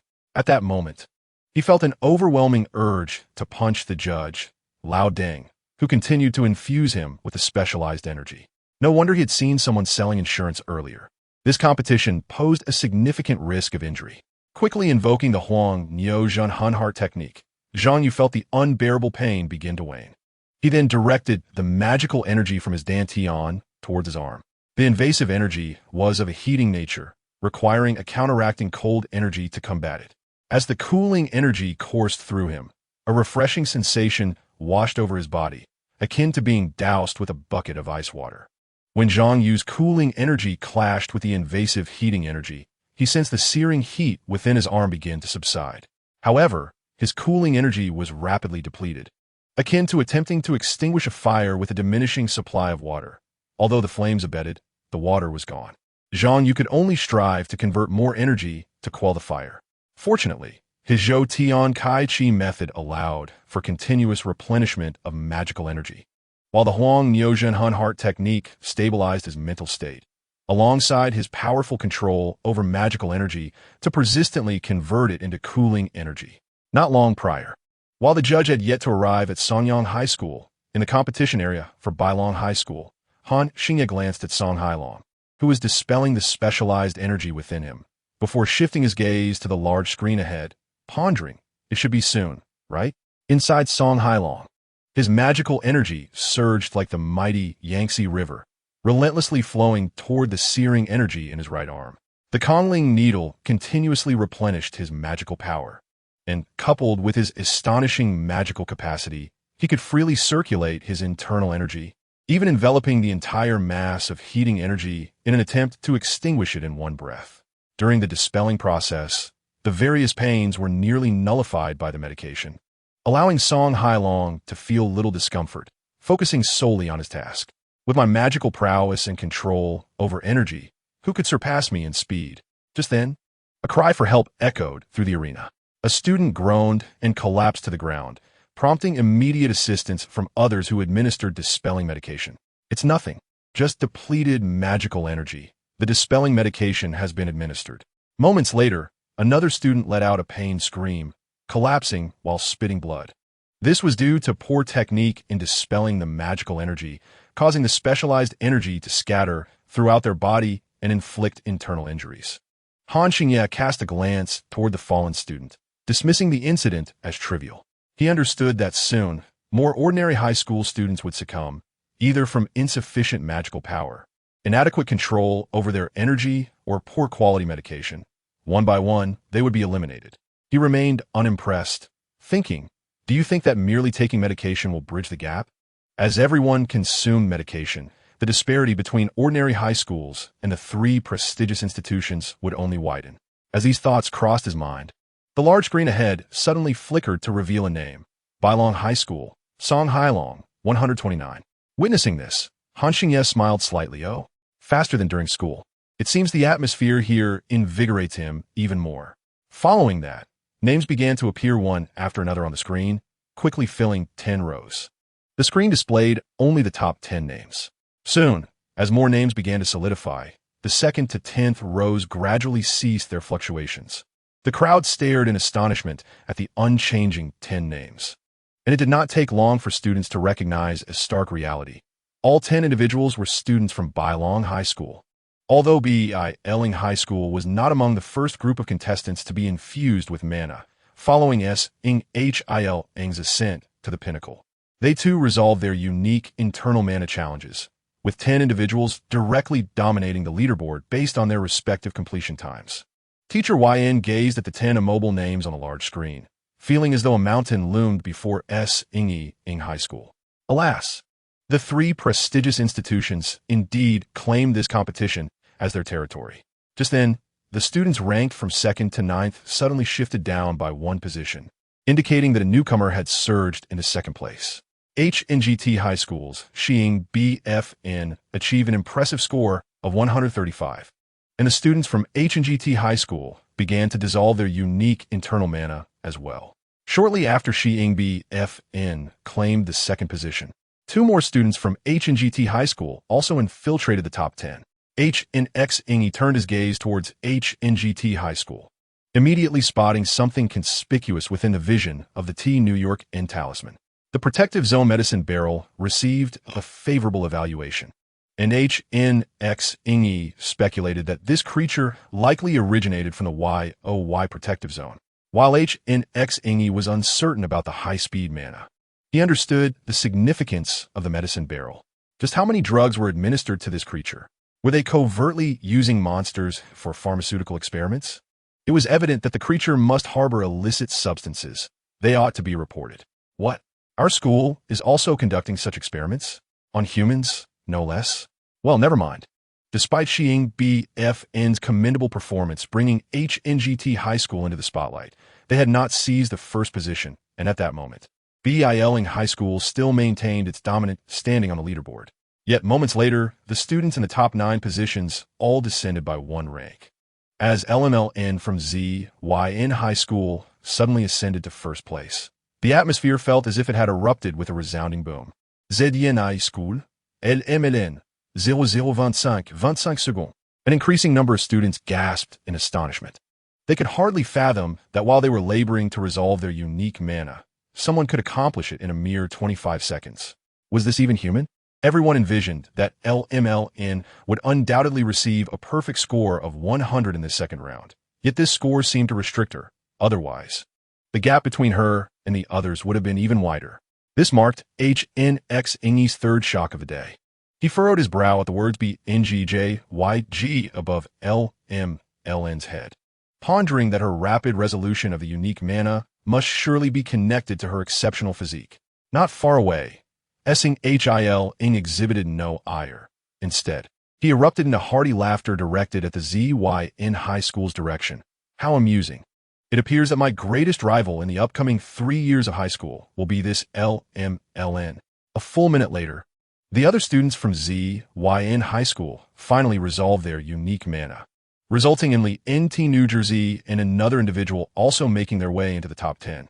Ultimately, LMLN, SNGH and Xiing BFN claimed the top 3 positions, while the top 10 was entirely divided among 4 from Bailing High School, 3 from ZYN High School, and 3 from HNGT High School. Observing the unyielding rankings, many high school students felt a wave of heaviness. For most of them, it was their first encounter with the stark disparity between themselves and the 3 prestigious schools. The 10 names and scores displayed on the screen felt like an insurmountable mountain pressing down upon them, illustrating the chasm that existed between the 3 eminent schools and themselves. Just then, the rankings on the large screen shifted once more. The 4th to 10th positions all dropped by 1 rank. Amidst the dominance of the 3 prestigious schools over the competition, someone had audaciously surged into 4th place. Ing High School ZHing Y, scoring 138. Upon realizing that Zheng Y had resolved his unique mana, the timer emitted a soft beep. This gentle sound resonated like a boulder being cast into the hearts of the surrounding Ing high school students. The students from the three prestigious schools instinctively glanced towards Ing High School, surprised to discover a competitor of their caliber. Teacher YN, witnessing the rankings, swiftly took a photo with her mobile device. This was an important educational achievement. Chapter 47, Struggle. In the venue, as drones delivered boxes of lunch, the noon hour arrived following the conclusion of the first and second rounds of the mana competition. However, the numerous contestants enjoying their boxed meals continued to discuss the thrilling moments of the previous matches, occasionally glancing at the score rankings on the large screen. The name that had originally occupied fourth place had vanished, and the top 10 was still monopolized by BIL in High School, ZY in High School, and HNGT High School. With the complete conclusion of the first and second rounds, the leaderboard displayed the total scores of the top 10. Only by securing a position in the final total score ranking could one earn a monetary reward, achieve a legitimate ranking, and attain scores recognized by universities, which would carry weight during college interviews. The name that had momentarily broken into fourth place during the second round now felt like a fleeting illusion, having disappeared. Teacher YN sighed internally. ZHY ultimately scored lower in the first round of the flying sword competition, hindering his total score from breaching the top 10. But what could be done? The affluent had an undeniable advantage in flying sword mastery. Teacher YN couldn't fault ZHY's family for not providing him with a mana-infused flying sword. One could only attribute it to bad luck, coinciding with the sponsorship from the flying sword manufacturers. Meanwhile, ZHY, glancing at his boxed meal, complained while eating, "This measly box of lunch costs 80. Why doesn't THNGT High School just steal it?" Just as ZHY was grumbling, a box of lunch was thrust into his hands. He looked up to find Teacher YN presenting him with a meal. With a benevolent smile, Teacher YN said, "You must be famished after such a tiring morning. Here, this is for you." Nearby, ZHNZH and scoffed inwardly at the scene. Can he possibly be hungrier than I am? He resolved his unique mana in just a minute and a half, while I toiled for over 8 minutes. It nearly exhausted me. Teacher YN, observing ZHY devouring 2 meals, grew increasingly pleased. Such a hearty appetite was indicative of a diligent student. Nearby, BIZHNZHN, Chi, and SHN, and HDYU also had substantial appetites. How amusing! In a mana competition where there was little chance of ranking, they ate so much. Were they merely gluttons? Teacher YN encouraged, "You performed splendidly this morning. Do your best this afternoon, and don't let the pressure overwhelm you." While Teacher YN wished for ZHY to exert 400% of his focus, she understood that in the realm of mana manipulation, haste could be counterproductive. Thus, she hurried to comfort ZHY, hoping to help him relax for the competition. Meanwhile, Teacher YN couldn't help but calculate ZHY's scores: 80 in the first round, 93 in the second, totaling 173. She glanced at the large screen, scanning from the first place score of 195 down to the 10th place score of 176. If ZHY could catch up by 4 points in the next round, he would secure a spot in the top 10. Though 4 points seemed minimal, Teacher YN knew that in a high-stakes, highly competitive mana competition, attaining each additional point became increasingly challenging, particularly with 30 top scholars from the 3 prestigious schools vying for those top 10 positions. Considering the 4-point gap, Teacher YN felt a flicker of anxiety. It all hinged on what the final round would entail. Lunchtime soon concluded, and the final round of the mana competition officially commenced. The host approached the stage and proclaimed, "To learn martial arts and the art of cultivation, come to Xianyan. With 300 laboratories and 100 masters of techniques, we have dedicated ourselves to the education of Xian Dao for a century. We express our gratitude to the Xianyun Education Group for sponsoring this competition." Zhang Yu recalled that this company was affiliated with the Wanfa sect, the very institution where he had participated in the trial of skills and acquired the Zhou Tian Kai Chi method. He remembered encountering the Xianyun Group's director for Songyang City at Li Shuolian's art exhibition. Moments later, a complex diagram of energy manipulation was distributed to each contestant.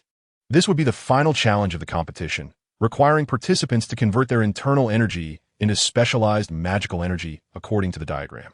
Meanwhile, The spirit cultivators had already activated cameras to monitor the entire venue, constantly assessing each contestant's status to facilitate the recording of their completion order.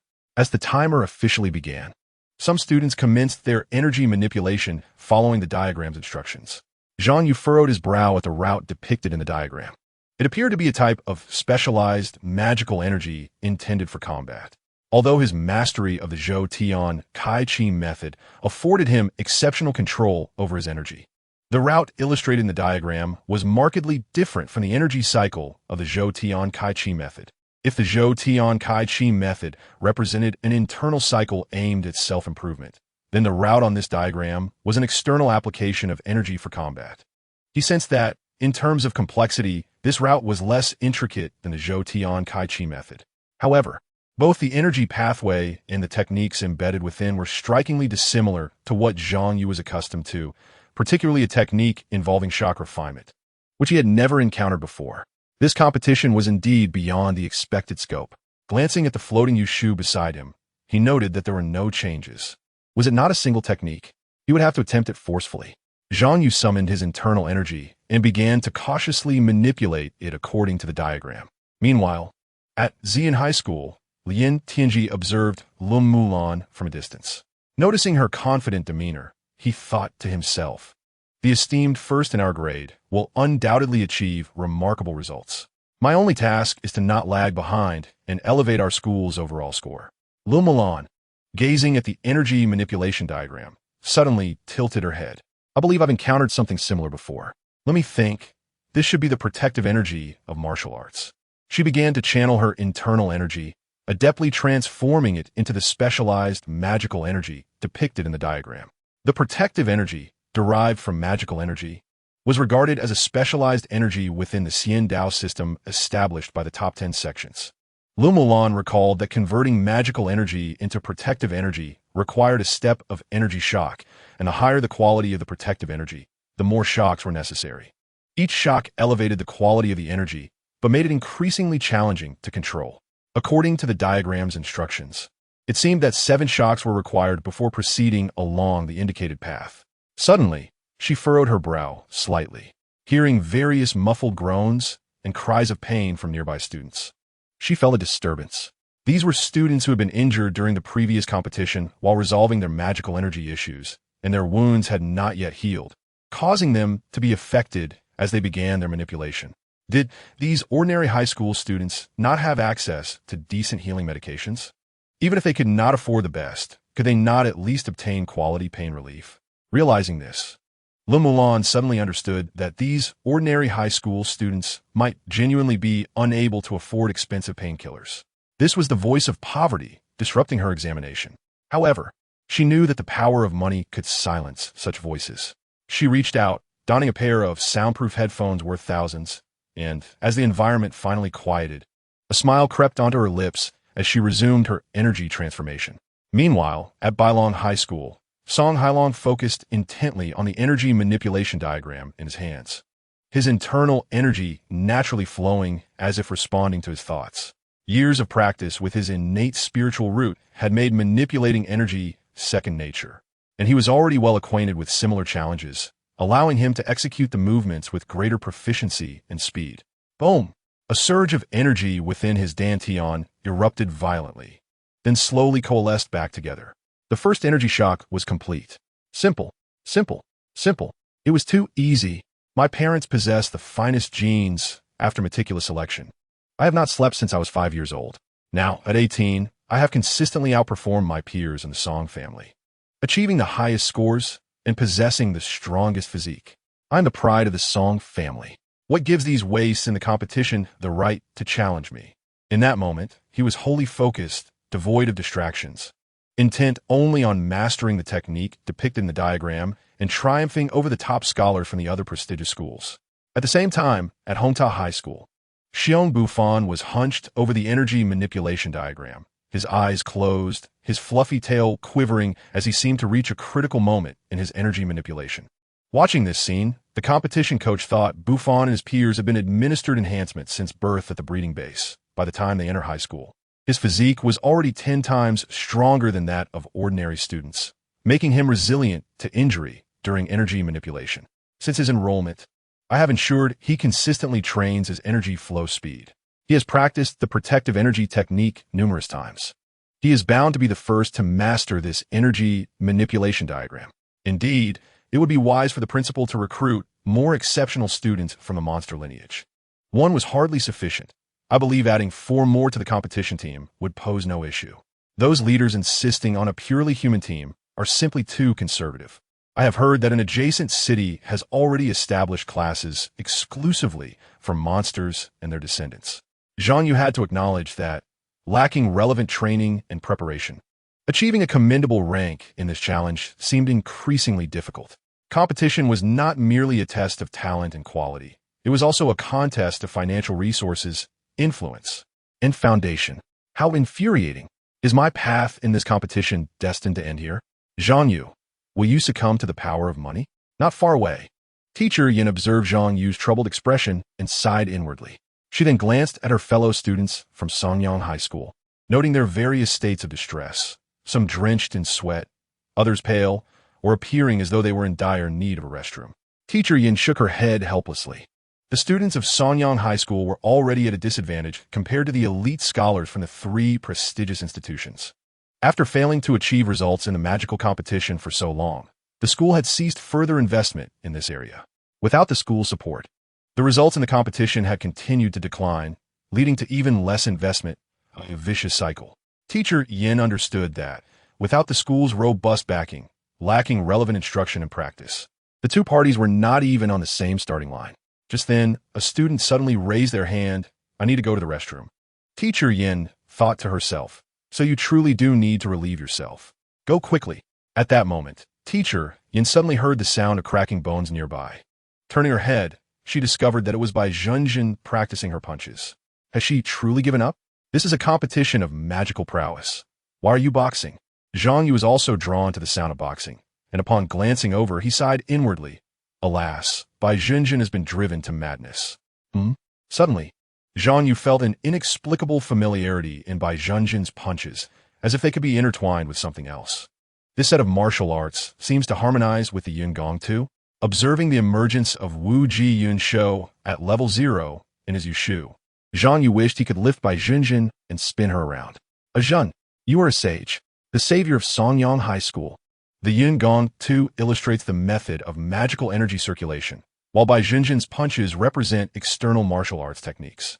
The fusion of the 2 results in the comprehensive combat martial art, Wu Ji Yun Shou. This is an advanced martial art form, emphasizing internal strength over external moves, with the crux lying in the application of magical energy and the transformation of this energy into protective qi. The 6 external techniques are better described as practical examples rather than mere moves. This time, the competition has singled out the Yun Gong Tu as a test item. For ordinary individuals, the absence of external techniques does not impede their learning of the qi transformation method. However, for Zhang Yu, whether it constitutes a complete martial art makes a world of difference in his ability to ascend the Yushu. Zhang Yu was unaware of how Bai Zhenzhen comprehended the external techniques. He could only seize the moment to switch his specialization in Yushu to Wu Ji Yun Shou and commence practice. Wu Ji Yun Shou at level 001. 1545 magical energy, 1 round. If only he could practice it once. Even if rife with mistakes and chaotic execution, he would ultimately master this Wu Ji Yun Shou. Chapter 48, Top 10. At the site of the competition, in the area occupied by Xian High School, Lu Mulan was drenched in beads of sweat. At this moment, she had completed the 4th magical energy oscillation, with the repeatedly ravaged energy transforming into a wispy white mist, floating and sinking within her dantian, becoming increasingly difficult to control. 3 more, just 3 more, and she would succeed. Song Hailong's breathing grew heavier. A vast torrent of magical energy, like layers of white clouds, surged from his dantian, gradually coalescing into a vortex. The final magical energy oscillation. Indeed, in the end, victory is mine. Boom! Boom! A sudden roar echoed from afar. Song Hailong's expression shifted dramatically. Someone actually surpassed him? No, he quickly realized it was 2 individuals both faster than him. In the distance, Xiong Bufan clasped his palms together, wisps of white, cloud-like magical energy emanating from his claws, forming a ball that made him appear as if he were grasping a lively cloud. Although this cloud quickly began to dissipate, clearly unsustainable. Yet, he paid little attention to this and turned to the source of the booming sound. Just a step behind me? From Bailong High School, or Xian High School. Xiong Bufan gazed at the towering, steadily coalescing white mist, astonished. What's happening? It's merely a competition. Speed is the objective. And everyone seeks to be swift. Why has he cultivated this protective chi to such an extent? How ostentatious.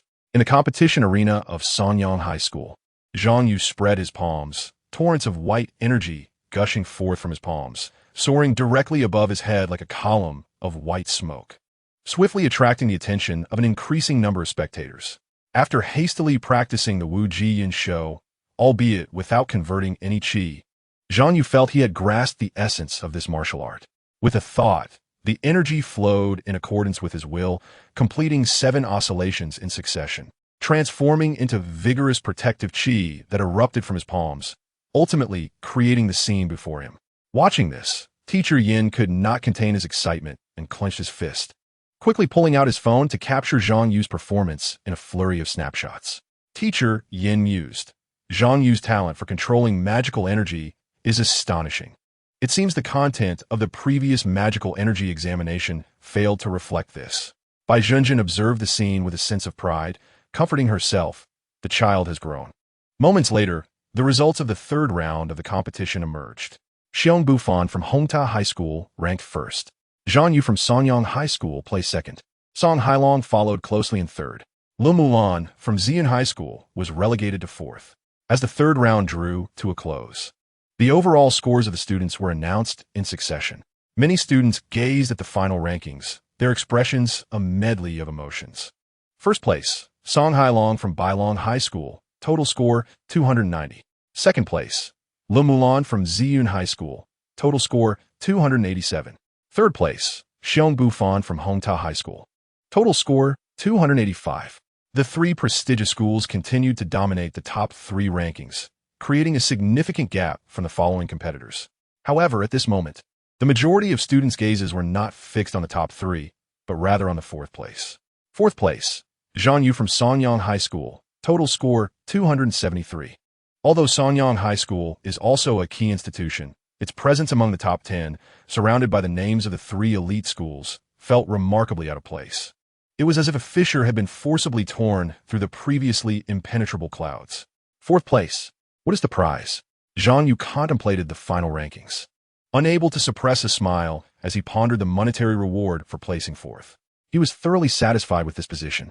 After all, he was confident he would eventually surpass these competitors. Yet, when it came to his current abilities, he indeed fell short of the scholars from the 3 prestigious schools. He still needed more time to develop. Achieving 4th place made him marvel at his Zhen's divine intervention, combined with his dedication to Yushu, though most importantly, it was his unwavering perseverance. Qianshin stared intently at Zhang Yu, clearly recalling that Zhang Yu's score in the monthly exam was merely 620, 6 points lower than his own. Yet this individual, with a score of 620, somehow stood alongside the high-achieving students from the 3 elite schools, those scoring above 650. In the competition, it was reminiscent of the previous art exhibition when Zhang Yu consistently exceeded expectations. He clutched his head, incredulous. It was as if the 6-subject, 700-point evaluation system could no longer adequately convey his level of advancement. Suddenly, an unexpected thought surged within Qianshan. This man, whose capabilities cannot be encapsulated by mere scores, might one day incite a reform in the high school scoring system, rendering it more perfect.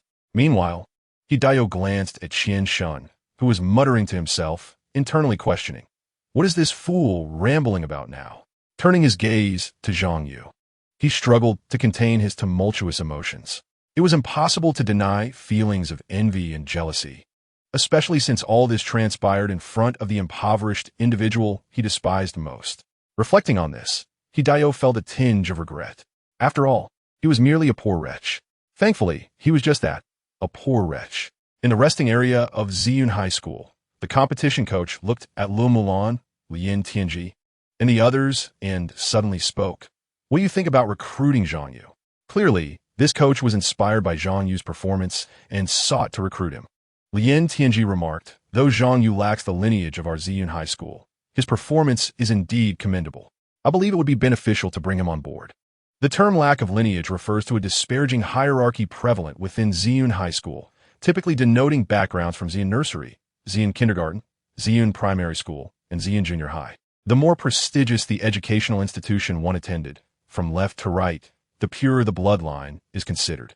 Le Moulin then inquired, "Where is first and second degrees?" "I have indeed asked him about that," Lien Tianji replied, detailing Zhang Yu's previous elementary and junior high schools. A flicker of disdain crossed Le Moulin's face upon hearing the names of those schools, as their impoverished reputation was too pronounced. Observing her reaction, Lien Tianji understood that there was little hope for Zhang Yu's acceptance, silently reflecting that their next encounter would likely be at the martial arts competition. This thought stirred a slight anticipation within him. In front of the restroom, Zhang Yu was intercepted by a man, the competition coach of Bailong High School, Han Xingye. Zhang Yu considered joining Bailong High School. Han Xingye extended his hand toward Zhang Yu. "With your talent, it would be a shame to remain in Sanyang.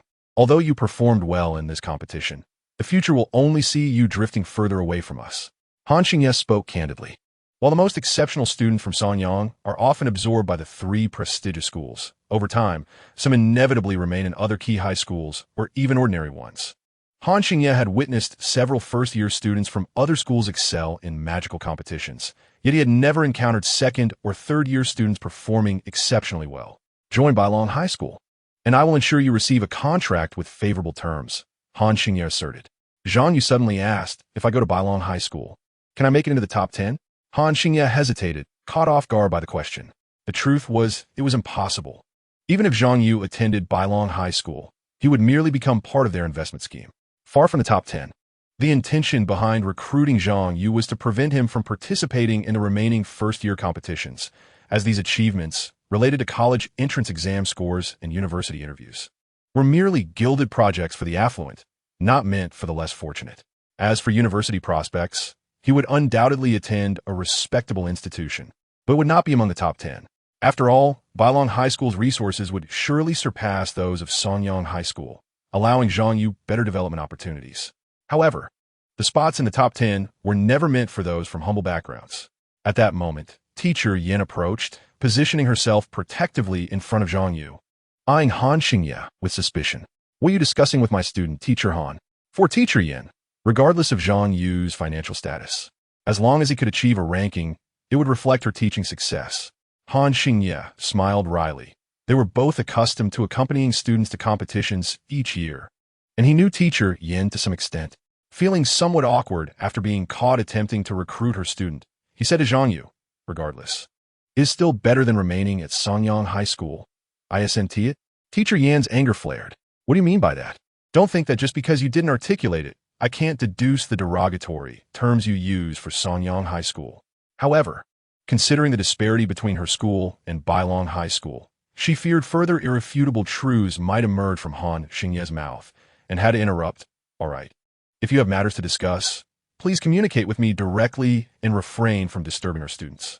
Watching Teacher Yin and Zhang Yu depart, Han Xingye shrugged, silently acknowledging that if Zhang Yu was truly wise, he would choose this path, even if it meant not making it into the top 10.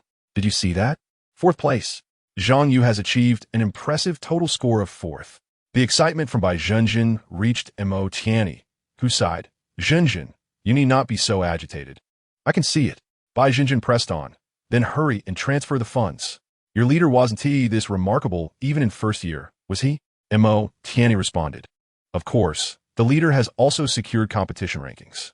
After some back and forth, Mo Tianyi concluded, "Zhang Yu's performance is indeed outstanding.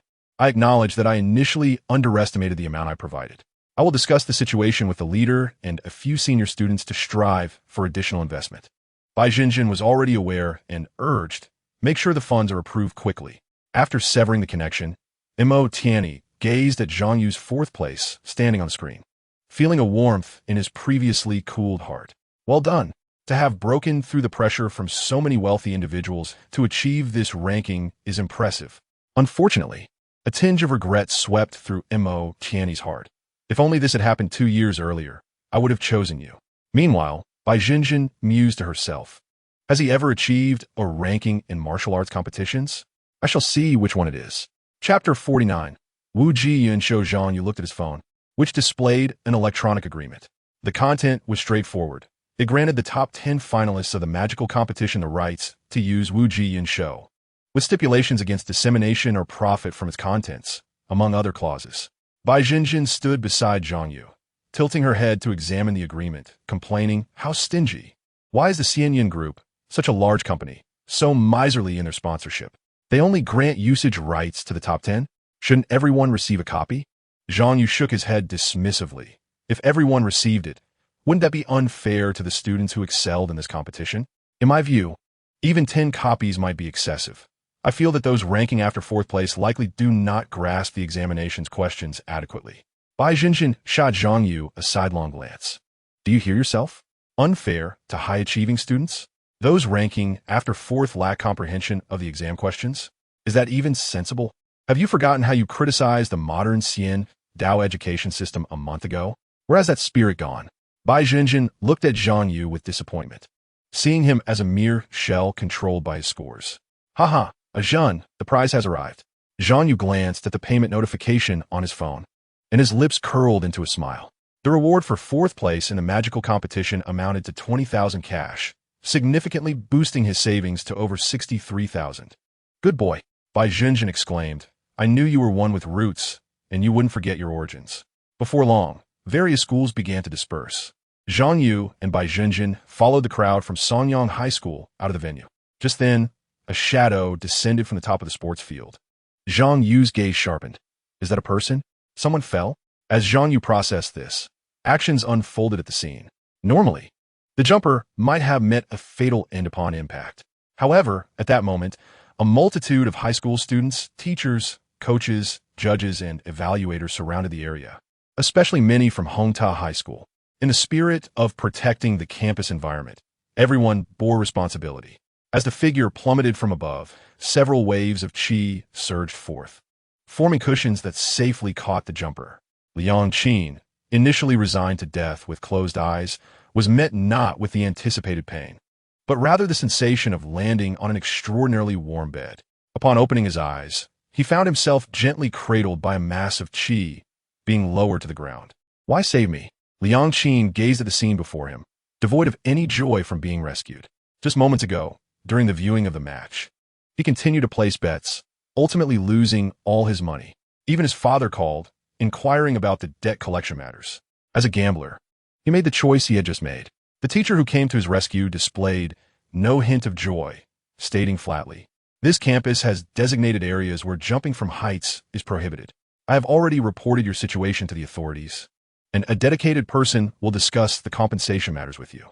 Upon hearing these words, Liang Qin's eyes flashed with despair as he hastily defended himself. "I did not intend to jump. It was just a moment of misstep." The other party replied, coolly, "A misstep? So, does that mean you accidentally intended to jump? That too will incur costs." He thought to himself, "Once I find an opportunity, I will choose another place to jump." As Liang Qin calmed down, he began to contemplate his next jumping point. School, hospital, shopping mall, or residential area, all would demand compensation. In this harsh world, it was exceedingly difficult to find a place to leap freely. Meanwhile, at Sonyang High School, students were gradually leaving the campus. Not only the other students, but even Zhang Yu was no longer surprised by the sight of someone about to jump. He merely thought the individual enveloped in a surge of energy looked somewhat familiar. At the cafeteria of Songyang High School, Bai Zhenjin took a bite of her chicken leg, the crisp sound accompanying her as she devoured it along with the bone. Before her lay a lavish spread of chicken, duck, fish, and meat, costing Zhang Yu over 400. Given the current cultivation level and physical strength of Zhang Yu and Bai Zhenjin, they were more than satisfied with their meal. Sighing, Bai Zhenjin remarked, "The pre-packaged meals at Hongta High School taste off. Who knows how much synthetic food they added?" Although Zhang Yu was also enjoying his meal, he carried more memories of delectable foods from his past life. He responded, "Zhen, once I have the money, I will treat you to something better." Bai Zhenjin asked, "Are you referring to the nutritious meals on the second floor?" Zhang Yu understood that for most high school students in Songyang City, better food meant food that could enhance their cultivation and improve their grades. The pursuit of flavor itself was secondary often unattainable for most high school students in Sanyang City. For these students, taste was a luxury. Zhang Yu chose not to elaborate further, simply stating, "When I have the money, you will see." As they spoke, Zhang Yu recalled the events of the competition earlier that day and curiously inquired, "Zhen, how did you comprehend that set of punches in your last match?" Bai Zhenjin casually replied, "The cultivation diagram clearly shows 6 techniques, doesn't it?" Zhang Yu was astonished. "Is that so? You actually discerned it?" Looking at Bai Zhenjin before him, he struggled to comprehend how she could see it at a glance. It seemed that even students ranked low in the competition had their merits. After Bai Zhenjin finished speaking, she expressed her dissatisfaction, saying, "I was left with no choice but to try this method, hoping to use external techniques to assist with the manipulation of magical energy. Alas, it still did not work."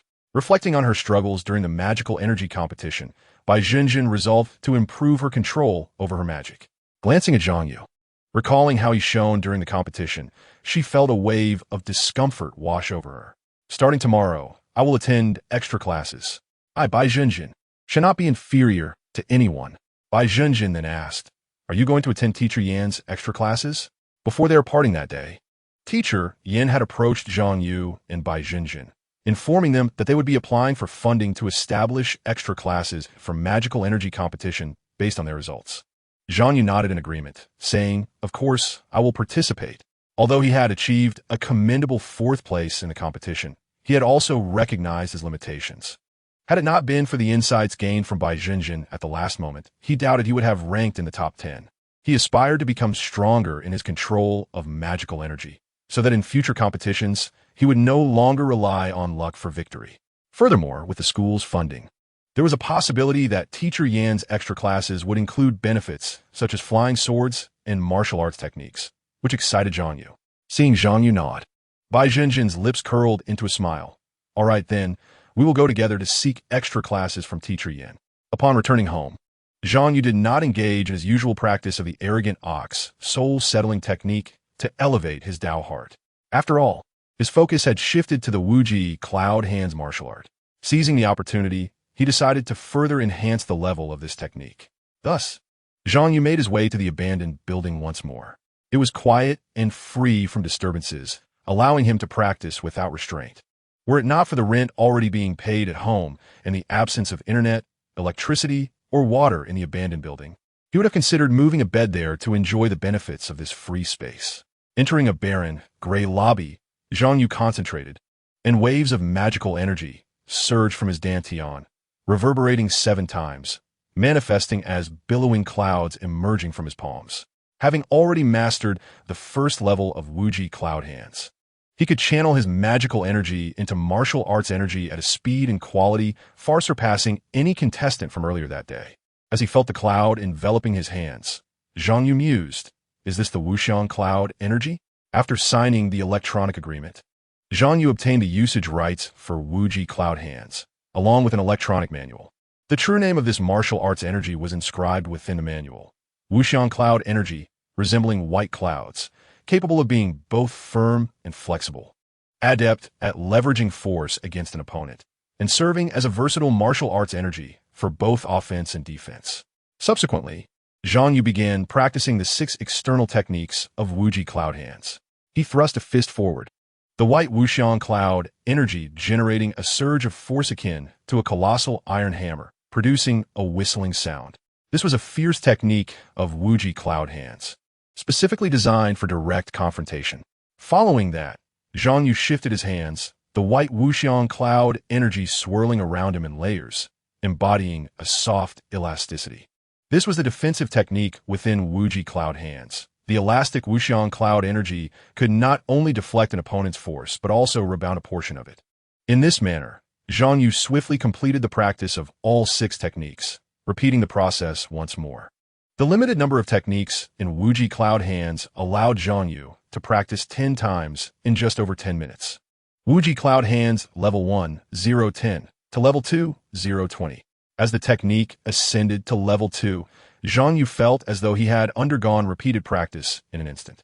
Whether refining magical energy into Wuxian Cloud energy or manipulating it, even the application of the 6 external techniques saw remarkable improvement. Zhang Yu gazed at his hands, The wuxiang cloud energy that had once enveloped them now released wisps of white energy that soared skyward like smoke signals, reminiscent of his appearance during the competition.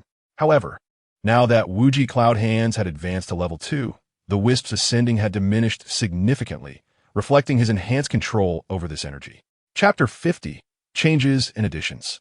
The rapid progression of Wuji Cloud Hands, with just 6 techniques, made Zhang Yu ponder whether he could elevate it to level 10 by nightfall. However, after invigorating himself and practicing 5 more times, he felt his magical energy depleting, making it increasingly difficult to sustain his training in Wuji Cloud Hands. Zhang Yu realized that his earlier assumption had been misguided. It seemed that achieving level 10 in Wuji Cloud Hands in one night was unattainable. Unlike basic techniques like Sanzhou, Wuji Cloud Hands demanded significantly more magical energy. Even with the passive recovery of the Zhou Tian Kai Chi Fa, it would be implausible for him to practice for several hours as if he were training in Sanshou. Thus, Zhang Yu simply sat cross-legged, allowing the passive recovery to continue replenishing his magical energy while he diligently practiced the Huang, Niu Jinhun, Exinju to enhance his Dao heart. This practice continued intermittently, and after a night had passed, Zhang Yu elevated his Wu Ji Yun Shou to level 6, 760. The coverage range of the Wu Xiang Yun Gang expanded from merely his hands to encompass his arms and shoulders, surging like a rolling sea of clouds. The phenomenon of the mist shooting skyward, resembling a column of smoke, had vanished. Only faint wisps of smoke could be seen rising slowly for several centimeters before dissipating into the air. This shift was due to the increase in control, which significantly reduced the consumption of qi during the operation of Wu Xiang Yun Gang. The next day, at Sanyang High School, within the student council office, Zhou Chechen glanced at the message on his phone and smiled slightly, exclaiming, "To think he secured 4th place in the magical energy competition. Quite unexpected. Lan Ling lifting weights?" Chimed in, "I heard that the competition coach from Bailong High School approached him, hoping to recruit him." Zhou Chechen laughed heartily, saying they lost a competition spot. So of course they want to poach someone. If we sign Zhang Yu and cultivate him for the competition, don't you think we could seize a few more spots and deprive the students from the top 3 schools of their accolades? For the wealthy in Sanyang City, the slots at the top 10 universities are limited. If someone's resume lacks a few trophies, the chances of others succeeding increase. Lan Ling remarked thoughtfully, "Perhaps he has a chance in the first year, but starting from the second year, I doubt Zhang Yu could surpass them." Zhou Chechen replied cheerfully, "Even so, that would still be commendable. We cannot allow Bailong High School to poach him." Following the conclusion of the monthly exam, Zhou Chechen looked at his palm, slightly clenched, as if grasping tightly onto what he desired. Zhang Yu must sign a contract. Lan Ling understood the implication. After the monthly exam, Zhang Yu must sign. Outside the school gate, Zhao Tianxing spoke in his phone. "I understand, Mom, I got it." A woman's voice echoed from the other end. "Spend more time with Zhang Yu. Look how quickly he's improving." I know. Zhao Tianxing responded dismissively before hanging up. Upon entering the school, he noticed a large message scrolling across the electronic screen. "Warm congratulations to our first-year Class 1 student, Zhang Yu, for achieving 4th place in the citywide magical energy competition." It's true. Although he had heard rumors in several school groups yesterday, seeing the words confirmed its authenticity. Reflecting on how Zhang Yu, who had once shared a table with him, had suddenly outperformed numerous top students from the prestigious schools to claim 4th place in the competition, Zhao Tianxing couldn't help but feel a pang of anxiety. Then came a wave of shame. "Zhao Tianxing, how could you feel such jealousy over a classmate's remarkable achievement? How unbecoming. Where has your integrity gone? Alas, comparing myself to Zhang Yu is futile. After all, he is a golden core disciple, a different breed altogether. His success in securing 4th place must be due to the substantial efforts of that Xing Huazhenren. His mother even urged him to play with Zhang Yu more." Zhao Tianxing chuckled bitterly to himself. "The gap is too vast. Can we truly engage as peers?" The rumors surrounding Zhang Yu as a golden core disciple were solidified by his 4th place finish in the competition, and as someone who often considered others' thoughts, Zhao Tianxing felt a deep-seated inferiority. After all, he was a golden core disciple. And, as their academic distinctions widened, would Zhang Yu look down upon him? In his eyes, he might have become just an ordinary student. If he were to approach Zhang Yu now, would it not seem overly obsequious? Would others think he was merely seeking to bask in the glow of his golden core status? It was understandable for Zhao Tianxing to overthink, having witnessed similar dynamics among peers growing up in the city. Once academic disparities emerge, friendships inevitably transform. Phrases like "ever since your grades improved," "you've changed," or "I feel embarrassed being seen with someone who scores so low" echo in such circles. Sigh, if Zhang Yu doesn't invite me to lunch today, perhaps I should refrain from reaching out to him first to avoid being rejected. Seeing Zhang Yu chatting with Bai Junjin evoked envy. If only he could achieve such remarkable grades, he too could banter with Zhang Yu. Observing Zhang Yu speaking with Zhou Qianni, he felt a twinge of jealousy. Despite scoring lower, Zhou Qianni conversed with Zhang Yu effortlessly, devoid of awkwardness, a mindset he lacked. At that moment, Zhao Tianxing noticed Zhang Yu and his companions standing up and walking toward him. Yet, his mind remained preoccupied with the question, would he invite me to lunch? "Old Zhao, come eat with us," Zhang Yu called out. Zhao Tianxing quickly stood up and smiled. "Sure, let us go." As they made their way to the cafeteria, Zhou Tianni remarked, "Zhang Yu, don't you feel the atmosphere at school is a bit different today?" "Really?" Zhang Yu pondered before responding. "The teachers are still kind, and the students remain friendly. The air is filled with the scent of learning. All is well." Zhou Qianni continued, "You secured 4th place in the competition. Now most of the school believes you must be a Golden Core disciple. Don't you sense the increased respect from everyone?"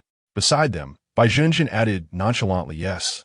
I overheard some girls in the restroom discussing you, claiming you must have been favored by a Golden Core master, attributing your success to connections and luck." Zhou Qianni chimed in, "I heard similar remarks in the boys' restroom, where some claimed you must have cracked the code to wealth. As ordinary folks wouldn't even know where the exhibition for selecting Golden Core disciples was held, let alone participate and be chosen." Zhang Yu sighed. "I never expected that my efforts for the school's honor would result in distance and envy." Zhou Tianni smiled and said, "Zhang Yu, as your scores rise, so too does the envy you attract. They won't acknowledge your hard work or talent. They merely see your advantages and attribute your success to luck." Observing Zhou Qianni's contemplative expression, Zhang Yu mused, "I never anticipated that someone ranked 25th in our year would possess such insight." Zhou Tianni stumbled slightly and retorted, "In our school, with over 500 first-year students, being 25th means stepping over many others." Meanwhile, Zhao Tianxing, watching Zhang Yu in jovial spirits, gradually relaxed. It was surprising how approachable Zhang Yu remained despite his 4th-place finish. However, moments later, Zhao Tianxing reconsidered. Zhang Yu had changed, albeit slightly. At the food service window, Zhang Yu addressed the cafeteria lady, "Annie, I secured 4th place in the citywide magical energy competition. Could you serve me a little extra meat?" The cafeteria lady responded warmly, "Of course. This largest pork chop is for our 4th-place champion." The academic atmosphere at Sonyang High School was indeed vibrant. Even the cafeteria staff prioritized students based on their scores. That night, in the outskirts of Sonyang City, accompanied by the sound of whistling winds, a shadow darted swiftly across the night sky, drawing ever closer to Zhang Yu's rented room. Bang! Wei Wei paused momentarily before the entrance of the apartment building. As the door swung open, a shadow slipped inside like a wisp of smoke, swiftly ascending to the floor where Zhang Yu resided, ultimately materializing before his door. The sound of knocking echoed thud, thud, thud. Zhang Yu hurriedly rose to open the door, revealing a middle-aged man of imposing stature, exuding an air of confidence and authority. "Are you Mr. Zhang Yu?" he inquired. Zhang Yu nodded, replying, "Delivery on time? You arrived in just over 20 minutes. Your efficiency is commendable." The middle-aged man smiled as he retrieved items from his large backpack, presenting them to Zhang Yu. "Mr. Zhang, this is your order merchandise. Please sign for it." After a brief moment, Zhang Yu closed the door and began to unpack his purchases.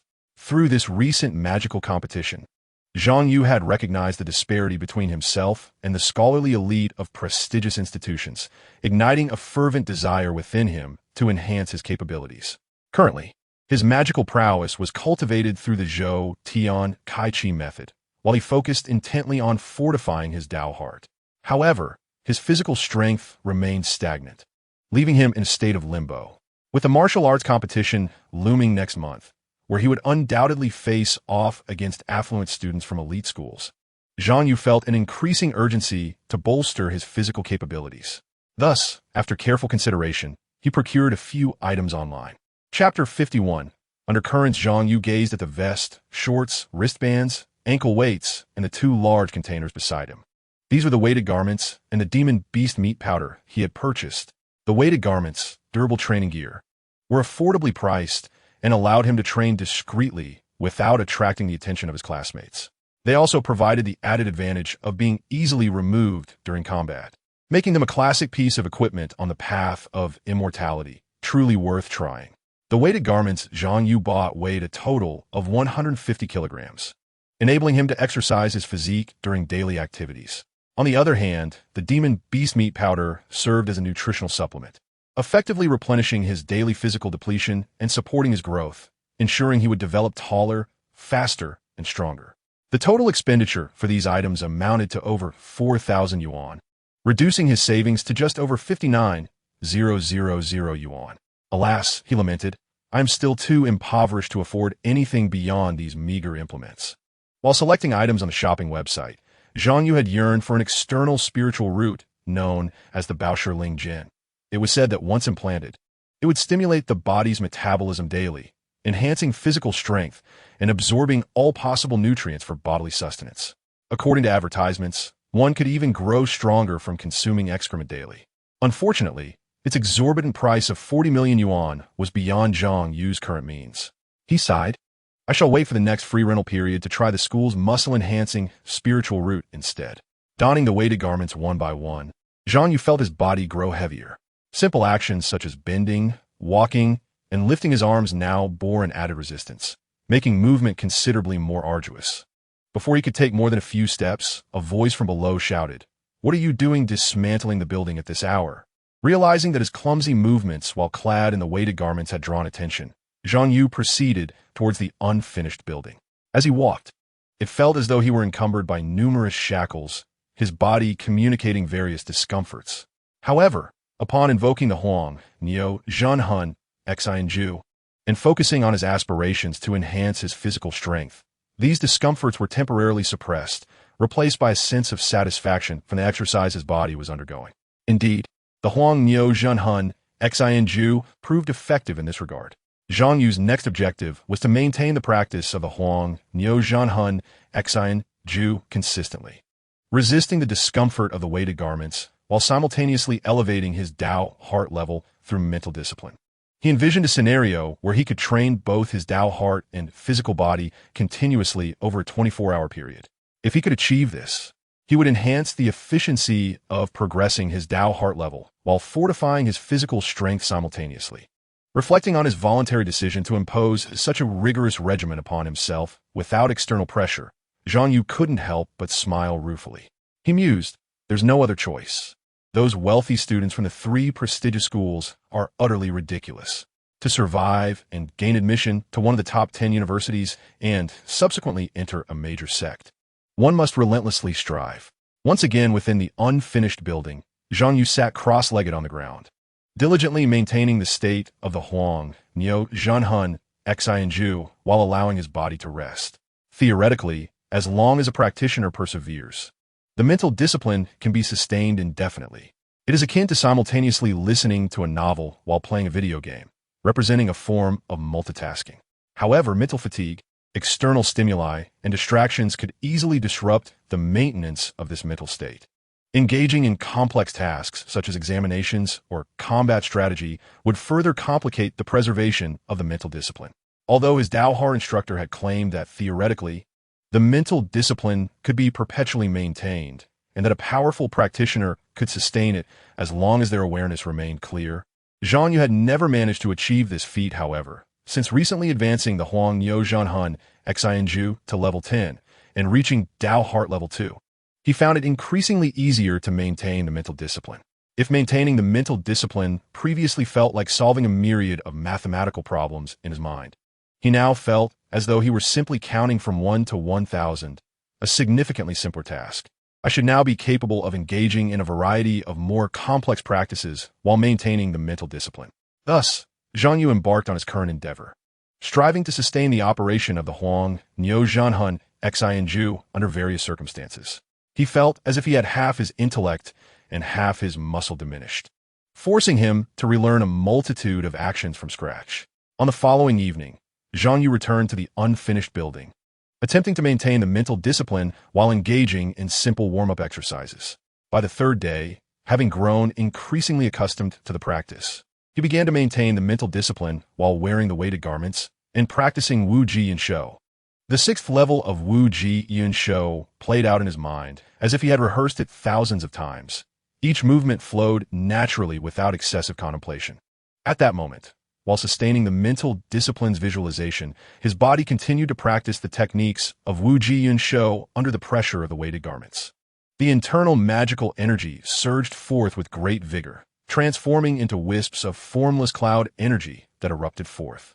However, the necessity of dividing his focus to maintain the mental discipline, coupled with the exertion from the weighted garments and magical energy consumption, slowed Zhang Yu's efficiency in practicing Wu Ji Yun Shou considerably. 3 days passed, and he finally managed to advance Wu Ji Yun Shou to the 10th level. To think it took me this long to reach level 10, Zhang Yu reflected, feeling somewhat dissatisfied with the pace. Alas, Yushu is insufficient. It limits my potential and discipline. Within the unfinished building, Zhang Yu's magical energy surged from his dantian, silently completing a series of 7 oscillations, which then diffused throughout his limbs and body, erupting forth. In an instant, a white mist enveloped him, giving him an ethereal and transcendent appearance. This was the effect of Wu Ji Yun Shou reaching the 10th level. The formless cloud energy no longer emanated solely from his hands, but surged from every part of his body, truly embodying an integrated offense and defense. However, this newfound power came at a considerable cost to his magical energy, and Zhang Yu soon found himself unable to sustain it for more than a few minutes, prompting him to halt his practice. Through these days of arduous training, Zhang Yu experienced a resurgence in his abilities. His magical energy, cultivated through relentless effort, had risen to 169. The constant wear of the weighted garments, combined with the practice of Wu Ji and Shou, had elevated his physical strength to level 128. In the relentless pursuit of cultivation under the relentless regimen of the 10th level Huangyo Town Soul Heart technique, Daoxin has remarkably achieved a rapid ascension, reaching level 265. One day, shortly after Zhang Yu arrived in the classroom, he observed a middle-aged woman with a weathered visage organizing items at a desk. As Zhang Yu pondered this scene, he overheard Zhou Tianyi remark, "Liang Qin has dropped out. This is his mother coming to collect his belongings." Huh? Zhang Yu inquired with a hint of surprise. Why? Zhou Tianyi sighed. It seems he got entangled in gambling, accumulating debts of over 100. Once his parents discovered this, they immediately came to facilitate his withdrawal from school. I heard they created quite a scene in the teacher's office yesterday, with Liang Qin repeatedly kneeling in supplication, yet his parents remained resolute in their decision. Zhou Tianyi shook his head, lamenting his parents acted rightly. Once one succumbs to gambling, they are destined to remain a mere mortal for life, never achieving any success on the path of immortality. It's not just him. Even if one were to become an immortal, they would inevitably fall and lose everything, reduced to bankruptcy and forced back into the realm of mortals. Zhang Yu fell silent, reflecting on how Liang Qin's issues with debt mirrored those of his former self. He mused that had he not traversed into this world, the original Zhang Yu might have met a similar fate. At that moment, Bai Zhenjin pulled Zhang Yu out of the classroom, stating, "The impoverished lot has finally sent word. They forwarded an electronic agreement for you to sign." Shortly after Zhang Yu signed the agreement, a notification chimed from his phone, revealing a transfer of 20,000 yuan.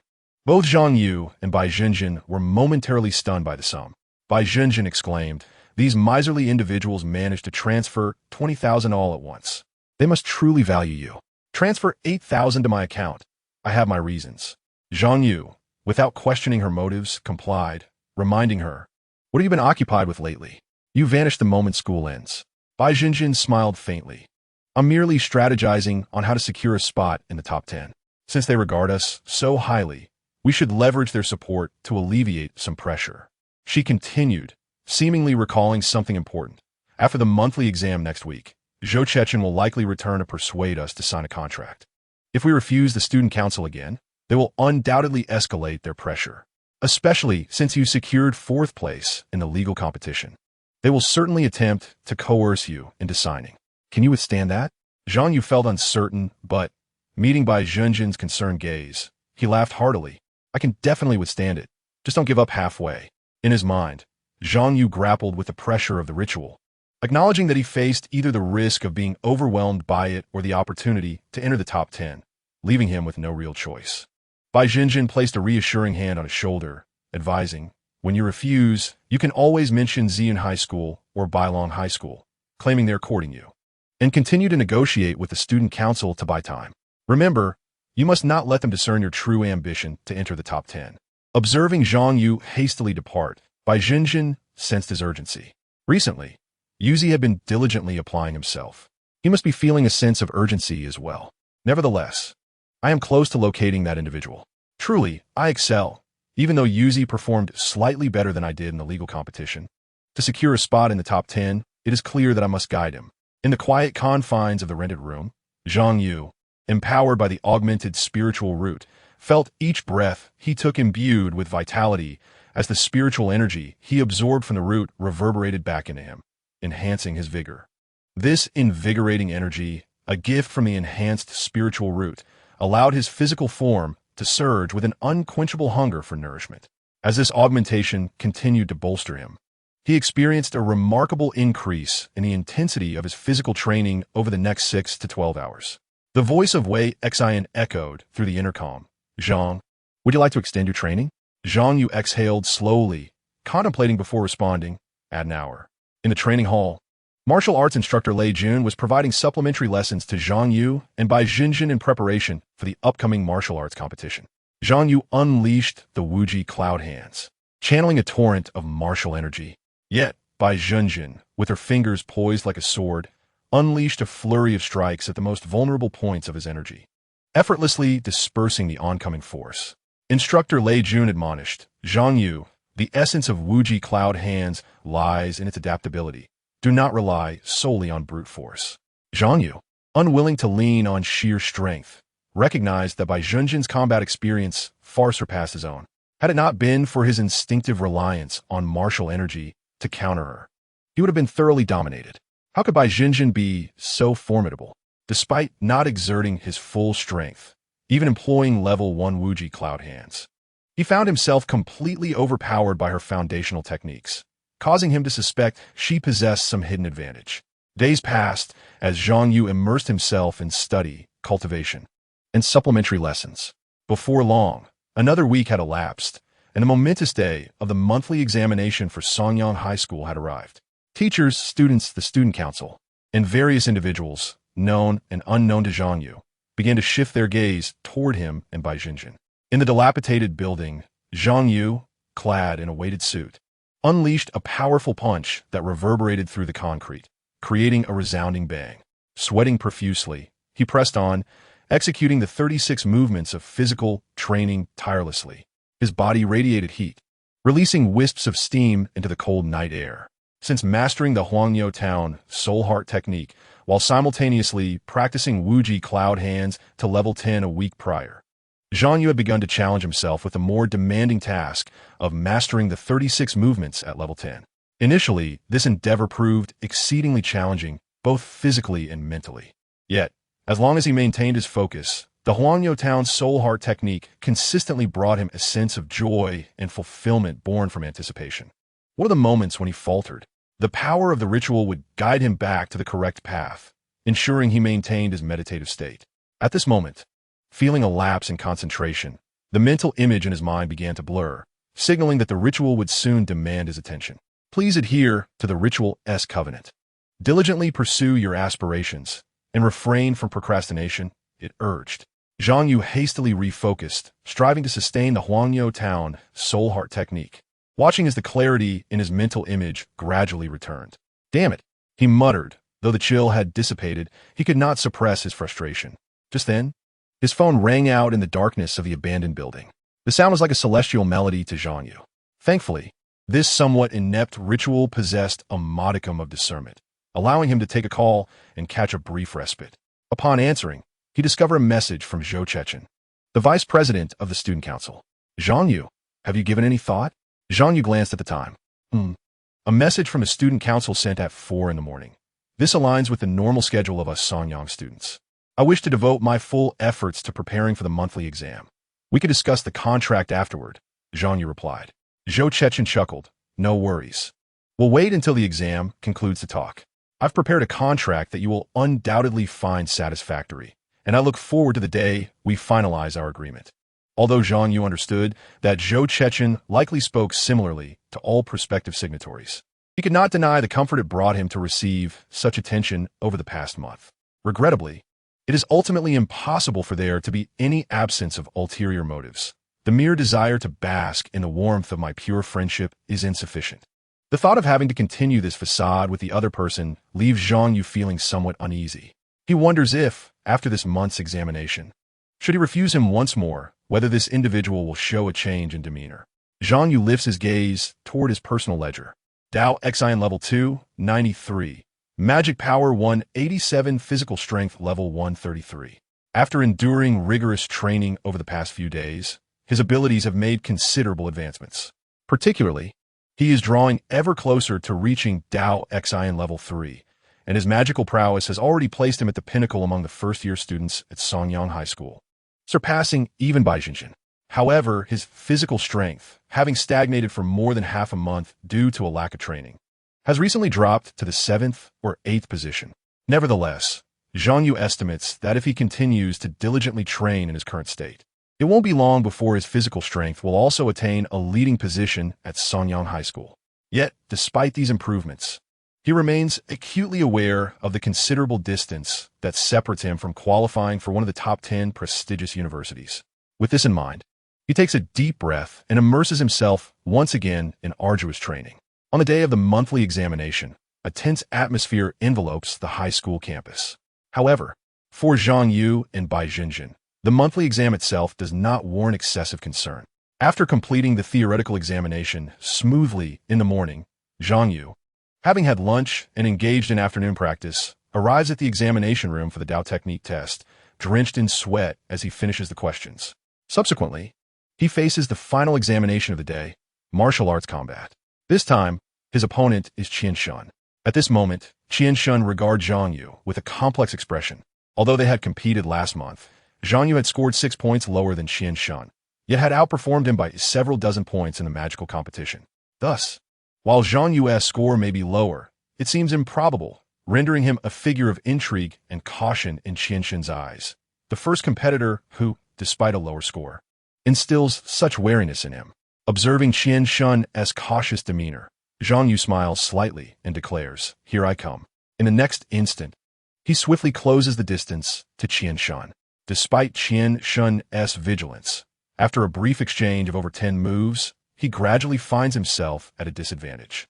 Ultimately, as a gust of wind rushes toward him, he gazes at the fist halted before his forehead and concedes, "I lost." Yet, before the second round begins, he fixes his gaze on Zhang Yu and earnestly states, "You didn't use your full strength, did you? You didn't even employ Wu Ji Yun Shou." Wu Ji Yun Shou is a technique Qian Shun had witnessed Zhang Yu mastering during the competition, and he is fully aware that Zhang Yu has access to this martial skill. Moreover, during the past 2 weeks of martial arts classes, Zhang Yu had consistently utilized Wu Ji Yun Shou whenever he sparred with Bai Jinjin. Qian Shun insists, "Use Wu Ji Yun Shou. Fight me with all your strength. We are in a monthly exam, not merely a class practice. Every point I earn in this exam should not be artificially obtained. Use your full strength. Do not insult my score." Zhang Yu takes a deep breath, acknowledging I understand. He reflects inwardly, lamenting the fleeting joy amidst his arduous training is about to come to an end. With that, Zhang Yu lunges once more toward Qian Shun, unleashing a palm imbued with the essence of Wu Xiang Yun Gang. Having already witnessed the might of Wu Ji Yun Shou in practical lessons, Qian Shun wisely opts not to confront it head-on. He dodges while simultaneously delivering a powerful kick aimed at Zhang Yu's lower body. Yet, Zhang Yu's other hand, enveloped in swirling clouds, intercepts the strike. Qian Shun's kick, landing upon the cloud-like barrier, feels as though it has struck a weightless mist, yet in the next moment, a tremendous force rebounds from it, sending him hurtling out of bounds. The second round concludes. As the third round commences, despite having appeared quite dashing during the prior exchange, receiving a low score in the practical examination is undeniably disheartening. Witnessing Hidayo being swiftly knocked to the ground by Bai Jinjin Lei Jun silently muses that the disparity in skill is too vast, perhaps in the next monthly exam. They should simply arrange for Zhang Yu and Bai Zhenjin to spar against one another instead of drawing lots. The following morning brings the Dao, Xin, and Magic Power examinations. Upon re-entering the spirit realm, Zhang Yu finds himself bound to a hospital bed, with a syringe on his left and a button on his right. A female voice emanates from the intercom. Good elixir. Select Ziyun, the all-encompassing Ziyun medicine, taken orally to cure all ailments. We thank Ziyun Company for their generous sponsorship of this magic competition. Listening to the broadcast detailing the rules, Zhang Yu realizes that the focus of this Dao Xin examination is dependency. Each time he presses the button, a substance known as the neuromodulation powder, also referred to as the joy powder, will be injected into his body. Once the examination begins, it will automatically administer this compound, inducing a sense of euphoria and tranquility. The subsequent requirement for examinees is to press the button as infrequently as possible. The fewer injections received, the higher the ranking and score. Zhang Yu inwardly laments, what a bunch of nonsense. Is this the kind of advertising they engage in during the monthly exam? The individual who devised this Dao Xin examination truly has gone too far. One day, I must confront him. In comparison to the stimulating Dao Xin examination, the magic power and physical education tests appear rather mundane. However, after the conclusion of the physical education examination, Wang Hai once again petitions the school authorities to allow Zhang Yu to join the competition team, only to face rejection once more. The justification provided is that Zhang Yu's athletic performance has declined and requires further refinement. However, privately, he is informed that these decisions are influenced by the student council. After some contemplation, Wang Hai sends a message to Zhang Yu the following day. Inside the unfinished building, Zhang Yu, clad in a weighted vest, stands still, attuning himself to the changes within his spiritual sea. At this moment, he finally attains Dao Xin level 3. His control over his physical being becomes increasingly refined. The magic power within his dantian grows more vibrant and manageable, and every muscle and sinew within him aligns harmoniously, bringing him immense comfort. Even the mental fatigue that had persisted over the past days seems to dissipate entirely, leaving him feeling utterly rejuvenated. Dao Xin level 3, 0. This is the sensation Zhang Yu experiences upon reaching Dao Xin level 3. His mastery over his own capabilities has intensified. Finally, he has reached Dao Xin level 3. Now, he can commence the cultivation of Tian Wu Lian Xin Ju, a technique passed down by the golden elixir true person, which Zhang Yu has eagerly anticipated. Tian Wu Lian Xin Ju, let me discover your limits. Almost immediately upon achieving Dao Xin level 3, he eagerly switches his specialization to this technique.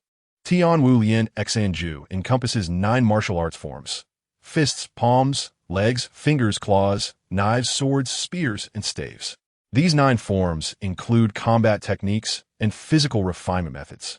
However, the true essence lies in grasping the artistic conception within these martial arts to refine one's martial intent. At this moment, Zhang Yu begins to practice the 9 forms with the same fervor as he would in an art exhibition, executing each movement with precision. With every strike, the surrounding air vibrates, and the concrete floor reverberates beneath him. After elevating the foundational level of his freestyle combat to level 5, advancing the basic 36 body conditioning techniques and the intermediate Wu Ji Yun Shou to level 10, and engaging in over 100 sparring sessions with Bai Zhenjin, Zhang Yu's perspective has transformed drastically from what it once was. The more he trains, the more he perceives the duality of combat techniques and physical refinement methods, revealing a comprehensive scope. Upon mastering these skills, he can both hone his physique and engage in combat.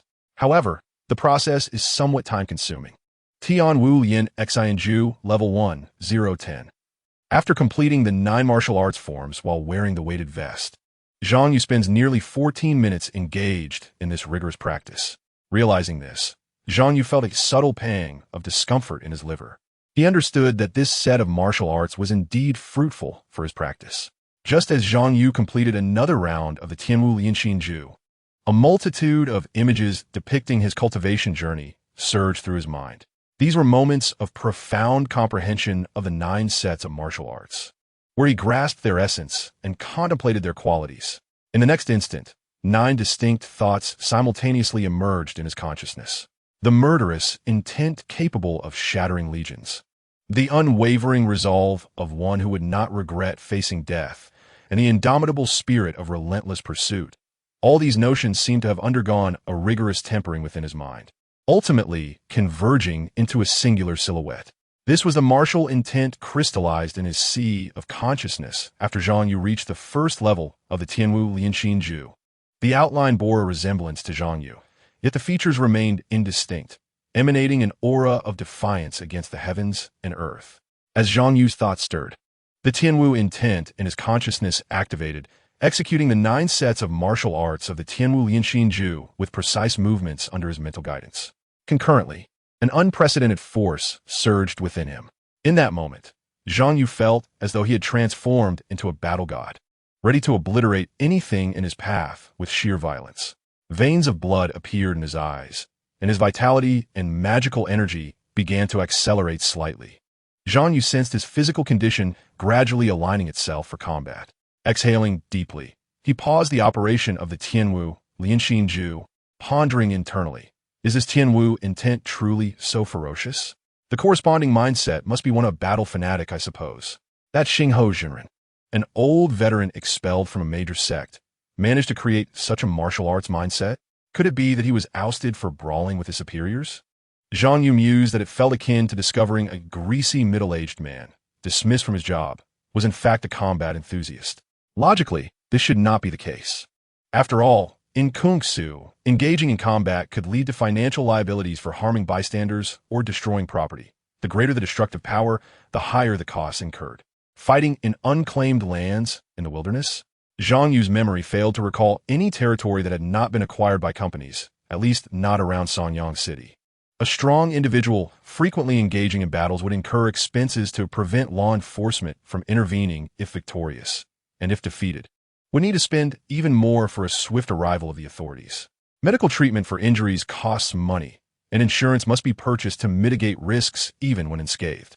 If one possesses insurance, then various magical artifacts and weaponry would also require annual coverage. The more capable one is in combat, the more they spend, and the more they spend, the poorer they become. The poorer they are, the less they can afford to fight. Thus, the more capable one is, the less they can engage in battle. Perhaps Xingho Jinren was expelled due to his overly combative nature. Zhang Yu lamented that the path of immortality cannot be solely reliant on violence. However, dwelling on this was futile. Zhang Yu resumed his practice of the Tianwu Lianxin Ju, determined to elevate it to level 2.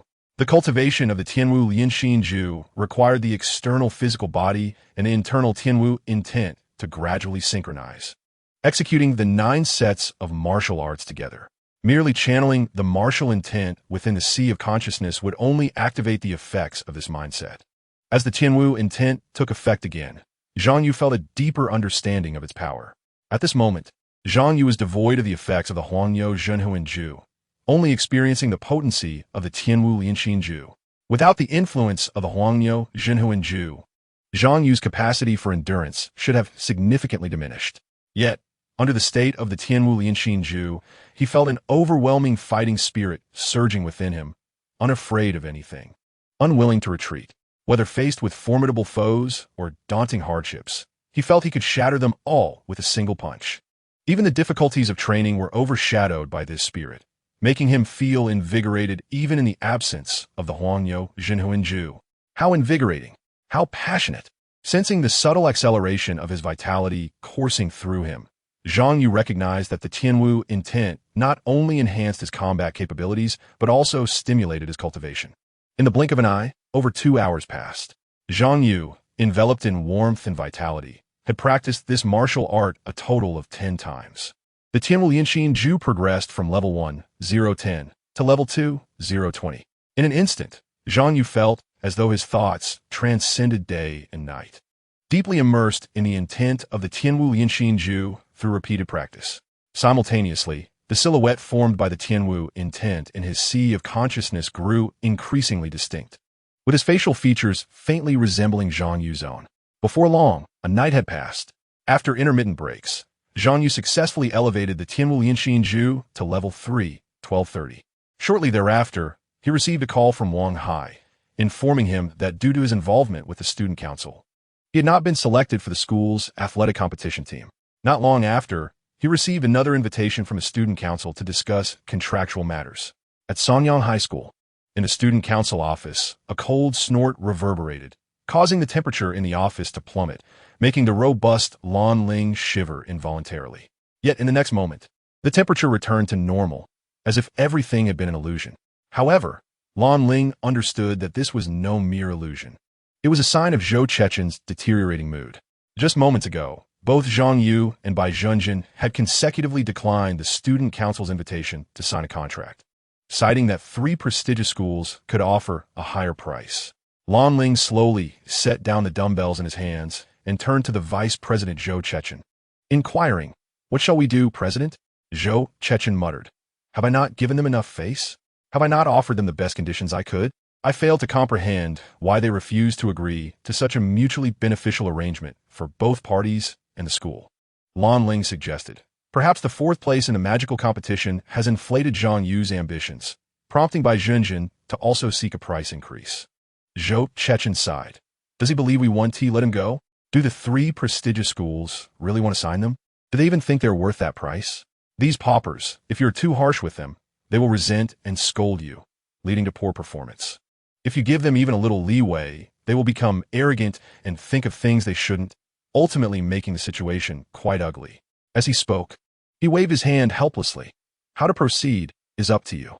In any case, I want to see their contracts signed within 7 days."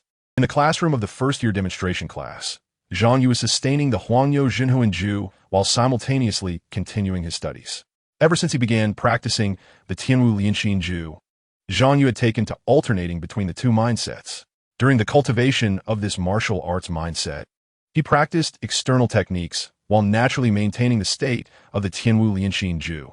At other times, when unable to practice this martial arts technique, such as during rest or class, he would sustain the Huangyo Jinhuanju.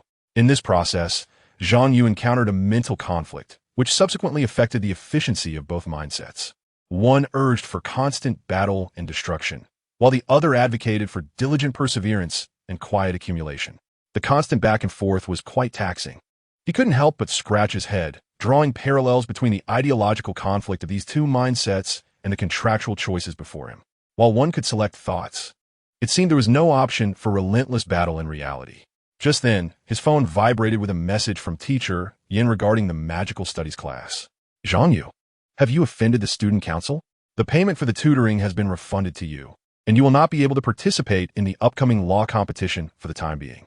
Quickly devise a plan to mend your relationship with the student council."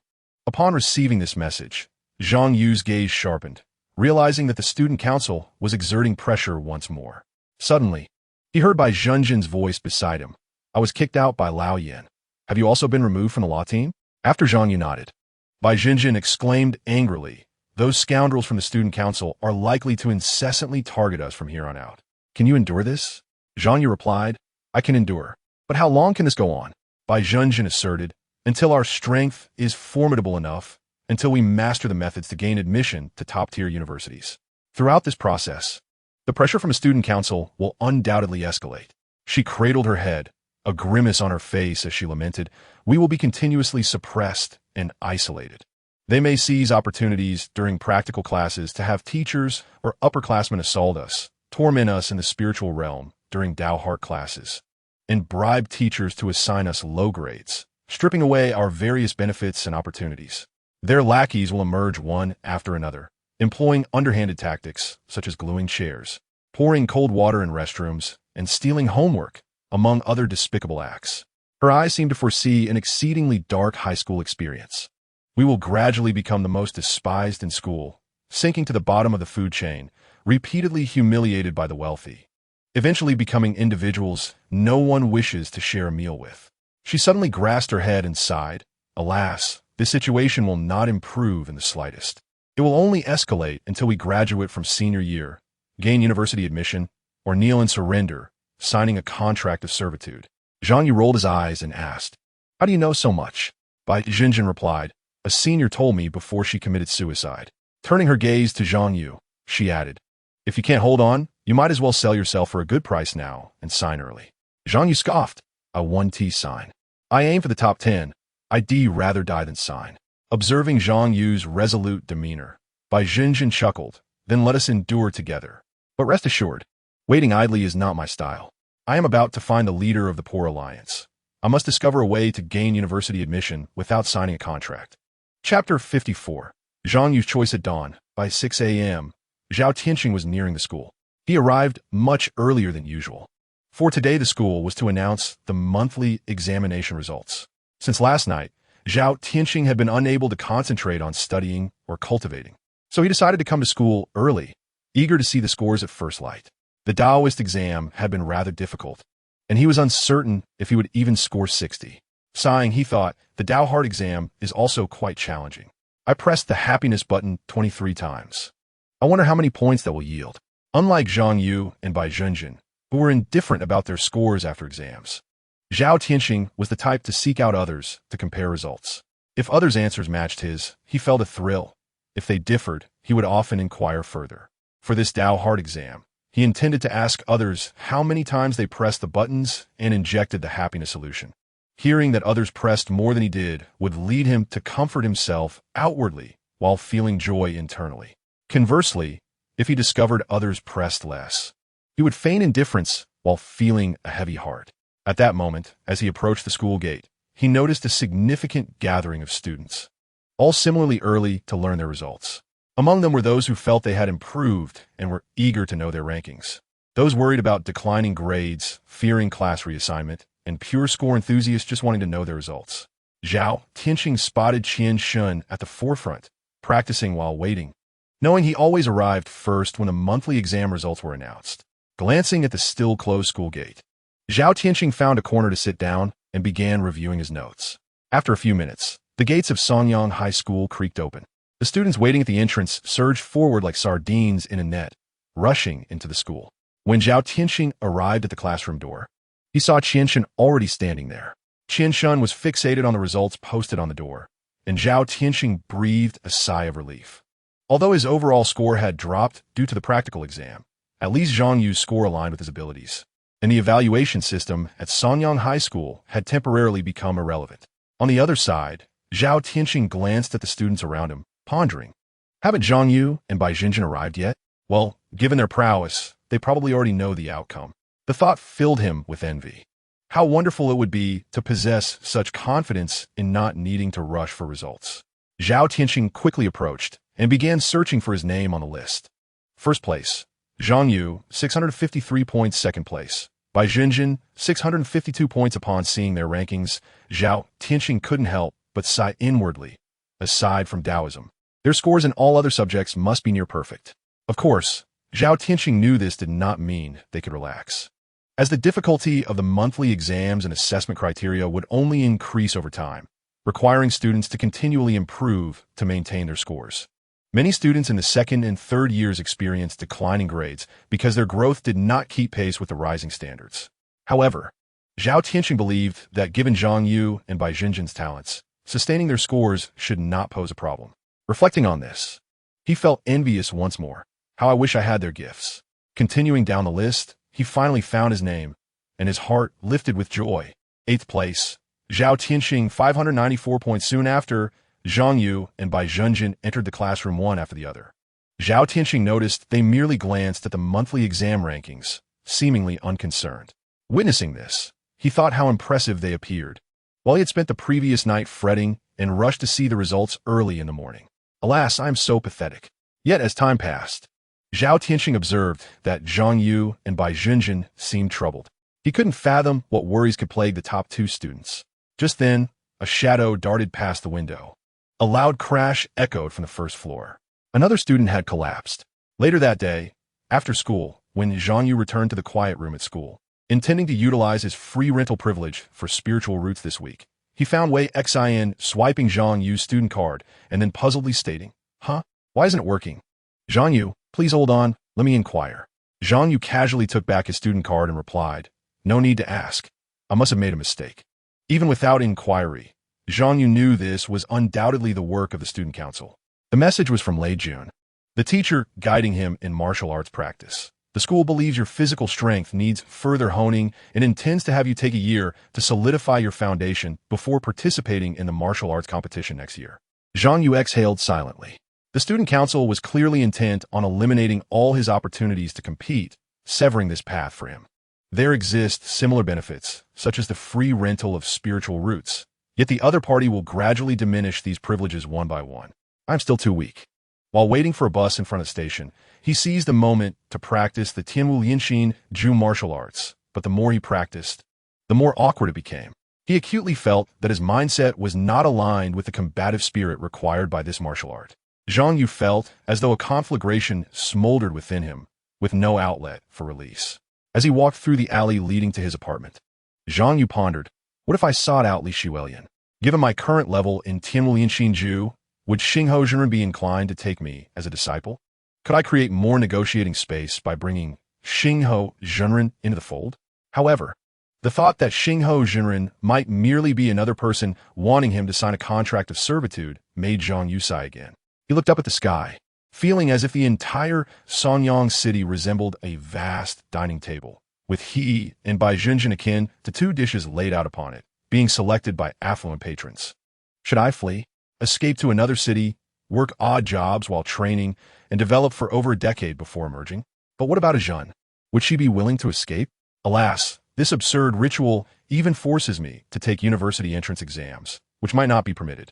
Upon opening the door and stepping into his apartment, Zhang Yu was momentarily taken aback, standing still in place.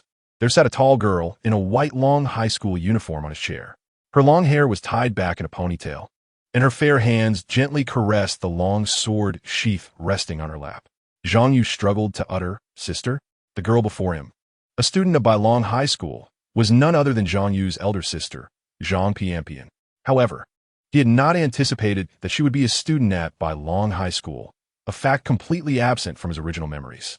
Particularly striking was the large number 1 emblazoned on her chest, signifying that Zhang Piampian was the top student in her grade at Bailong High School. How could his sister have achieved such a feat? How did she manage it? Why was the original Zhang Yu completely unaware? Zhang Piampian regarded him coldly and stated, "Go meet Zhou Chechen and sign the contract." Zhang Yu instinctively furrowed his brow. "You came to make me sign a contract?" Zhang Piampian replied, "I'm doing this for your own good. If you continue as you are, they will drive you to your death." Zhang Yu recalled the ritual imposed upon him and retorted, "Signing the contract would be akin to signing my death warrant." Their gazes collided in the air, and upon observing Zhang Yu's refusal to retreat, Zhang Piampian seemed to sense a steadfast determination in his eyes, one willing to face death head-on. She nodded slightly. "I did not expect you to become this way. I thought you were more suited to a mundane, unremarkable life. Since you are unwilling to sign with Sanyang High School, then come with me. I will take you to Bailong High School." Zhang Yu was momentarily stunned, although his mind swirled with questions. He asked what he felt was the most crucial. "Is it possible to take one more person with me?" Observing Zhang Piampian tilt her head in curiosity, he continued, "Can I bring Bai Zhenjin along to Bailong High School?" Zhang Piampian looked perplexed. "Why?" Zhang Yu replied, "She is my dear friend. I wish to help her." He thought to himself, "If I leave and leave a Zhen alone to bear the burden of the student council, those brutes in the council will surely be even more ruthless." Zhang Piampian appeared bewildered. "Dear friend? Is Bai Zhenjin also our relative?" Initially, Zhang Yu thought she was mocking him, but seeing her serious expression, he cautiously explained, "What I mean is that our bond is exceptionally close. During my darkest, most destitute times, she lent me 500 and treated me to a meal." Zhang Yu asserted, "That's not acceptable." Zhang Piampian countered, "What about 5,000? Zhang Yu replied, "This is not a matter of money." He felt increasingly perplexed. The Zhang Piampian before him bore little resemblance to the sister in his memories. Noticing Zhang Yu's insistence, Zhang Piampian pondered for a moment and said, "The quota at Bailong High School is limited. I can only take one person with me." Zhang Yu's heart sank. "Yet," Zhang Piampian continued, "however, if you can pass a certain assessment, both of you can be saved." Zhang Yu quickly inquired, "What kind of assessment?" "Divine assistance, or rather, divine position outsourcing," Zhang Piampian explained. "As long as you possess an identity under a divine department, then at least until I enter university, no one will dare to trouble you too, even if you remain at Sonyang High School. I can serve as your recommender for the assessment. But you must understand, If you enter by long high school with me, that will protect you until you graduate from high school. However, if you rely solely on this divine assistance identity, once I enter university, they will no longer have such reservations. And now, only half a year remains until I graduate from high school and begin university. Are you sure you want to take this risk? Listening to Jean Piampien's response, Jean Yu posed another question. Why can I participate in the assessment? And a Jean will also be safeguarded? Jean Piampien rested her chin on her hand and replied, I can recommend you to participate in the Divine Assistance Personnel Assessment.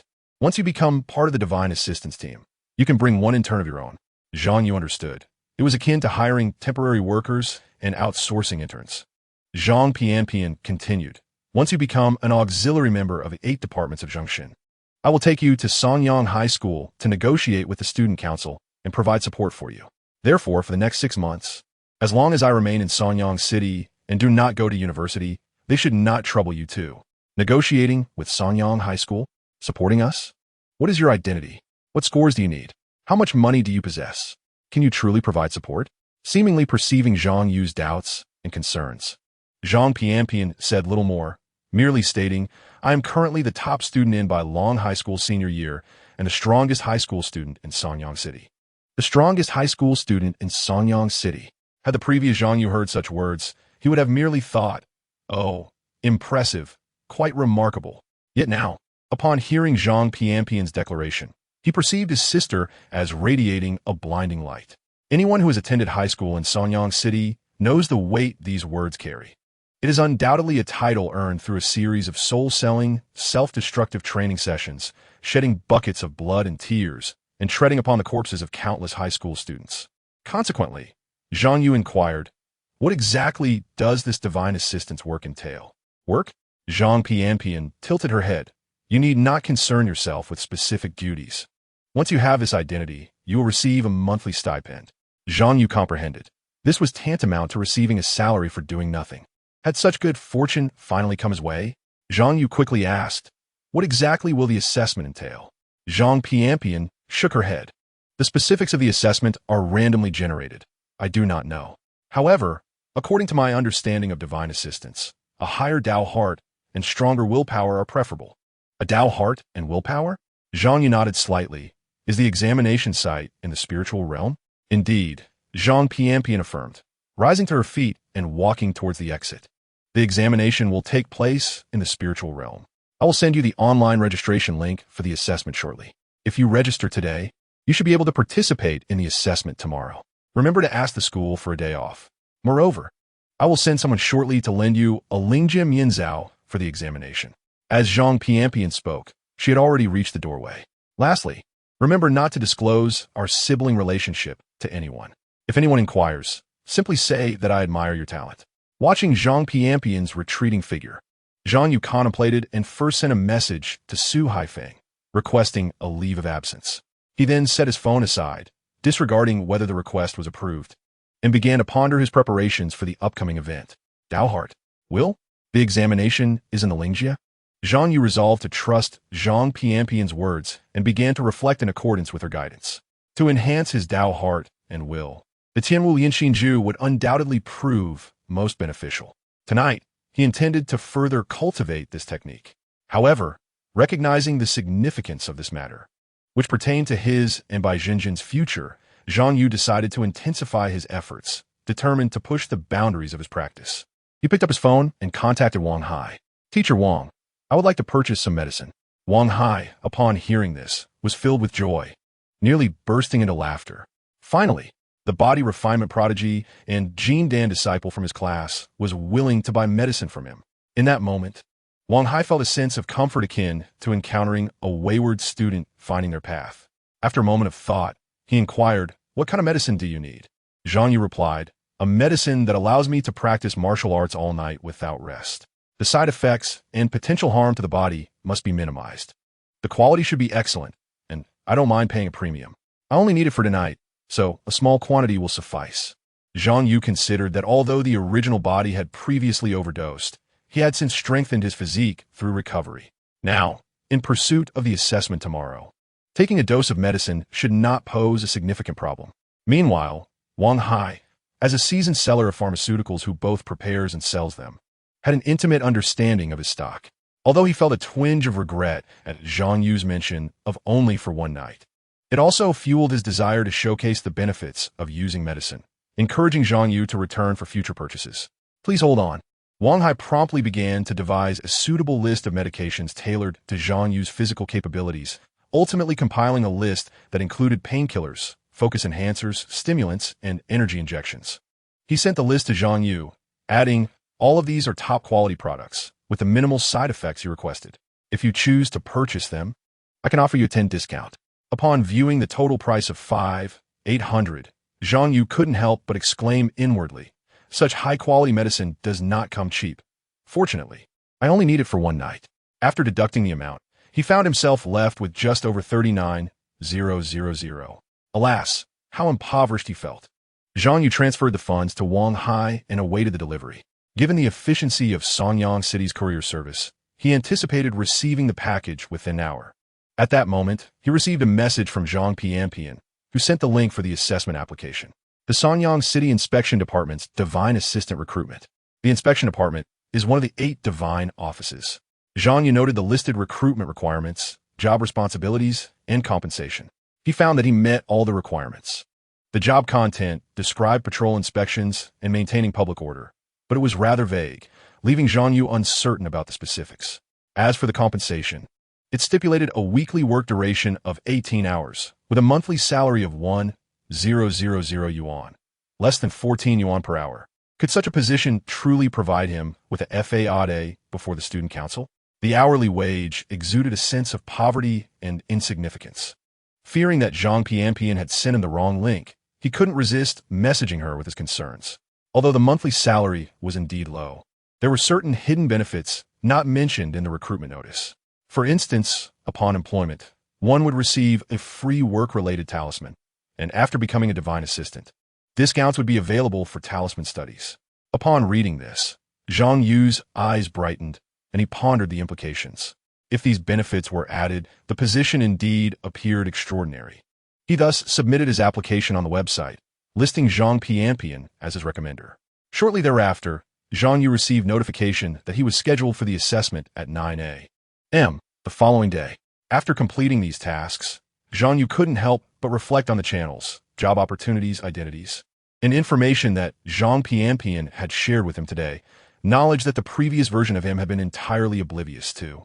This prompted him to recall the memories of the original Zhang Yu, who had nearly stumbled through a high school interview, only to realize that not only wealth, talent, and ability, but also information and intelligence presented a significant gap compared to candidates from the urban areas. He had not even grasped the direction of his efforts. Collecting his thoughts, Zhang Yu began to meditate and cultivate the Huang Niu Zhanhun Exinju while awaiting the delivery. Since the Tianwu Lianxinju required simultaneous movement and mental focus for training, he primarily practiced the Huang Niu Zhanhun Exinju in his rented room. Before long, over 40 minutes had passed, and the Lingjie Minzao sent by Zhang Pianpian, along with the medicines prepared by Wang Hai, arrived in succession. Zhang Yu grasped the package of medicine and considered heading to the abandoned building to practice. However, contemplating the value of the Lingjie Minzao, he decided to keep it on his person. Upon arriving at the abandoned building, Zhang Yu consumed the painkillers, focus enhancers, and stimulants provided by Wang Hai, followed by an energy injection into his arm. Moments later, he felt a surge of heat coursing through his body, as if his vital energy were erupting like molten lava, granting him an inexhaustible reservoir of strength. Boom! With a punch, he began to fervently practice the Tianwu Lianxinju. Originally, it took 14 minutes to complete a set of Tianwu Lianxinju, but under the influence of the medication, Zhang Yu's limbs blurred with afterimages, finishing the 9 sets of martial arts in just 6 minutes. Throughout this process, he felt no muscle soreness, nor did he experience any breathlessness. During his training, Zhang Yu could only think one thing. This is incredible. Wang Hai's medicine is truly astonishing. The 5,800 was worth every penny. Teacher Wang, this medicine is far superior to natural body refinement. For 1 hour, Zhang Yu practiced vigorously. After 2 hours, he continued unabated. Even 5 hours later, he showed no signs of stopping. He trained relentlessly through the night, until at 7 a.m. The next morning, he suddenly felt utterly exhausted and could no longer continue. He sank to the ground, feeling as though his heart might leap from his chest, and his internal organs ached sharply, gradually subsiding only after more than 10 minutes. The effects of the medicine had worn off.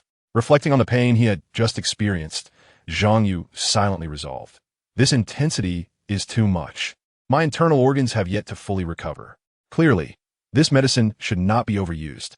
However, the fruits of this intense night of cultivation were indeed bountiful.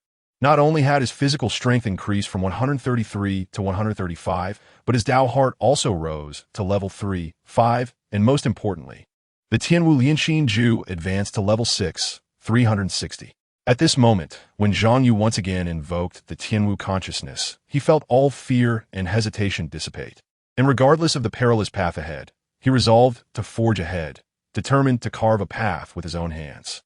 Zhang Yu donned the Lingjie Mianzao, activated the Tianwu Lianxin Ju, and then connected to the assessment website. As the clock struck 9, Zhang Yu felt a fleeting glimmer of light in the darkness, and he found himself transported to another realm. Chapter 56. Passing the assessment and heading to Songyang. Zhang Yu, Zhang Yu, Zhang Yu. With each call of his name, Zhang Yu was jolted awake, only to hear the sound of laughter echoing through the classroom. Raising his gaze towards the podium, he met the cold, piercing stare of the teacher. "Get out and stand properly." With a sense of resignation, Zhang Yu stood up and walked outside the classroom. Day after day in high school, he felt devoid of hope. His grades continued to plummet, his ranking fell lower and lower, and having dropped from the exemplary class to the worst. He sensed that both his classmates and teachers regarded him as nothing more than a piece of refuse. The debts he had accrued in pursuit of the immortal path only grew heavier, suffocating him. One day, he ascended to the rooftop of the school. Just as he was about to take a step off the edge, his phone rang. Answering the call, he heard a voice on the other end say, "Hello? Is this Mr. Zhang Yu? We have a newly opened cemetery in the northern suburbs. For just 200,000, you can enjoy posthumous corpse refinement services. With a chance to live again." Zhang Yu chuckled bitterly. "Your big data is astonishing, even predicting that I was about to jump.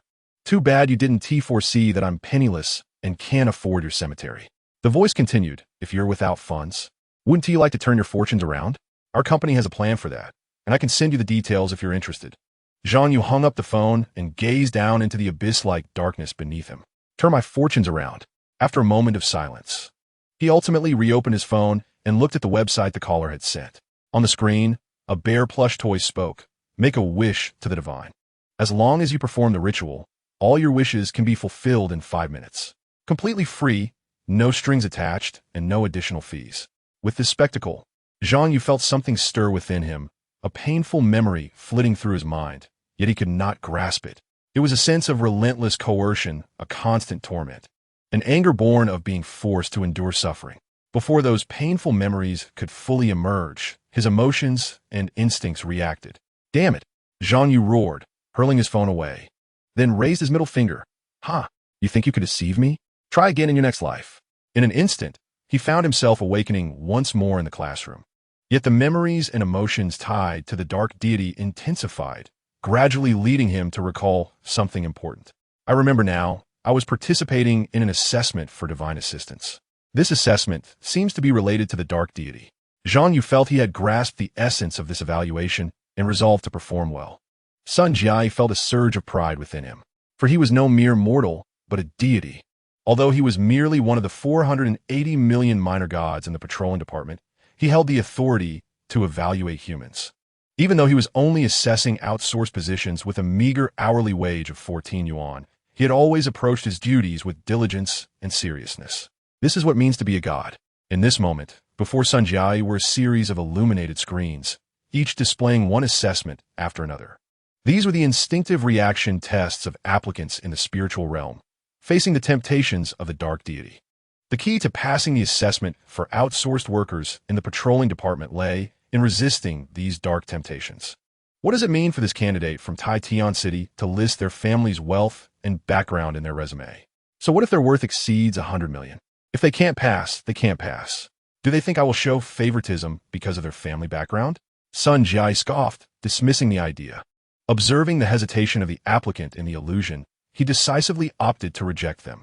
Weak will unqualified.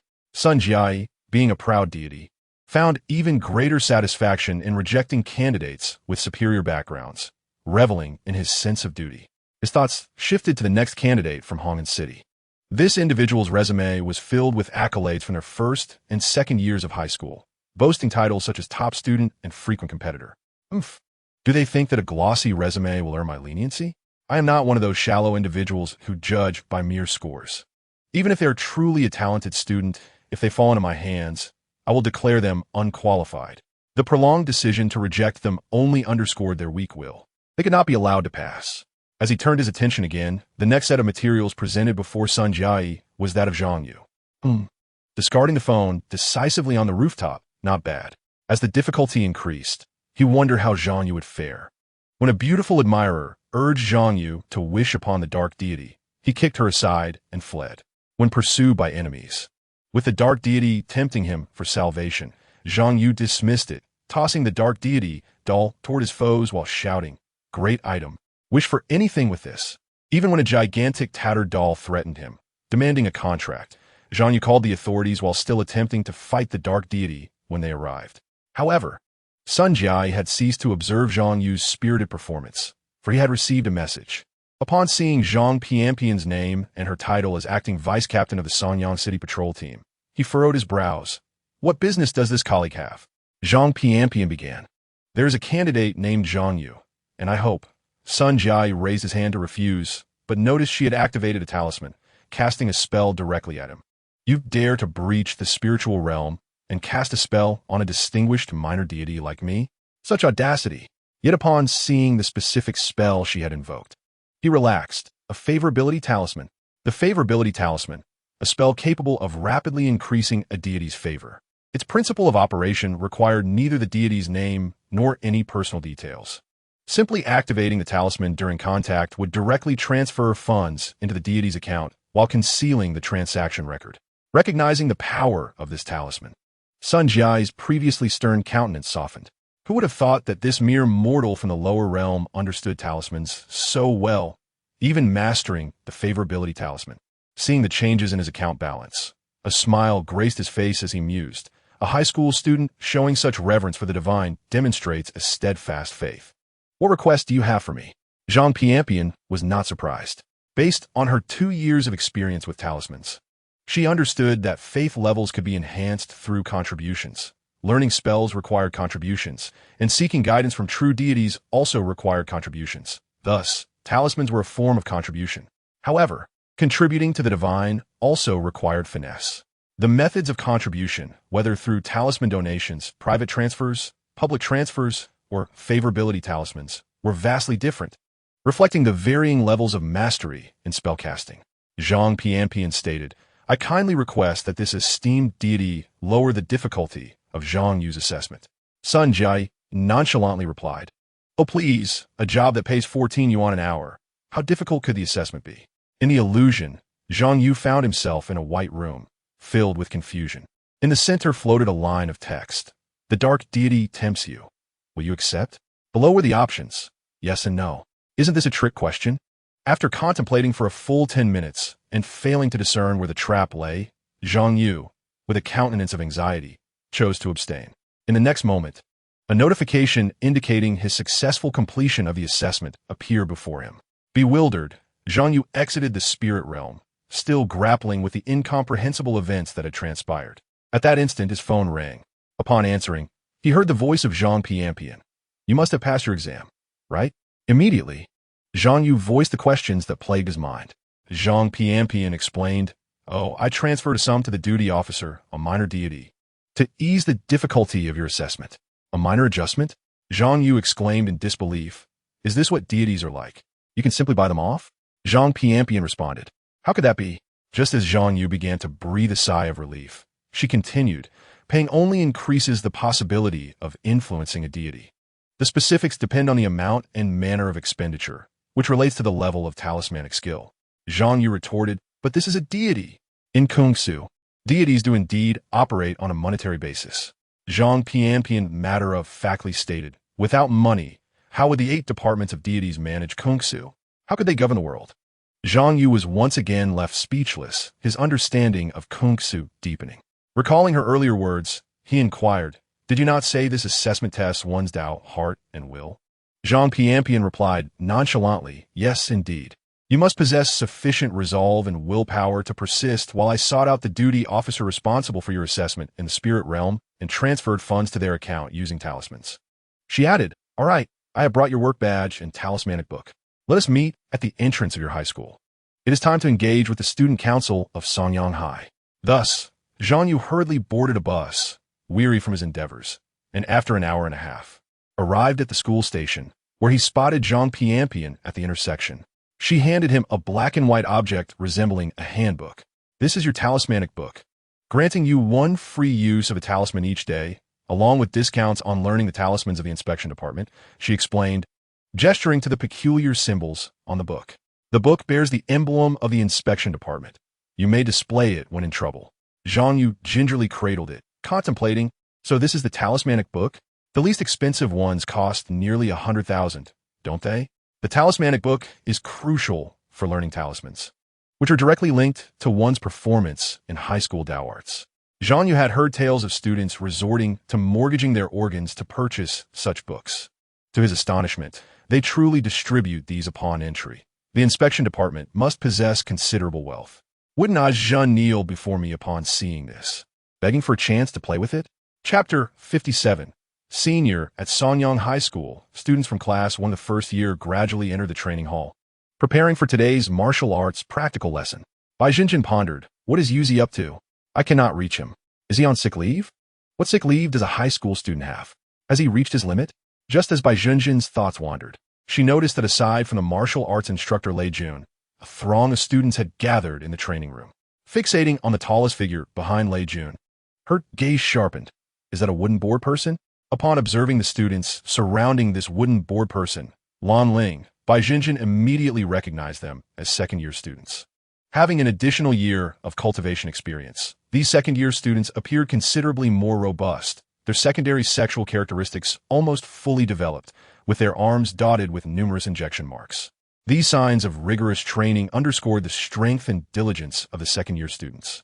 It was evident that Bai Jinjin was not the only one recognizing their identities. Soon, other students began greeting the second-year students. Zhao Tianxing first bowed respectfully to their martial arts instructor, Lei Jun, before turning to the second-year students and, with a sense of deference, said, greetings, esteemed seniors. The once hefty Zhao Tianxing now appeared as diminutive as a corgi before Lan Ling. This exemplifies the hierarchy within high school. First-year students must greet their seniors, and until the latter are seated, the former cannot sit down. Encountering seniors in a restroom requires juniors to yield to them, and during practice sessions, juniors must allow seniors to go first. Such norms have become ingrained in the daily lives of high school students. Fortunately, Sonyang High School is more humane compared to the 3 prestigious institutions. It is said that at Bailong High School, upperclassmen can even demand that younger students kneel and bow. Thankfully, the curriculum varies significantly between grades, and the teaching venues differ as well, coupled with academic pressures, which limits the opportunities for first-year and senior students to meet. This is indeed a cause for celebration. In the training hall, each student entering would bow and greet Lan Ling and the others, further highlighting the uniqueness of one individual. He sensed that several second-year seniors were casting glances at Bai Jinjin, and merely being part of the scene filled him with embarrassment and tension. What? Is he to be assaulted by the second-year academic elites? The students, upon hearing this, erupted in enthusiastic applause. Thank you, seniors. Eager students, keen to enhance their practical skills. Silently mused, being guided by a second-year academic elite is worth even a broken arm. Qian Shun's gaze was fixed on the most towering figure, resembling a wooden board. Lan Ling, as he thought, Lan Ling, the man who ranked second in total scores last month and first in physical education, the star player of the second-year sports team. Yet, this is irrelevant. Qian Shun turned away. Comparing scores across grades holds no significance. These exemplary second-year students have cultivated for a year, making any one of them insurmountable to first-year students, rendering the distinction moot. Yu merely smiled and nodded at the second-year students. Having familiarity with many of them due to his status as the son of a school board member, Lei Jun, observing the students' eager expressions, felt satisfied with their spirit. Excellent. Everyone is spirited. Mastery of Tao arts requires financial investment. The more one invests, the greater the prowess. To excel in martial arts, one must endure hardships. The more unafraid one is of losses, beatings, and suffering, the quicker one progresses in practical martial arts. Only by enduring beatings, rising time and again from the ground, can one enhance their practical experience. As students began to eagerly raise their hands, Lei Jun was about to select individuals for paired practice when he noticed Lan Ling whispering something to him. Nodding, Lei Jun turned his gaze towards Bai Zhenjin, hidden among the crowd, and called out, "Bai Zhenjin, you shall have a match with the seniors first, to set an example for the others." Lan Ling. This Bai Zhenjin is an excellent candidate, ranking first in practical skills among the first years. Please guide her well. While practicing with the dumbbell in his right hand, Lan Ling gently approached the arena and said to Bai Zhenjin, "Junior, shall we spar?" Bai Zhenjin's expression darkened as she slowly walked forward amidst the envious gazes of the crowd, mentally cursing the wooden board person. This shrimp-headed man clearly has ulterior motives, seeking an opportunity to challenge the junior, right? She anticipated that the ensuing battle would be far from a mere spar. It would likely serve as a rigorous lesson for her. Strike first to gain the upper hand. As Bai Zhenjin took to the stage, she swiftly executed a kick aimed at Lan Ling's vital area with remarkable speed. Yet, to her astonishment, Lan Ling did not attempt to evade her strike, allowing the impact to land squarely. Although Bai Zhenjin had struck Lan Ling's vulnerable spot, he remained unfazed, standing his ground as if nothing had transpired. In contrast, Bai Zhenjin felt as though her foot had collided with solid granite, her bones protesting from the force. She pondered, how could there be such a disparity between me and a second-year student? Just as she contemplated retreating, she felt her ankle ensnared by a hand that resembled an iron claw. Lan Ling, with a smile, remarked, "Junior, it seems you underestimate me." Meanwhile, Lei Jun was providing commentary to the onlooking students. What a cunning ambush. Remember, in real combat, ambush tactics are a profound art. The best choice for the weak to triumph over the strong. However, Bai Zhenjin was woefully unaware of Lan Ling's capabilities. He had undergone a complete surgical procedure, rendering him devoid of any gender characteristics, immune to hormonal influences, and devoid of many typical vulnerabilities. With Bai Zhenjin now trapped, her attempts to kick and struggle free were futile, as Lan Ling's physical strength exceeded level 6, while hers barely surpassed 14. Being ensnared marked her defeat. Just as Lei Jun was midway through his commentary, a sudden explosive sound erupted beneath his feet, propelling him forward with incredible speed. Simultaneously, a deafening boom resonated through the air. To the astonishment of the crowd, Bai Zhenjin was violently hurled by Lan Ling, trailing a series of afterimages as she collided with the training wall. Yet, at the critical moment before her head met the wall, Lei Jun appeared behind her, and together they shattered the barrier, crashing outside the training area. Bai Zhenjin was one of the finest martial arts students in her grade. If she were to sustain serious injuries, it would reflect poorly on Lei Jun's performance. Lan Ling smiled gently. "I trust that with you present, teacher, she will be unharmed." This is a perfect opportunity to impart a lesson on underestimating one's opponent. He then turned to Bai Zhenjin, saying, "Did you remember this practical experience, Junior? Shall we continue?" Anger flared in Bai Zhenjin's eyes at his renewed invitation, a long-suppressed power within her stirring, eager to break free. She resolutely thought to herself, "I must not reveal it. Doing so here would spell disaster." Just as Lei Jun intended to intervene, he was silenced by a mere glance from Lan Ling teacher. "I assure you I will maintain my restraint." Although Lei Jun had suspected something amiss, he could now confirm it. Remembering the student council's earlier directive to exclude Bai Zhenjin and Zhang Yu from the martial arts competition, he realized this too was the council's design. Reflecting on the student council at Songyang High School, he could only sigh internally and warn, "This is my class. Do not push your limits." Lan Ling reassured him, "Fear not, teacher. Bai Zhenjin is a valuable student. I would never allow her to be seriously harmed."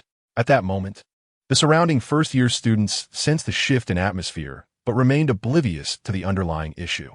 Hidayo, son of school board member, noticed the subtle manipulation at play and speculated whether it concerned Bai Zhenjin's contract, perhaps an attempt to suppress her value. He lamented the absence of Zhang Yu, thinking he might have enjoyed witnessing the plight of this impoverished girl. Suddenly, a male voice echoed from the entrance of the training hall. "Hey, are you bullying my turn?" To everyone's surprise, Zhang Yu strode in, raising his right hand as he swiftly traced his fingertips across the black and white talisman. Sealing charm activated. In the next instant, a multitude of golden light points surrounded Lan Ling, transforming into colossal golden hands reaching for him. As Lan Ling prepared to act, he found his head, shoulders, arms, legs, and torso firmly restrained by 9 golden hands. A sealing charm? How did this impoverished boy acquire a talisman to cast such a spell? Feeling the immense pressure of the hands trying to pin him to the ground, Lan Ling's fury ignited. With a thunderous roar, Lan Ling's muscles swelled dramatically, unleashing a terrifying force that resisted the charm's grip. Is your strength substantial? Zhang Yu Sao Apotek Lan Ling, observing the latter's blood surging as he gradually broke free from the charm. Zhang Yu waved the talisman marked with the inspecting department's insignia, grinning. The inspecting department operates under divine authority. Do you dare to resist? Do you wish to stand against the divine? Upon seeing the inspecting department's talisman, Lan Ling's gaze sharpened, disbelief flashing in his eyes. This impoverished boy has joined the inspecting department? In an instant, he shattered the sealing charm binding him, but did not immediately retaliate. Instead, regarding Zhang Yu with a newfound scrutiny, as if re-evaluating him. Seeing Lan Ling cease hostilities, Zhang Yu cast a triumphant smile toward Bai Zhenjin, thinking to himself, "Today I am undoubtedly impressive." Bai Zhenjin, fixated on the talisman in Zhang Yu's possession, wondering where he had procured it, resolved to borrow it for herself. Meanwhile, the onlookers were awestruck by Zhang Yu's sudden intervention, using a sealing charm to repel Lan Ling. Hidayo regarded the scene with uncertainty, questioning how Zhang Yu infiltrated the divine department.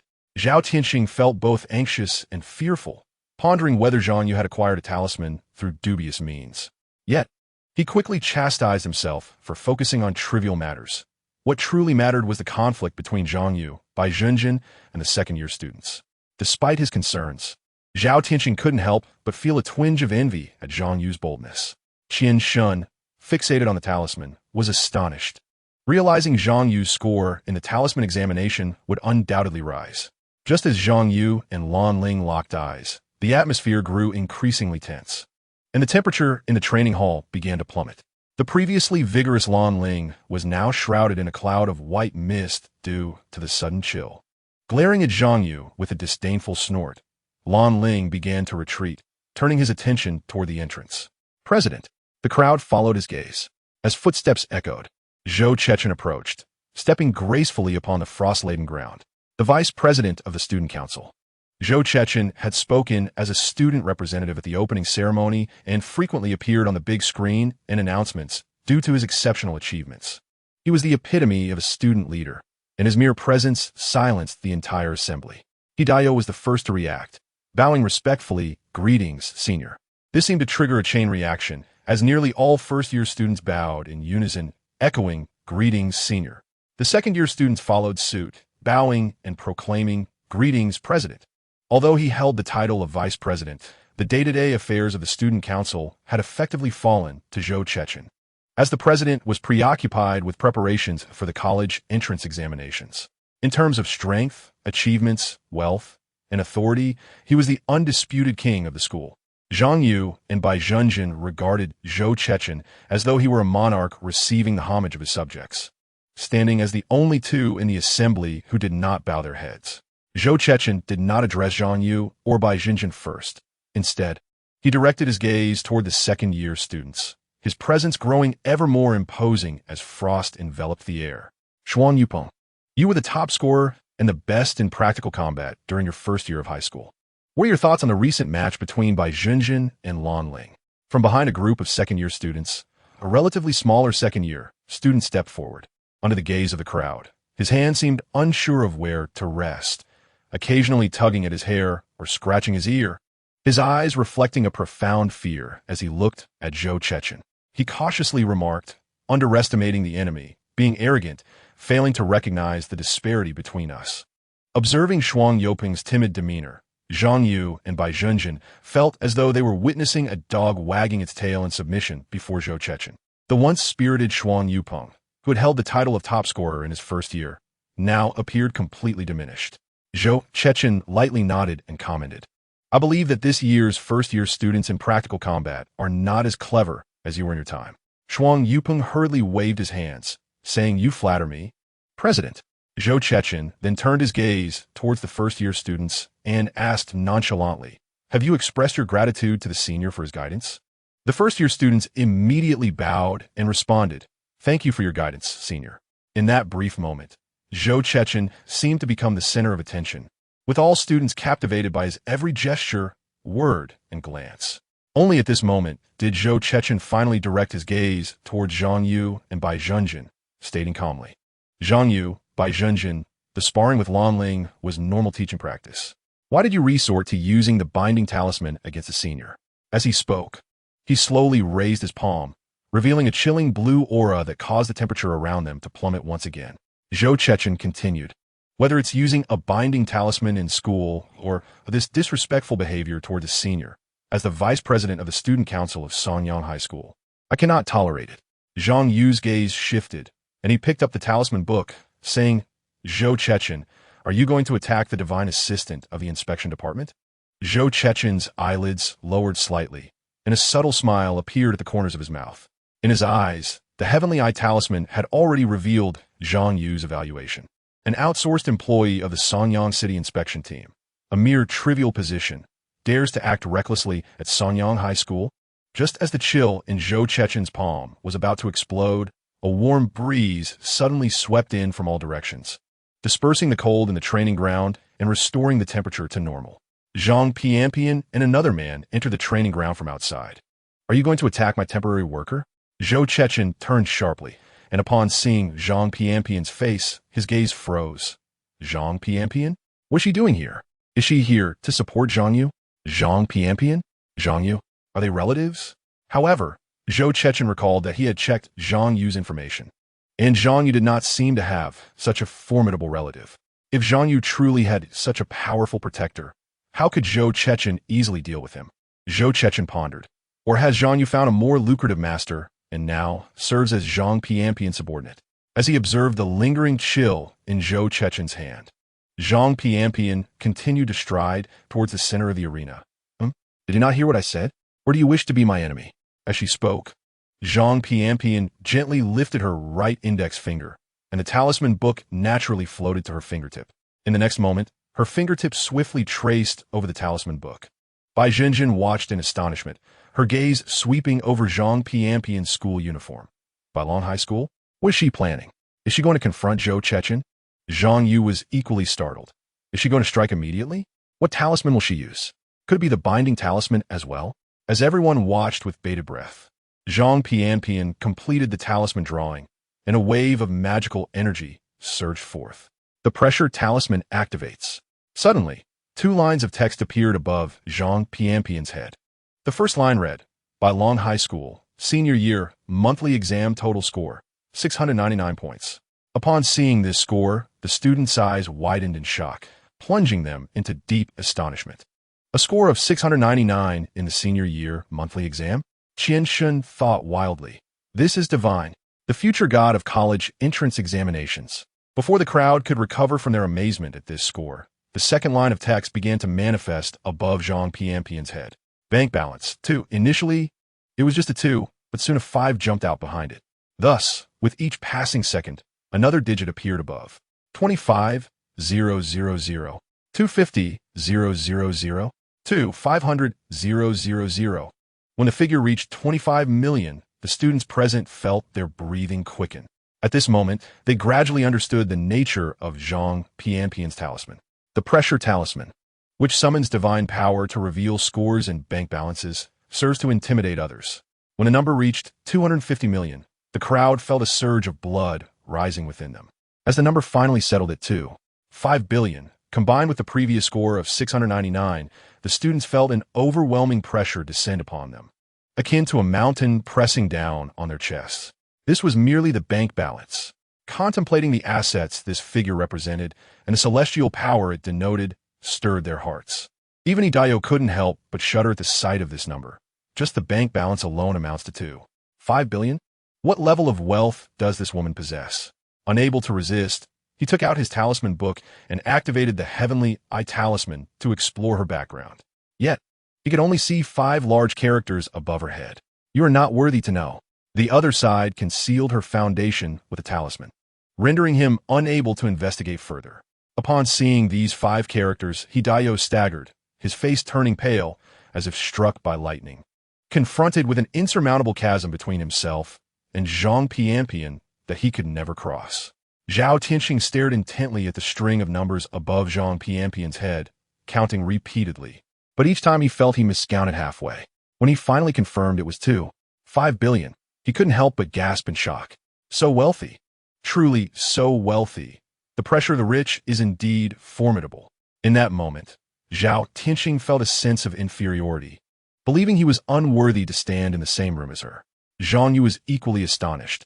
Is this my wealthy sister? No, I don't remember our family being that affluent. In fact, we should be described as a family of poverty. Where did Zhang Pianpian acquire such wealth? Something is amiss. It is too strange. What has Zhang Pianpian experienced in these years apart from Zhang Yu? The questions that began with the divine assistant assessment reached a crescendo at this moment. How did she transform from a pauper to a millionaire? I want to learn too. Zhang Yu could not comprehend the reasons behind it. But regardless, sister, why did you leave us? My mother and I are your own dear children. Meanwhile, Zhou Chechen gradually dissipated the chill in his hand. His gaze subtly swept over the score and bank balance above her head, as well as the message you are not worthy to know. Finally, he politely addressed Zhang Pianpian, saying, Senior Zhang, you have misunderstood. I was unaware that Zhang Yu is your subordinate. Had I known, I would not have made things difficult for him. Seeing her pressure talisman instill awe throughout the crowd, Zhang Pianpian nodded in satisfaction and said, Very well, I hope you remember what you said today. Do not let me hear anything detrimental regarding my subordinate. Otherwise, I will use this pocket money above my head to buy your brain matter. Your father would surely be delighted to earn this sum. Hearing this, Zhou Chechen's eyelid twitched, momentarily leaving him at a loss for words. As the atmosphere fell into silence following Zhang Pianpian's remarks, a man who had just entered with her chuckled and said, Pianpian is merely joking. You need not take it to heart, Zhou Xueti. This man was none other than Chu Changxian, the top student of the senior year at Songyang High School and the true president of the student council. With a sudden slam, Zhou Chechen brought his palm down upon the desk, his eyes emanating a palpable killing intent. He articulated each word with venom. Zhang Pianpian. This woman treats Songyang as if it were inconsequential. Under the pressure exerted by Zhang Pianpian, he felt as though he could see the glee in the eyes of his juniors and classmates, realizing that his prestige had been severely undermined. Zhou Chechen abruptly turned to face the student council president, Chu Changxian, and inquired, President, will you simply stand by as this woman wreaks havoc at Songyang? While Chu Changxian busily reviewed his textbooks, he replied nonchalantly, Zhang Pianpian's origins are shrouded in mystery.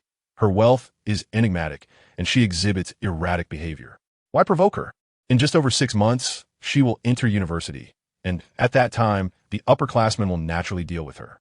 Observing Chu Qingxuan's unwavering focus on his studies, Zhou Chechen understood that his mind was preoccupied with the upcoming college entrance examinations and had little inclination to engage in conflict over Zhang Pianpian.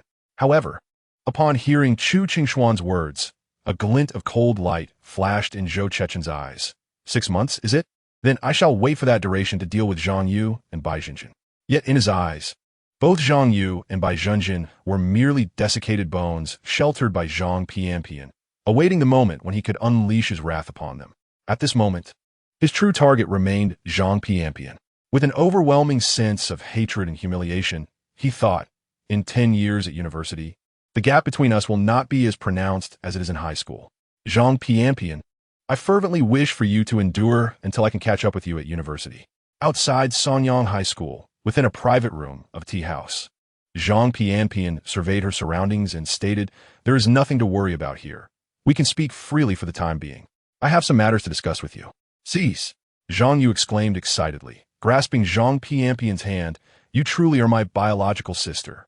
How wonderful it is to have an elder sister. Just then, a loud bang echoed through the room. Zhang Pianpian turned to see Bai Zhenjin kneeling on the floor. With solemnity, Bai Zhenjin declared, Today, having received such great kindness, if my sister does not reject me, I am willing to take her as my adoptive mother and obey her from this day forth. Zhang Yu interjected, No, she is my sister. Bai Zhenjin replied, It's fine, you. I do not mind these formalities. In the future, I shall call her mother, and you may address me as mom." As Bai Junjin and Zhang Yu continued their playful banter, Zhang Pianpian remarked coolly, "The bank balance data is false." "What?" Both turned their heads sharply toward her. Zhang Pianpian's fingers moved once more, casting another spell. This time, the bank balance displayed only 250,000. She explained calmly. "The previous pressure spell was one I modified myself. It can show a fabricated bank balance." Zhang Yu was taken aback. "The spell can be altered? It can display a false deposit balance? Why have I never heard of this in my Tao studies class? Aren't spells supposed to be used as they were passed down?" The realization that his sister was not a wealthy individual, but merely pretending to be one, left him feeling utterly disheartened. Observing their stunned expressions, Zhang Pianpian continued, "You must remember that to deal with the wealthy, one must understand their characteristics. Wealthy individuals rely on their money. Thus they comprehend its power best. They are easily manipulated by money and also easily intimidated by it. This is what we call using wealth to control wealth." Zhang Yu watched Zhang Pianpian, who was now passionately blowing the spell, and he could almost envision the word spell floating above her head. Although the inheritance of 2.5 billion had shrunk to 250,000, Bai Junjin still embraced Zhang Pianpian warmly, saying sweetly, "Mom, what should we do next?" Beside them, Zhang Yu looked at Bai Junjin's sweet demeanor and felt a chill, as if he were witnessing a 1,000-year-old zombie awaken. Zhang Pianpian stated calmly, "In 6 months, the college entrance examinations will take place. After the exams, I will be heading to the second level of Kungsi University. Thus, the time I can protect you is limited to 6 months. After that, without my protection, the student council at Sanyang High School will surely turn against you. Moreover, there is one more thing to consider. You must understand that the only reason I can shield you now is that they believe I am also a wealthy individual. They think you are signed under me and assume you will not apply to the top 10 schools." As she spoke, Zhang Pianpian fixed her gaze upon Bai Junjin, seemingly attempting to penetrate her innermost thoughts. "What are your plans? To wait for death? To make preparations to flee Sanyang City? Or to take the risk of being shattered to pieces to apply to the top 10 schools?" Bai Junjin met Zhang Pianpian's gaze without flinching, her expression turning serious. "I wish to be admitted to one of the top 10 universities." Zhang Pianpian then turned her attention to Zhang Yu. He declared, "Sis, stop holding back. Both Zhen and I have resolute wills. We are determined to enter the top 10 universities. Just tell us what we should do."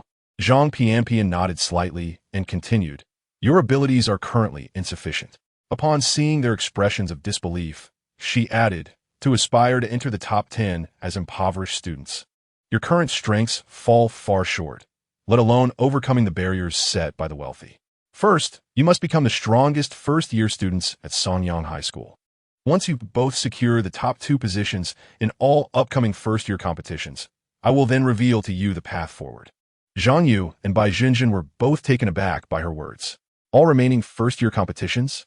That meant they needed to surpass all first-year students from the 3 prestigious schools in terms of Dao heart, physical strength, martial arts, and spellcasting. Particularly, the spellcasting competition was notoriously disadvantageous for the poor. Subsequently, Zhang Pianpian had Bai Junjin sign an internship contract with the Sanyang City Inspection Team, formally confirming her status as a team member before allowing the two to depart. Bai Junjin, however, lingered behind, her hands fidgeting nervously, her face flushed with embarrassment. About that, Zhang Pianpian inquired, "What is it?" Bai Junjin pointed at Zhang Yu, who was engrossed in examining the spell book, and smiled sweetly. "Is there an internship position for the spell book?" Zhang Pianpian shook her head. "The inspection department has yet to extend such luxury as providing spell books for interns. By the way, do not disclose my relationship with Zhang Yu to anyone. Furthermore, I have already arranged for our parents to be sent to a safe village, so you need not worry about them." Upon hearing this, Zhang Yu paused momentarily before nodding in acknowledgement. A voice on the other end of the phone chimed in. "Hello? Pianbao? Is there something you need?" Zhang Pianpian replied, "I need to borrow some money." The voice, curious, asked, "Aren't you trying to gather funds to purchase a Tianlingen? Are you borrowing money to complete that?" Zhang Pianpian explained, "I encountered some issues today and had to spend some money for divine communication. I cannot repay this period's loan interest." The voice grew even more inquisitive. "Oh? What kind of situation requires you to seek divine communication?" Zhang Pianpian responded coolly, "I assisted that individual a bit. I initially thought their temperament was agreeable and that they could avoid an ordinary person's life. But I did not anticipate it would lead to this extent. Zhang Pianpian's gaze swept over Zhang Yu's head. Outside the Sanyang City inspection team, the outsourced employees were grappling with their arduous existence as student-athletes among the city's severely impoverished population. Yet, as Zhang Pianpian focused on the obscured aspects indicated by, she received only one response: unknown potential, unable to define. Zhang Pianpian then turned her attention to Bai Jinjin once more. The intern of the Sanyang City inspection team, as Zhang Pianpian's fingertips glided gracefully, 2 talismans were inscribed, and atop Bai Jinjin's head. An additional phrase emerged: unknown new generation spiritual root, concealed evolution type, with no relevant data available. Accompanied by the swift movements of Zhang Pianpian's fingers, a gleam flashed across the talisman book floating beside her. Once the talisman was completed, both the above Zhang Yu's head and the unknown new generation spiritual root above Bai Jinjin's head vanished without a trace, thoroughly concealed. Meanwhile, Zhang Pianpian continued on the phone, remarking that they exceeded her expectations, perhaps capable of keeping pace with her. The woman on the other end expressed her surprise, stating that she had never heard anyone receive such high praise from her, and her anticipation to meet them grew. Chapter 60. The Talisman Book on the Street. Bai Jinjin occasionally nudged Zhang Yu with her shoulder, her face beaming with flattery. Yuzi, you've been playing for quite a while. Can I have a turn? This is worth 100,000. 100,000. Zhang Yu immediately tightened his grip on the talisman book. With your strength, what if you accidentally break it? I can't afford to compensate. Also, wipe your drool. It's going to get on my talisman book. Bai Jinjin gazed longingly at Zhang Yu, who was huffing and rubbing the book, and sweetly proposed, how about we trade? You let me play with the talisman book, and I'll lend you anything you find appealing. Seeing Zhang Yu still engrossed in the talisman book, Bai Jinjin, in a fit of anger, grabbed his hand, then flashed a charming smile, shaking his arm and pleading, Brother Zhang Yu, just let me have a turn. Zhang Yu quickly covered his eyes, feeling as though he had just gazed upon an ancient deity. Stop it, don't gross me out. Oomph. A weakness revealed. Bai Jinjin swiftly snatched the talisman book from his hand. Zhang Yu rolled his eyes, sighing, fine, you can play for a bit, but return it when we reach the station. Bai Jinjin shook her head, sighing, those with roots have weaknesses. Look at that door panel. Today it's flawless. Yuza, I advise you to consider a sterilization procedure to eliminate your weaknesses. Zhang Yu snorted. Do you still want to borrow my talisman book? At this moment, in a certain part of the city, a figure answered a call from Su Haifeng. Also, he has a talisman book. Temporary workers in the inspection team can use a free talisman at least once a day. Zhou Tianyi nodded slightly, speaking calmly, understood. I need to act before he familiarizes himself with the talisman book and talismans. Today, he has already used one free talisman, so it's the best opportunity for me to act. Su Haifeng urged, if you're going to act, hurry. You should find him immediately. Zhou Tianyi replied, I understand. Once I finish my current tasks, I will seek out Zhang Yu. Su Haifeng inquired, what important task cannot wait? Zhou Tianyi shook his head. Some matters cannot be delayed, even for a moment. Rest assured, it won't affect my dealings with Zhang Yu. After hanging up, Zhou Tianyi moved swiftly, as if a gust of wind propelled him down the street. Tightening the delivery bag on his back, the cement path beneath him erupted with a loud crack, and he accelerated once more. Although dealing with Zhang Yu was crucial, his client had ordered on time, so he needed to complete his deliveries before seeking Zhang Yu. Since Zhou Tianyi's potential was awakened by the malevolent deity, his urgency quickened his pace, enhancing his magical prowess and physical strength, even accelerating his training in leg techniques. Therefore, to balance training and earning, he ultimately chose to conceal his identity and work as a delivery person. He recalled his first day delivering when soup spilled everywhere, earning him a barrage of complaints from customers and hefty fines from the platform. Upon returning to the station, the supervisor handed him a cup of water, advising him to hold it while delivering. As long as the water didn't spill, the delivery would be fine. Since then, his daily deliveries increased, and his platform level rose. At some point, Zhou Tianyi noticed that everything on the road seemed to slow down. Later, upon asking the supervisor, he learned that it wasn't the surroundings slowing down, but rather his own speed increasing. Had he not been concealing his strength, he would have been confident in ranking first in every monthly exam. After completing his last delivery and observing the payment received, Zhou Qianni exhaled in relief. Now, he could seek out Zhang Yu. Shortly thereafter, he arrived at the base of the apartment building where Zhang Yu resided. He mused to himself, according to Zhang Yu, it's impossible to cultivate in the rental unit. He must practice in the nearby, abandoned building every day. I just need to wait for him to go there before I act. Zhang Yu splashed water on his face and began to examine the talisman book in his hands, intending to thoroughly explore its functions. Although he had cast a restraint talisman earlier, the entire process had been too rushed, leaving him no time to study the talisman book independently. He placed his palm on the talisman book, and as he released his magical energy, his fingerprints and palm patterns were recognized. The talisman shimmered with golden light, revealing a yellow background, akin to a talisman paper. With a gentle swipe of his fingertip, he could inscribe various talismans. Then, as he lifted his hand slightly, the talisman book floated before him. This following mode was quite convenient. He didn't need to hold it, just needed to draw the talismans. He touched the bottom of the talisman book and dragged his finger upwards, revealing lines of information. Believer S name. Zhang Yu Realm. Qi Refining Realm Comprehensive Faith Level. 1. As Zhang Yu continued to scroll down, he found the names and symbols of the 8 major divine departments, each accompanied by their respective faith levels.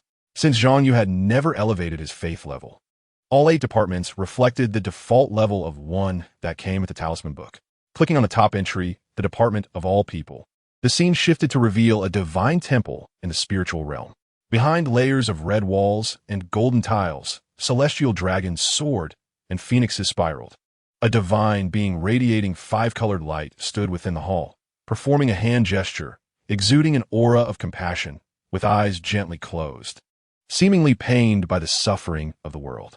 This was the first deity of the Department of All People, the divine being of all living things. The talisman book also displayed 3 options. 1. Bow to the deity. 2. Offer to the deity. 3. Inquire of the deity. Beneath the option to inquire of the deity was a shroud of gray mist, suggesting that due to Zhang Yu's insufficient faith level, many options were hidden. Observing these 3 choices, Zhang Yu pondered, what does bowing to the deity entail? Curious, he clicked on it, and the talisman book displayed a line of text. The divine being of all living things sensed your reverence. Chapter 61. Worshipping the deity. Zhang Yu mused internally. Is this a remote worship through the internet? Just then, he felt a vibration from his phone. Department of All People. Divine being of all living things payment. 1,000. What the heck? Zhang Yu was taken aback. He never expected that clicking to bow would cost him 1,000 yuan. Even more shocking was that he had not set up a payment account for the talisman book, and the money was directly deducted from his bank card. Previously, when he cast the restraint talisman at Songyang High School, he had relied on the temporary worker's free daily allowance from the inspection team. He sought out any means for a refund or customer service, but found none after searching extensively. Fearing that he might inadvertently make another payment, he decided to consult Zhang Piampian. Zhang Yu expressed his frustration, stating, I only just learned that payment is required. The issue is I haven't activated a payment account. How can they withdraw money from my bank card without even asking me? Zhang Piampian replied with an air of certainty. This is the might of the gods. They can mobilize funds from billions of accounts at any moment. If they cannot directly withdraw from your account, how could they possibly be called divine? She cautioned, therefore, be careful not to owe money to the gods. Zhang Yu, taken aback by her words, could only mutter, the 8 departments of righteous deities are truly formidable. Zhang Piampian reassured him. However, you need not fear. The 8 departments have their own rules and will not act recklessly. This time, it was your own intent to worship that led to the charge of 1,000 yuan. With a sigh, Zhang Yu inquired, Sister, please explain the functions of the talisman book to me directly. I fear I may inadvertently incur more charges.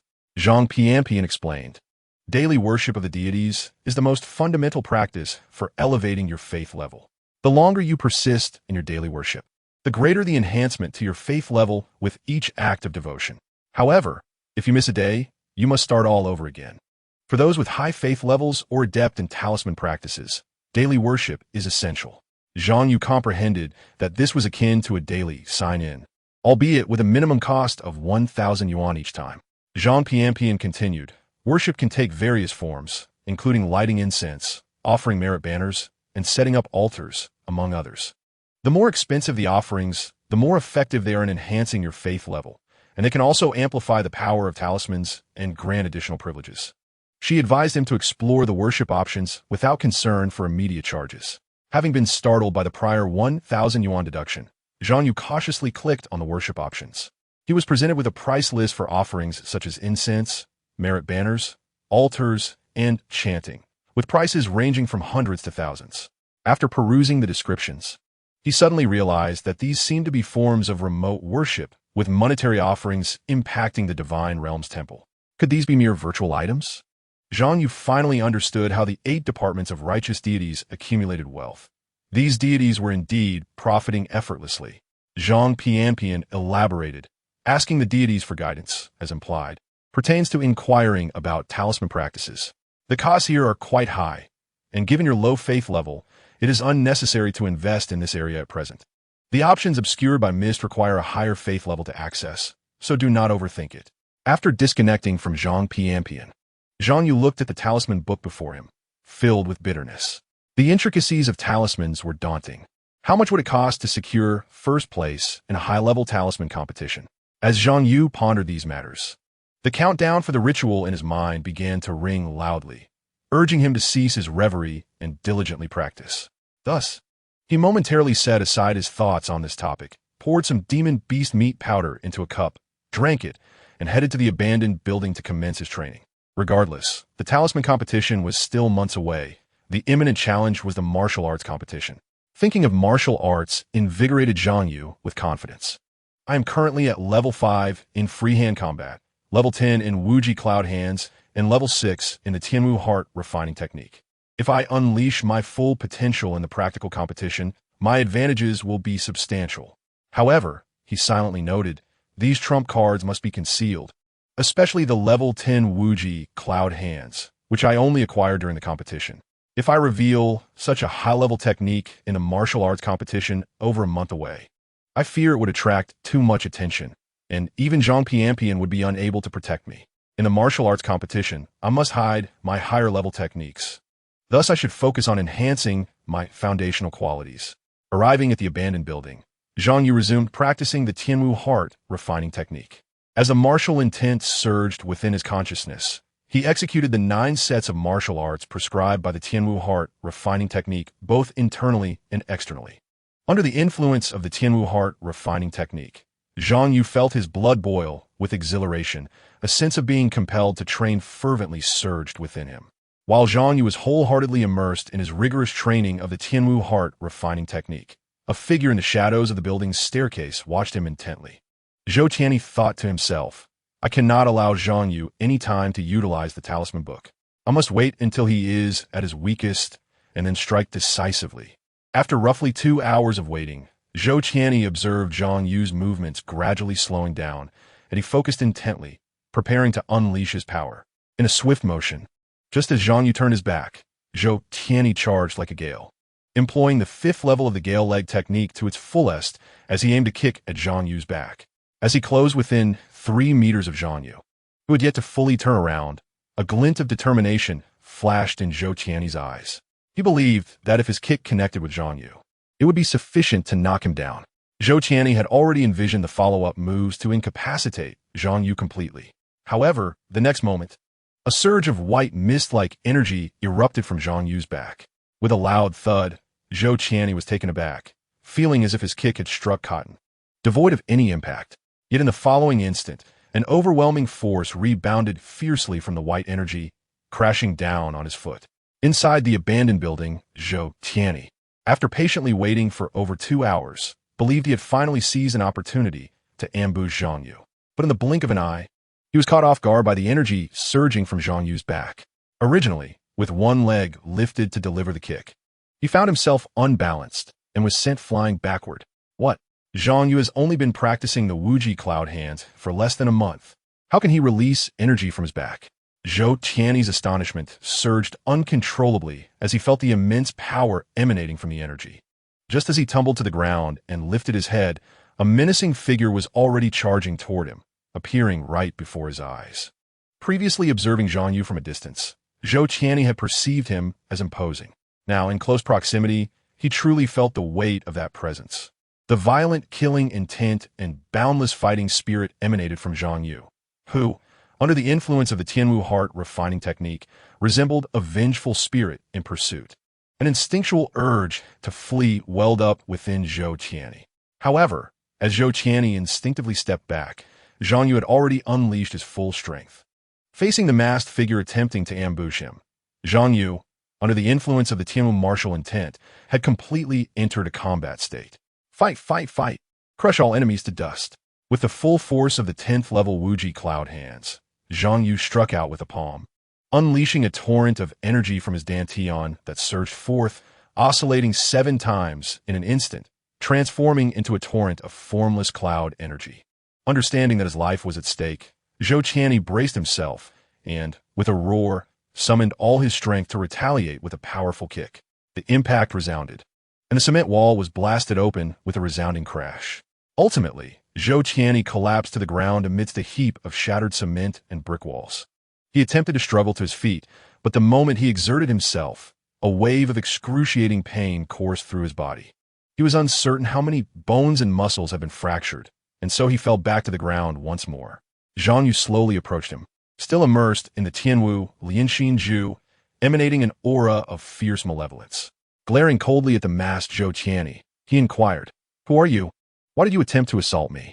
In a moment of distraction, Zhang Yu seized the mask and yanked it away. When he beheld Zhou Qianni's visage, astonishment flickered across his face. Zhou Qianni? Zhou Qianni's mind raced, contemplating swiftly as he spoke to Zhang Yu. "Do you understand why you were admitted to Sanyang High School?" Noticing Zhang Yu's attentive posture, he continued, "It is because your physical attributes align closely with those of certain affluent individuals, prompting them to select you for cultivation at the school. Similar to many other impoverished students at Sanyang High, beyond mere academic performance, physical compatibility had always been a concealed criterion." Zhang Yu furrowed his brow. He did not immediately accept Zhou Qianni's words, replying, "Then why choose Sanyang High? Could they not train you elsewhere?" Zhou Qianni scoffed. "What do you think Sanyang High is? Beneath its surface lies a complexity and darkness far beyond your comprehension. The poor within Sanyang High can either serve as their dogs or be utilized as spare parts. Naturally, they must undergo unified training and engage in the same practices." A sudden thought struck Zhang Yu regarding the Tianma Jixing Ju. Could it be that a student from Sanyang High was indeed cultivating this technique? Zhang Yu fixed his gaze on Zhou Qianni. "So you were sent by the student council?" Zhou Qianni shook his head, but then suddenly spat out a mouthful of blood. Zhang Yu, in a state of Tianwu Lianxin Ju, showed no mercy towards the masked assailant, delivering lethal blows. At that moment, Zhou Qianni felt the severity of his injuries and realized that if he did not seek treatment promptly, not only would his cultivation suffer, but his very life might also be at stake. A flicker of urgency crossed his eyes as he hastened his speech. "Zhang Yu, you were awakened to your potential by the evil god, thereby acquiring some form of ability, correct?"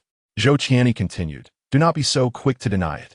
His complexion turned a sickly shade of crimson, the pain from his injuries rendering him momentarily speechless. "Zhang Yu, we are on the same side. Take me to a nearby clinic."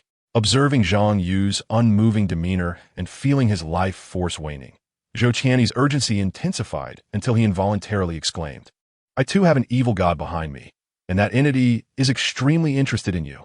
At that moment, his body temperature surged, flickers of fire igniting upon his cheeks. Fear glimmered in Zhou Qianni's eyes as he bellowed, "I did not intend to say that. I was merely using him." As the flames continued to blaze without relent, Zhou Qianni could no longer contain himself and shouted, "Fool! You absolute fool!" The next instant, torrents of crimson flames erupted violently from his body. Watching Zhou Qianni rapidly disintegrate into ashes, Zhang Yu's brow knitted tightly. Zhou Qianni was indeed a minion of the evil god. However, contemplating the demise of the 8 divisions of righteous deities and the life-threatening nature of the evil god, Zhang Yu suddenly perceived that the evil god might possess certain advantages. After all, in Quni, there were countless wretched souls devoid of wealth. Perhaps the followers of the evil god were not as rare as one might think. Gazing at the dissipating ashes, he mused, was this a backlash from something akin to ritualistic power? It certainly bears the semblance of a rather foolish ritual. Reflecting on the day's events, Zhang Yu pondered, have I attracted the attention of the evil god due to my recent actions? No, Zhou Qianni had known me long before. Had he been tracking me all along? A weight settled in his heart, compounded by the realization that there was no one he could confide in about this matter. Recalling the process of defeating Zhou Qianni, he understood that had his strength not been sufficient, he might have already fallen into his adversary's clutches. Reflecting on the day's experiences, from the trials of the illusionary examination to the protection he received from Zhang Pianpian, and how he had vanquished Zhou Tianni through sheer martial prowess, a sudden clarity dawned upon Zhang Yu. He chuckled to himself, realizing it is imperative to strike when necessary, to retreat when required. In the face of varying circumstances, I must adapt my thoughts accordingly. How could I have been so conflicted over such a simple truth? In that moment, Zhang Yu felt the flow of Tianwu intent becoming increasingly harmonious and smooth, transitioning seamlessly into the Huangyou Zhentong Xinjue without any hint of obstruction. I shall continue my practice. Whether confronting foes in the shadows or rivals from the three prestigious schools, Zhang Yu recognized the need to further enhance his capabilities. As the night passed, Zhang Yu's Tianwu Lianxin Ju ascended to level 6, 4,160. Meanwhile, in the office of Sonyang High School, Su Haifeng, listening to the voice on the other end of the phone, expressed his astonishment. He perished from backlash? He betrayed us? Nodding in response to the conversation, Su Haifeng stated, I will cooperate with you to facilitate Zhou Tianni's expulsion. Rest assured, no one at the school should notice anything amiss. However, how shall we handle Zhang Yu moving forward? To be frank, he continued, the board, the student council, the inspection team, he has drawn too much attention. Since Zhou's pawn has failed, those of us remaining should avoid risking exposure. Perhaps we can afford to let Zhang Yu be for now and observe other candidates. After all, Zhang Pianpian can only protect him for so long. Within Sonyang High School, an atmosphere of tranquility prevailed, filled with diligent study. Zhang Yu, feeling this calm, observed his fellow students engrossed in their textbooks and cultivation, as if the previous day's intense conflict had never transpired. Even the news of Zhou Qianni's disappearance seemed to elicit little concern among his classmates, merely whispers of his expulsion, akin to Liang Qin's case, which stirred hardly a ripple. After all, expulsions were hardly uncommon at Sonyang High. Unlike a dramatic incident, such as a suicide, which could spark chatter among students during meals, the subtle distinctions were not lost on Zhang Yu. For instance, no student was willing to approach him anymore. Those who once greeted him or sought his counsel on study topics had suddenly vanished, as if an invisible barrier had arisen, repelling all those around him. He understood the reason all too well. They were afraid of being implicated by the student council, to the point of avoiding even conversation. With a clatter, Bai Zhenjin placed her tray down and took a seat across from Zhang Yu. Looking at Zhang Yu felt grateful to have such a steadfast friend. Bai Zhenjin, quickly consuming her meal, glanced at Zhang Yu and said, Yuzi, lend me the talisman book for a few days. With a sharp sound, Qinshin also set his tray on the table and sat beside Zhang Yu. A smile spread across Zhang Yu's face. Though Qinshin's scores were slightly lower and he bore a thick pair of glasses, demonstrating some prejudice against lower-scoring students, he seemed to be a reliable friend.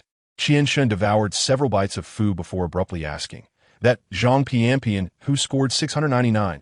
Are you close with her? Could you introduce me? I would like to add her as a friend. Zhang Yu shot a piercing glare at Qinshin. You rascal. I consider you a brother. And you wish to pursue my sister? Have you even considered your standing? Yet, as Zhang Yu reflected, he realized that Qinshin was also an outsider. And looking into his eyes filled with admiration, he reconsidered. Zhang Yu comprehended the situation. It appeared that the fervent fan desired a friend request. Did they? Zhang Yu remarked. Adding friend should be no issue. However, the friend quota is 3,000. You may simply transfer the amount to me. Chapter 63. Changes. At Sonyang High School. During lunchtime in the cafeteria, Zhao Tianxing hesitated with his tray in hand. The campus seemed tranquil, as if nothing had changed. Everything appeared as it always had. Yet, the conflict that transpired yesterday at the training ground had already circulated throughout the entire school. Almost every student was aware of Zhang Yu from class 1 of the first year, who had allied himself with Bailong High School, clashing with the student council vice president Zhou Chechen and several senior students from the second year. From Zhao Tianxing's observations across various student groups, the majority's opinions were rather straightforward. The Sonyang loyalists deemed this act as treachery, a betrayal of the school for personal gain. Siding with those from Bailong, they asserted that he should be expelled. Envious students speculated, First it was Li Shiwilian, then Zhang Pianpian. Why was Zhang Yu able to attract wealthy women so frequently? They strongly suspected that he had undergone an incomplete procedure and believed the school should investigate him thoroughly. Anger, jealousy, and concealed envy ultimately morphed in a blatant malice. The majority of students, fearful of repercussions, dared not approach Zhang Yu, lest they become entangled with the student council and the loyalists from Sanyang. Zhao Tianxing felt similarly. He too feared that getting too close to Zhang Yu would result in being targeted, given that Sanyang High School had its share of bullying incidents. He had heard tales of a previous student, Shuang Yupeng, who had achieved the highest score in the monthly exams during his first year. But once he entered the second year and his grades began to falter against wealthier peers, he was gradually subjected to ridicule. He was forbidden from completing assignments, using medication, exercising, or even staying up late. They forced him to consume fast food daily, watching helplessly as his physique deteriorated and his hard-earned muscles vanished. He was compelled to spend his time watching videos, reading novels, and playing games, witnessing his grades plummet, all the while feeling the torment of his aspirations. Only after he thoroughly pleaded for mercy was he spared by Zhou Chechen.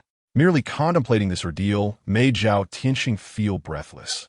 Thus, when Zhang Yu invited him to dine together today, he panicked and claimed he had matters to attend to, delaying his visit to the cafeteria. Alas, this meant he had severed any friendship with Zhang Yu. Wandering aimlessly with his tray, he could not resist glancing toward Zhang Yu's table. Upon seeing Bai Zhenjin and Qian Shun take their seats beside Zhang Yu, a flicker of envy crossed Zhao Tianxing's gaze. Why were Bai Zhenjin and Qian Shun so audacious? Did they not fear anything at all? How he wished he could be as carefree as they were, pursuing his desires without a second thought, despite his tendency to overthink. Zhao Tianxing had never appreciated this trait of his. He longed to be less concerned with others' opinions, yet he found it impossible. At this very moment, he instinctively grasped his tray, contemplating approaching Zhang Yu, but felt as though the surrounding students were deliberately or inadvertently watching him, as if his mere presence beside Zhang Yu would lead to ostracism from the entire school. Of course, this was merely his overactive imagination. Amidst the bustling cafeteria, few were truly focused on him. Observing the lively conversation between Zhang Yu, Qian Shun, and Bai Zhenjin, Zhao Tianxing felt an unbidden sense of yearning. He envied Zhang Yu's ability to navigate such situations effortlessly, and he deeply desired to embody the same calm demeanor in the face of pressure. Just as Zhao Tianxing hesitated, he suddenly caught sight of Zhang Yu waving at him. "Lao Zhao, over here." Zhao Tianxing was momentarily taken aback. Did Zhang Yu think he had failed to find him? Gritting his teeth, he hastily approached and sat beside Zhang Yu. In that instant, he felt as though many eyes were upon him. He merely wished to sit down quickly and hoped Zhang Yu would refrain from calling attention to him. Indeed, he was not mistaken. Many were watching Zhang Yu, Bai Zhenjin, Qian Shun, and himself. Yet, in that moment, Zhao Tianxing felt a surge of confidence, perhaps in the eyes of others. He appeared as dashing as Zhang Yu had the day prior. However, he was mistaken.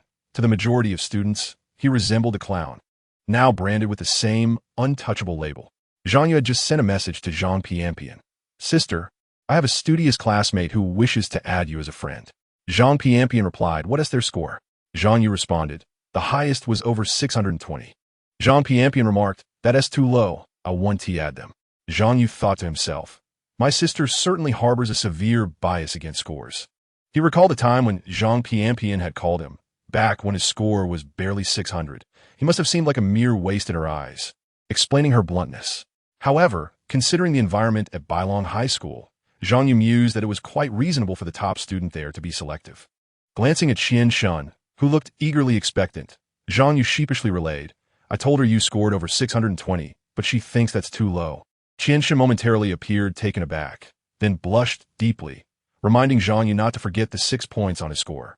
"My highest score was 626. Yet after uttering this, Qian Shun's head drooped, her expression somber. Zhang Yu sensed that in that fleeting moment, Qian Shun had contemplated much, ultimately nodding in agreement. "My score is indeed too low." She then raised her head, her face brimming with aspiration.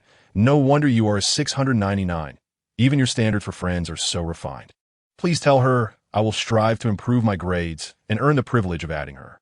Furthermore, though I am currently at Sanyang High School, I have long held an admiration for Bailong High School. I once attempted to enroll, only to narrowly miss the opportunity to join the exemplary class. Zhang Yu understood. Qian Shen was undoubtedly a spirited Bailong aspirant, clearly indicating that the atmosphere at Bailong High was indeed more pleasant. With a look of disdain, he conveyed this to Zhang Pianpian. Zhang Pianpian replied, "In the future, you need not relay such comments from those scoring around 620 to me. Such individuals cannot keep pace with us." Observing the determined expression on Qian Shen's face, Zhang Yu contemplated but ultimately refrained from sharing this sentiment with her. In the afternoon classroom, the Chinese teacher was lecturing at the podium. Bai Jinjin was diligently practicing her magical control below. At that moment, her phone vibrated gently, and upon checking, she discovered a message from Mo Tianyi. "Bai Jinjin, have you and Zhang Yu allied with Zhang Pianpian from Bailong High School?" Zhang Pianpian, the top student in her senior year at Bailong, undoubtedly represented the affluent in the eyes of Mo Tianyi and his peers. As they saw Zhang Pianpian taking Zhang Yu and Bai Jinjin under her wing, it was apparent to them that she had forcibly recruited them from Sanyang High School. What other explanation could there be? Bai Jinjin could hardly confess to Mo Tianyi that Zhang Pianpian admired both Zhang Yu and her talents, thus wishing to support them in their pursuit of the top 10. As for the sibling relationship between Zhang Yu and Zhang Pianpian, she had vowed to keep it a secret. Unlike Zhou Qianyi, who reveled in spreading gossip, she had no intention of divulging such information. But in that instant, she suddenly realized, why bother explaining? Over-explaining to them would only risk revealing that she had not signed any contract, exposing her and Zhang Yu's intentions to seek Zhang Pianpian's protection for their aspirations. What if Mo Tianyi and their leader also hoped for Zhang Pianpian's support? Or worse, if Mo Tianyi's group, with their multitude of voices, let slip the matter to the wealthy, it would only stir unnecessary turbulence. Currently, everyone believes they have been taken under the wing of the affluent Zhang Pianpian, assuming they will not attempt to enter the prestigious top 10. This perception is seen as a positive development. At worst, if they manage to gain admission to the top 10 in the future, they could repay the favor of the investment made by Mo Tianyi and his associates, and perhaps even assist them in ascending to the second tier of Kung Su if the opportunity arises. Ultimately, whether it is for myself and Yuzi or for Mo Tianyi, gaining admission to the top 10 is of utmost importance. Thus, any option that increases the likelihood of success in this endeavor is the optimal solution. Bai Jinjin reassured, "Rest assured, although we have relinquished our ambitions, we sincerely hope for your success. You represent the last hope for us, the impoverished. Keep striving." In the spiritual realm, whether it was Zhang Yu's commendable fourth-place finish in the competition or Bai Jinjin's previously demonstrated determination, it led him to believe that these two indeed possessed a modicum of potential to be admitted to the top 10. However, it appears they ultimately could not withstand the pressure. Consequently, he felt a pang of regret for the funds he had sent to Zhang Yu and Bai Jinjin, pondering that had he known, he would have refrained from sending the money and saved it to support his leader instead. He lamented, in the end, the only way to break through this glass ceiling and gain entry to the top 10 lies with our leader. Unlike other high schools, the soul cultivators at Mongshan High School are required to participate in practical work starting from their first year. Mo Tianyi soon found himself inundated with various dialogue boxes, as his task today was to serve as customer support for a tutoring agency. One customer inquired, "My son has undergone a sterilization procedure, yet the high school refuses to accept him. Now he faces rejection from both the girls' school and the soul cultivators due to his physical condition. What should I do?" Mo Tianyi replied, "If it still doesn't work out, he can repeat the year and undergo another sterilization procedure. Having 2 sterilization procedures on a resume is a significant advantage, demonstrating resilience of spirit. He will surely be admitted next year." Mo Tianyi added, "We have partner hospitals we can recommend. Visita Montauk Tianyi." Over a dozen identical versions of him were engaged with various dialogue boxes, each performing their respective duties. Within this spiritual realm, these manifestations of Mo Tianyi resided in a room approximately 10 square meters in size, devoid of any furnishings save for themselves and the dialogue boxes. After an exhaustive 18 hours of work, they were finally granted a brief intermission of 5 minutes. Observing the earned salary, Mo Tianyi promptly transferred the funds to his leader, who was in need of financial support at that moment. Reflecting on how his earnings could bolster his leader's chances of entering the top 10, a sense of fulfillment and anticipation welled within him. "You must succeed, my leader. You are the only impoverished individual in Sanyang City with a chance of entering the top 10. The sole possibility for us to escape this life. Chapter 64. Martial arts tutoring. Has Mo Tianyi contacted you? In the school corridor, Zhang Yu listened intently to Bai Zhenjin's account and eventually nodded slightly, acknowledging, indeed, there is no need to disclose the truth to them at this moment. Bai Zhenjin continued, moreover, that leader of theirs strikes me as peculiar. I believe I mentioned before that I attempted to investigate his identity. According to Mo Tianyi and his companions, this leader had also achieved commendable results in competitions during his first year. I researched the past competitions of the 3 prestigious institutions for several weeks and found that only 2 individuals could be considered impoverished.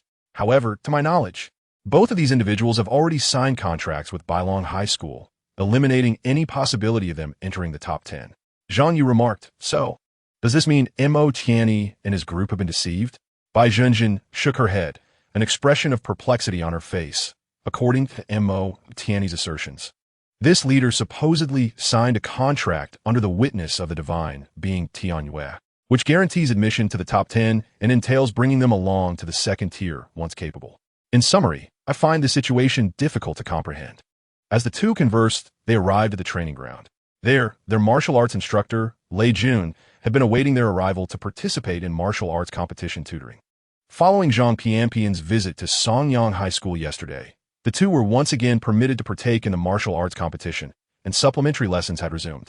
Although the fees were relatively low for the instructor, it still posed a considerable burden for Zhang Yu. After paying the 3,000 yuan for this week's tutoring, Zhang Yu's savings dwindled to just over 35,000.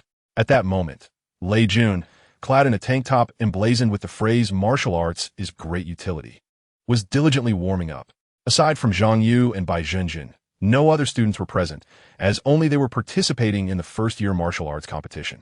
Unlike the magical competitions where one could still gain exposure without securing a ranking, the martial arts competition posed a genuine risk of being severely injured by students from the 3 prestigious schools, particularly for those from impoverished backgrounds.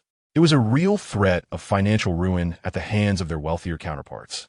After all, the cost for emergency medical care, hospitalization, and subsequent treatment would escalate exponentially based on the severity of injuries incurred.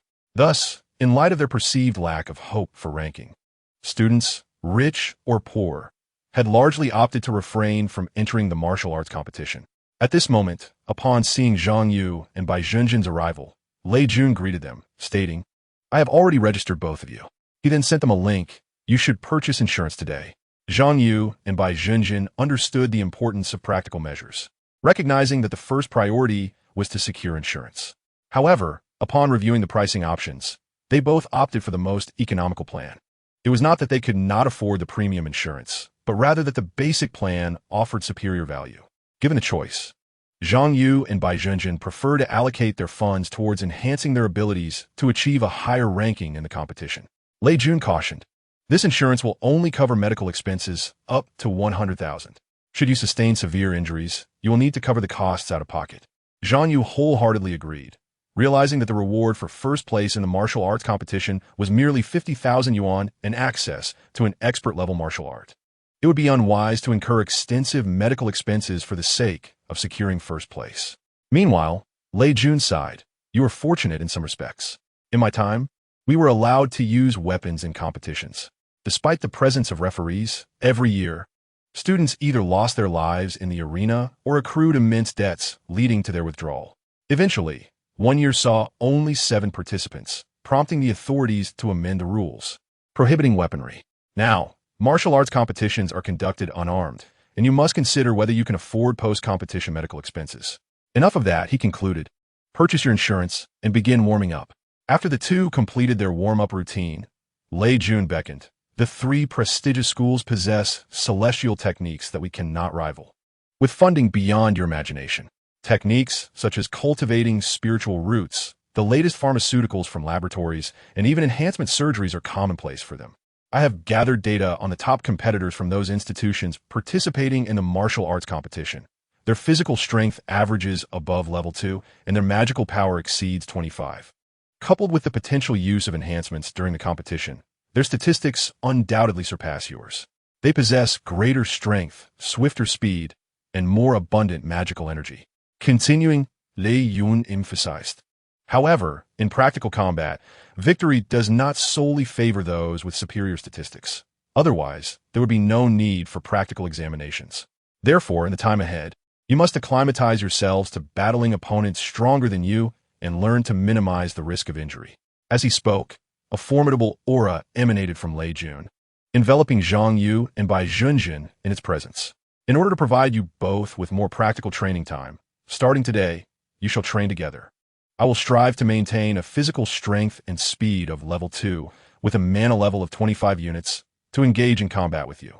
Moments later, Zhang Yu and Bai Junjin dashed towards Lei Jun, one from the left and the other from the right with a whoosh. With a resounding thud, Lei Jun adeptly blocked Bai Junjin's kick and Zhang Yu's palm with his hands. However, Zhang Yu felt entirely oblivious to the fact that he was partaking in a joint assault on Lei Jun with Bai Junjin. Given Lei Jun's profound combat experience, coupled with his superior strength and speed, he effortlessly neutralized Zhang Yu's offensive maneuvers, exploited his vulnerabilities, and even severed the connection between him and Bai Junjin. This left Zhang Yu with the sensation of singularly confronting the pressure exerted by Lei Junzhang. You could not help but lament. In the martial arts competition, are all my opponents individuals whose statistics surpass mine? He realized that he had underestimated the challenge he would face in a martial arts competition while concealing his level 10 Wuji Yunsho as a trump card. It became evident that the obstacles ahead were far more formidable than he had initially anticipated. Moments later, with a loud bang, both Zhang Yu and Bai Junjin were sent flying. In contrast to the two panting for breath, Lei Jun appeared completely composed, as if he had merely taken a leisurely stroll. Lei Jun stated, "Take a 5-minute break before we continue." Bai Junjin thought to herself, "Old Lei is truly formidable.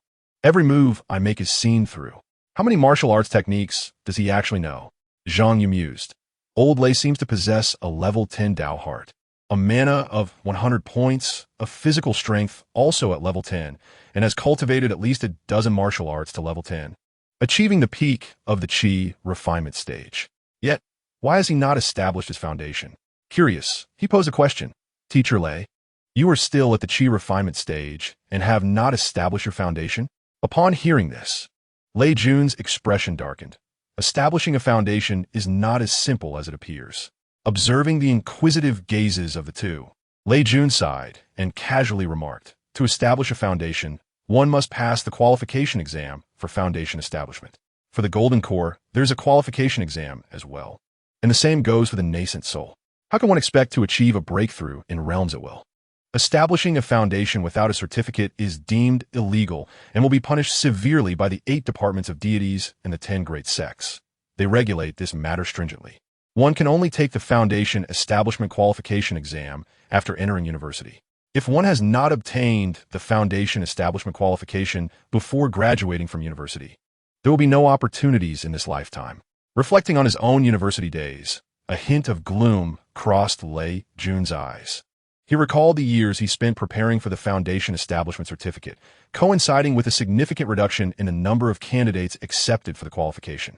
He remembered that during those brief years, the successful candidates with spiritual roots went from human spiritual roots to heavenly spiritual roots, plunging him into utter despair. Lei Jun expressed, "The difference between those who pass the foundation establishment exam and those who do not is monumental." Turning his gaze to Bai Junjin and Zhang Yu, he thought to himself, "Cherish the ease of your high school days. Once you enter university, you will yearn for the simplicity of the present." A few minutes later, Lei Jun announced, "Rest is over. Rise." In the next moment, the 3 figures once again plunged into battle. Particularly, the Tianwu Lianxin Ju encompassed 9 martial arts, including fists, legs, and palms, providing him with a deeper understanding of various martial arts foundations and practical applications. Thus, for the following time, Zhang Yu continued to learn and cultivate while receiving supplementary lessons from Lei Jun alongside Bai Junjin. Time swiftly passed, and 11 days later, within the dilapidated building that evening, with the final execution of the Tianwu Lianxin Ju, Zhang Yu finally elevated this skill to level 10. At this moment, not only did the techniques of fists, legs, and palms instinctively engrave themselves in his heart, but the combat mindset embodied by the Tianwu will also surge within him, endowing him with boundless fighting spirit and courage while maintaining composure and tranquility, preventing him from succumbing to blind fervor and impulsiveness. Truly, this was a heart technique designed specifically for combat. Especially at level 10, its effects were profound. As Zhang Yu focused intently, everything around him seemed to slow down momentarily. Even the motion of raising his hand appeared to be caught in a sluggishness. This was not a genuine deceleration of time, but rather a result of the level 10 effect of the Tianwu Lianxin Ju, which significantly heightened his concentration and focus, creating an illusion of slowing down everything he observed. Under the level 10 effect of the Tianwu Lianxin Ju, Zhang Yu felt his grasp on combat become increasingly nuanced. Any subtle changes in his opponent's movements could not escape his keen observation, and he could more precisely channel every ounce of his strength into battle, significantly enhancing his practical combat capabilities. However, this state consumed an extraordinary amount of energy, and after maintaining it for a minute, Zhang Yu began to feel dizzy.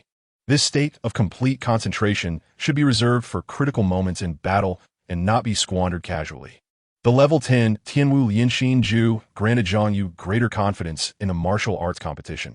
It was still insufficient, considering the unfair and unjust competition in the legal battles, and remembering Zhang Pianpian's word about striving for first place in the martial arts competition. Zhang Yu yearned for even greater assurance. He had contemplated what to cultivate after reaching level 10 in the Tianwu Lianxin Ju. At this moment, he gazed at an expert-level martial art named Bumi Yinfaz, which was priced at 30,000 after a discount, alongside user reviews and a description of its level 10 effects. This Bumi Yinfaz, like the Tianwu Lianxin Ju, was an expert-level technique. It was a method focused on manipulating and rebounding an opponent's mana. Not only was it exceptionally challenging to master, but achieving expertise in it was even more daunting, with user reviews filled with comments about its steep learning curve. Many stated that once purchased, one would inevitably need to spend money on a tutor for supplementary lessons. One-star review. Avoid this. Do not purchase. Self-learning is impossible, and hiring a tutor costs several tens of thousands. One-star review. I will return to give a good review once I reach level 10. Zhang Yu speculated that the difficulty in mastering the technique, leading to poor sales, could be the reason for its discount. However, this posed no issue for him, as he discovered that the Bumi Yinfaz consisted of only 4 moves. Moreover, the level 10 effect of this technique would be entirely applicable in the upcoming martial arts competition, complementing his Wuji Yunshou. While Wuji Yunshou could manipulate strength and use force against force, it had its vulnerabilities, particularly against opponents utilizing specialized mana to disrupt the barrier. Yet, should he employ Bumi Yinfaz in conjunction with Wuji Yunshou, he could manipulate and even rebound the enemy's specialized mana. This would enhance his combat system, making it more adept at overcoming stronger foes while minimizing injuries during victories. In the martial arts competition, facing opponents with superior statistics, ensuring minimal injuries was of paramount importance for a financially constrained student like Zhang Yu. Thus, in contrast to those more aggressive and overpowering offensive techniques, Zhang Yu preferred defensive and counterattacking styles. The only drawback of Bumi Yinfaz was its expense. Even after the discount, it was still priced at 30,000. And Zhang Yu's account held just over 30,000. If he were to purchase this technique, he would be left with no funds. Yet, contemplating the strongest students in Songyang High School and his ambitions to enter the top 10, he resolved, I must enter the top 10 and seize the championship. After all, the first prize in this martial arts competition is 50,000. If I cannot secure first place, hoarding these 30,000 would be of no use. With this determination, Zhang Yu gritted his teeth and spent the entirety of his 30,000 yuan in one go. In an instant, he received the electronic manual for Bumi Yinfaz. After reviewing it, the technique manifested from the scroll, and he switched it to specialization. As a specialized technique focusing on the manipulation and rebounding of magical energy. The indestructible seal method's most crucial aspect lies in the mastery of magical power. The external martial arts consist of merely 4 simple moves. In less than a minute, Zhang Yu successfully cultivated this technique to the first level. Instantly, the memories of repeatedly practicing the indestructible seal method surged within his mind. Zhang Yu felt that his control over magical energy was becoming increasingly refined, allowing him to temporarily convert the magical energy launched by his opponents into his own, which he could then unleash. Of course, this process also required the expenditure of magical energy, but Zhang Yu's consumption was notably less than that of his adversaries. He nodded to himself, realizing that by further enhancing the indestructible seal method, he could manipulate a greater amount of his opponent's magical energy with a lesser expenditure of his own. According to the website's description, upon reaching the 10th level, he would only need to expend 3 units of his own magical energy to draw in 10 units from his opponent, achieving a remarkable 3-to-1 ratio. Contemplating this, Zhang Yu nodded to himself and continued to diligently practice the indestructible seal method. In the blink of an eye, 2 days had passed, and the eve of the martial arts competition had arrived. In the training grounds, figures darted about as Lei Jun faced off against 2 opponents, instructing Zhang Yu and Bai Jinjin. These 2 youngsters were rapidly deepening their understanding of various martial arts, their practical experience growing at an astonishing pace. During these days, while maintaining a physical strength of level 2, Lei Jun found himself compelled to employ ever more advanced combat techniques to consistently suppress Zhang Yu and Bai Jinjin. Yet, what astonished him most was not this, but rather that both of them had gradually developed their own unique fighting styles through their daily rigorous training and repeated encounters with him. As Lei Jun struck with a punch, it was met by a barrier of white energy controlled by Zhang Yu, dispersing much of the force. Zhang Yu's skill with the Wuji Cloud hands had become increasingly adept, akin to a slippery ball that could dissipate 7 or 8 parts of the force with minimal effort, transforming their bouts into a contest of magical energy consumption. Recently, with the mastery of the indestructible seal method, his defenses had become even more formidable. It seemed that there was no need to worry about him being overwhelmed in the upcoming competition. Turning swiftly, Lei Jun deflected by Zhang Jin's sword strike and mused inwardly that she was a genuine martial arts prodigy. In a mere fortnight, she had begun to keep pace with his current techniques, discerning the flaws in his attacks and countering them effectively. However, her approach was perilously reckless.